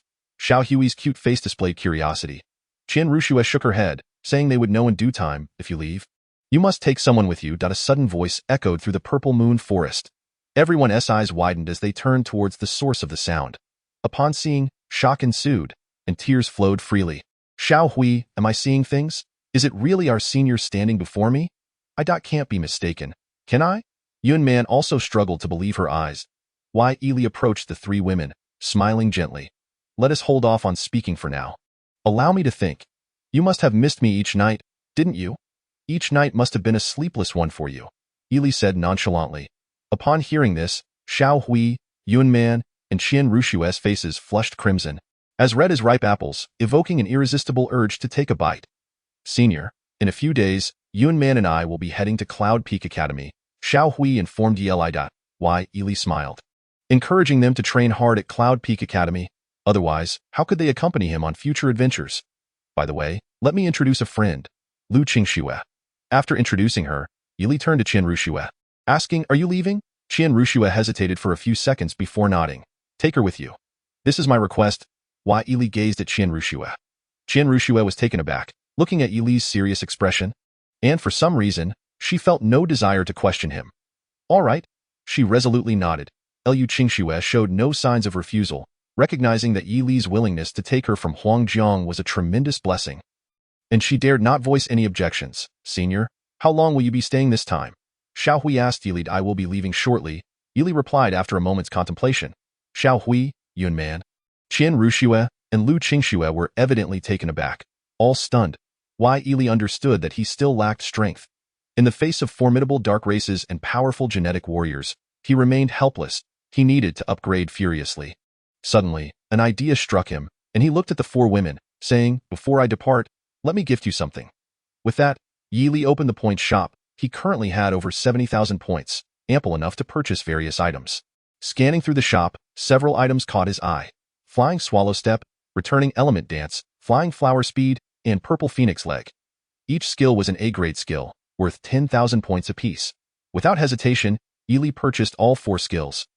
And upon receiving them, 4 manuals appeared in his hands. These are for you. Choose what you like, Yi Li said nonchalantly. Xiao Hui, Yun Man, Qian Ruxue, and Lu Qingxue stared in astonishment at the manuals in Yi Li's hands. Senior, what are these? Yun Man asked weakly. These 4 manuals contain A-grade skills. They are gifts for me before I leave, Yi Li explained. Upon hearing this, the 4 women were momentarily speechless. A-grade skills were undoubtedly treasures. They never imagined that Yi Li would so easily present them, and for it that. Each woman took her preferred skill manual, feeling a sense of cherishing it. I'm leaving now, Yi Li spoke slowly. The 4 women were startled and all looked up at him. Senior, are you leaving so soon? Xiao Hui's voice was tinged with profound reluctance. Yes, you and Yun Man have gone to the Cloud Peak Academy. You must cultivate diligently, Yi Li said slowly. As his words faded, he took a few steps back. Xiao Hui, Yun Man, Qian Ruxue, and Lu Qingxue gazed intently at Yi Li's retreating figure until he vanished from their sight. Upon exiting the Anan-based city with the Apocalypse Legion, the system's voice echoed in Yi Li's mind. Ding. The Haotian Tower trial has been triggered. Please proceed north. Yi Li was somewhat taken aback. He had almost forgotten about this. Indeed, if the Dragon Slayer Blade had trials, The Haotian Tower surely had its OWNS. He recalled the astonishing treasures he had acquired during the Dragon Slayer Blade trial. A sense of urgency stirred within him. Without delay, he led Ada, Hongya, by Wawa, and Yutong northward. After an indeterminate time without encountering the so-called Haotian Tower trial, they had synthesized over 100 zombies. As they continued walking, they unexpectedly arrived at a sandy beach beside a vast ocean. If it had been anyone else who had suddenly found themselves in a different place, they might have been terrified beyond measure. However, Yili's expression brightened with excitement. He recognized this as the Haotian Tower trial. At this moment, Yili stood on the beach, facing the vast ocean, with thunder rumbling overhead and strange beasts flying in the water. Oh whoa! Oh whoa! Yili paused, realizing that zombies had also appeared at the beach. He turned to see over 100 zombies rushing toward him, their eyes filled with an insatiable hunger, akin to starving individuals spotting food. To his astonishment, all these zombies had green eyes, indicating they were all first-tier zombies. Why Yili had never encountered a horde of first-tier zombies before, and his face lit up with exhilaration. Over 100 first-tier zombies? Moreover, the balance between male and female zombies suggested he could synthesize 4 sixth-tier zombies. Given that the Apocalypse Legion consisted entirely of sixth-tier zombies, it seemed the rewards from the Haotian Tower trial were indeed plentiful. Charge! Yili commanded the Apocalypse Legion. As his voice faded, Adi, Hongya, by Wawa, and Yutong surged forward, unleashing their respective skills. Although the horde of over 100 first-tier zombies was formidable, to Yili, they were merely trivial. For his super synthesis system was far more terrifying. As Ada and the others, now sixth-tier zombies, began to take down the first-tier zombies, Yili commenced synthesis. The zombies he synthesized then attacked the others, increasing his own ranks while diminishing those of the first-tier zombies. Before long, the entire horde of first-tier zombies was eradicated. Without hesitation, Yili began synthesizing the over 100 first-tier zombies, and as he had anticipated, they seamlessly formed 4 sixth-tier zombies, 2 male and 2 female. Yili then transferred these 4 sixth-tier zombies onto the bodies of the 4 members of the Apocalypse Legion. Ding. Confirm synthesis? Confirmed. Ada upgraded to 7th-tier zombie. Hongya upgraded to 7th-tier zombie. By Wawa upgraded to 7th-tier zombie. Yutong upgraded to 7th-tier zombie. As the system's voice echoed, Yili observed Ade, Hongya, by Wawa, and Yutong. He noted that their decomposing features had completely vanished. Their eyes now glowing a striking red. If it weren't for those crimson eyes, one would hardly associate Ada and the others with zombies. Moreover, their appearances had become even more striking. Yili examined their attributes. Ada, 7th-tier zombie. Zombie attribute, strength, zombie ability, collapsing heaven and earth fist, A class, nature's 4 elements, A class, zombie exclusive weapon, supreme gauntlets, S class. Hongya, 7th-tier zombie, zombie attribute, speed, zombie ability, ice true chi, A class, zombie exclusive weapon, none. By Wawa, 7th-tier zombie, zombie attribute, defense, zombie ability, absolute defense, A class, Qilin foot, A class, zombie exclusive weapon, none. Yutong, 7th-tier zombie, zombie attribute, insight, zombie ability, petrification, A class, zombie exclusive weapon, none. Yili mused that with all of them now at the 7th tier, he would face no formidable opponents in the Huangjiang Bay city. Having experienced the Dragon Slayer Blade trial, Yili was aware that this was merely the first trial, with many more challenges to come. Just then, the ocean's surface erupted in a tremendous wave. As Yili was reviewing Ade and the others' attributes, the sea suddenly roared with a cataclysmic sound. Yili could instinctively surmise that a giant creature was emerging from the depths. Suddenly, a colossal dark creature broke the surface. Host, this is a type of sea creature from the dark races. The system's voice resonated in Yili's mind, confirming his suspicions. The dark races, diverse and far more terrifying than zombies, needed to be eradicated to restore tranquility to the post-apocalyptic continent. The giant creature stood several dozen feet tall, adorned with countless tentacles, its body as dark as molten steel, striking a formidable presence amidst the ocean. Gazing at this immense being, Yili was reminded of the final boss from Ultraman Digga, for it bore a striking resemblance to the dark race. Yet, size did not equate to strength. This enormous dark creature was merely at the 7th tier, comparable to the black dragon he encountered in the Black Dragon Pool. Suddenly, the giant dark creature opened its enormous maw, a terrifying energy wave gathering within, as if it could obliterate the heavens and the earth with a single blast. Boom! As a bolt of terrifying lightning struck the ocean, the previously dim sky illuminated as bright as day. At that moment, The black energy wave from the creature's mouth surged toward Yi Li. As the wave traversed the ocean's surface, it created a massive water vortex, obliterating everything in its path. Just as the black wave was about to strike, Yi Li and Ade, Hongya, Bai Wawa, and Yutong leapt into the air.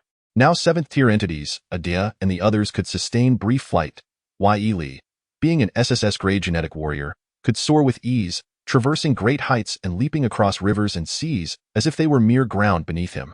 Once airborne, Yi Li realized that despite the imposing appearance of the giant dark creature, it was merely at the 7th tier.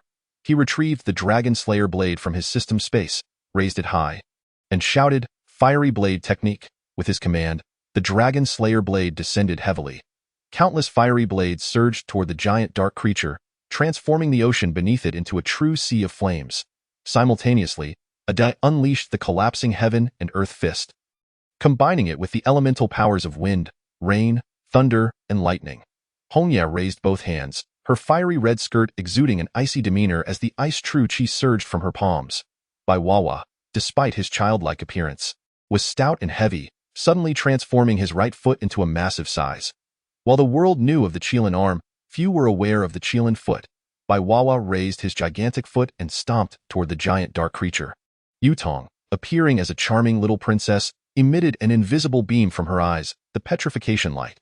The unfortunate giant dark creature faced flames, punches, frost, stomps, and petrification. This scene could hardly be described by a single word. For the tragedy it bore was beyond mere words. After enduring the dual torment of ice and fire, alongside relentless assaults, the pitiful giant dark creature fell heavily to the ground while Yi Li, with his jade-like visage, remained unfazed, feeling no joy in his heart. If his Apocalypse Legion could not even handle a single 7th-tier dark creature, how could they aspire to dominate the Apocalypse? Reflecting on the 4 members of his legion, he noted that Ade was the strongest, followed by Bai Wawa, while Hongya and Yutong were somewhat weaker. However, there was no time for such considerations. They must first complete the Haotian Tower trial. Yi Li and the Apocalypse Legion descended upon the ocean surface, spotting an island in the distance, undoubtedly the site of the final trial of the Haotian Tower. "Let us proceed to that island." Yi Li instructed the Apocalypse Legion, and they began to walk across the water toward the island. Having traversed several thousand meters over the ocean, a group of dark creatures emerged from the depths. These dark beings, resembling humans in size, numbered in the hundreds, brandishing tridents and possessing fish-like appearances, with crimson eyes glowing ominously. All of these dark creatures were 2nd-tier evolved beings, and their collective presence was indeed daunting. Yet alas, in the face of absolute power, all their unity would turn to naught. Yi Li suddenly recalled that he could wield the Dragon Slayer blade even before it had recognized its master, which meant he could also use it within the Haotian Tower. In this secluded location, the Haotian Tower could be utilized without the prying eyes of others, providing an opportune moment to test its formidable power. Suddenly, Yi Li retrieved the Haotian Tower from the system space, as one of the 10 ancient divine artifacts. Its suppressive force was unparalleled. Many had sought the 10 divine artifacts, yet none had managed to gather them all to unveil their secrets. This was due to the fact that the artifacts would vanish after a certain period, disappearing even if one held them close in slumber. However, once one had acknowledged them with blood, they would remain. Despite Yi Li's apparent ease in passing the trial of the dragon-slaying blade, the reality was quite challenging, primarily because he commanded the Apocalypse Legion. Had he been alone, the difficulty would have been unimaginable. More dauntingly, the artifact trials grew stronger in the presence of formidable foes and weaker against the weak. Since ancient times, the number of individuals who had successfully passed such trials could be counted on one hand. Upon extracting the Haotian Tower from the system space, it manifested in his grasp, its 7 layers cloaked in darkness, exuding an aura of antiquity and the weight of time. Kill! Hundreds of mermen surged forward, brandishing steel tridents high in the water. Their combat prowess far surpassed that on land.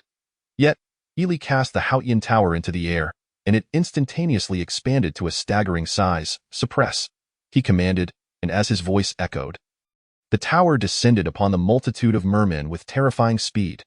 The cries from the ocean were relentless. This strike from the Haotian Tower annihilated over 100 mermen, a sight that left Yi Li astounded. He mused that the Haotian Tower was indeed comparable to the dragon-slaying blade, worthy of its title as one of the 10 ancient divine artifacts. As the remaining mermen approached, their eyes gleaming with malevolence, they believed they could exact vengeance upon reaching him. Alas, They had overlooked one crucial detail, one that could lead to their demise. Eliminate them, Yili uttered slowly. With his command, Ada, Baiwa, Hongyi, and Yu Tong sprang into action. These mermen, being second-tier dark creatures, were utterly no match for the Apocalypse Legion. It did not take long for all the mermen to fall. Yili stood tall, his expression betraying no emotion. They then continued their journey towards the island. This time, they faced no further resistance on the sea and successfully reached the shore. The island was barren, devoid of any flora, when suddenly a stone platform emerged before Yili. Upon it rested an ancient black treasure chest radiating a golden glow. Yili was taken aback. He had anticipated more challenges. During the previous trial with the dragon-slaying blade, he had opened a chest to receive 3 golden elixirs, propelling Ada and the others from 4th tier to 6th tier zombies. With a faint smile, he approached the stone platform, placing his hands gently upon the ancient chest. Without hesitation, he opened it. A blinding light erupted forth. Once the glare dissipated, Yili beheld a skill manual within, the title inscribed in 4 grand characters. Ancient Demon King / This S-rank skill, when executed, could unleash 3,000 phantoms of gods and demons, obliterating all in their path, and could be upgraded to SSS ranked. To possess an S-rank skill, and one that can be further enhanced to SSS rank. How astonishing! Would you like to cultivate the Ancient Demon King / The system inquired. Yes, Yili replied. The cultivation commenced. 10.30.60.100. Cultivation of the Ancient Demon King / successful. Due to the compatibility of the Ancient Demon King / with the Ancient Demon Codex, the host's power now exceeds that of a 6th tier evolver. Congratulations, the host has become a 7th tier evolver. The host will now receive a super treasure chest. Would you like to open it? Yili pondered the frequency of these rewards. Was there someone to whom he could voice his grievances? Open it, he commanded. Congratulations, the host has acquired exclusive zombie skills, Snowfall and Light Energy Impact. Snowfall, a rank skill that, upon upgrading to S rank, summons a flurry of snowflakes, each possessing offensive capabilities. Light Energy Impact, a rank skill that, upon upgrading to S rank, unleashes light energy that pierces through the heavens and earth. Yili reflected on the serendipity of these acquisitions. Now, with the addition of these 2 exclusive skills, the comparatively weaker zombies, Hong Yi and Yu Tong, would be on equal footing.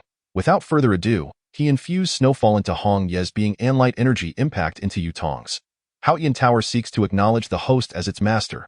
Do you consent? Yes. Once the Haotian Tower recognized him as its master, it would no longer vanish, remaining at his disposal. The acknowledgement process began. 10.30.60.100. Haotian Tower recognition successful. Elated, Yili contemplated that both he and the Apocalypse Legion had now ascended to the 7th tier. This meant they could dominate the various districts of Huangjiang Bay City. Subsequently, Yili emerged from the trial of the Haotian Tower, finding himself in an unfamiliar small town. This place was still within the bounds of the Annan Bay City. Without further thought, he led the Apocalypse Legion towards Huangjiang Bay City. Arriving at a small town near Huangjiang Bay City, Yili was greeted by a gruesome sight. The streets were littered with the remains of zombies, dismembered and strewn about as if a fierce battle had recently transpired. Intrigued, he moved forward. After consuming the essence of a giant python at the Shishan mass grave, his vision had reached an extraordinary level. After only a few steps, he heard the roars of zombies. However, these zombies were not reacting to him. They were engaged in combat with a group of 10 human gene warriors, all clad in identical black attire, adorned with 2 golden characters, Kuch.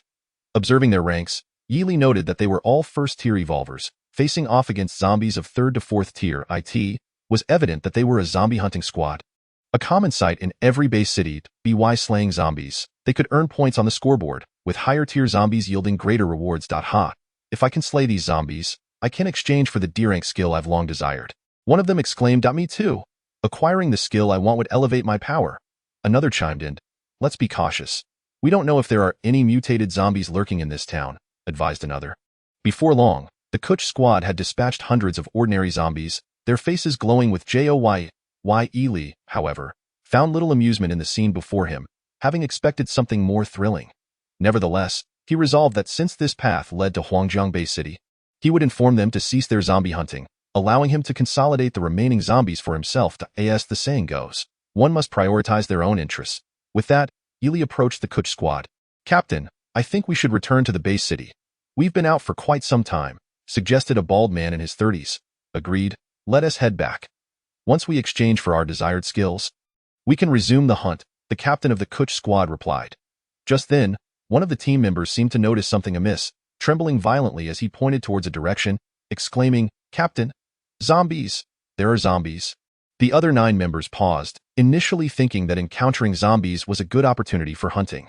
Yet, when they turned to look in the direction indicated by the trembling member, terror gripped their hearts.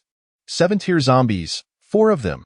The Kuch squad was paralyzed with fear, their minds blank as they forgot how to flee. Why Ely approached with the Apocalypse Legion, his demeanor calm and unperturbed. The 10 members, unable to discern Ely's level, could easily identify the zombies' ranks. Red eyes. What else could they be but 7-tier zombies? Oh my god, run! The captain of the Kuch squad shouted, his legs quaking in terror. Having been utterly panicked, in front of the 4 7th-tier zombies stood an unfathomable figure, a being that could not possibly be human. No, this was not a human. It was a creature of the dark races, capable of controlling zombies, especially 4 7th-tier ones. The sheer strength of this dark race was beyond their comprehension.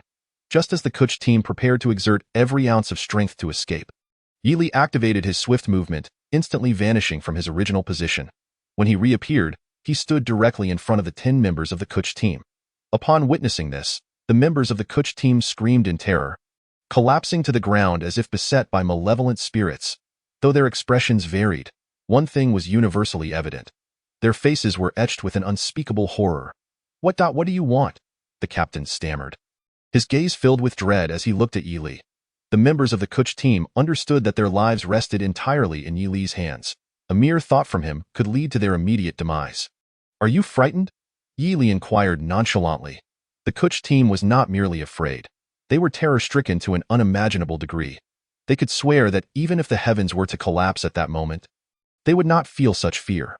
For the heavens would fall in an instant, whereas Ely and the 4 7th-tier zombies would devise far more tormenting fates for them. A day, by Hua, Hongyi, and Yutong had also arrived by Ely's side. At this moment, the Kuch team could hardly utter a word, their eyes wide with terror as they stared at Ely. "By the way, from which Bay City do you hail?" Ely asked slowly. The captain of the Kuch team was taken aback. He dared not conceal anything, replying, "We are from Huangjiang Bay City." Ely's face, serene and handsome, betrayed no signs of disturbance. He found it perplexing that they were so terrified. He merely wished to ask a few questions. Was it truly necessary for such fear? Or was it that Ely himself was an overwhelming presence? "Please, spare us," the captain pleaded, his eyes filled with desperation as he gazed at Ely. "When have I ever said I would kill you?" Ely responded calmly. At this declaration, the members of the Kuch team trembled in shock. They could not fathom that Ely would utter such words. Suddenly, Ely turned his head to look back, a hint of a serene smile gracing his lips. He had not anticipated encountering a dark race in such a small town. Since they existed, he thought it best to eliminate them without hesitation. A chilling laughter echoed through the air as dozens of humanoid mantis creatures, all 3rd-tier dark races, descended upon them with alarming speed. "What a bounty of humans! We can feast well today," one exclaimed, salivating at the thought of the delicacies humans provided. "Humans, do not flee. We are upon you." The swarm of over 20 humanoid mantis creatures felt triumphant, believing that Ely and the Kuch team were theirs to devour. However, their confidence waned when Ade, by Hua, Hongyi, and Yutong turned to face them. The humanoid mantis creatures were struck with terror at the sight. Yet, it was too late to halt their advance, having moved with such haste moments before. 7th-tier zombies. "Stop! What cursed speed is this? Stop!" they cried, exerting every ounce of strength to come to a halt. Unfortunately for them, Ada and his companions had already closed the distance. With a resounding crash, Ada unleashed a punch imbued with the forces of nature, shattering the space around them. The humanoid mantis creatures barely had time to scream before they disintegrated into nothingness, leaving not even ashes behind. The saying goes, "Do not provoke the troubles on the ground," yet they dare to challenge the heavens. Ely's expression remained placid, but the 10 members of the Kuch team were frozen in shock. Their eyes widened in disbelief, mouths agape as if they could swallow an oversized bowl. Though think that over 20 3rd-tier dark races could be obliterated by a single punch, they struggled to comprehend the terror of a 7th-tier zombie. "You just said you were from Huangjiang Bay City?" Ely inquired, his gaze fixed on the Kuch team. They nodded vigorously, fully aware that any hint of displeasure from Ely could spell their doom. "And a gruesome one at that." Noble being, we are indeed from Huangjiang Base City, the captain quickly replied. Why Ely intended to travel to Huangjiang Base City himself, turning to the captain and stating, "Let us go together." What? The members of the Kuch team were stunned, as if struck by a thunderbolt. They believed they had already encountered sufficient shocks, only to realize how drastically mistaken they were. This powerful dark race intended to accompany them to Huangjiang Bay City. Could it be that this formidable being aimed to attack Huangjiang Bay City? After all, possessing 4 7th-tier zombies and the ability to control them implied an unfathomable strength. Are you surprised? Ely asked, observing the Kuch team with a detached calmness. The members exchanged glances, wondering if they were not supposed to be astonished. Never assume that surprise is unwarranted. Every action I take is bound to leave you in awe for 3 days and nights. Ely replied languidly. The Kuch team shuddered, realizing their fates lay in Ely's hands. At that moment, their only option was to escort him to Huangjiang Bay City. Why, Ely stored his Apocalypse Legion within his system space. Preferring not to reveal them too soon in Huangjiang Bay City, he followed the Kuch team toward their destination. After passing through several small towns, they arrived at a city Ely had never visited before. Noble sir, after we pass this city, we will reach Huangjiang Bay City. However, this city is heavily infested with zombies. Should we take a detour? The captain immediately regretted his suggestion, knowing full well that Ely was a powerful dark race capable of commanding zombies. Detour? Nonsense, Ely replied calmly. The route to Huangjiang Bay City was well connected, and the outer city encircled the main city with 24 gates. Let us proceed, he stated as the sun dipped below the horizon. Casting a blood-red hue across the sky reminiscent of burning clouds, the Kuch team felt a sense of urgency. Why Ely, a being of the dark races, was unperturbed by zombies. However, they were not. Although they were a team dedicated to hunting zombies, the sheer number in the city was overwhelming, and entering would likely lead to their demise. Why Ely, indifferent to their trepidation, thought it a perfect opportunity to gather more zombies. Reluctantly, the Kuch team followed him as he stepped forward. The city, named Xing City, was a heavily infected area.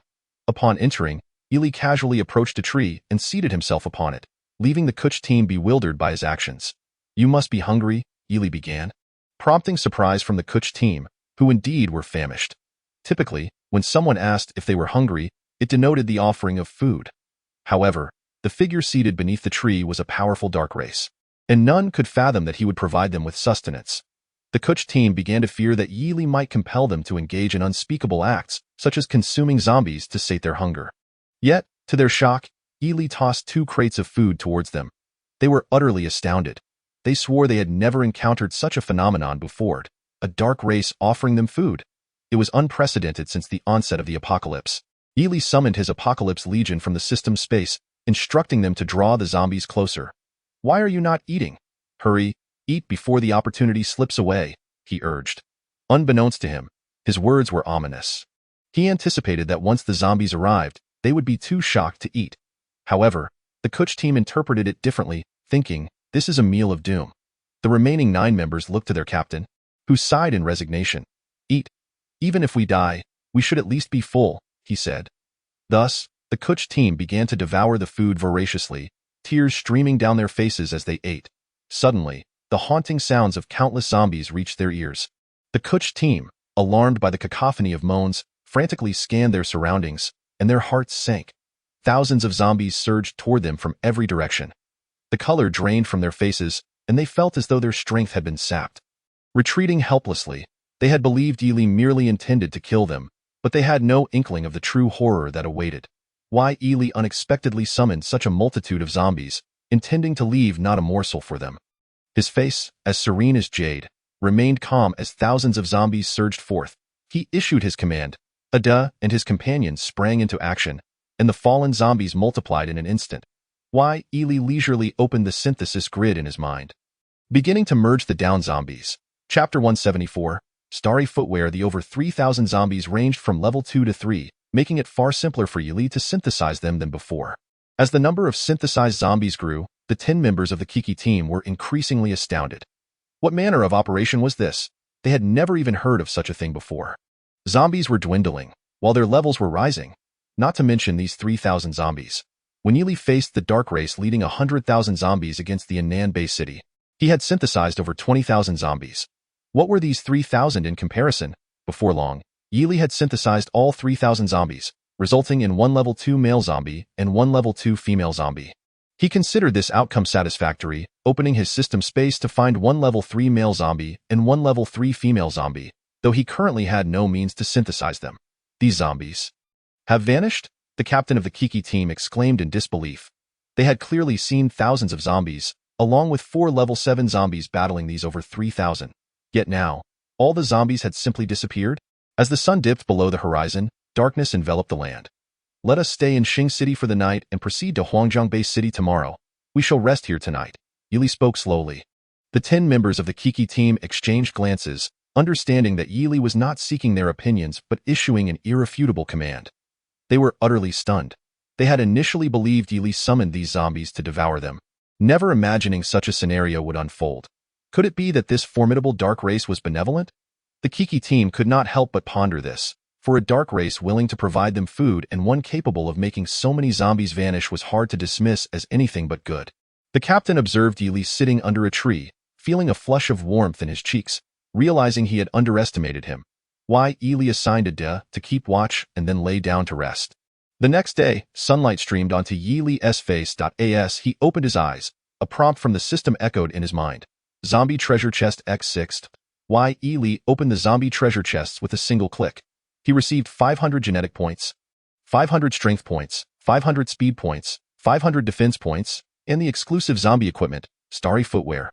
Starry Footwear, S-class exclusive equipment for zombies, granting the wearer the power to shatter mountains with a single step. Why, Yili smiled inwardly, recognizing it as the perfect gift for Bai Wawa. With Bai Wawa's Qilin foot combined with the Starry Footwear, her combat prowess would surely ascend to new heights. Without further ado, he integrated the Starry Footwear into Bai Wawa's being, and her right foot instantly transformed, exuding a commanding presence. Awo! Awo! Yili chuckled at the sound, pondering why he was continually presented with zombies to synthesize. Glancing around, he noticed yet another throng of zombies. Confused, he realized he had not instructed Adia and the others to lure these zombies. They seemed to be gathering en masse, as if drawn to a particular destination. This direction appeared to lead to Pan City. With this thought, Yili smirked coldly, contemplating whether the level 7 spirit soul of Pan City was finally unable to restrain itself. Chapter 175. Kiki Headquarters. Suyao approaches. Yili surmised that the zombies surrounding Huangjiang City were likely converging on Pan City. After he had slaughtered over 1,000 dark races there and a level 6 skeletal undead fled, a level 7 spirit soul had arrived in Pan City, seemingly intent on seizing the dragon-slaying sword from him. Now that the sword had accepted him as its master, anyone wishing to claim it would have to see Yili perish first. He commanded the Apocalypse Legion. As the words fell, Ada, Bai Wawa, Hong Yi, and Yutong instantly leaped into action, embodying the essence of villainy. Over 3,000 zombies, weak and helpless, stood no chance against 4 level 7 zombies. Luck had favored Yili, akin to the exhilaration of chewing gum. As 3,000 zombies precisely synthesized into one level 2 male zombie and one level 2 female zombie. The two synthesized level 2 zombies then merged into one level 3 male zombie and one level 3 female zombie. In Yili's system space, he still possessed one level 3 male zombie and one female zombie, allowing him to continue synthesizing. Thus, a level 4 male zombie and a level 4 female zombie emerged. Zombies! In the presence of this formidable dark race, they appeared utterly insignificant. The 10 members of the Kiki team were left in shock, vowing never to forget the scenes of the past 2 days. Even in death. Let us move, Yili spoke softly, his expression remaining unperturbed. He then set his course towards Huangjiang City. Upon reaching the outer city, Yili stored the Apocalypse Legion in his system space. The 10 members of the Kiki team watched him, swallowing nervously, having surmised that Yili's intent for coming to Huangjiang City was to launch an assault. Once we enter, do not speak recklessly or play tricks. Otherwise, you know the consequences, Yili warned the Kiki team. They were taken aback, hastily shaking their heads like rattling drums. Following this, Yili accompanied the Kiki team into Huangjiang City. The streets of Huangjiang City bustled with activity, oblivious to the impending zombie siege. Noble presence, ahead lies our Kiki headquarters. Do you wish to take a seat? The Kiki team inquired cautiously. Kiki referred to the collective of hunting teams in Huangjiang City, comprising over a dozen squads, with Yili accompanying the second squad. Guang, why are you still here? Hurry back to headquarters. Lord Su Yao is coming. At that moment, a first-level evolver approached, speaking to the captain of the Kiki second squad before hastily departing. The captain was taken aback. Lord Su Yao was coming? Noble presence, if you are not going, we shall take our leave. The captain addressed Yi Li. With that, the second squad hurried towards the Kiki headquarters. Wait! Just as the Kiki second squad began to move, Yi Li called out to them. The 10 members of the second squad froze, their captain, a Guang, turning back in astonishment to face Yi Li. I shall accompany you, Yi Li stated slowly. He had not anticipated that the Kiki zombie hunting squad would be led by Su Yao. This was indeed intriguing. Subsequently, Yi Li followed the Kiki second squad towards their headquarters. Upon arriving in the hall of Kiki headquarters, over 100 genetic warriors awaited them. Chapter 176. The Kiki second squad's desperate pleas for mercy. Most of the genetic warriors in the Kiki headquarters hall were first-level evolvers, with only a handful being second-level. The congregation of over 100 first-level evolvers represented a formidable force. Why Yi Li's presence here was merely to observe Su Yao's purpose in visiting Kiki. Su Yao's arrival indicated that the assault by the dark race and zombies had yet to commence. With Huangjiang-based city's extensive intelligence network, it was impossible for them to be unaware of the large horde of zombies converging on Pan City. Ah, is that not a Guang? Why have you only just arrived? A somewhat jarring voice pierced Yi Li's ears. Upon hearing the voice, a Guang frowned, but he had little time to concern himself with such matters. At this moment, a powerful dark race was nearby, one that commanded 4 level 7 zombies. A Guang had no doubt about Yi Li's terrifying capabilities. The speaker appeared to be in his 30s. Of average build, with an air of arrogance about him. The captain of the first squad was about to embarrass a Guang again, and the onlookers were in for a spectacle. Haha, you're not wrong. Just look, the speaker, Lu Tianyu, was the captain of the first squad and a second-level evolver. Lu Tianyu paused, not turning towards a Guang but rather directing his gaze at Yi Li. A Guang. Where did you pick up this civilian? Lu Tianyu remarked with a hint of mockery. The members of the Kiki team were struck with terror at his words. Lu Tianyu, shut your mouth, a Guang shouted, fearing Yi Li's displeasure. Lu Tianyu merely shrugged. Since you want to speak, I'll have to ask myself. With that, Lu Tianyu turned his attention to Yi Li. Young man, did you pick up this fellow a Guang from some small town? Yi Li's lips curled into a faint smile, his face, as exquisite as jade, reflecting a subtle amusement. What do you think? Yi Li replied slowly. Suddenly, with a loud thud, all members of Team 2 from Kuchi knelt before Yi Li. The most esteemed presence, please spare our lives, a Guang pleaded in terror. Witnessing this, the genetic warriors in the Kuchi hall were left utterly astonished. They could not comprehend why Team 2 was begging on their knees. Referring to Yi Li as a noble lord, their eyes, Yi Li appeared to be just an ordinary person. Lu Tianyu, momentarily taken aback, soon regained his composure and disdainfully regarded the kneeling Guang. A Guang, you are utterly useless, a mere waste, to be so frightened of an ordinary person. Yet a Guang seemed deaf to Lu Tianyu's words, continuing to beg fervently for Yi Li's mercy. Not only Lu Tianyu, but all the genetic warriors in the Kuchi hall felt a Guang's embarrassment was palpable. Humph, Lu Tianyu scoffed, then turned his gaze to Yi Li. Now I am quite curious, why is a Guang so terrified of you? Yi Li smirked inwardly, pondering how these insignificant creatures could fathom the vastness of the heavens and the earth. Lu Tianyu frowned. He never expected Yi Li would dare speak to him in such a manner. You are the first to utter such words to me. Do you wish to know your fate? Lu Tianyu fixed his stare on Yi Li. The genetic warriors in Kuchi hall shook their heads. They knew that offending Lu Tianyu would lead to dire consequences. No one can dictate my fate, yet I can determine the fates of many, including yours. Yi Li spoke slowly. Lu Tianyu erupted into laughter, as if he had never heard a more ridiculous joke. Ha! You amuse me. Do you all hear what he just said? The genetic warriors in Kuchi hall could hardly contain their laughter, finding Yi Li's words utterly ludicrous. You don't believe it? Yi Li regarded Lu Tianyu with a calm demeanor. Believe? The day the sky falls would be the only time I would believe you. Lu Tianyu retorted with a cold huff. Yi Li smiled lightly and then activated the ancient demonic code. Now at the second level, the terrifying demonic energy was a veritable nightmare for these lower-tier evolvers. Instantly, everyone in the Kuchi hall widened their eyes. As if time had frozen, beads of sweat cascaded down their faces as they looked at Yi Li in sheer terror, their heart rates skyrocketing to 200 beats per minute. For reasons unknown, their souls trembled. They dared not breathe, truly dared not breathe. Silence enveloped the room, a deathly stillness. Lu Tianyu felt as though he had descended into the depths of hell, no, perhaps 180 layers of hell. He stared at Yi Li, his spirit shattered. At that moment, he wished for nothing more than to perish. Yi Li gazed at Lu Tianyu and, after a few seconds, slowly spoke. Now do you think I can determine your fate? With those words, Yi Li retracted the demonic energy of the ancient demonic code's second level. The genetic warriors in Kuchi Hall felt as if they had been reborn, the suffocating pressure dissipating.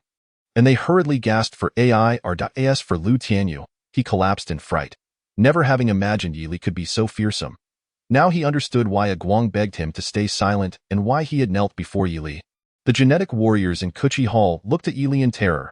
They had anticipated that offending Lu Tianyu would lead to a grim fate, yet they never expected the situation to unfold in this manner. Yi Li regarded the crumpled Lu Tianyu indifferently, not wishing to interfere, but fate had other plans. Shall I cripple a leg? Are you willing? Yi Li spoke slowly. Upon hearing this, Lu Tianyu's face went pale with horror. Why you? Please don't do anything rash. Lord Su Yao is on his way. He is a 6th-tier evolver, and his father is the foremost power in Huangjiangbei City, Su Changfeng. If you harm me, Lord Su Yao will not let you off. Su Yao? Yi Li laughed coldly. When Su Yao arrives, you can ask him if he dares to save you. Just then, a deep, resonant voice echoed through the hall. It was none other than the voice of the 6th-tier evolver, Su Yao. The genetic warriors in Kuchi Hall quickly turned towards the door. Moments later, a man dressed in a suit strode in with an imposing presence. Seeing Su Yao arrive, Lu Tianyu clung to him like a lifeline, shouting, Lord Su Yao, save me, save me. Su Yao was taken aback. He recognized Lu Tianyu, the captain of a team, and noted his current state of utter terror. Crumpled on the floor, surrounded by Team 2 members who were also kneeling. He then fixed his gaze on the figure before Lu Tianyu, who had his back turned. Su Yao felt an uncanny familiarity with that silhouette. But before he could ponder further, Lu Tianyu's frantic voice cut through. Lord Su Yao, this person has barged into the Kuchi headquarters. I told him you were coming, yet he said you were nothing special. Lu Tianyu, emboldened by Su Yao's presence, no longer felt the same fear he previously had. What? Su Yao's anger flared at the thought that someone dared to intrude upon the Kuchi headquarters, a blatant affront to his authority. He stepped forward to confront Yi Li, wanting to discern who would act so audaciously. However, as he did so, a chill coursed through him, obliterating any remnants of arrogance. Why Yi? Mr. Yi? Su Yao stammered, unable to believe that the intruder was Yi Li. The warriors in Kuchi Hall gasped in astonishment upon hearing Su Yao address Yi Li as Mr. Yi. How familiar that title sounded. They recalled that Mr. Yi had been the one who had slain 2 recruitment emissaries at Huangjiang Academy, a fact that was no longer a secret among the genetic warriors of Huangjiangbei City. However, the highest authorities in Huangjiangbei City had decreed that no genetic warrior was to speak of the events at Huangjiang Academy. Thus, only the genetic warriors were aware, while the ordinary citizens remained oblivious. Now, with Su Yao addressing Yi Li as Mr. Yi, they could piece together the truth. The seemingly ordinary person they had mocked was indeed the central figure from Huangjiang Academy. All the warriors in Kuchi Hall wore expressions of self-mockery, realizing they had dared to ridicule a being of such monumental stature. Mr. Yi, what brings you here? Su Yao inquired, slightly embarrassed. Yet Yi Li remained silent, his gaze fixed on Lu Tianyu. Shall I cripple a leg? Are you willing? While others could connect the dots to Mr. Yi, Lu Tianyu was no exception, now filled with regret 100-fold. He looked to Su Yao for help, but Su Yao did not even glance his way. Offending Mr. and merely losing a leg was far too lenient a punishment. At this point, Lu Tianyu could barely utter a coherent sentence. His face drained of color. Seeing Lu Tianyu falter, Su Yao's expression turned cold. Lu Tianyu, if Mr. only intends to cripple a leg, what are you hesitating for? If it were me, I would take your life for daring to offend Mr. Yi. In shock, Lu Tianyu quickly turned to Yi Li. Mr. Yi, I am willing. Yi Li slowly raised a finger, a terrifying golden spiritual light radiating from it. The genetic warriors in Kuchi Hall held their breath, fixated on Yi Li. Suddenly, a sharp sound sliced through the air, followed by a chilling scream. Lu Tianyu's leg was struck by the terrifying golden light and severed in an instant. The genetic warriors in Kuchi Hall exchanged horrified glances, relieved that they had not incurred Yi Li's wrath, for they knew all too well what awaited them. Take this waste away, Su Yao ordered coldly, as his command echoed. Several genetic warriors promptly carried Lu Tianyu out. Mr. Yi, it is my failure to discipline him. Pleased that Su Yao began, but was interrupted by Yi Li. You came to Kuchi headquarters for a reason, did you not? Yi Li stated calmly. Su Yao was taken aback. Gazing at Yi Li's composed face, Mr. Yi, you truly are extraordinary, discerning my purpose for being here at a glance. Su Yao spoke respectfully. Why Yi listened to Su Yao's flattering words, his jade-like countenance remaining utterly unperturbed. Go ahead, Yi slowly began. Upon hearing this, Su Yao's demeanor turned serious as he surveyed the Jin warriors within the Kuchi Hall. This time, the city of Pan has gathered hundreds of thousands of zombie troops and over 10,000 dark races. Initially, you were not required to engage in battle, but now the situation is dire. Every Jin warrior in the Huangjiang Bay City must take arms, Su Yao declared firmly. With these words, a collective gasp echoed through the Kuchi Hall as the Jin warriors processed the gravity of the situation. Could Huangjiang Bay City withstand such an onslaught of hundreds of thousands of zombies and tens of thousands of dark races? Observing the astonished expressions on the faces of the Jin warriors, Su Yao's voice grew stern. What are you afraid of? Do you think Huangjiang Bay City is weak? Though it may be a small base city, it is far stronger than Annan Bay City, with defensive capabilities magnitudes greater. Turning to Aguang, the captain of Team Kuchi, he commanded, take them all to East Outer City, ready to repel the zombies. Yes. Aguang promptly replied, and soon he led all the Jin warriors away from the Kuchi headquarters, leaving only Yi and Su Yao behind. Mr. Yi. Now Su Yao began but hesitated, casting a tentative glance at Yi. Let us go to the Su family, Yi replied slowly, contemplating the formidable seventh-tier spirit soul that had gathered such a massive army of zombies, truly a terrifying endeavor. All to seize the dragon-slaying blade from his hands. Alas, the dark races may have their cunning plans, but did he, Yi, lack the means to counter them? The outcome, whether the Huangjiang Bay City would fall or the dark races retreat, would reveal itself in due course. With that, Yi and Su Yao proceeded toward the Su family estate. Not long after, Yi and Su Yao arrived at the Su family. The members of the Su family were naturally well acquainted with Yi, and upon seeing him, admiration flickered in their eyes. They aspired to be like Yi, yet he stood before them like an unattainable peak, leaving them in a w.s. Su Yao led Yi into the Su family hall. He discovered many powerful Jin warriors gathered for a meeting. These warriors were the elite from various prominent families within Huangjiang Bay City. The highest authority in Huangjiang Bay City resided with the top three families, the Su family, the Lu family, and the Wu family. Father, Mr. Yi has arrived, Su Yao announced, breaking the fervent discussion among the assembly. The others, fully aware of who Yi was, turned their attention toward him. Su Lao was taken aback. Upon seeing Yi, he realized that Yi had already reached the seventh tier of evolution. He distinctly remembered that when Yi had taken Qingshui away, he was only a sixth-tier evolutionist. Yet, in a mere few days, he had advanced to the seventh tier. Such a pace of cultivation was nothing short of miraculous. Mr. Yi, Su Changfeng rose to greet him, prompting the other family heads to do likewise. Mr. Yi, the city of Pan has gathered. Liu Xinghe, the head of the Lu family, began, but Yi interrupted him. I am already aware. Do you wish to know why the seventh-tier spirit soul has amassed such a multitude of zombies to attack Huangjiang Bay City? Yi inquired, gazing at the assembly. The crowd fell silent, pondering whether the dark races had indeed gathered such forces merely to breach Huangjiang Bay City. Mr. Yi, could it be that the zombies do not intend to attack Huangjiang Bay City? Su Lao looked at Yi, puzzled. Yi slowly shook his head. Of course not. The reason the seventh-tier spirit soul has gathered so many zombies is solely to locate the dragon-slaying blade. What?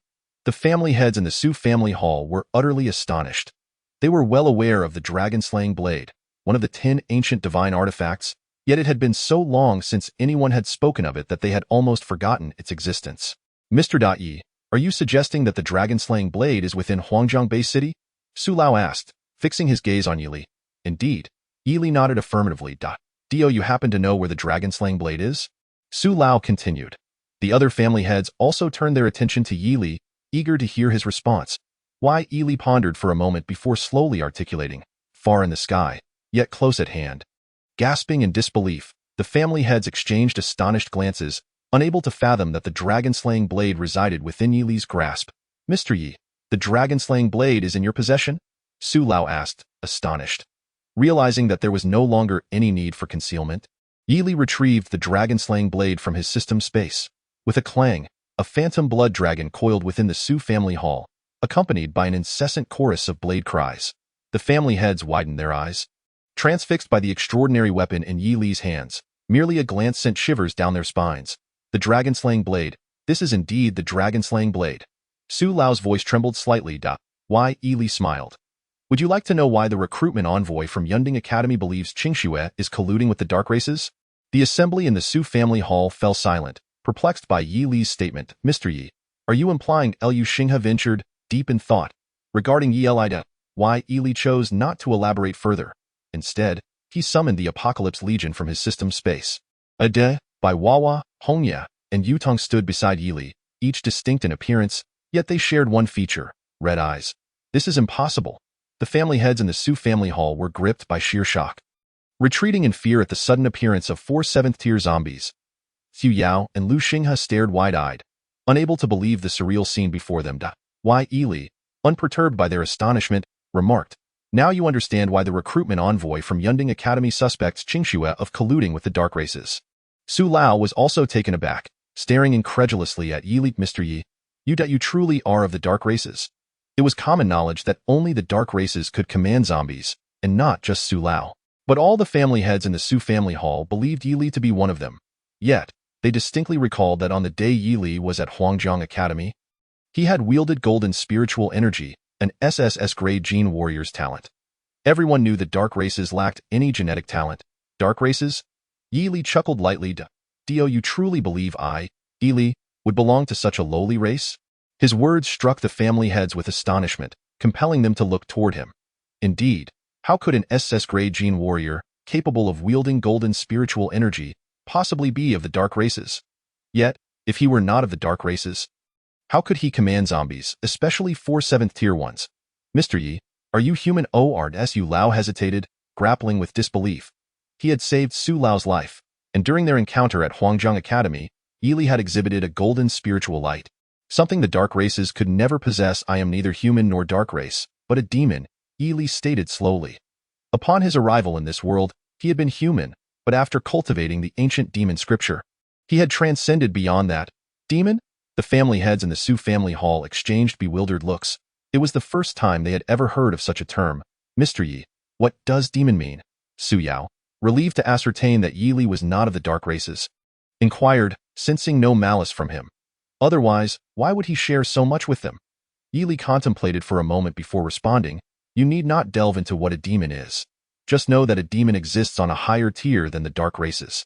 With this revelation, the family heads in the Su family hall appeared enlightened. I understand now, Mr. Yi.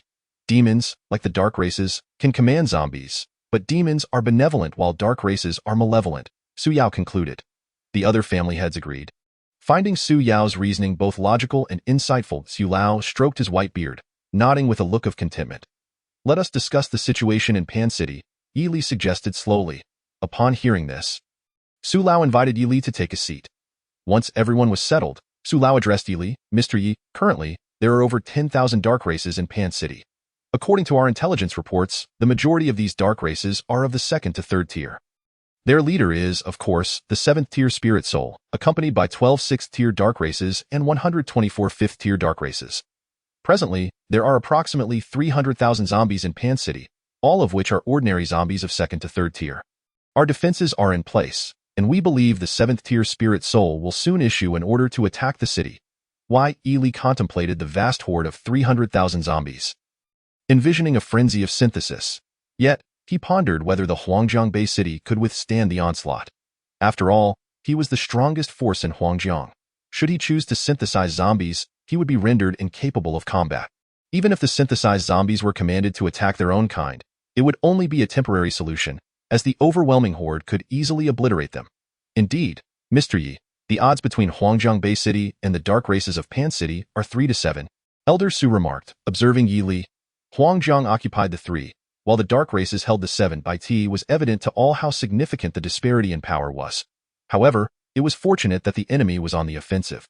The outer walls of Huangjiang Bay City were high, making it easier to defend than to assault. Yi Li smiled faintly, anticipating a grand synthesis of zombies. Even if that did not come to fruition, he could still unleash a massacre. During the trials at the Haotian Tower, Yi Li had acquired the ancient Demon King S/, an S-rank attack skill he had yet to employ, but it seemed this time would be different. The thought of executing the ancient Demon King S/, releasing 3,000 phantoms of gods and demons, filled him with a sense of longing. Speaking of the Haotian Tower trials, Yi Li suddenly remembered its potential. At a crucial moment, he could wield the Tower's power to deliver a crushing blow to the dark races. Mr. Yi, have you come to assist us in Huangjiang Bay City? Lu Xinghe inquired cautiously. Yes, Yi Li nodded. Hearing this, the faces of those in the Su family hall brightened with joy. With Yi Li and 4 7th-tier zombies joining their ranks, their overall strength would undoubtedly improve significantly. Elder Su also smiled, remarking, Mr. Yi, both Soner and Xiao Qian have gone to the Yunding Academy. By the way, do you know where Qingxue has gone? Lu Xinghe suddenly asked.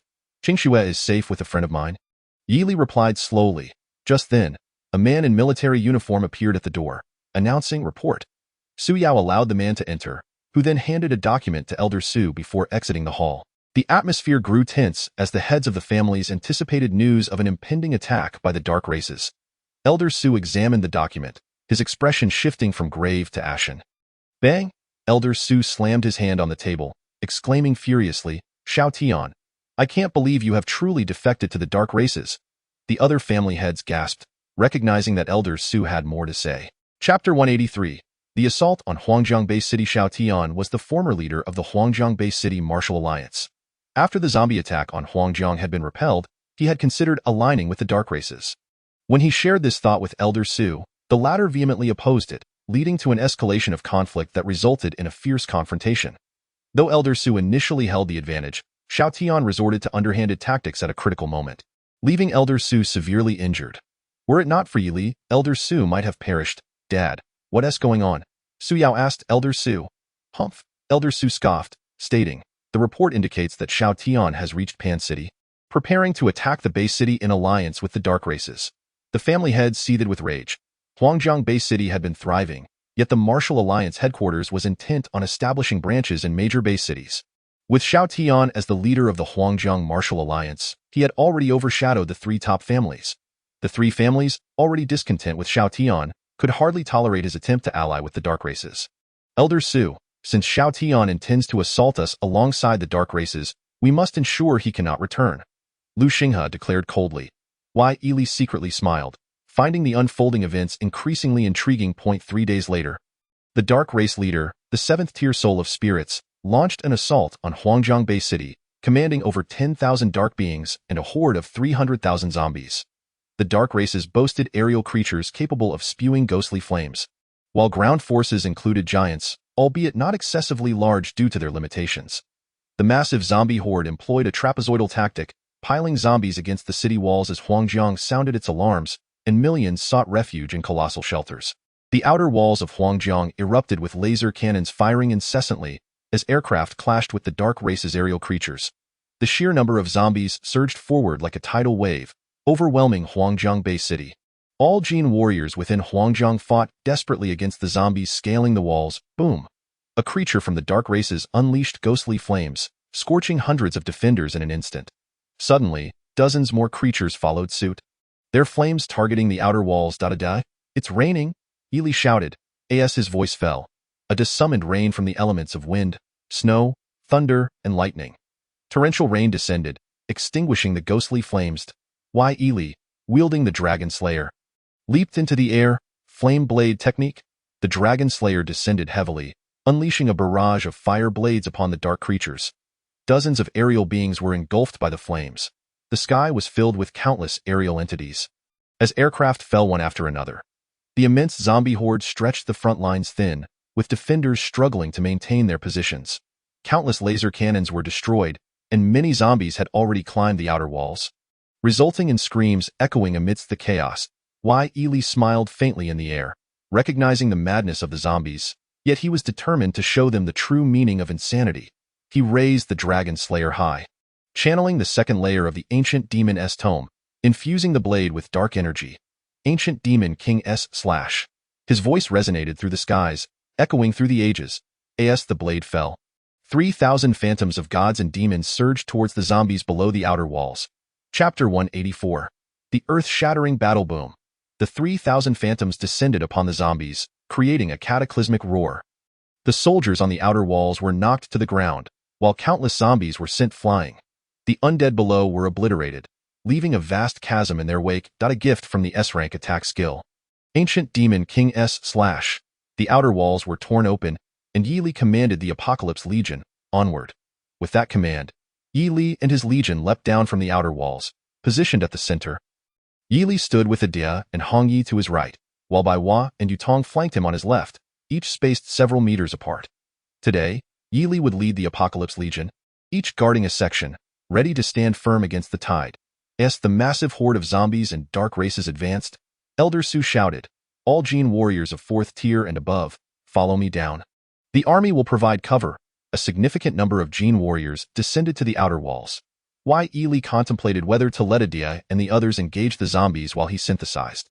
With determination, Yi secretly ordered Adia and his team to combat the zombies, knowing that only the zombies he defeated could be synthesized. At this moment, the dark races and the massive horde had reached the outer walls. The Apocalypse Legion and the forces of Huangjiang engaged in a fierce battle against the dark races and the zombies, resulting in a scene of unspeakable carnage. Yi activated the synthesis grid in his mind, furiously synthesizing zombies. 1,000, 2,000.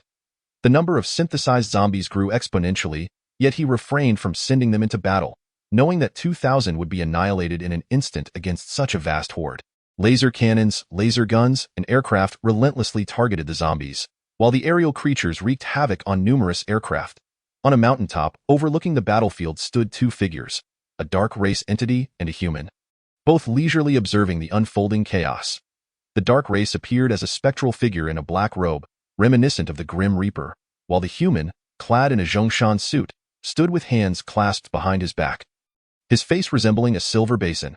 This dark entity was undoubtedly the leader of the Pan-City Dark Races, the 7th-tier soul of spirits, while beside him stood Xiao Tian, the former leader of Huangjiang Bay City's Martial Alliance.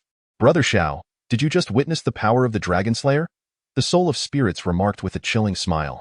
"Indeed, I did. Once we acquire the Dragon Slayer and present it to the Dark Hall, our future will be bright," Xiao Tian responded with a grin. Yi remained unengaged, continuing to synthesize zombies within his mind. He had already synthesized over 3,000, but knew it was still insufficient. As the dark races and the massive horde pressed against the Gene warriors of Huangjiang, many had already succumbed and become zombies. Noticing the imminent collapse of Huangjiang, Yi wielded the Dragon Slayer, striking down with terrifying blade energy, slaying countless zombies before resuming his synthesis. Chapter 185.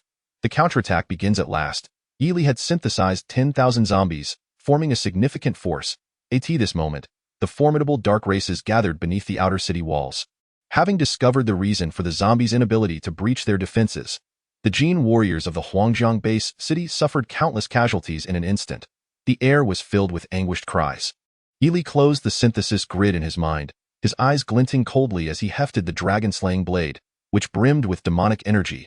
A flash of cold light preceded his strike, and then the blade slashed down like a dragon. He unleashed 13 devastating blows in quick succession, each strike wrought with unimaginable terror. After cleaving the dark races before him into oblivion, Yi commanded the horde of over 10,000 zombies to retaliate. The battle had raged on for an entire day and night. Yi leaped into the air, the second layer of the ancient demon codex swirling with power as he wielded the dragon-slaying blade for another mighty strike. In an instant, shadows of demonic figures filled the sky. 3,000 divine and demonic phantoms surged downward, each as destructive as a nuclear warhead, unleashing chaos below. Seeing this, Elder Su ordered the hundreds of thousands of defenders of Huangjiang Bay City to charge forth and engage the dark races and zombies in a fight to the death. If they were to fight, it must be with the intent to instill fear in the dark races, demonstrating that humanity would not tolerate their tyranny. The age-old adage of capturing the leader first held true. An immutable principle. In midair, Yi activated the heavenly spirit eye, seeking out the strongest dark race. Soon, he spotted the most powerful dark entity, a 7th-tier soul spirit, atop a nearby mountain peak. Beside this 7th-tier soul spirit stood a 7th-tier evolver. Yi could easily deduce that this was Xiao Tian. He observed the 7th-tier soul spirit and Xiao Tian intently watching the battlefield. A faint smile graced Yi's lips, but he also noted the presence of a 6th-tier heavy sword skeleton and several other 6th-tier dark beings. The heavy sword skeleton had fled when Yi and the Apocalypse Legion had decimated the dark races in the city. Now, he intended to use this heavy sword skeleton as a sacrificial offering before eliminating the 7th-tier soul spirit. None would escape. Without warning, Yi activated the 100 steps of divine movement, instantly appearing before the 6th-tier heavy sword skeleton. The heavy sword skeleton was engaged in discussion with several 6th-tier dark beings about whether to join the fray. He could never have imagined that Yi would suddenly materialize before him. During the carnage in the city, the heavy sword skeleton had narrowly escaped death, having informed his superior, the 7th-tier soul spirit of Yi Li's possession of the dragon-slaying blade. The 7th-tier soul spirit was the most powerful dark entity in the Huangjiang Bay city, and upon hearing of the dragon-slaying blade's emergence, it had immediately rushed to the city. The 6th-tier heavy sword skeleton, fully aware of Yi Li's terrifying prowess, gazed at him in horror. Why Yi Li? You? He could not fathom why Yi Li had appeared before him. Brother, the dragon-slaying blade is in this kid's hands. We must eliminate him and seize the blade. A 6th-tier giant sneered. The heavy sword skeleton, considering his 5 dark companions, who were all 6th tier, felt emboldened, dismissing his feared, "Why Yi Li, hand over the dragon-slaying blade, and I can grant you a swift death." The heavy sword skeleton said coldly, Chapter 186. Where do you plan to retreat, brother? Why waste words with him? Just seize the dragon-slaying blade. The 6th-tier giant charged at Yi Li. Why Yi Li merely smiled coldly. To him, the 6th-tier dark races were nothing more than ants daring to charge at him. Swish! Yi Li swung his blade, instantly cleaving the giant's massive body in two, green blood gushing forth. Impossible! The 6th-tier heavy sword skeleton and the other 6th-tier dark beings gaped in disbelief, unable to comprehend how Yi Li had effortlessly slain the giant with a single strike. Do not fear. You will meet the same fate, Yi Li said nonchalantly. The heavy sword skeleton, realizing the gravity of the situation, no longer desired the dragon-slaying blade. His only wish was to escape. Yet, how could he evade Yi Li's grasp? As the heavy sword skeleton fled in desperation, Yi Li calmly intoned, "Flame blade technique." And no sooner had the words left his lips than countless fiery blades erupted from the dragon-slaying blade, hurtling toward them. The heavy sword skeleton and several other 6th-tier dark beings met their end, consumed by the flames before they could utter a single CRY. At this juncture, all attacking 6th-tier dark races had perished. Most remaining dark beings ranged from 2nd to 4th tiers, utterly no match for the warriors of Huangjiang Bay City.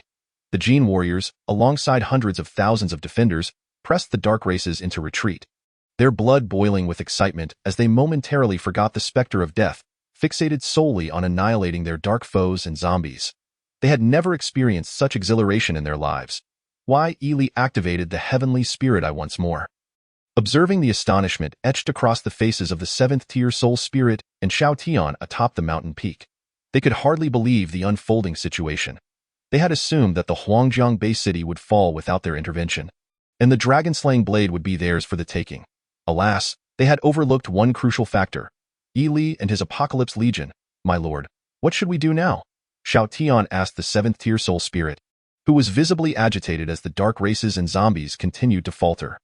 Gritting his teeth in frustration, the 7th-tier soul spirit finally replied, "Retreat." However, before they could take a step, a commanding voice echoed, "Retreat? Where do you intend to flee?" Startled, the 7th-tier soul spirit and Xiao Tian turned to the source of the voice. A youth with a refined visage strode forth, wielding a blade that gleamed coldly, adorned with the image of a 5-clawed blood dragon. What other blade could it be but the dragon-slaying blade? Who else could it be but Yi Li? The two were left in utter disbelief, having failed to detect Yi Li's presence until now, his sudden appearance shocking them to their core. Yet, the 7th-tier soul spirit chose to disregard Yi Li, fixating instead on the dragon-slaying blade in his hand. The dragon-slaying blade. What a stroke of fortune to find it so easily! The 7th-tier soul spirit sneered. Xiao Tian glanced behind Yi Li, noting the absence of any allies, a smile creeping onto his face. Chapter 187. 1 against 2, what are you laughing at?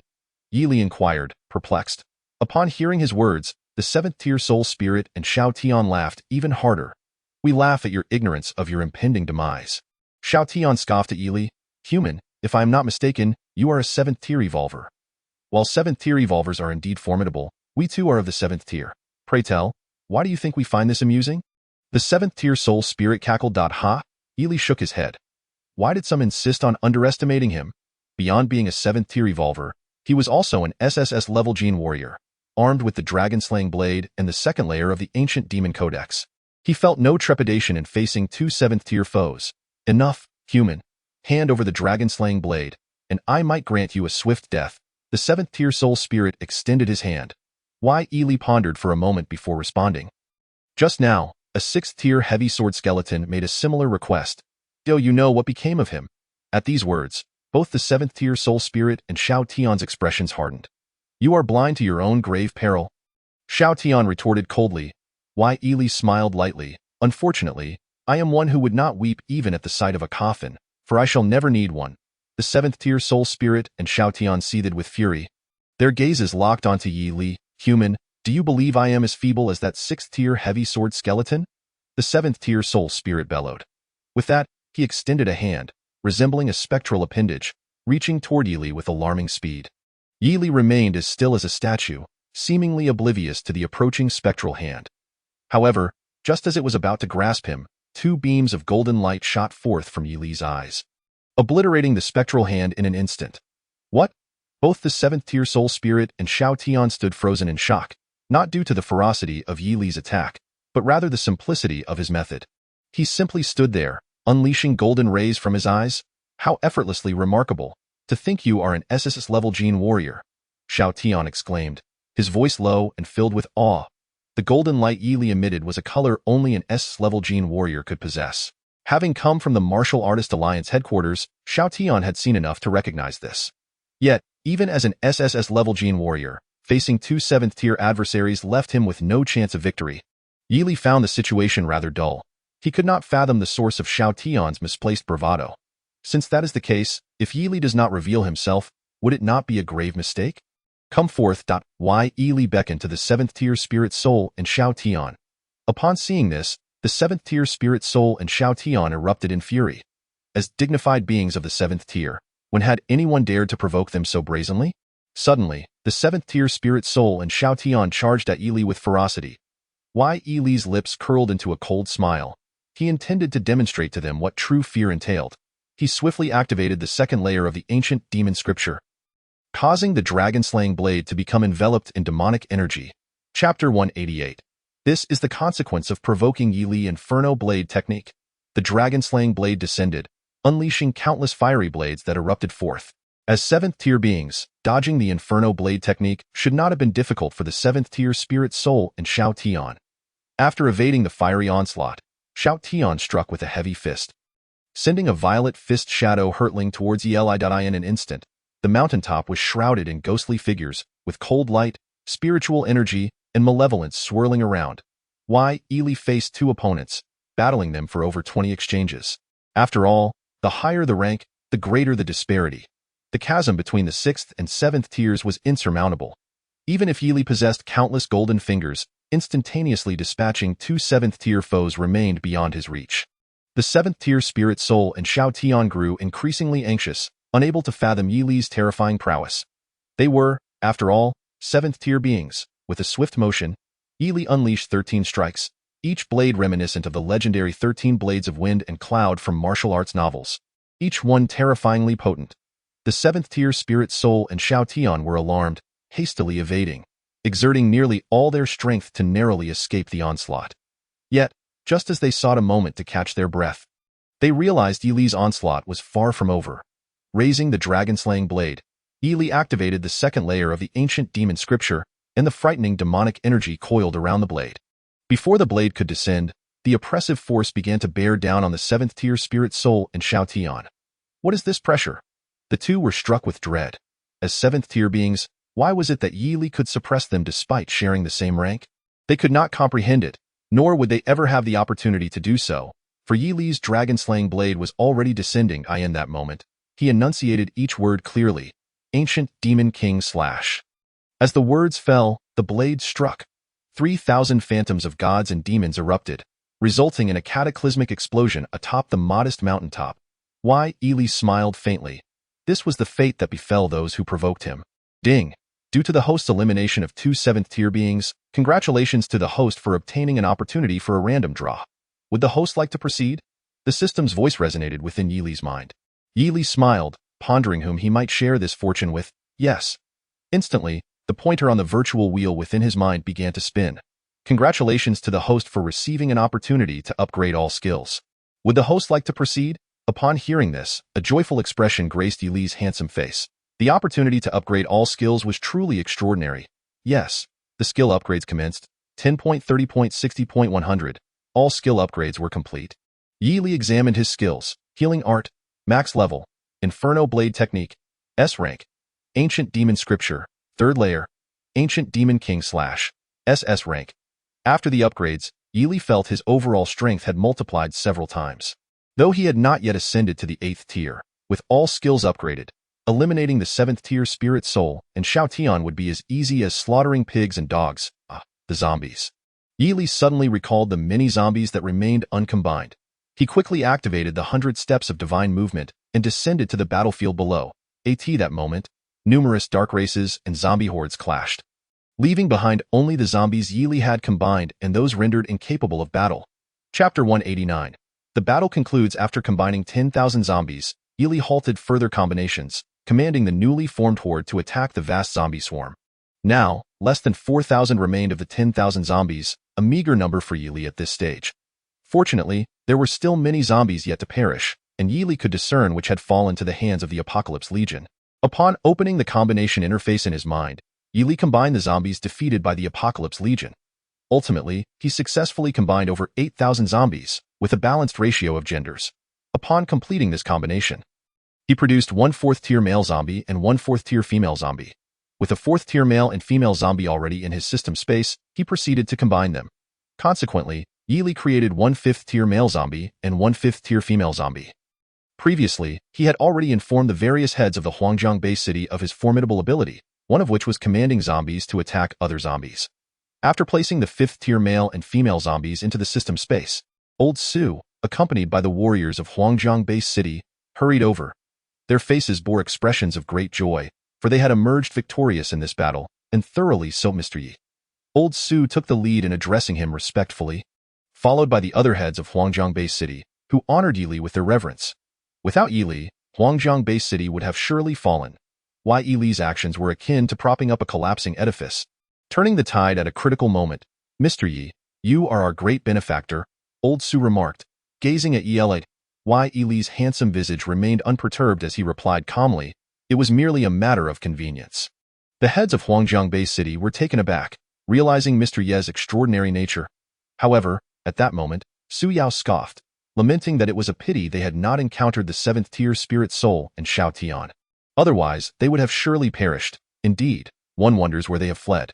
It may prove difficult to track them down, Lu Xinghe, the head of the Lu family, commented.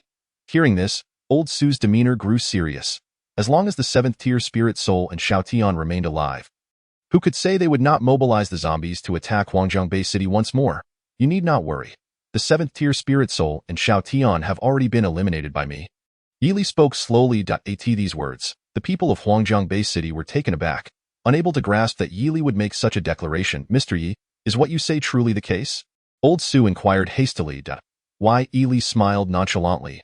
I never speak falsehoods. Upon hearing this, the individuals of Huangjiang base city collectively exhaled in relief, realizing that as long as the 7th tier Spirit Soul and Shao Tian were dead, peace would reign in Huangjiang base city for the foreseeable future. Mr. Yi, shall we return to the base city? Old Su respectfully suggested. Yili nodded, and the group followed him towards the main city of Huangjiang base city. Upon arriving at the Su residence, Old Su promptly invited Yili to take a seat. After Yili had settled, Old Su inquired, Mr. Yi, may I ask what your plans are moving forward? Naturally, Old Su hoped that Yili would remain in Huangjiang base city, for his strength was formidable enough to become the city's pillar, a bastion against adversity. Chapter 190. The wilderness zone people tend to aspire for greater heights while water flows to lower ground. Yili had always held this adage dear and understood Old Su's intentions. He certainly would not choose to remain in Huangjiang base city. After all, in the grand scheme of the apocalypse, Huangjiang base city was truly too small. Yili remained silent, allowing Old Su to come to his own conclusion. Seeing Yili's silence, Old Su felt a flicker of disappointment but quickly reconciled himself to the reality that someone of Yili's caliber would undoubtedly not confine himself to such a small place as Huangjiang base city. Mr. Yi, beyond Huangjiang base city lies a vast wilderness zone, teeming with countless animals infected by the zombie virus, along with numerous zombies and hunting teams seeking to slay them. Many wilderness warriors venture there in search of treasure. Old Su tentatively proposed, uncertain whether his suggestion would please Yili. Yili found this idea intriguing and worthy of exploration. After spending 3 more days in Huangjiang base city, during which the 3 major families urged the repair of the outer city walls to prevent further zombie incursions, Yili bid farewell to Old Su and departed Huangjiang base city. During these few days, Yili had gathered ample information about the wilderness zone. It was vast and expansive, with certain areas so perilous they were regarded as forbidden zones of life. The wilderness zone was inhabited not only by dark races and zombies, but also by various human factions. Why Ely activated the 100 Steps of Divine Movement as he journeyed toward the wilderness zone. The wilderness was quite distant from Huangjiang Bay City, and after a full day and night of travel, he finally reached the wilderness zone. It is worth noting that he had utilized the 100 Steps of Divine Movement throughout his journey, which allowed him to traverse 10,000 miles by day and 8,000 by night. Thus, one can imagine how far he had traveled in that time. Upon entering the wilderness zone, Ely was greeted by a sprawling plain, where numerous animals infected by the zombie virus were engaged in savage battles during the midday sun. A few stray zombies, whether lost or otherwise, were mercilessly devoured by these infected beasts. Why Ely contemplated the harsh existence in the wilderness, realizing it was a constant reminder of danger, unlike the oblivious citizens of the base city who remained unaware of the fragility of life. Suddenly, a tender cry pierced his ears. Turning towards the sound, he discovered a girl of about 5 or 6, weeping uncontrollably. Beneath her lay a young man in his 20s, clad in long garments, blood oozing from his mouth. Surrounding the girl were a dozen men, most of whom were second-tier evolvers, with one being a third-tier. Haha, Achi, you refused to submit to Yanhua, and now you understand the consequences of offending us, taunted a man with a conspicuous scar on his face. Evidently the leader of the group, he was a third-tier evolver. How dare you escape with Miss Luoli? You leave me no choice but to kill you. The wounded youth stared at the speaker with defiance, declaring, even if I die, I will not let you harm Miss Luoli. The man laughed heartily. Achi, if you're to die in the next moment, how can you protect Miss Luoli? Ely observed the scene with intrigue, surprised to witness such an event in the wilderness.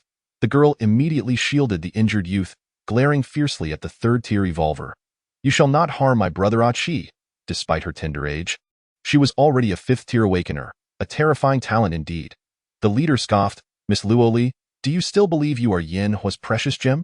The leader now is Lord Han. The girl seemed momentarily lost for words. If it weren't for your sister pleading for your life, do you think you could stand here speaking to me?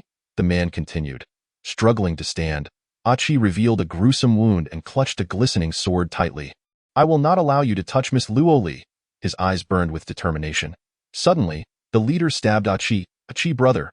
Luoli cried out, tears streaming down her face. Why Ely's mind raced with a sudden thought. The 4 zombies of the Apocalypse Legion were all 7th tier. It was time to nurture the next one. Could Achi, with his sword, become a swordsman? The name swordsman Achi had a certain imposing ring to it. A glimmer of excitement crossed Ely's face.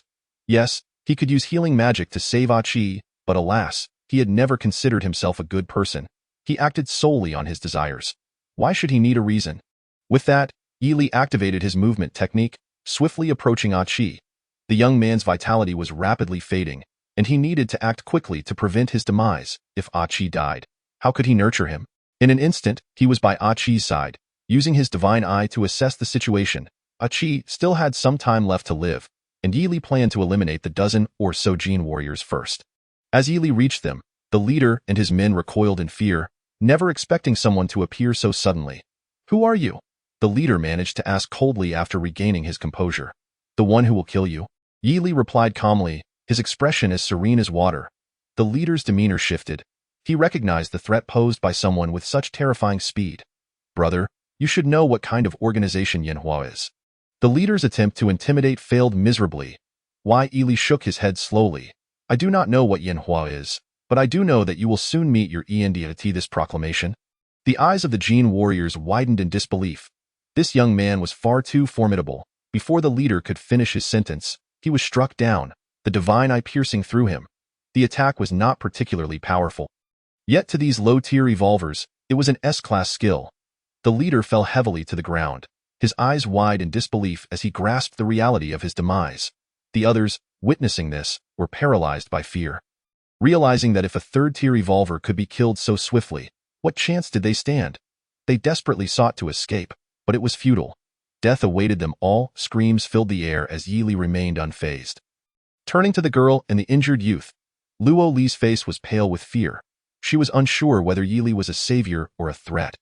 Thank you for saving us, Achi stammered, his voice trembling. His pallor was alarming, sweat trickling down his brow from the pain. Why? Ely smiled gently, recognizing that Achi was about to become the zombie he would nurture. Follow me. and join the Legion of the Apocalypse. Ah Chi, bewildered, did not comprehend Yi Li's words. Please forgive my ignorance. I do not understand, he replied weakly, blood oozing from his wounds, his life slipping away. Why Yi Li was not one to coerce. He preferred to offer choices. If you die, what will become of her? He pointedly asked. Referring to Luoli, Achi managed a bittersweet smile. If possible, could you take Miss Luoli with you? His eyes pleaded, growing increasingly pale. Achi brother. Luoli cried, her face streaked with tears. Why Ili understood that time was running out for Achi. If you swear your allegiance to me, I will ensure her safety. Though confused, Achi realized he had little choice. Encountering another human was a stroke of fortune. He had no reason to refuse. I agree, he said faintly. Why Ili did not linger on words. He summoned the Apocalypse Legion from his system space, instructing the 7th-tier zombie, Adea, to bite Achi. The transmission of the zombie virus was instantaneous and terrifying to in a moment. Achi transformed into a zombie. From now on, you shall be known as Swordsman Achi, Yili declared, examining his new recruit's attributes. Achi, 1st-tier zombie. Zombie abilities, none. Zombie attributes, speed. Why Ili felt a surge of elation. Speed was paramount for a swordsman, and Achi possessed it in abundance. Luoli gazed at swordsman Achi, bewildered. Did he not seem revitalized? Yet, something was amiss. His eyes now gleamed green, and his appearance had altered. You turned my brother Achi into a zombie, she exclaimed. Pointing at Ili, unfazed, Ili continued to regard swordsman Achi. Perceiving his potential, he envisioned an army of zombies at his command, dominating the apocalypse with unparalleled might. Ding! Due to the host nurturing a new zombie. Congratulations on receiving a super treasure chest. Will you open it? Open, Yili responded without hesitation. Congratulations, the host has acquired a zombie-exclusive weapon, the Sword of Severance. Yili was taken aback but quickly examined the weapon, realizing its immense potential. The Sword of Severance, S-class weapon. When equipped by a zombie, its sword intent increases tenfold. A formidable swordsman, in addition to wielding a sword, must also possess the spirit of the sword. And of course, an imposing presence. The essence of a swordsman's presence is naturally the intent of the sword. Yili instructed the swordsman Achi to discard his long sword, after which he equipped him with the Sword of Shattering. This sword, as dark as ink, could sever hair with a mere breath, exuding a terrifying aura. Yili contemplated that the next step was to level up Achi. Are you of the dark race? At that moment, Luo Li's voice echoed in Yi Li's ears. He turned to face her. You, a mere 5th-tier evolved being, how can you fathom the vastness of the heavens and the earth? Luo Li appeared somewhat frightened. Her eyes wide in shock as she gazed at Yi Li, struggling to find words. Let us proceed, Yi Li said slowly. Luo Li watched as Yi Li walked away, and after a few moments of gathering her courage, she finally spoke. Senior, could you avenge me? The villains killed my father, and my sister has been captured. Why Ili paused, recalling the leader of the men who had mentioned that her sister had pleaded with Lord Han for her life. Observing the cultivation levels of those men, Ili deduced that Yin Hua was an organization as weak as ants. With the Qi now at his side, Ili felt in good spirits and turned back to look at Luo Li. She was merely 5 or 6 years old, and her plight was indeed pitiable. However, in this apocalyptic world, who among them was not deserving of sympathy? Lead the way, Ili instructed her. Startled, Luo Li remembered what her father and sister had told her, that the dark races were all evil and that the zombie virus was their creation. Yet, sensing Yi Li's strength and seemingly benign intentions, she uttered her request. Little did she expect that Yi Li would genuinely agree. Just then, a cacophony of howls reached Luo Li's ears as dozens of wolves, infected by the zombie virus, approached them. Chapter 194. Lead the way. These wolves, their eyes glowing a ghastly green and their fangs glinting menacingly, surrounded Yi Li and Luo Li. Why Ili smiled, amused that these 6th-tier wolves dared to approach him. Their ignorance was indeed fearless. Luo Li's small face was filled with terror. At her tender age, she had never experienced battle. Suddenly, the wolves lunged at them. Luo Li screamed, promptly shutting her eyes. There was no need for Yi Li to intervene. These 6th-tier wolves were far too weak to be compared to ants. They were akin to mere dust. With a single punch from Adea and a kick from Baiwa, the wolves vanished without a trace, leaving no remnants behind. Hearing the commotion, Luo Li cautiously opened her eyes, astonished to find the wolves had disappeared. Yet she dared not inquire, fearing Yi Li's displeasure. Are you perplexed? Yi Li inquired, gazing at Luo Li with a calm demeanor. She began, but was interrupted by Yi Li. Never allow yourself to feel bewildered, for each action I take will leave you pondering for 3 days and nights. Luo Li stared at Yi Li's tranquil face and suddenly felt he was no longer a member of the dark race, but rather a god of war descended from the heavens. Even at 6 years old, she found herself captivated by him. "Do you no longer wish for vengeance, or to rescue your sister?" Yi Li continued, observing her closely. Hearing this, Luo Li snapped back to reality. Her eyes wide with shock. I do wish to. Then why do you hesitate to lead the way? Yi Li prompted. All right, senior, Luo Li responded eagerly. With that, Yi Li and Luo Li set off in a determined direction. In the wilderness, a certain castle loomed. This castle was modest in size and rather unsightly. Inside the hall, a middle-aged man lounged on a throne, idly toying with his fingers. "Luo Yu, your sister should be arriving shortly," he remarked casually. Seated before him was a young woman in her 20s, clad in gray casual attire, with long hair cascading down her back and a face as exquisite as jade. This was Luo Li's sister, Luo Yu, who fixed a cold, piercing gaze upon the middle-aged man. Their enmity ran deep, as he had murdered her father. Her father had been the leader of the Yanhua organization, but this man, Han Hai, had ruthlessly slain him and usurped his position. Han Hai, the leader of the Yanhua organization, was a 5th-tier evolved being. This modest castle served as the headquarters for the Yanhua organization. Noticing Luo Yu's silence, Han Hai smiled lightly. You must understand my feelings for you. I was left with no choice but to kill your father. He believed I sought to usurp his position and sought to eliminate me, forcing my hand. Upon hearing this, Luo Yu's already frosty demeanor grew even colder. She understood that she could not express anger, for Luo Li was still in their grasp. She could only glare at Han Hai with intense focus. Chapter 195, Yanhua Base. Senior, ahead lies the Yanhua Base.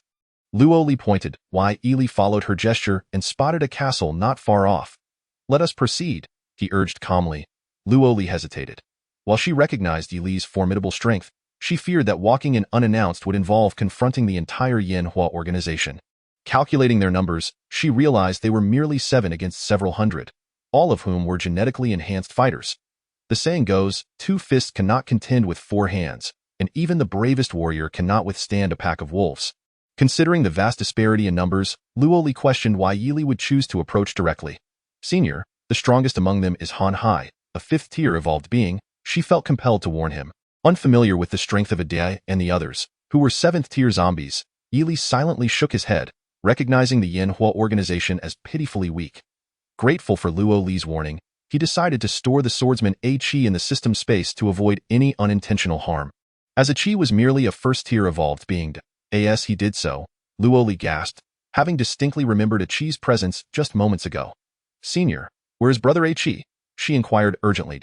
Yi Li reflected on how inquisitive the girl was. Do not ask so many questions. Let us move forward. With that, he strode purposefully toward the castle, and Luo Li hurried to keep pace. You must know that I have always cherished you. I was forced to kill your father.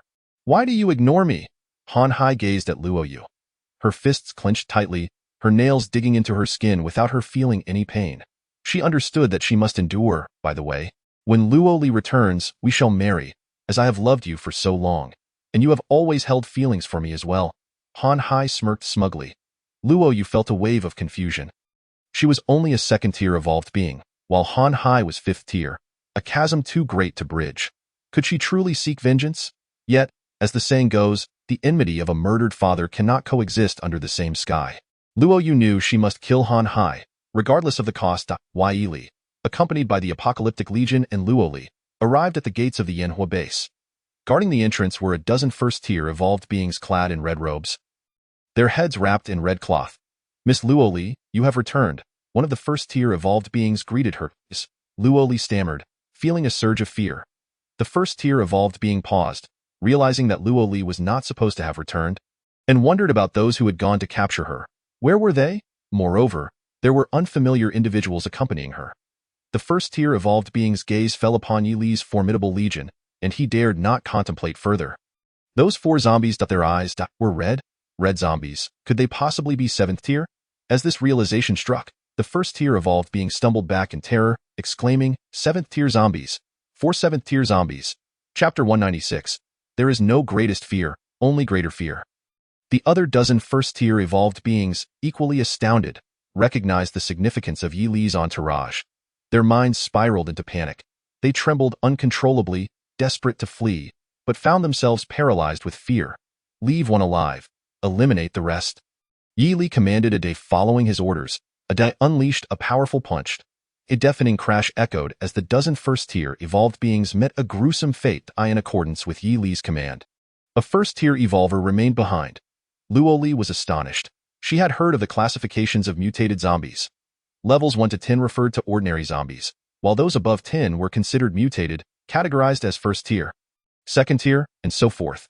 The thought of encountering a seventh-tier zombie was daunting, especially 4 of them. At that moment, Luo Li comprehended why her predecessor had ventured into the Yanhua base with such a small contingent. Although she had heard of mutated zombies, she was unaware of how to identify them. Had she known that the eyes of a 7th-tier mutated zombie were red, she would not have harbored her previous misconceptions. The surviving first-tier evolver was worse off than dead. He was paralyzed with terror, experiencing a level of fear he had never encountered in his life. He collapsed to the ground, as if all strength had been drained from his body. Not only was he devoid of physical power, but even his spirit felt as if it had been extracted. If there were a competition for sheer fright, he would undoubtedly claim first place. Had he wet himself? That was hardly a concern. He had already succumbed to that fate and wished he could have done so more profusely, at least to warm his thighs. Are you frightened? Yi Li observed the first-tier evolver with a cool demeanor. The evolver was not merely scared. He was utterly petrified, his soul shaken to its core. He could not muster a complete sentence, his teeth chattering uncontrollably. He desperately wished to survive. Go inside and report that Yi Li, have arrived. Yi Li spoke slowly. Upon hearing this, the first-tier evolver, who had thought his demise was imminent, found himself unexpectedly spared. He felt as though he had been reborn. Scrambling inside in a flurry, Yi Li could have stormed in and unleashed chaos, but he refrained, relishing the thrill of instilling fear before delivering the final blow. You stay here to protect her. Yi Li instructed, then vanished in a blink, employing his swift movement technique in the Grand Hall of Yanhua Base. Han Hai sat upon his throne, perplexed as to why his subordinates had yet to return with Luo Li. Securing her would allow him to marry Luo Yu, with the ultimate goal of possessing her. This is bad. Something terrible has happened. A panicked shout echoed through the hall. Yi Li followed the first-tier evolver into the hall. Not from the rafters. As a 7th-tier evolver, he could not be detected if he did not wish to be. Han Hai paused, contemplating whether something had gone awry during the capture of Qi and Luo Li. Chapter 197. Chief, the sky is falling. Han Hai frowned, shooting a glare at the first-tier evolver. What are you panicking about? The sky hasn't fallen. The evolver, disheveled and filthy, stammered, Chief, the sky is falling. The moment those words left his lips, everyone in the hall, including Han Hai, fell silent. The sky is falling? How come we feel nothing? Speak. What has happened? Han Hai demanded. Yi Li observed Han Hai from his concealed vantage point, noting that the woman to his right must be Luo Li's sister. He contemplated whether to catch Han Hai off guard with a surprise attack, but decided against it. That would be too mundane. Chief, a powerful dark creature has arrived, accompanied by 4 7th-tier zombies, and Miss Luo Li is by his side. The first-tier evolver reported, trembling. What? The hall was thrown into shock. A powerful dark creature. For 7th-tier zombies, such a scenario was unprecedented. They had never even heard of such a thing. What did you just say? Han Hai glared intently at the evolver. Luo Yu's icy expression faltered, her confusion evident as she grappled with the fact that her sister was with such a formidable dark entity. Chief, I assure you. It's true, we must flee. Those are 4 7th-tier zombies, the first-tier evolver pleaded. Panic rippled through the members of the Yanhua organization. If the man spoke truthfully, they stood no chance against 4 7th-tier zombies. Flee? You insolent fool, Han Hai roared. Have you been bribed by Luo Yu to say such things? The accusation caused the others to exchange glances, contemplating the plausibility of Han Hai's claim. They had never even seen a 7th-tier zombie, let alone 4. The first-tier evolver was on the verge of tears, unable to fathom why the chief refused to believe him. Han Hai's cold laughter echoed as he turned his gaze to Luo Yu. Luo Yu, I didn't realize you were so cunning. Luo Yu had not bribed the evolver. She initially doubted his claims, but the situation was becoming increasingly alarming. Very well, if you wish to play games, I shall indulge you, Han Hai declared. Yi Li was unable to contain himself. The disbelief of these individuals was astonishing. Is it customary for you, Yanhua, to unjustly accuse others? Suddenly, a nonchalant voice resonated within the hall. Han Hai and the others jumped, desperately searching for the source of the voice, but to no avail. Stop looking.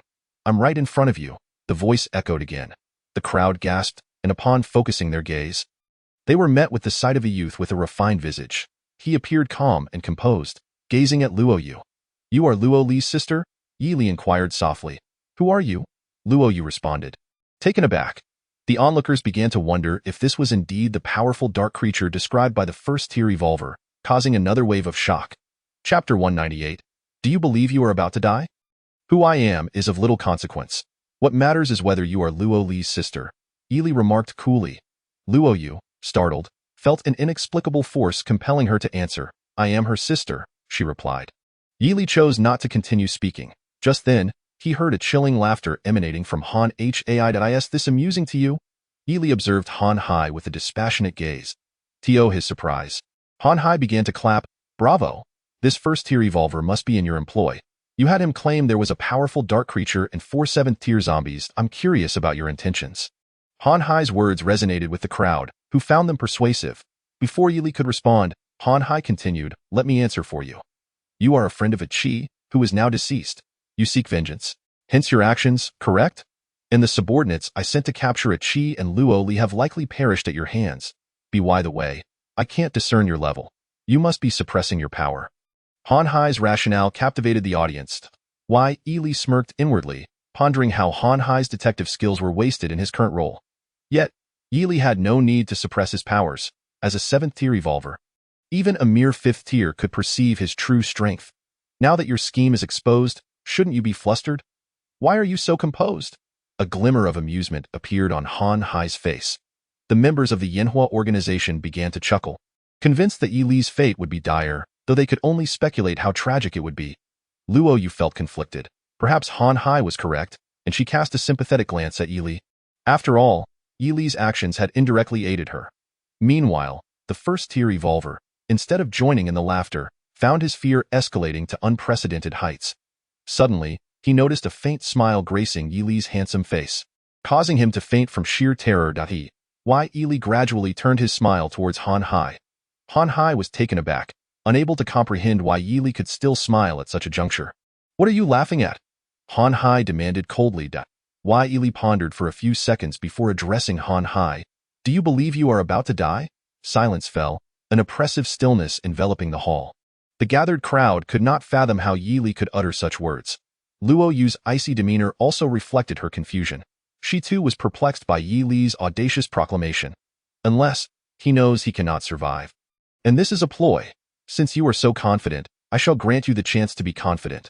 I do not believe you are about to die, Han Hai replied coolly. But the moment his words fell, Yi Li activated his swift movement technique, vanishing from sight.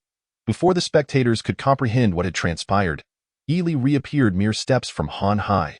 With a raised finger, radiating golden energy, he declared, I possess a single finger that can pierce the heavens. Chapter 199. The death of Han Hai. As the words fell, Yi Li pointed, and a terrifying golden light pierced through Han Hai's thigh. Han Hai, a 5th-tier evolver, was naturally vulnerable to such an attack. But Yi Li wished to instill a greater sense of terror in him. In that instant, Han Hai plummeted from his throne, emitting a scream akin to that of a slaughtered pig. The genetic warriors in the hall were utterly horrified. Their eyes wide with fear as they gazed at Yi Li. Luo Yu, too, was struck with dread as she observed Yi Li's figure. She could hardly fathom such terrifying power, a 5th-tier evolver, pierced through the thigh by a mere finger.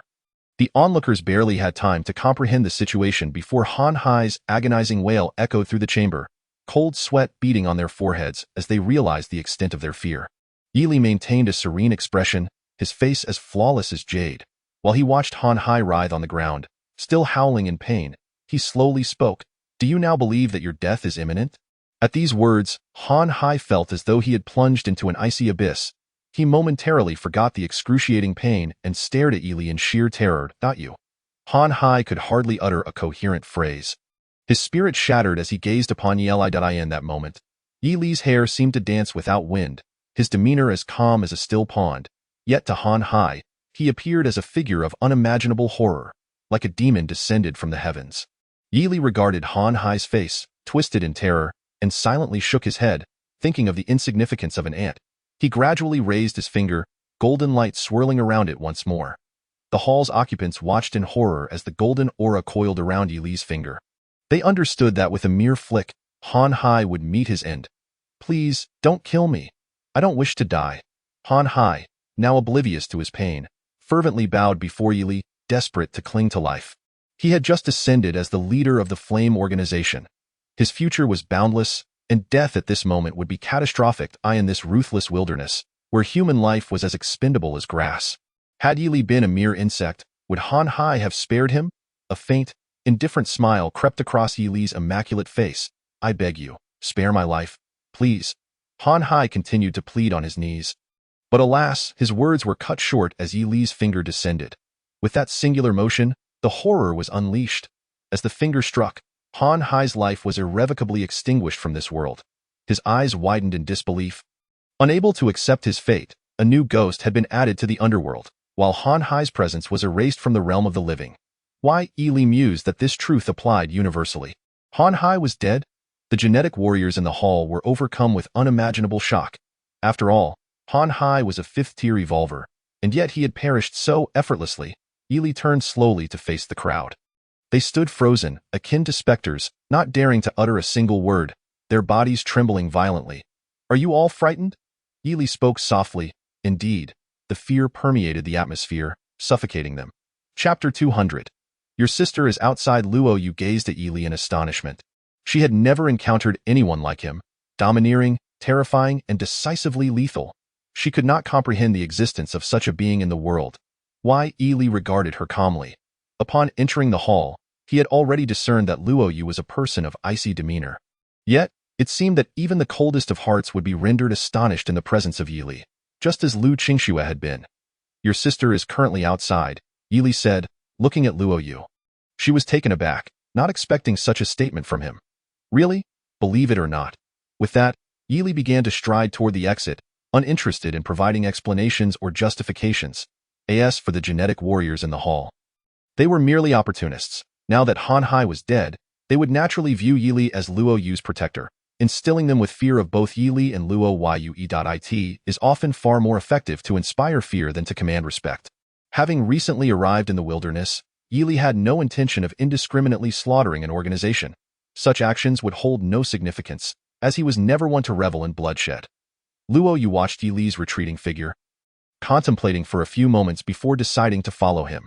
The genetic warriors, seeing Luo Yu trail behind, exchanged glances and nodded, then followed suit. With Han Hai's demise, they were inclined to recognize Luo Yu as the new leader, despite her being merely a second-tier evolver. After all, she had the formidable Yi backing her.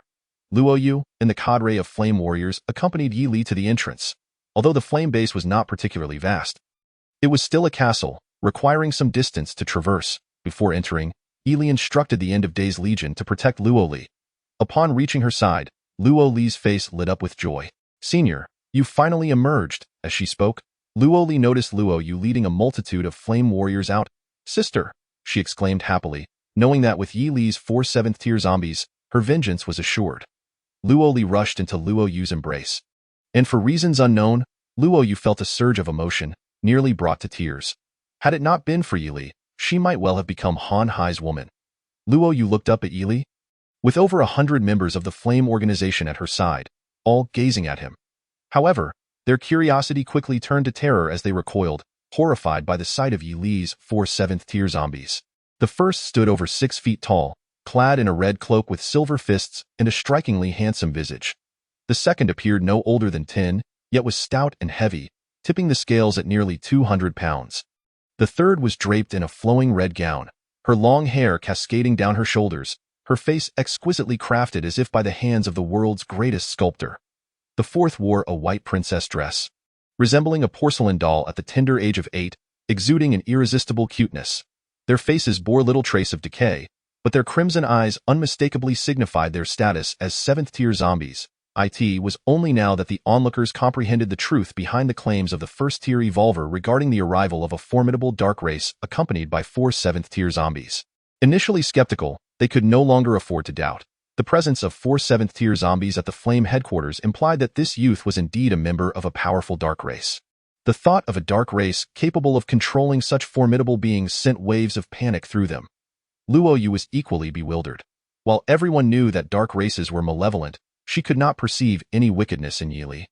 Instead, she felt he was a good person. As they contemplated this, Yili had already discerned their thoughts, though he paid them no heed, finding their misconceptions laughable. Since cultivating the ancient demon tome, he had become a being of darkness. A dark race? What nonsense! Is this how you treat your guests? Yili addressed Luo Yu coolly. With Han Hai's demise, Luo Yu naturally ascended as the new leader of the Flame organization. She paused. Recalling her father's words that dark races could be described with 4 words, utterly irredeemable. Yet here was Yili, speaking with the eloquence of a human, making it difficult for her to associate him with the dark race. Sister, although the senior is of a dark race, he is a good person, Luo Li remarked. Looking at Luo Yu this. Luo Yu snapped back to reality and quickly urged, Senior, please come in. Yili offered no further words. Leading the End of Days Legion inside. Having just arrived in the wilderness, he was still unfamiliar with many circumstances, and with nightfall approaching, it would be prudent to remain at the Flame base for the time being. Once inside the Flame organization's hall, Luo Yu hastily invited Yili to sit. Given his formidable prowess and the presence of 4 7th-tier zombies, any displeasure he might feel could spell disaster for the Flame organization. This organization represented her father's lifetime of effort, and she was determined not to see it crumble under her watch. Having traveled a considerable distance without sustenance, Yili realized he was indeed quite hungry. Do you not typically prepare food for your guests? He inquired, gazing at Luo Yu. Not just Luo Yu, but the entire assembly of Flame members froze in shock, fearful of inciting Yili's wrath. Senior, we have plenty of delicious food in the Flame organization, Luo Li chimed in with a sweet smile.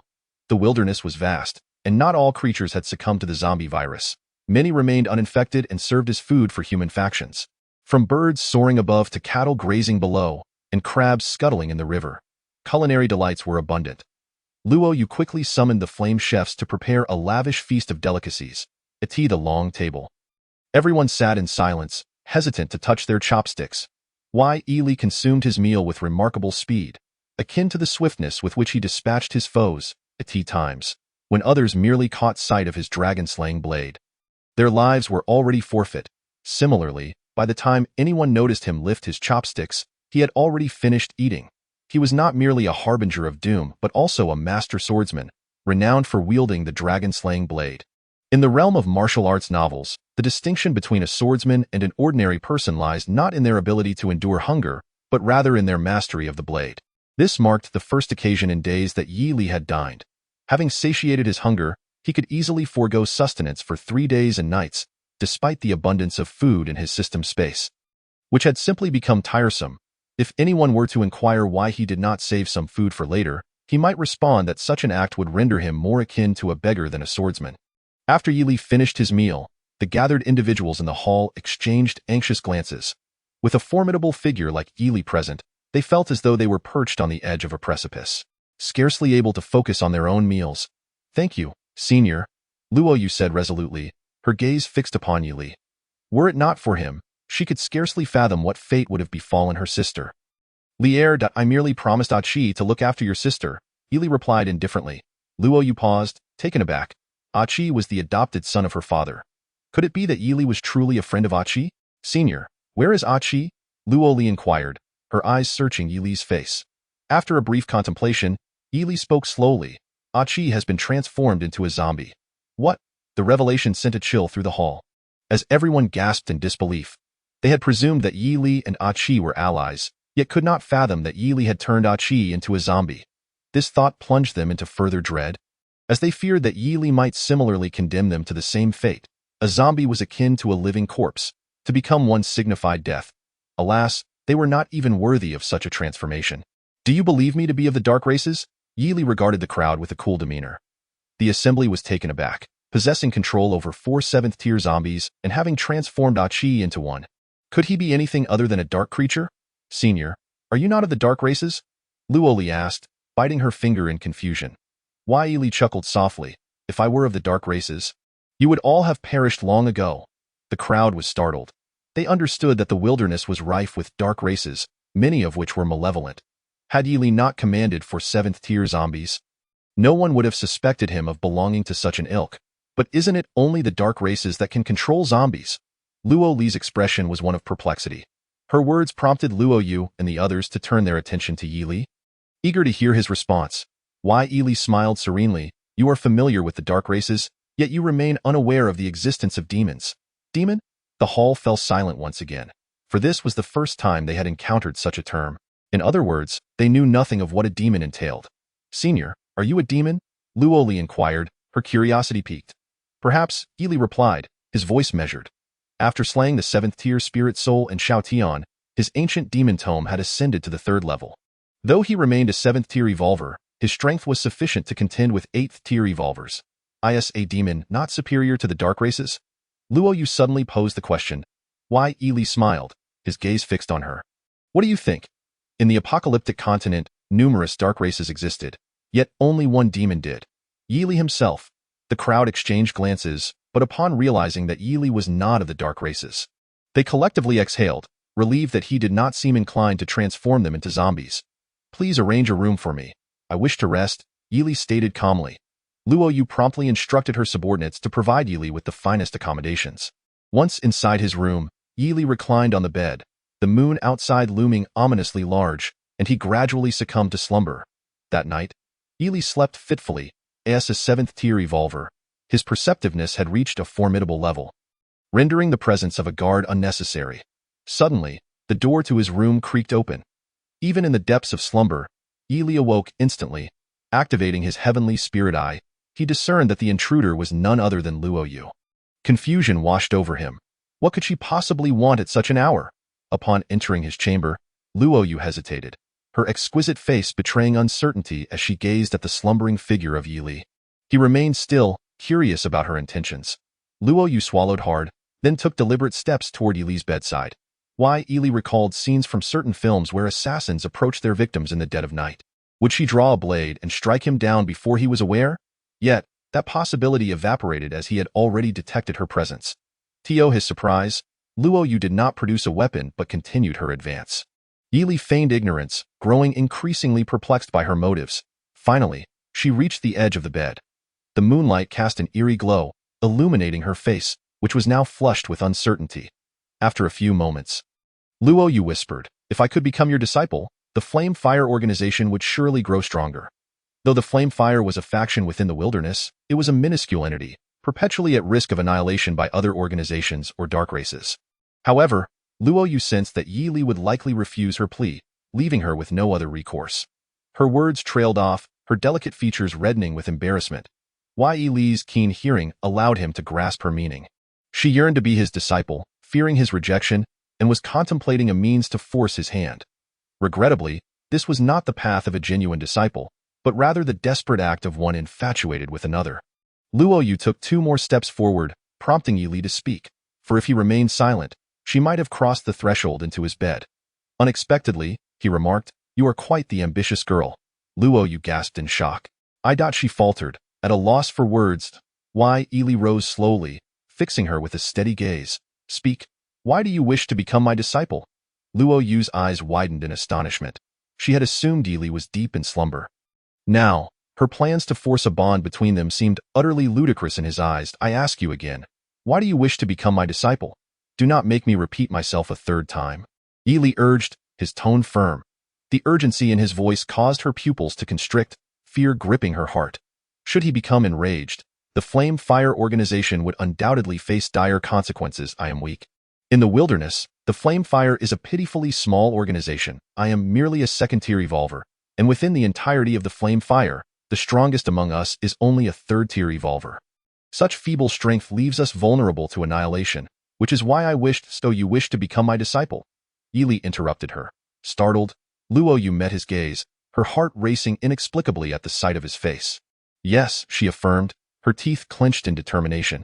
Having been discovered, she had no choice but to concede. Should Yi Li choose to vent his ire upon her, she would accept the consequences. Yi Li reflected on her resolve. At her young age, making such a decision was no small feat. Men can shoulder the weight of the world, but can women? Do you truly wish to become my disciple? Yi Li inquired once more. Having traversed this parallel world for some time, He had never taken on an apprentice. The thought of having a disciple was not without its appeal. "Senior, I genuinely wish to become your disciple," Luo Yu affirmed, her exquisite face resolute. Why, Yi smiled leisurely, illuminated by the moonlight, resembling a prince from a fairy tale, his eyes unforgettable to all who beheld them, deep and tranquil as the night sky. "What is your genetic talent?" Yi inquired. S-class, she replied. As expected, the larger the territory, the higher the prevalence of genetic talents. 1819. Luo Yu had already attained the status of a second-tier evolver, a testament to her S-class genetic talent. For one could never reach the second tier with merely an A-class genetic talent. "If you wish to become my disciple, you must first accomplish 3 tasks, Yi stated slowly. Luo Yu's eyes widened in disbelief. She had anticipated a firm rejection, yet now she found herself presented with a glimmer of hope. "Senior, what are the 3 tasks?" she asked, her heart resolute, aware that fulfilling these tasks was essential for the growth of the Flame Fire organization. The flames of Yanhua represented the culmination of her father's lifelong efforts. After her father was treacherously dealt with by Han Hai, and with Han Hai now deceased, her vendetta was, at last, avenged.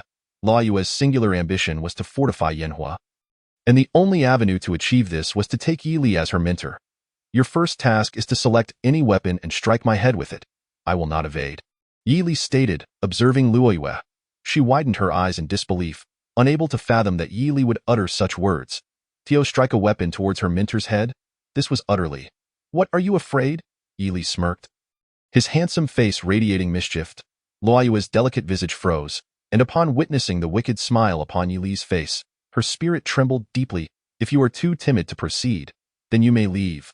I, Yi, shall never accept a coward as my disciple," he intoned slowly. To his words, Luo Yu shuddered. Gathering her courage, she met Yi's gaze and declared, "Mentor, I am brave." With that, she exited, presumably to procure a weapon. Why, Yi watched her retreating silhouette. Knowing his intent was merely to cultivate her courage in this desolate realm, how could one navigate even a single step without fortitude? Moments later, Luo Yu returned, wielding an ordinary knife, a mere steel blade, vastly inferior compared to the dragon-slaying blade. Chapter 205. Yi's head as hard as iron. Luo Yu stared in astonishment at Yi, perplexed by his request. Although she recognized him as a formidable evolver, the thought of striking his head with a knife was too daunting to contemplate. "Come now, strike my head with all your might. Do not hesitate," Yi urged her gently. Luo Yu gazed at his serene expression, her hand trembling as she clutched the knife, paralyzed with fear. "What, are you afraid? A wretch like you wishes to be my disciple?" Yi remarked coolly, in a place where lives were as expendable as grass, if one could not summon the courage for such a trivial task. "What else could they be but a failure?" "I am not a failure," Luo Yu retorted. Her cheeks flushed as she stared resolutely at Yi. "Then strike my head with that knife," Yi commanded. His voice unwavering, with clenched teeth, Luo Yu finally managed to utter a single word through her gritted jaw. "All right," as she raised the knife. Despite its mediocrity, it gleamed under the moonlight. "Mentor, she began, but was interrupted by Yi. "What is there to hesitate about?" "Hurry," he urged, a hint of boredom creeping into his flawless features. With no more hesitation, Luo Yu swung the knife down toward Yi's head. In that moment, she shut her eyes, unwilling to witness what ensued. The blade connected with Yi's head. Clang. Yet, instead of bloodshed, the sound of metal striking metal resonated. With his formidable defenses, bolstered by the prowess of a 7th-tier evolver, how could a mere 2nd-tier evolver wielding an ordinary knife inflict any damage upon him? Upon hearing the sound, Luo Yu opened her eyes, her expression frozen in disbelief.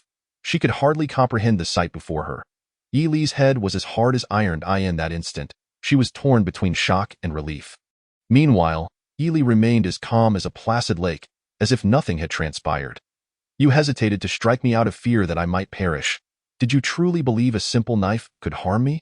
Yi addressed her matter-of-factly. Luo Yu gasped, realizing his words were entirely accurate. She had feared for his life, never imagining his head could be so impervious. "Mentor, does this mean I have succeeded in the first task?" Luo Yu asked cautiously, eager to fulfill the 3 requirements to become his disciple. Why, Yi nodded. "I suppose." Her heart soared with joy. "Mentor, what is the second task?" she inquired, eager to complete the remaining challenges. Why, Yi pondered for a moment before responding. "We shall discuss it tomorrow. I need rest." With that, he yawned, a languid expression gracing his handsome face. Chapter 206. Journey to the Falling Stone Mountain. Sunlight streamed through the window, illuminating Yi Li's face as he awoke and stretched lazily. The system alert chimed in his mind.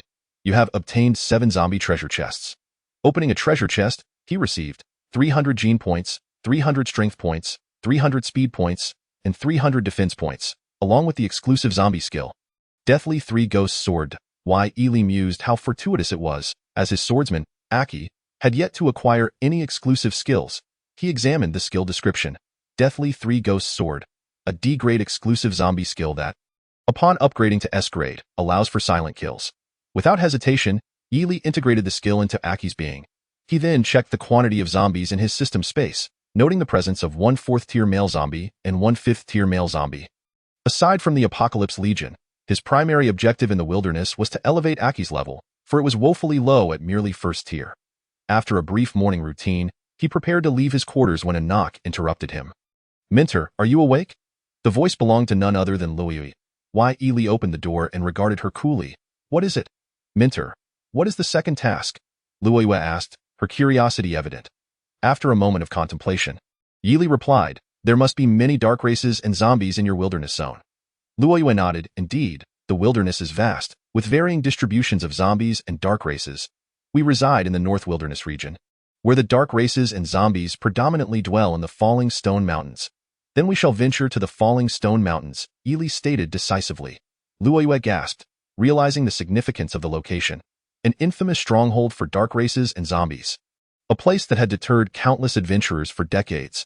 Minter, are we truly going there? She asked incredulously.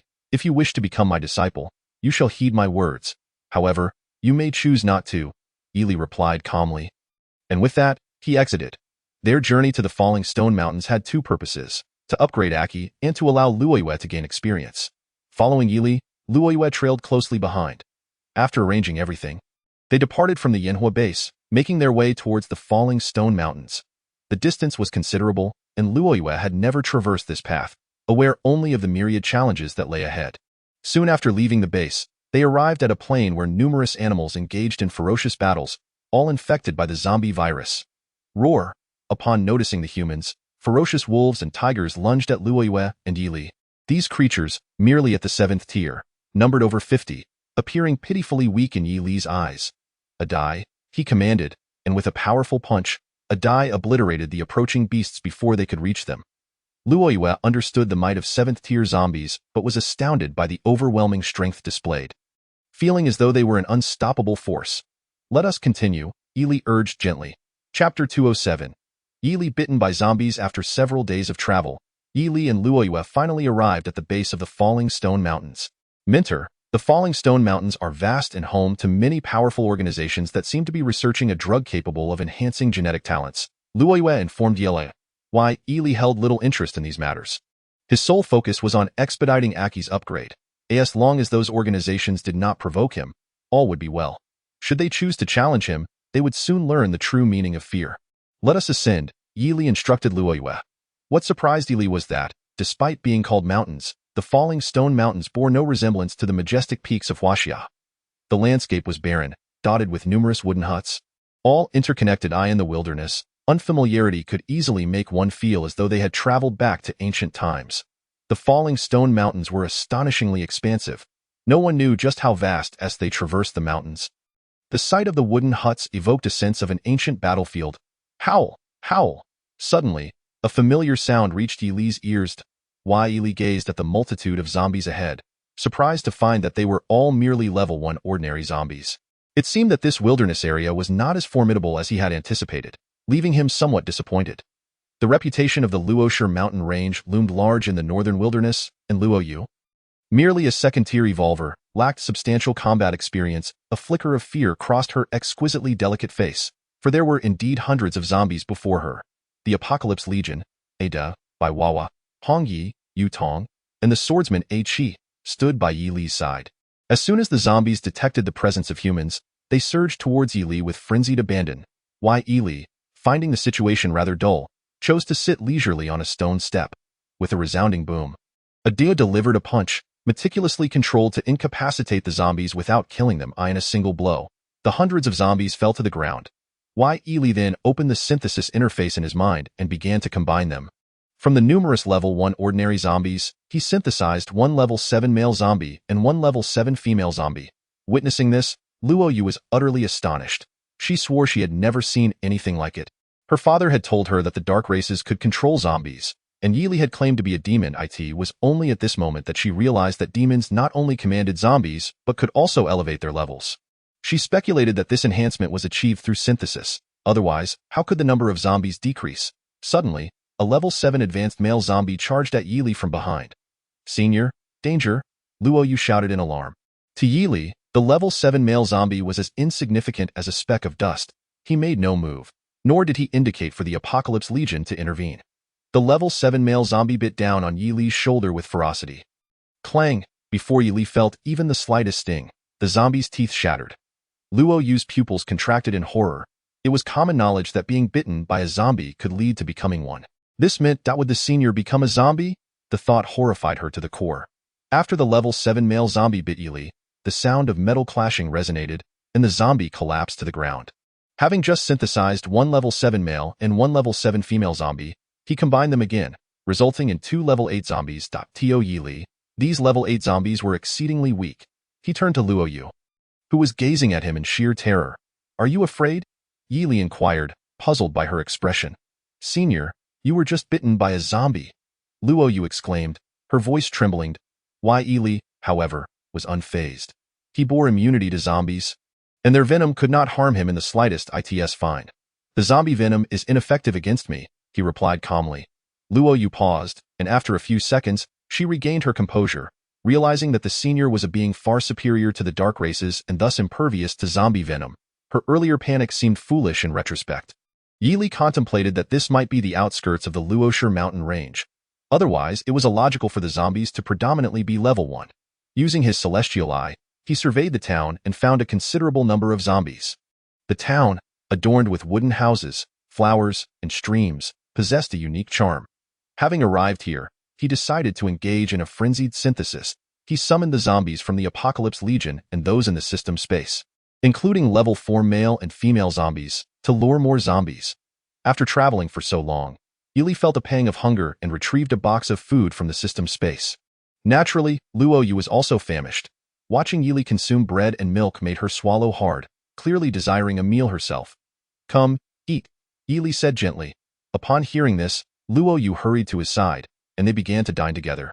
After finishing, the Apocalypse Legion successfully attracted the zombies, who approached from all directions, numbering over 1,000. Luo Yu had never seen so many zombies. As a second-tier evolver, she trembled and feared Yi Li. However, the sheer number was trivial. He recalled the countless zombies he had synthesized in the Annam and Huangjiang base cities. This gathering of over 1,000 was hardly noteworthy. "Let us begin," Yi Li declared, his tone lacking enthusiasm.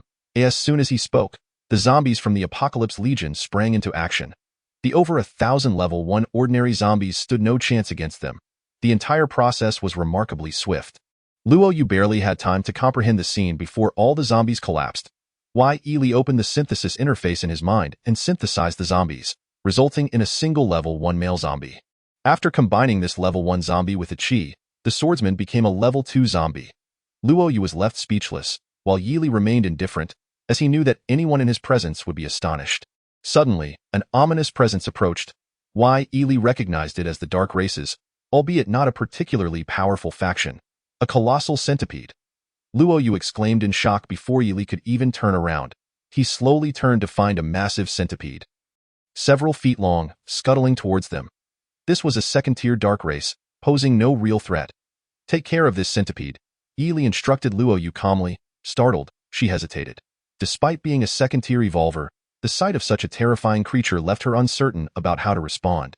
"Your second task is to slay this centipede," Yi Li continued. Upon hearing this, for reasons unknown, Luo Yu's terrified expression transformed into one of determination. She aspired to become Yi Li's disciple and wished to strengthen the flame fire. As the black centipede drew nearer, Luo Yu sprang into action. She raised her hand, engulfed in swirling flames, and unleashed a fiery strike that surged towards the creature like a dragon. This was a forbidden technique of the flame fire, known only to a select few.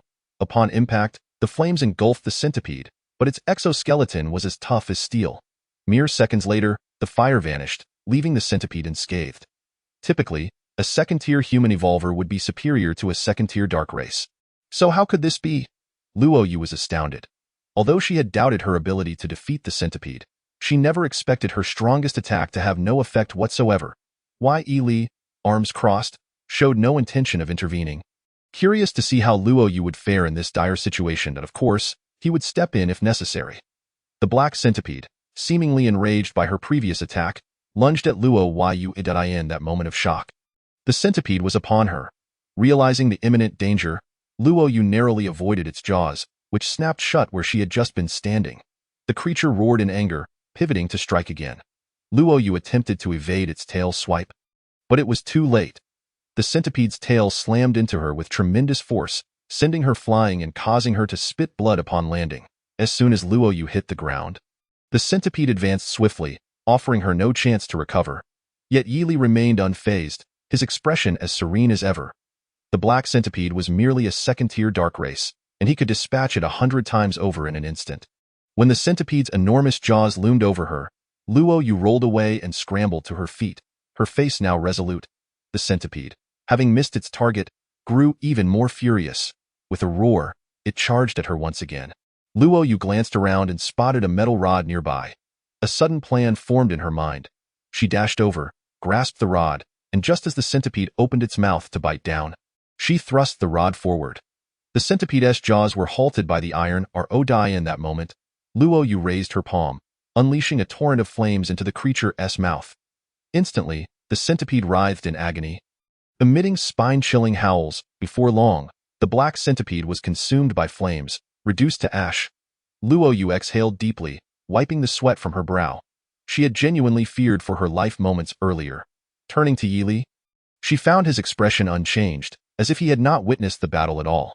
She soon felt reassured, realizing that the black centipede was merely a second-tier dark race, pitifully weak in the eyes of her senior. Luo Yu contemplated that the second task was essentially complete, and now she merely had to wait for the third task to be accomplished before she could take her esteemed senior as her mentor. Senior, what is the third task? Luo Yu inquired, gazing at Yi Li. The task involved slaying the black centipede, and she felt confident in her ability to complete it. Yi Li pondered for a moment before looking at Luo Yu and replied, "Do not call me master." Luo Yu was taken aback. Having successfully completed 2 tasks, she would never have imagined that Yi Li would utter such words. "Why, senior?" she asked, her eyes fixed on him. She was so close to fulfilling the final task and being accepted as Yi Li's disciple. Yet he urged her not to address him as master. Yi Li was momentarily stunned. "What do you mean, why?" "The third task is to become my disciple and thereafter continue to call me senior." He thought he had articulated himself clearly, bewildered by Luo Yu's apparent lack of comprehension. Upon hearing this, an expression of astonishment crossed Luo Yu's exquisitely beautiful face, which soon morphed into sheer delight. "Senior, does this mean I can become your disciple now?" Happiness washed over her like a tidal wave. "Yes," Yi Li nodded. After receiving his affirmative response, words failed to encapsulate Luo Yu's elation. She understood that by becoming Yi Li's disciple, she would transform into a formidable evolutionist, which would, in turn, empower Yin Hua as well. Yi Li chose not to elaborate further, deciding to address matters regarding Yin Hua later. Presently, the priority was to upgrade the swordsman Qi, who was still merely a second-tier zombie and, frankly, far too weak. Consequently, Yi Li instructed the Apocalypse Legion to lure zombies. To his surprise, the Legion only attracted a few hundred zombies this time. Yi Li mused about the sparse number of zombies in the area. After synthesizing the few hundred, the newly synthesized level 8 male and level 7 female zombies transformed into a level 10 male and a level 9 female zombie. "Senior, shall we proceed further in?" Luo Yu asked, observing Yi Li. Nodding in agreement, Yi Li thought, having invested so much time to arrive here, it would be unacceptable to leave with only a second-tier zombie for a Qi. Thus, he led the Apocalypse Legion and Luo Yu deeper into the area. As they advanced, the number of zombies increased exponentially. Yi Li embarked on a frenzied synthesis spree, his face reflecting the excitement of the moment. In just one afternoon, Swordsman Qi ascended to a 4th-tier zombie. And without hesitation, he combined a Qi with another 4th-tier male zombie he possessed. Hence, Swordsman Qi evolved into a 5th-tier zombie.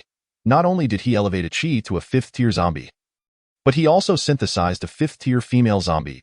Yi Li felt immense satisfaction. Realizing that the area was likely devoid of any remaining zombies, as night fell, under the starlit sky, Yi Li and Luo Yu strolled along a narrow path. Chapter 211, Luo Li captured by the Thunder God organization. Ding. Due to the host synthesizing a 5th-tier zombie, congratulations to the host for earning a chance to draw a reward. Will the host use it? Use, Yi Li replied without hesitation. The draw commenced. The pointer spun within the confines of his mind's virtual wheel, halting after a few seconds.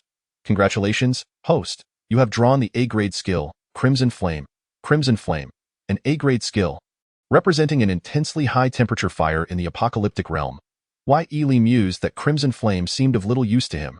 However, it might be advantageous for Luo Yu, whose flames just moments ago were, to put it bluntly, rather pathetic.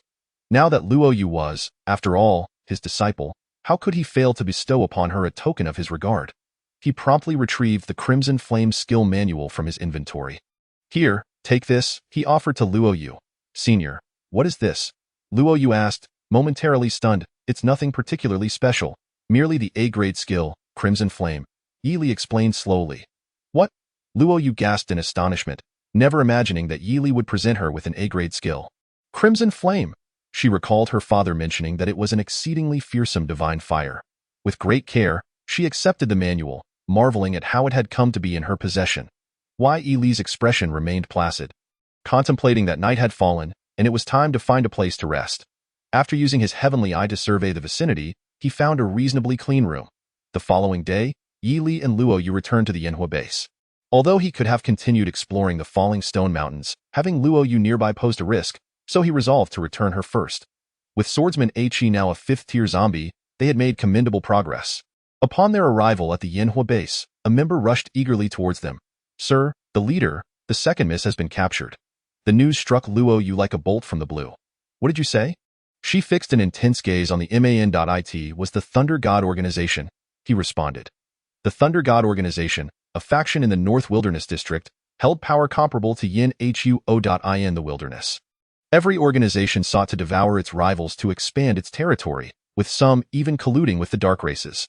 Numerous organizations researching enhancements to human genetic drugs were complicit with the dark races, making it evident that the entire Wilderness District was under their influence. Even minor organizations were merely insignificant forces. Gather everyone immediately and head to the Thunder God base. Luo Yu commanded coldly. Yes, leader, the man acknowledged before hastily gathering the troops. With her father deceased, Luo Li was her sole remaining family. Her mother had perished during childbirth. Luo Li represented her only vulnerability. Yi Li found this situation intriguing. Sensing an undercurrent of rivalry, before long, over 100 members of the Yanhua organization had assembled, including 71st-tier evolutionists, over 32nd-tier evolutionists, and 4 third-tier evolutionists. In terms of power, it was rather dismal. If the Thunder God organization matched the Yanhua in strength, it was easy to deduce how inadequate they were. Chapter 212. I am quite impressed by you. Luo Yu led the Yanhua organization towards the Thunder God organization with great determination.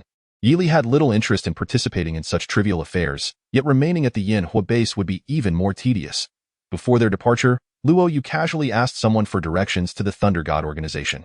After storing the Apocalypse Legion in the system space, Yi Li activated his swift movement to head towards the Thunder God organization. The Thunder God organization had a name as grand as it was imposing. Alas, a name should align with one's strength. Otherwise, it may provoke displeasure. Yi Li felt a twinge of irritation, and the consequences of his displeasure could be severe. Upon arriving at the Thunder God base city, Yi Li surveyed the surroundings, noting that it was quite similar to the Yanhua base.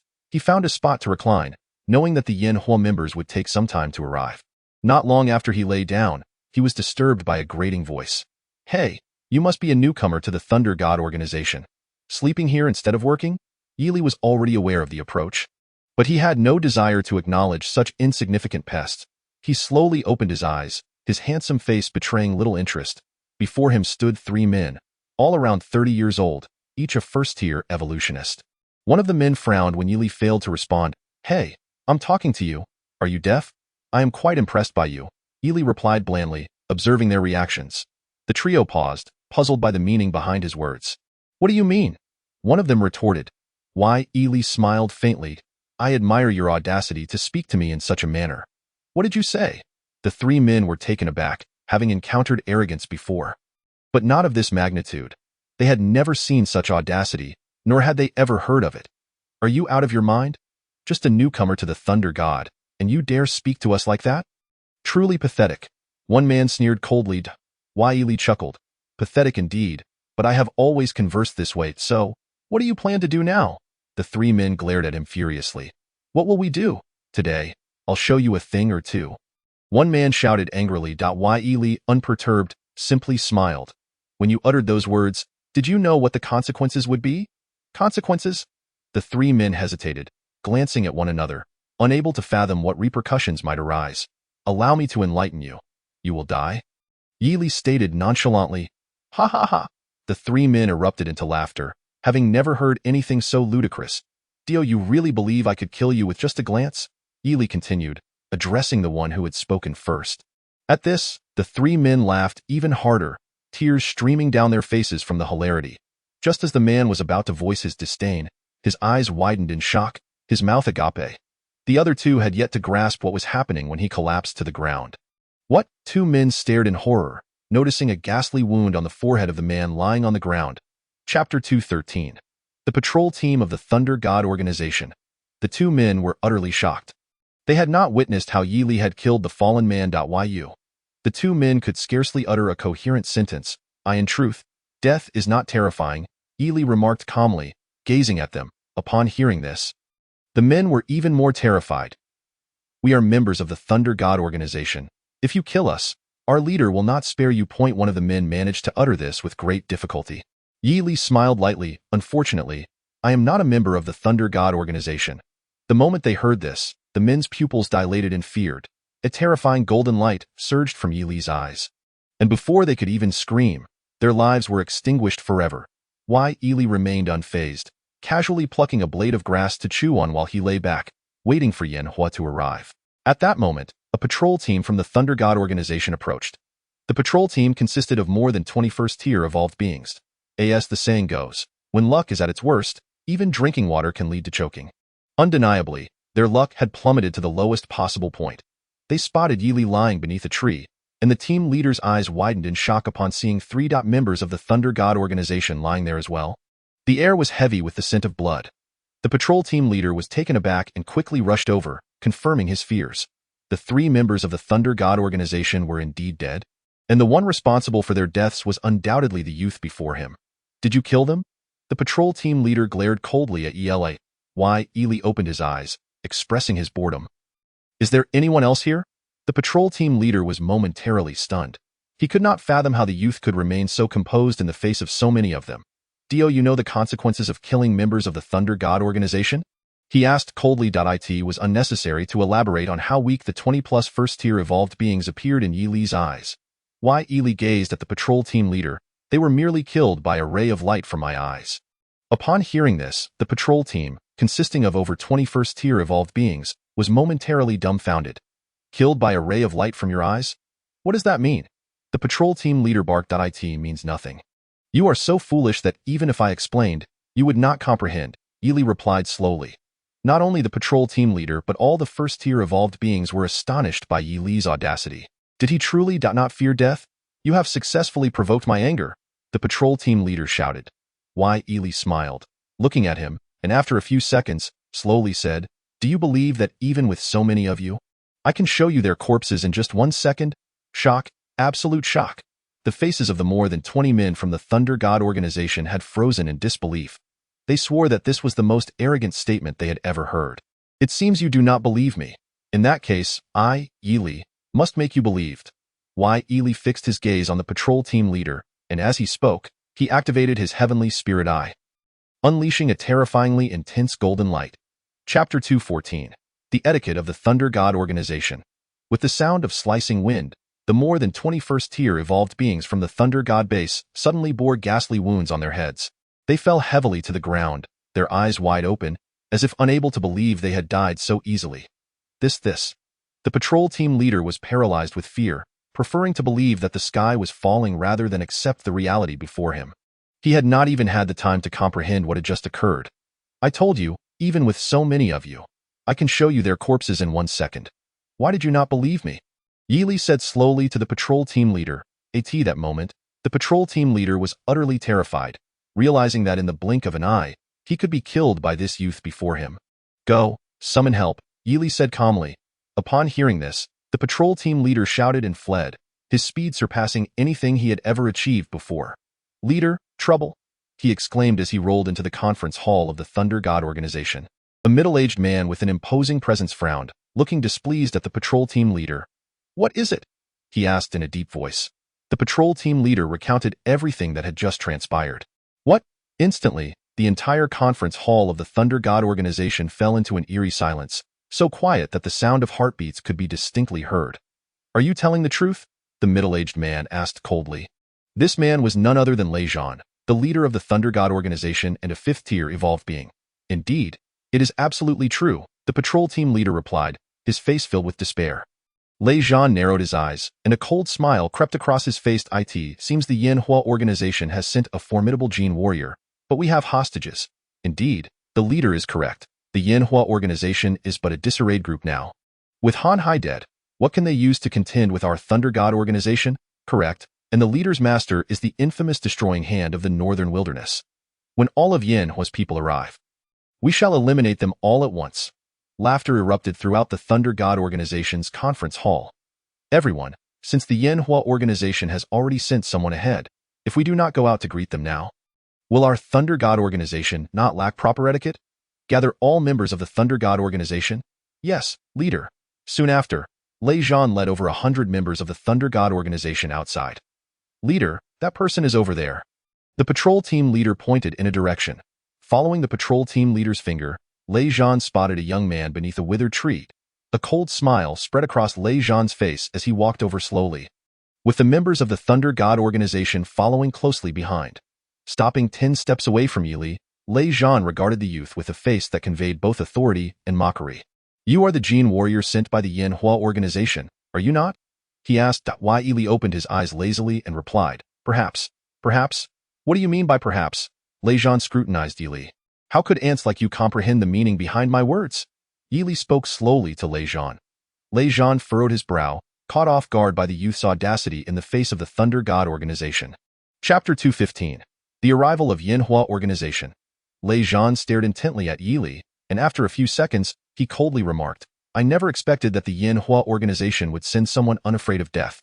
In Lei Zhan's view, Yili's calm demeanor in the face of the entire Thunder God organization could only be attributed to a lack of fear of death. Why? Yili smiled lightly. Who said I am not afraid of death? At this, Lei Zhan was momentarily taken aback. If you fear death, why do you appear so composed? Simply because you cannot kill me, Yili replied slowly. This declaration left the members of the Thunder God organization momentarily stunned. Your organization could have lived well, but unfortunately, you have made two grave mistakes, Yili continued. Lei Zhan was startled once more. Although capturing Luoli was one mistake, he could not fathom what the second mistake was. I am curious to hear what mistakes my Thunder God organization has made, he said, displaying a mocking expression. In Lei Zhan's eyes, Yili was already a dead man, and he had no intention of granting him more time to live. The first mistake is that you captured Luoli, Yili stated slowly. And the second? Lei Zhan pressed, along with all the members of the Thunder God organization, who turned their gazes toward Yelaya. Why? Yili paused for a moment and, after a few seconds, replied, The second mistake is that you offended me. Yili, ha ha ha. Lei Zhan laughed as if he had never heard such a ridiculous joke before. You think you have offended me? What does it matter if so many of us have offended you? Lei Zhan gazed at Yili with utter disdain. I believe this boy is merely emboldened and does not understand the consequences of offending the Thunder God organization. Indeed, he truly does not comprehend the dire fate that awaits him. The members of the Thunder God organization began to mock Yili with derision. Why? Yili's expression remained as tranquil as water, as if he had not heard a word of their taunts. Would you like to know the consequences of offending me, Yili? He asked, fixing his gaze on Lei Zhan. Lei Zhan was momentarily stunned, unable to comprehend why Yili remained so calm at this moment. Did he truly not understand the terror of the Thunder God organization? I am curious to know what consequences await those who offend you. Lei Zhan fixed his gaze on Yili. Offending me, Yili, will undoubtedly bring calamity upon your Thunder God organization, Yili replied indifferently. Upon hearing this, the members of the Thunder God organization erupted with fury. Kid, let me show you the terror of the Thunder God organization. Lei Zhan shouted at Eli.as. His voice fell. Lei Zhan prepared to strike. Leader, the people from the Flame Fire organization have arrived. A man shouted, "At this." Lei Zhan halted his actions and looked forward. Luo Yu, accompanied by over 100 members of the Flame Fire organization, was approaching. Lei Zhan coldly smiled. The anticipated guest had finally arrived. Now, with Luo Li as a hostage, he had another pawn in his grasp, ensuring that the battle would undoubtedly end in victory for the Thunder God organization. Luo Yu and her companions stopped several paces away from the Thunder God organization. Silence enveloped the scene. A stillness akin to death. Moments later, Luo Yu coldly fixed her gaze on Lei Zhan. "Lei Zhan, where is Li'er?" Lei Zhan replied with a smug smile. "Rest assured, Miss Luo, the second young lady is having a splendid time in the Thunder God base." Chapter 216. Bring Luo Li out. Luo Yu stared coldly at Lei Zhan. The Thunder God organization had always harbored ambitions to engulf the Flame Fire organization. Now that they had captured Luo Li, their intentions were all too evident. "Lei Zhan, release Li'er immediately, or suffer the consequences," Luo Yu commanded coldly. Hearing this, Lei Zhan chuckled. "Miss Luo, I truly admire your Flame Fire organization for enlisting someone unafraid of death to assist you." Upon hearing this, Luo Yu was momentarily taken aback, unsure of Lei Zhan's meaning. But as she glanced toward the gnarled tree, understanding dawned on her. A trace of joy appeared on her face. She had initially feared that her mentor would not arrive. Yet here he was. "Miss Luo, I currently hold 2 hostages. Do you think it is necessary to continue this fight?" Lei Zhan said with a chilling smile. "I believe Miss Luo wouldn't want to witness her beloved sister perish before her eyes. Would she?" Luo Yu's face grew even colder at his words, her gaze fixed intently on Lei Zhan. Luo Li was her only family in this world, and she would not allow any harm to come to her. "What do you say, Miss Luo? Consider it." Lei Zhan looked at Luo Yu with satisfaction. Luo Yu was at a loss for words. She had no idea how Luo Li was faring in the hands of the Thunder God organization. Just then, the figure under the gnarled tree, Yili, spoke up. "Xiao Yu, do you wish to kill them all, or what?" At this statement, Lei Zhan and the members of the Thunder God organization were taken aback. They could not fathom that Yili would dare to utter such words. Kill all the members of the Thunder God organization? Did he possess such capability? Lei Zhan was furious, regretting that he had allowed Yili to live moments before. "Mentor, we should rescue Li'er." Then, Luo Yu began. But before she could finish, Yili had vanished from sight. She barely had time to comprehend the situation when Yili appeared before Lei Zhan. Raising a finger, the members of the Thunder God organization were taken aback. They clearly remembered Yili being beneath the gnarled tree moments ago. How could he have moved so swiftly? Lei Zhan was equally terrified. As Yili suddenly materialized beside him, he stumbled back 3 steps, eyes wide with fear. Before he could utter a word, Yili commanded, "Bring Luo Li out." Lei Zhan stared at Yili, steadied his nerves, and coldly retorted, "You dare to appear before me and demand I bring Luo Li out? How absurd." As he finished speaking, Lei Zhan swung a heavy fist at Yili, as a 5th-tier evolver. His punch was formidable. The horrifying golden spiritual light coiled around Yili's index finger, and at the instant Lei Zhan struck, the golden light surged forth. Whoosh! The speed of the golden light was astonishing. Lei Zhan could not react in time, and his fist collided violently with the golden light. In that instant, a heartrending scream pierced the air. Lei Zhan clutched his hand, howling in agony, for his hand had been severed. Chapter 217. Do you know who my master is? The members of the Thunder God organization were horrified, their expressions frozen in shock. Their leader was a 5th-tier evolver, and they had presumed this youth was no match for him. Yet, they could not fathom how their leader could be so easily vanquished. "Now, can you bring Luo Li out?" Yili asked, gazing at Lei Zhan with indifference. Lei Zhan, grasping his wounded hand and wailing in pain, felt as if he were plunging into an icy abyss upon hearing Yili's words. He understood that this youth was far beyond his capability to defeat. A single strike could send him to the afterlife. Gritting his teeth against the pain, he glared at Yili. "Do you know who my master is?" Lei Zhan's master was the infamous Demon Hand of the Wild North, a name that struck fear into the hearts of all in that region. Yili's handsome visage broke into a serene smile as he replied, "Bring Luo Li out." "I do not wish to repeat myself." As he spoke, Yili activated the 3rd layer of the ancient demon tome. Upon reaching this level, the demonic energy emanating from him became even more fearsome. Instantly, the entire area was enveloped in this terrifying aura. The members of the Flame Fire and Thunder God organizations widened their eyes in shock, their expressions reflecting pure dread. They scarcely dared to breathe, for what filled their lungs was not air, but an oppressive aura that sent shivers down their spines. Their bodies trembled uncontrollably, their souls involuntarily submitting to the man before them. Lei Zhan, closest to Yili, was already in excruciating pain. Now his face contorted in horror. He could swear he had never felt such fear in his life. I will bring Luo Li out. Lei Zhan stammered, realizing that if he did not act quickly, he would meet a gruesome end. Yili, calm and composed, withdrew the demonic energy from the third layer of the ancient demon tome, and the suffocating pressure dissipated. The crowd stared at Yili, feeling as though the youth before them was not merely a man but a demon risen from the depths of hell. What are you waiting for? Hurry and bring the second young lady out, Lei Zhan shouted angrily at a nearby man. Startled, the man scrambled towards the Thunder God base. Mentor, I, Lei Zhan, was blind to your greatness. Please forgive my transgressions. Lei Zhan quaked in fear as he looked at Yili. Yili ignored him, standing quietly. The members of the Flamefire and Thunder God organizations gazed at Yili's figure. Though not imposing, it exuded a shock akin to a blade strike. They could not comprehend the existence of someone like Yili in this world. Before long, Luo Li was brought forth. Tears glistened on her small face as she rushed into Luo Yu's embrace. Sister, I thought I would never see you again, Luo Li cried, feeling aggrieved. Mentor, the second young lady has been brought out. What now? Lei Zhan cautiously inquired. Eyeing Yili. Yili smiled faintly and slowly replied. Since Luo Li is out, it is time for you to die. Chapter 218. Luo Yu offers herself at these words. Lei Zhan was horrified.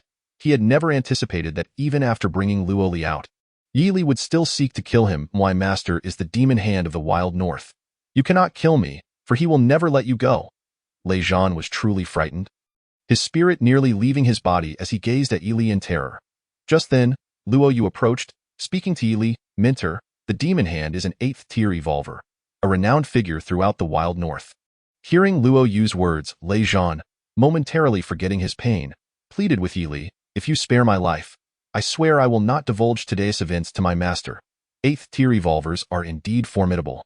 But alas, Yili had already reached the 3rd tier of the ancient demon tome. What could an 8th-tier evolver do? A faint smile graced Yili's face as he looked at Lei Zhan with pity. Never threaten me. Do not attempt it. Do not take chances. As his words fell, a finger strike swiftly pierced through Lei Zhan's skull, leaving a gaping, gruesome wound. The leader is dead. The leader is dead.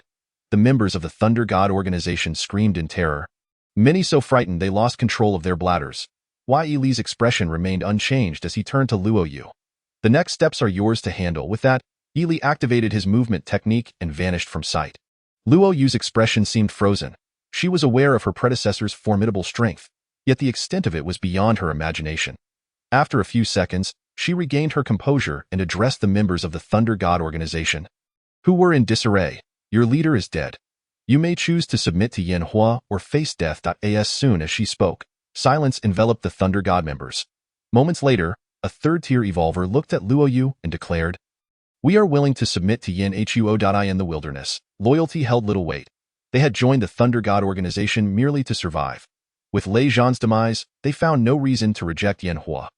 A glimmer of joy appeared on Luo Yu's exquisite face. The moment she pledged herself as a disciple to Yili, she swore to strengthen the Yanhua organization, and this was merely the first step. After assimilating the Thunder God organization, Luo Yu returned to the Yanhua base with Luo Li. That night, under the bright moon, Yili quietly savored the night sky, a fine glass of red wine in hand. After taking a slow sip, a smile graced his handsome features. He recalled Lei Zhan's last words. 8th-tier evolver, the hand of destruction. Had Lei Zhan's master not been the hand of destruction, perhaps he would have spared him. Alas, wherever Yili went, he stirred ripples.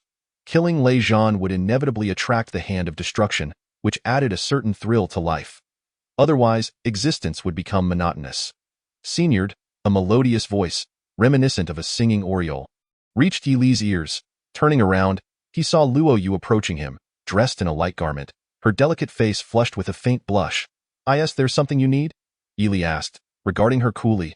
Luo Yu hesitated, as if struggling to voice something difficult. After a few seconds, she summoned her courage and said firmly, Senior, you have done so much for Yanhua. I have no way to repay you, except to offer my life in service. Upon finishing her words, her already exquisite face turned an even deeper shade of crimson, akin to a ripe apple, evoking an irresistible urge to take a bite. Yili was taken aback. He never anticipated Luo Yu would make such a declaration of devotion. Senior, I am serious, she insisted shyly, lowering her gaze. Why, Ely chuckled softly. Are you truly serious? Luo Yu paused, then nodded affirmatively. Why, Ely, acknowledging her sincerity, looked up at the luminous moon in the night sky, realizing it was indeed a night adorned with bright stars. I, Ely, have never turned down anyone. Since you wish to offer yourself, then so be it. 30 minutes passed in silence. Ever since he reached the third level of the ancient demon codex, Ely had transformed from a mere 10 seconds into a span of 30 minutes, which he found quite satisfactory. The next day, a familiar notification echoed in Yi Li's mind. Without hesitation, he opened the zombie treasure chests, gained 500 gene points, 500 strength points, 500 speed points, 500 defense points. Congratulations, host, for becoming an 8th tier evolver. Yi Li was somewhat stunned. He had not expected to become an 8th tier evolver so swiftly. However, it was fortuitous, for he now surpassed the Apocalypse Legion in strength. Being their master required a superior status. Luo Yu had already risen early. She brought breakfast and blushed upon seeing Yi Li awake. Observing her demeanor, a playful glint sparkled in Yi Li's eyes. Are you feeling shy? Upon hearing this, Luo Yu blushed even deeper. Her face nearly crimson. By the way, apart from the falling rock mountains, are there any other locations with zombies? Yi Li inquired. The ruined city also has zombies, Luo Yu replied eagerly. Previously, she had only mentioned the falling rock mountains, as that area was vast and lacked formidable dark races or zombies on the outskirts. However, the ruined city was different. It was home to powerful dark races, zombies, and several formidable organizations. For a small organization like Yanhua, the ruined city was undoubtedly a death zone. The ruined city? Yi Li mused with a faint smile. The very name piqued his interest, suggesting an abundance of zombies within .as for the dark races. He chuckled. Now an 8th tier evolver, they were merely shadows to be vanquished. After confirming the ruined city's general direction with Luo Yu, Yi Li activated his movement technique and departed from the Yanhua base. An hour later, Yi Li found himself atop a desolate hill, with a vast abandoned city visible over 1,000 meters away. He could easily deduce that this was the ruined city. Just as he prepared to activate his movement technique toward the city, he heard some commotion and turned slightly to observe. A dozen or so evolvers clad in blue robes appeared on a nearby path, emblazoned with the words Cloud Summit Academy on their backs. Why have we come to this barren wilderness? One of them complained. Aren't we supposed to head to the Huangjang Bay city? Another added, expressing frustration over the death of 2 recruitment emissaries from their academy in that very city. A middle-aged man chuckled and said, before coming here, I heard there are other shore fruits in the snow pine forest of the ruined city. Let us gather some to present to the elders at the academy. Really? No wonder we came to the wilderness. I thought you were planning to storm the ruined city, which is not to be trifled with. Yi Li, now an 8th tier evolver, could easily remain undetected by these evolvers if he so chose. They were all 5th tier evolvers from the Cloud Summit Academy, likely investigating the deaths of their emissaries at Huangjang Bay City. Their efficiency left much to be desired, arriving only now to investigate. Moreover, Yi Li, using his heavenly eye, spotted a helicopter not far off. Seeing a helicopter in the wilderness was astonishing. The Cloud Summit Academy must be quite wealthy, as for the other shore fruit they mentioned. Yi Li was familiar with it. During his journey to the East City under the White Lotus sect, several gene warriors from the sect had come to harvest it for concocting potions to enhance their strength. It was the consumption of the other shore fruit that had allowed Yi Li to attain the ancient demon codex. He hadn't anticipated that humans could also use it to create potions. However, he had little interest in the fruit itself. Rather, he was intrigued by the group from the Cloud Summit Academy and decided to follow them. The snow pine forest was a picturesque scene, blanketed in white snow. Such beauty would surely captivate anyone, particularly in Huaxia. The group of Cloud Summit Academy evolvers ventured into the forest, searching for the other shore fruits. Moments later, one of them exclaimed, "Look over there! I see that another shore fruit." All eyes turned to where he pointed, revealing a sinister tree exuding an aura of malevolence. Indeed, that is the other shore fruit, but we need a protective elixir to harvest it. However, where could they find such an elixir? Since I've come to the snow pine forest to gather other shore fruits, I must be well prepared. With that, the speaker retrieved a small box from his pocket, revealing an ancient-looking elixir. Without hesitation, he swallowed the protective elixir and approached the other shore tree. After consuming the elixir, the tree's malevolence ceased to pose a threat. After harvesting over 20 fruits, the man returned, satisfied. Once he presented the fruits to the elders at the Cloud Summit Academy, he would surely receive a reward. If the other shore fruit represented the cicada, then the dozen or so evolvers from the Cloud Summit Academy were akin to mantises. As the saying goes, while the mantis stalks the cicada, the yellow bird lies in wait. They never imagined that as they turned to leave, a young man appeared before them. Ely slowly lifted his head to gaze at the man speaking. And after a few seconds, he replied lightly, "Is that so? Yes. It is a pity, however, that this is not a place for painting. Please rise and make way for us." The man continued. Ely pondered for a moment and stated, "In addition to painting the two dragons playing with pearls, I am also capable of creating other works." The man's expression changed, surprised that Ely did not stand to let him pass.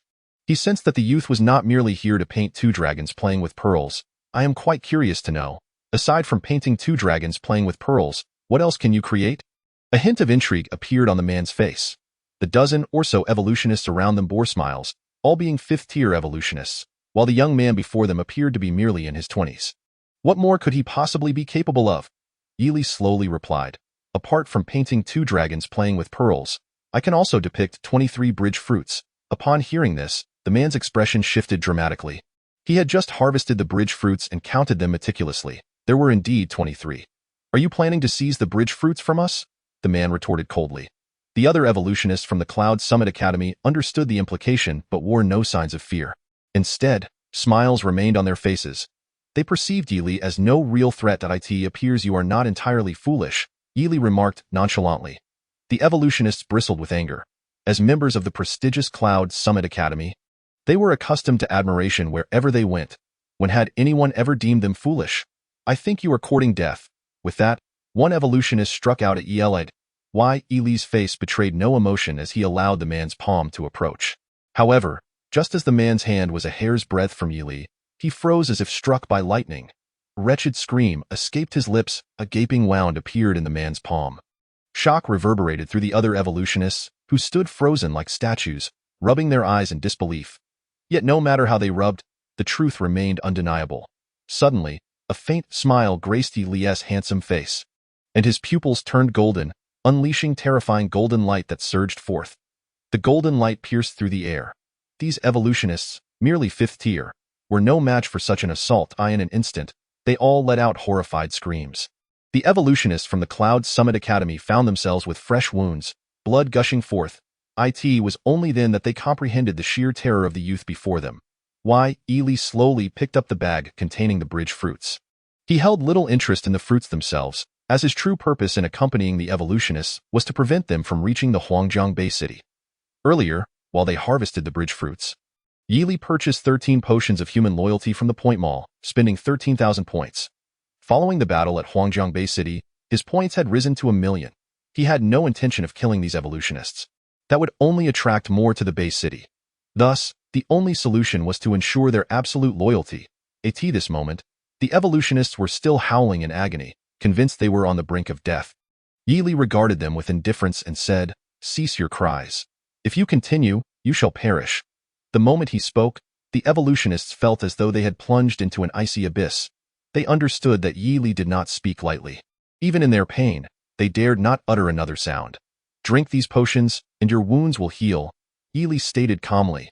The evolutionists exchanged glances, doubting if the potions in Ely's hands were poison. Yet they realized that even if it were poison, they had no choice but to consume it. For not drinking would mean certain death, while drinking might offer a glimmer of hope. As the evolutionists drank the potions, Ely activated his healing spell, mending their injuries. After consuming the potions, their gazes shifted from fear to unwavering loyalty, absolute loyalty.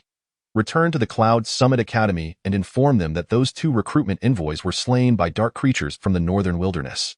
There are 4 students at the academy: Xiao Hui, Yun Man, Su Suner, and Lu Qian. You shall now serve as their subordinates. "Yes, master," the evolutionist replied respectfully. "By the way, what positions do you hold at the Cloud Summit Academy?" Ely inquired. "We are all recruitment envoys," they replied. Ely considered that although the position of recruitment envoy was not particularly high, as fifth-tier evolutionists, they could likely resolve any issues Xiao Hui and her companions might encounter. "Go," Ely waved his hand. The evolutionists departed. Ely opened the bag containing the bridge fruits, all of which were human-faced fruits, their wide open, glaring eyes enough to send shivers down one's spine. Having tasted one before, he found them quite delectable. He then began to consume the bridge fruits, finishing all 23 in short order. Ding. Magic Energy 1000. The system's prompt echoed in Yi Li's mind. He surmised that this magic energy might enhance his ancient demon technique, realizing that these fruits not only tasted good but also augmented his power. With his hunger sated, Yi Li summoned the End Times Legion from the system's space. A day, White Doll, Red Leaf, Rainchild, and Swordsman H.E.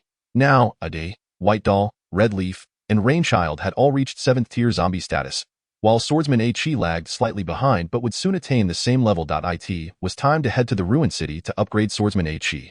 Rising slowly, Yi Li made his way toward the ruined city. Upon arrival, he marveled at the sight of such a modern city in the wilderness, albeit in ruins. Howl! Howl! Just as he entered the wilderness area, the sounds of zombies echoed around him. While others might find the sounds of zombies unpleasant, to Yi Li, they were the most melodious symphony in the world. Hundreds of zombies surged toward him, their levels surpassing those he had encountered in the Falling Rock Mountains, all being 3rd to 4th tier zombies. Engage. Yi Li commanded the End Times Legion. Immediately, Adi, White Doll, Red Leaf, Rainchild, and Swordsman H.E. launched their assault on the zombies. Yi Li calmly opened the synthesis interface in his mind and began to synthesize. Before long, he synthesized a 2nd-tier male zombie and a 2nd-tier female zombie. After synthesizing hundreds of zombies, Yi Li instructed the End Times Legion to lure more zombies. There were indeed a multitude of zombies in the ruined city, with the End Times Legion attracting over 3,000. Why, Yi Li's handsome face radiated excitement. Ding. Swordsman H.E. has upgraded to a 6th-tier zombie. Yi Li's expression was one of delight as the sun began to set. It was said that the sunset is infinitely beautiful, yet it approaches dusk. Just as Yi Li prepared to leave, he heard a chilling laugh, squeak, squeak. Following the sound, he spotted a human-faced demon spider. This spider was slightly larger than a bull, its body black and white, with a terrifyingly pale face resembling a mask.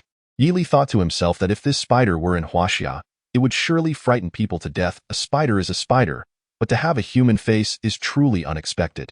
How intriguing that a human appears in my territory. The human-faced demon spider laughed with glee. This spider was a 4th-tier dark creature, weak indeed. Why, Yi Li also noted that surrounding the human-faced demon spider were numerous webs, adorned with hundreds of human-faced demon spiders, all 1st to 2nd-tier dark creatures. Seems I haven't feasted on humans for over 3 years. Today shall be a grand feast. The human-faced demon spider laughed again.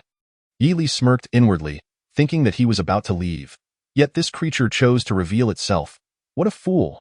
So, human, will you come to me willingly, or shall I devour you? The human-faced demon spider gazed at Yi Li. Yi Li, puzzled by the question, replied, Are you unable to see my End Times Legion? The spider paused, realizing it had been so focused on Yi Li that it had overlooked the 5 zombies beside him. Upon closer inspection, the spider screamed in terror. This human-faced demon spider had been too preoccupied with Yi Li to notice the eyes of the 5 zombies. Now it recognized that 4 of them were 7th-tier zombies, while 1 was a 6th-tier zombie. Chapter 224 Achi, it is your turn to resolve this. The human-faced demon spider, a mere 4th-tier dark creature, was overwhelmed with terror upon witnessing such a force. Human, how can you command the undead? No. You are neither human nor dark creature. What exactly are you? The human-faced demon spider exclaimed in fear. After a careful assessment, it realized that Yi Li's body bore no trace of human essence, nor that of a dark creature. It merely resembled a human in appearance. Why, Yi Li smiled faintly, you are about to meet your demise. Why bother knowing who I am? With those words, Yi Li turned to the swordsman Achi. Achi, it's up to you now, Achi. Now, a 6th-tier undead had yet to showcase his combat prowess to Yi Li. After merging him into a 5th-tier undead in the Falling Stone Mountains, Yi Li had acquired a new undead skill, the deadly chain of 3 ghostly swords. Now, Yi Li was eager to witness the might of this skill. The human-faced demon spider, realizing Yi Li's intentions, fixed its gaze on him, preparing for a fight to the death. Children, attack! As the command echoed, over 100 1st to 2nd-tier human-faced demon spiders surged towards Yi Li. Achi swiftly positioned himself in front of Yi Li, his undead attribute being speed, which was remarkable. Drawing his blade of shattering, a resonant sound erupted as the jet-black sword sliced through the air, glinting ominously as the horde of human-faced demon spiders approached. Achi struck down with a single sword. This strike appeared as 1, yet was in truth 3, seemingly 3, yet an infinite number of swords. This was the deadly chain of 3 ghostly swords. In an instant, countless sword shadows surged towards the swarm of human-faced demon spiders. These first- and second-tier dark creatures stood no chance against such an onslaught. The horde was mercilessly cleaved apart, creating a scene of utter devastation. The 4th-tier human-faced demon spider was now gripped by despair, its sole thought being escape. With many legs, it could typically outpace its counterparts of equal rank, but alas. Even with 1,000 legs, it could not flee from the blade of shattering wielded by the 6th-tier undead swordsman Ah Chi. With another swing, the 4th-tier human-faced demon spider was cleaved in 2. Yi Li mused that Ah Chi's swordsmanship indeed bore the mark of a true undead sword master. Presently, the deadly chain of 3 ghostly swords was merely a D-tier skill, once elevated to S-tier. Its power would be beyond comprehension. Truly, the sword's aura stretched across 3,000 miles, its brilliance chilling 19 states. Ding. Congratulations, host. You have randomly obtained a super treasure chest. Will you open it? Open it. Congratulations, host. You have received an undead skill upgrade potion X1. Yi Li thought it was merely a fleeting wish, yet fortune favored him. After infusing the potion into the deadly chain of 3 ghostly swords, it ascended to a C-tier skill. Subsequently, Yi Li departed from the ruined city and returned to the flame base. Upon his return, he discovered the meeting hall of the flame base ablaze with light. Yi Li was puzzled, wondering if a meeting was underway as he approached.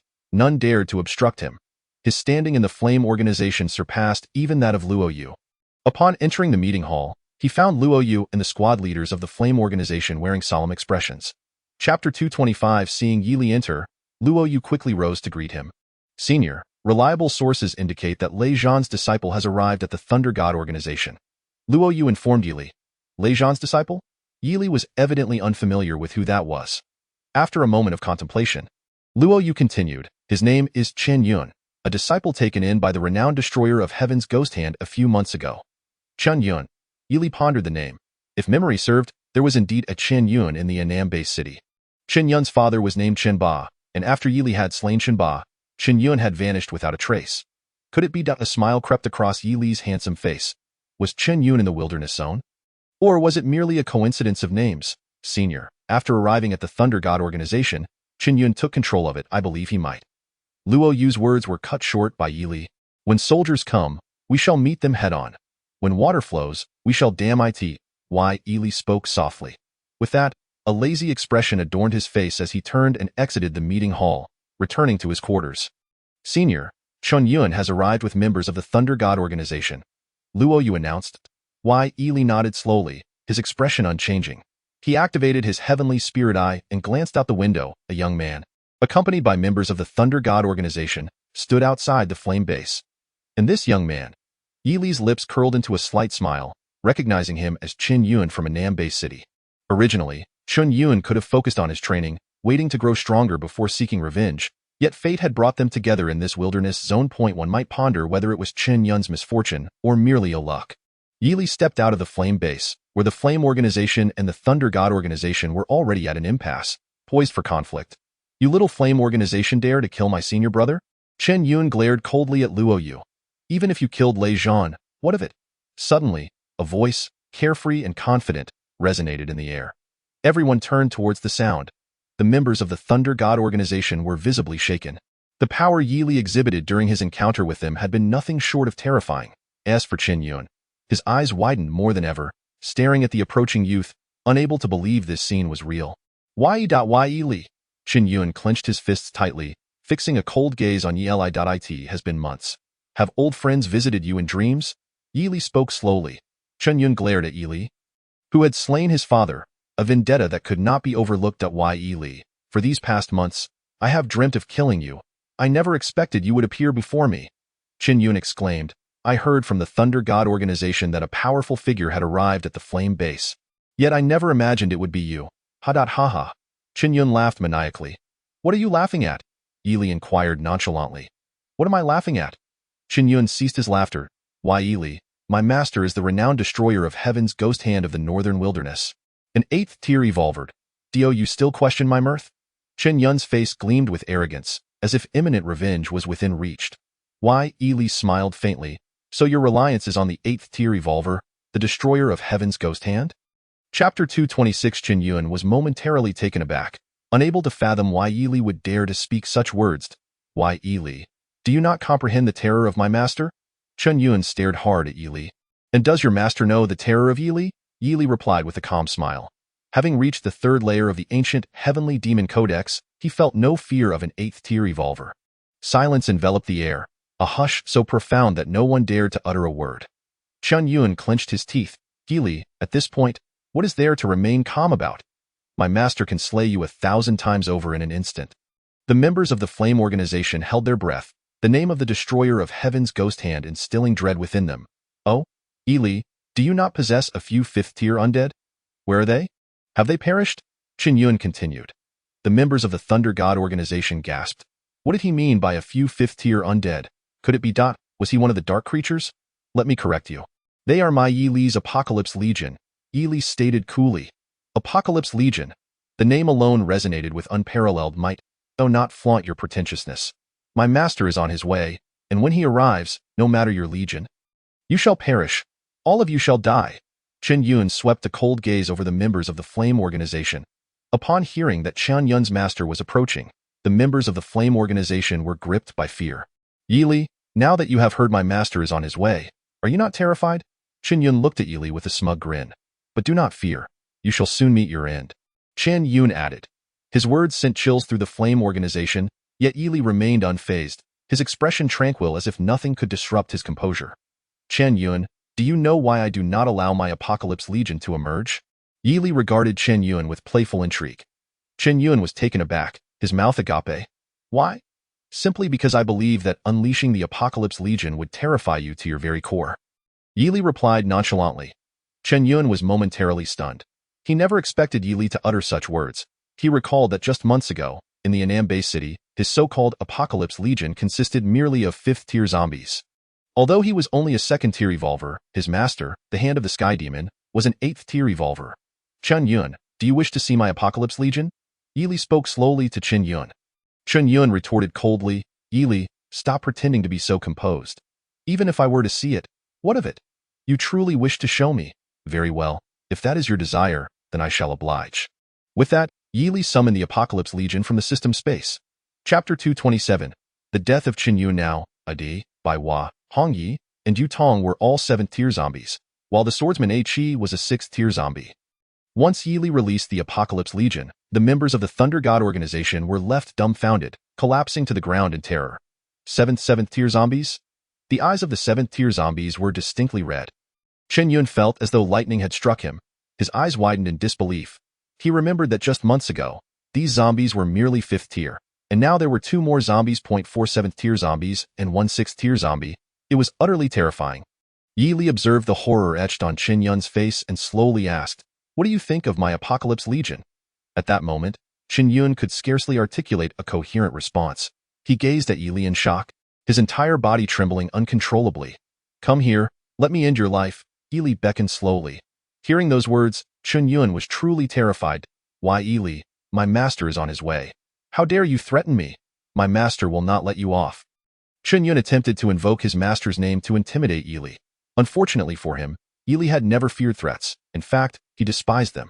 Chen Yun, if there is a next life, remember this. Never provoke those you ought not to. For the consequences are dire. Yili spoke softly.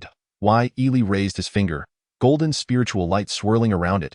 And at that moment, the golden light surged toward Chen Yun. In his final moments, Chen Yun's eyes were filled with golden light. He could see nothing else. With a swift sound of wind, Chen Yun vanished from this world forever. Silence. An eerie stillness enveloped the scene. It was only at this moment that the members of the Thunder God Organization finally grasped the essence of true fear. They felt as though their very souls were trembling uncontrollably. Why, Yili had no interest in the Thunder God Organization. They were simply too weak, akin to mere autumn leaves in the vast expanse of nature. You handle this? Yili directed at Luo Yu. Upon hearing this, Luo Yu was taken aback, fully aware of Yili's intention. Moments later, she fixed her gaze on the members of the Thunder God Organization. Her voice cold. I already offered you a chance before. Now it is you who have squandered it. Kill them all, at her command. The members of the Flame Fire Organization surged forth. With Chen Yun gone, the Thunder God Organization members scattered in panic. Before long, the area outside the Flame Fire base was awash with blood. In this lawless wasteland, none of the Thunder God Organization members survived. With the obliteration of the Thunder God Organization, the Flame Fire Organization would become the strongest in the region. Yi Li and the Apocalypse Legion observed from the sidelines, his handsome face betraying a hint of boredom. Qian Yun had claimed that the hand of the Sky Demon would arrive. Why had he not come yet? Perhaps it was all a ruse. With that thought, Yi Li's expression became even more disinterested. Disciple. A sudden, thunderous shout pierced the air, capturing Yi Li's attention.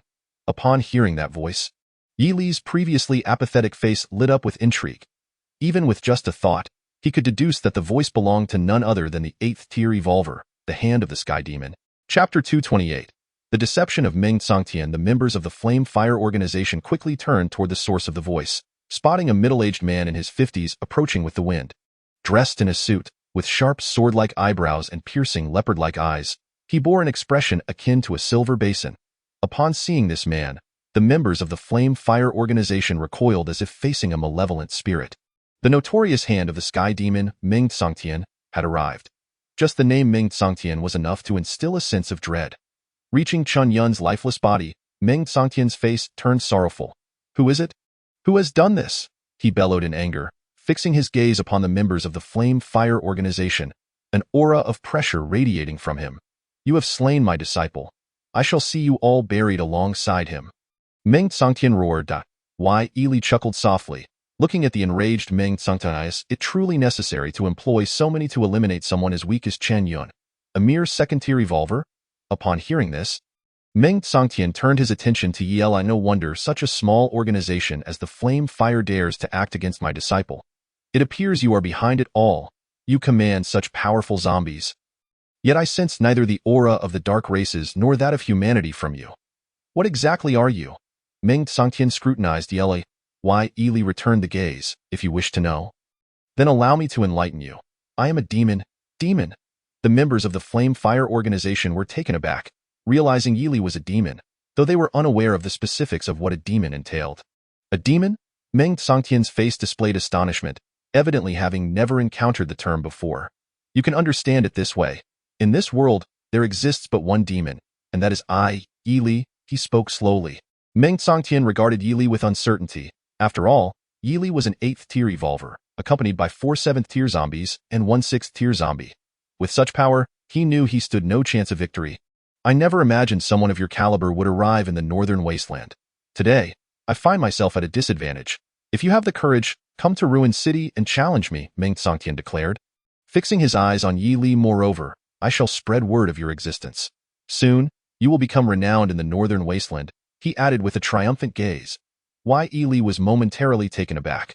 Who would have thought he would receive free publicity?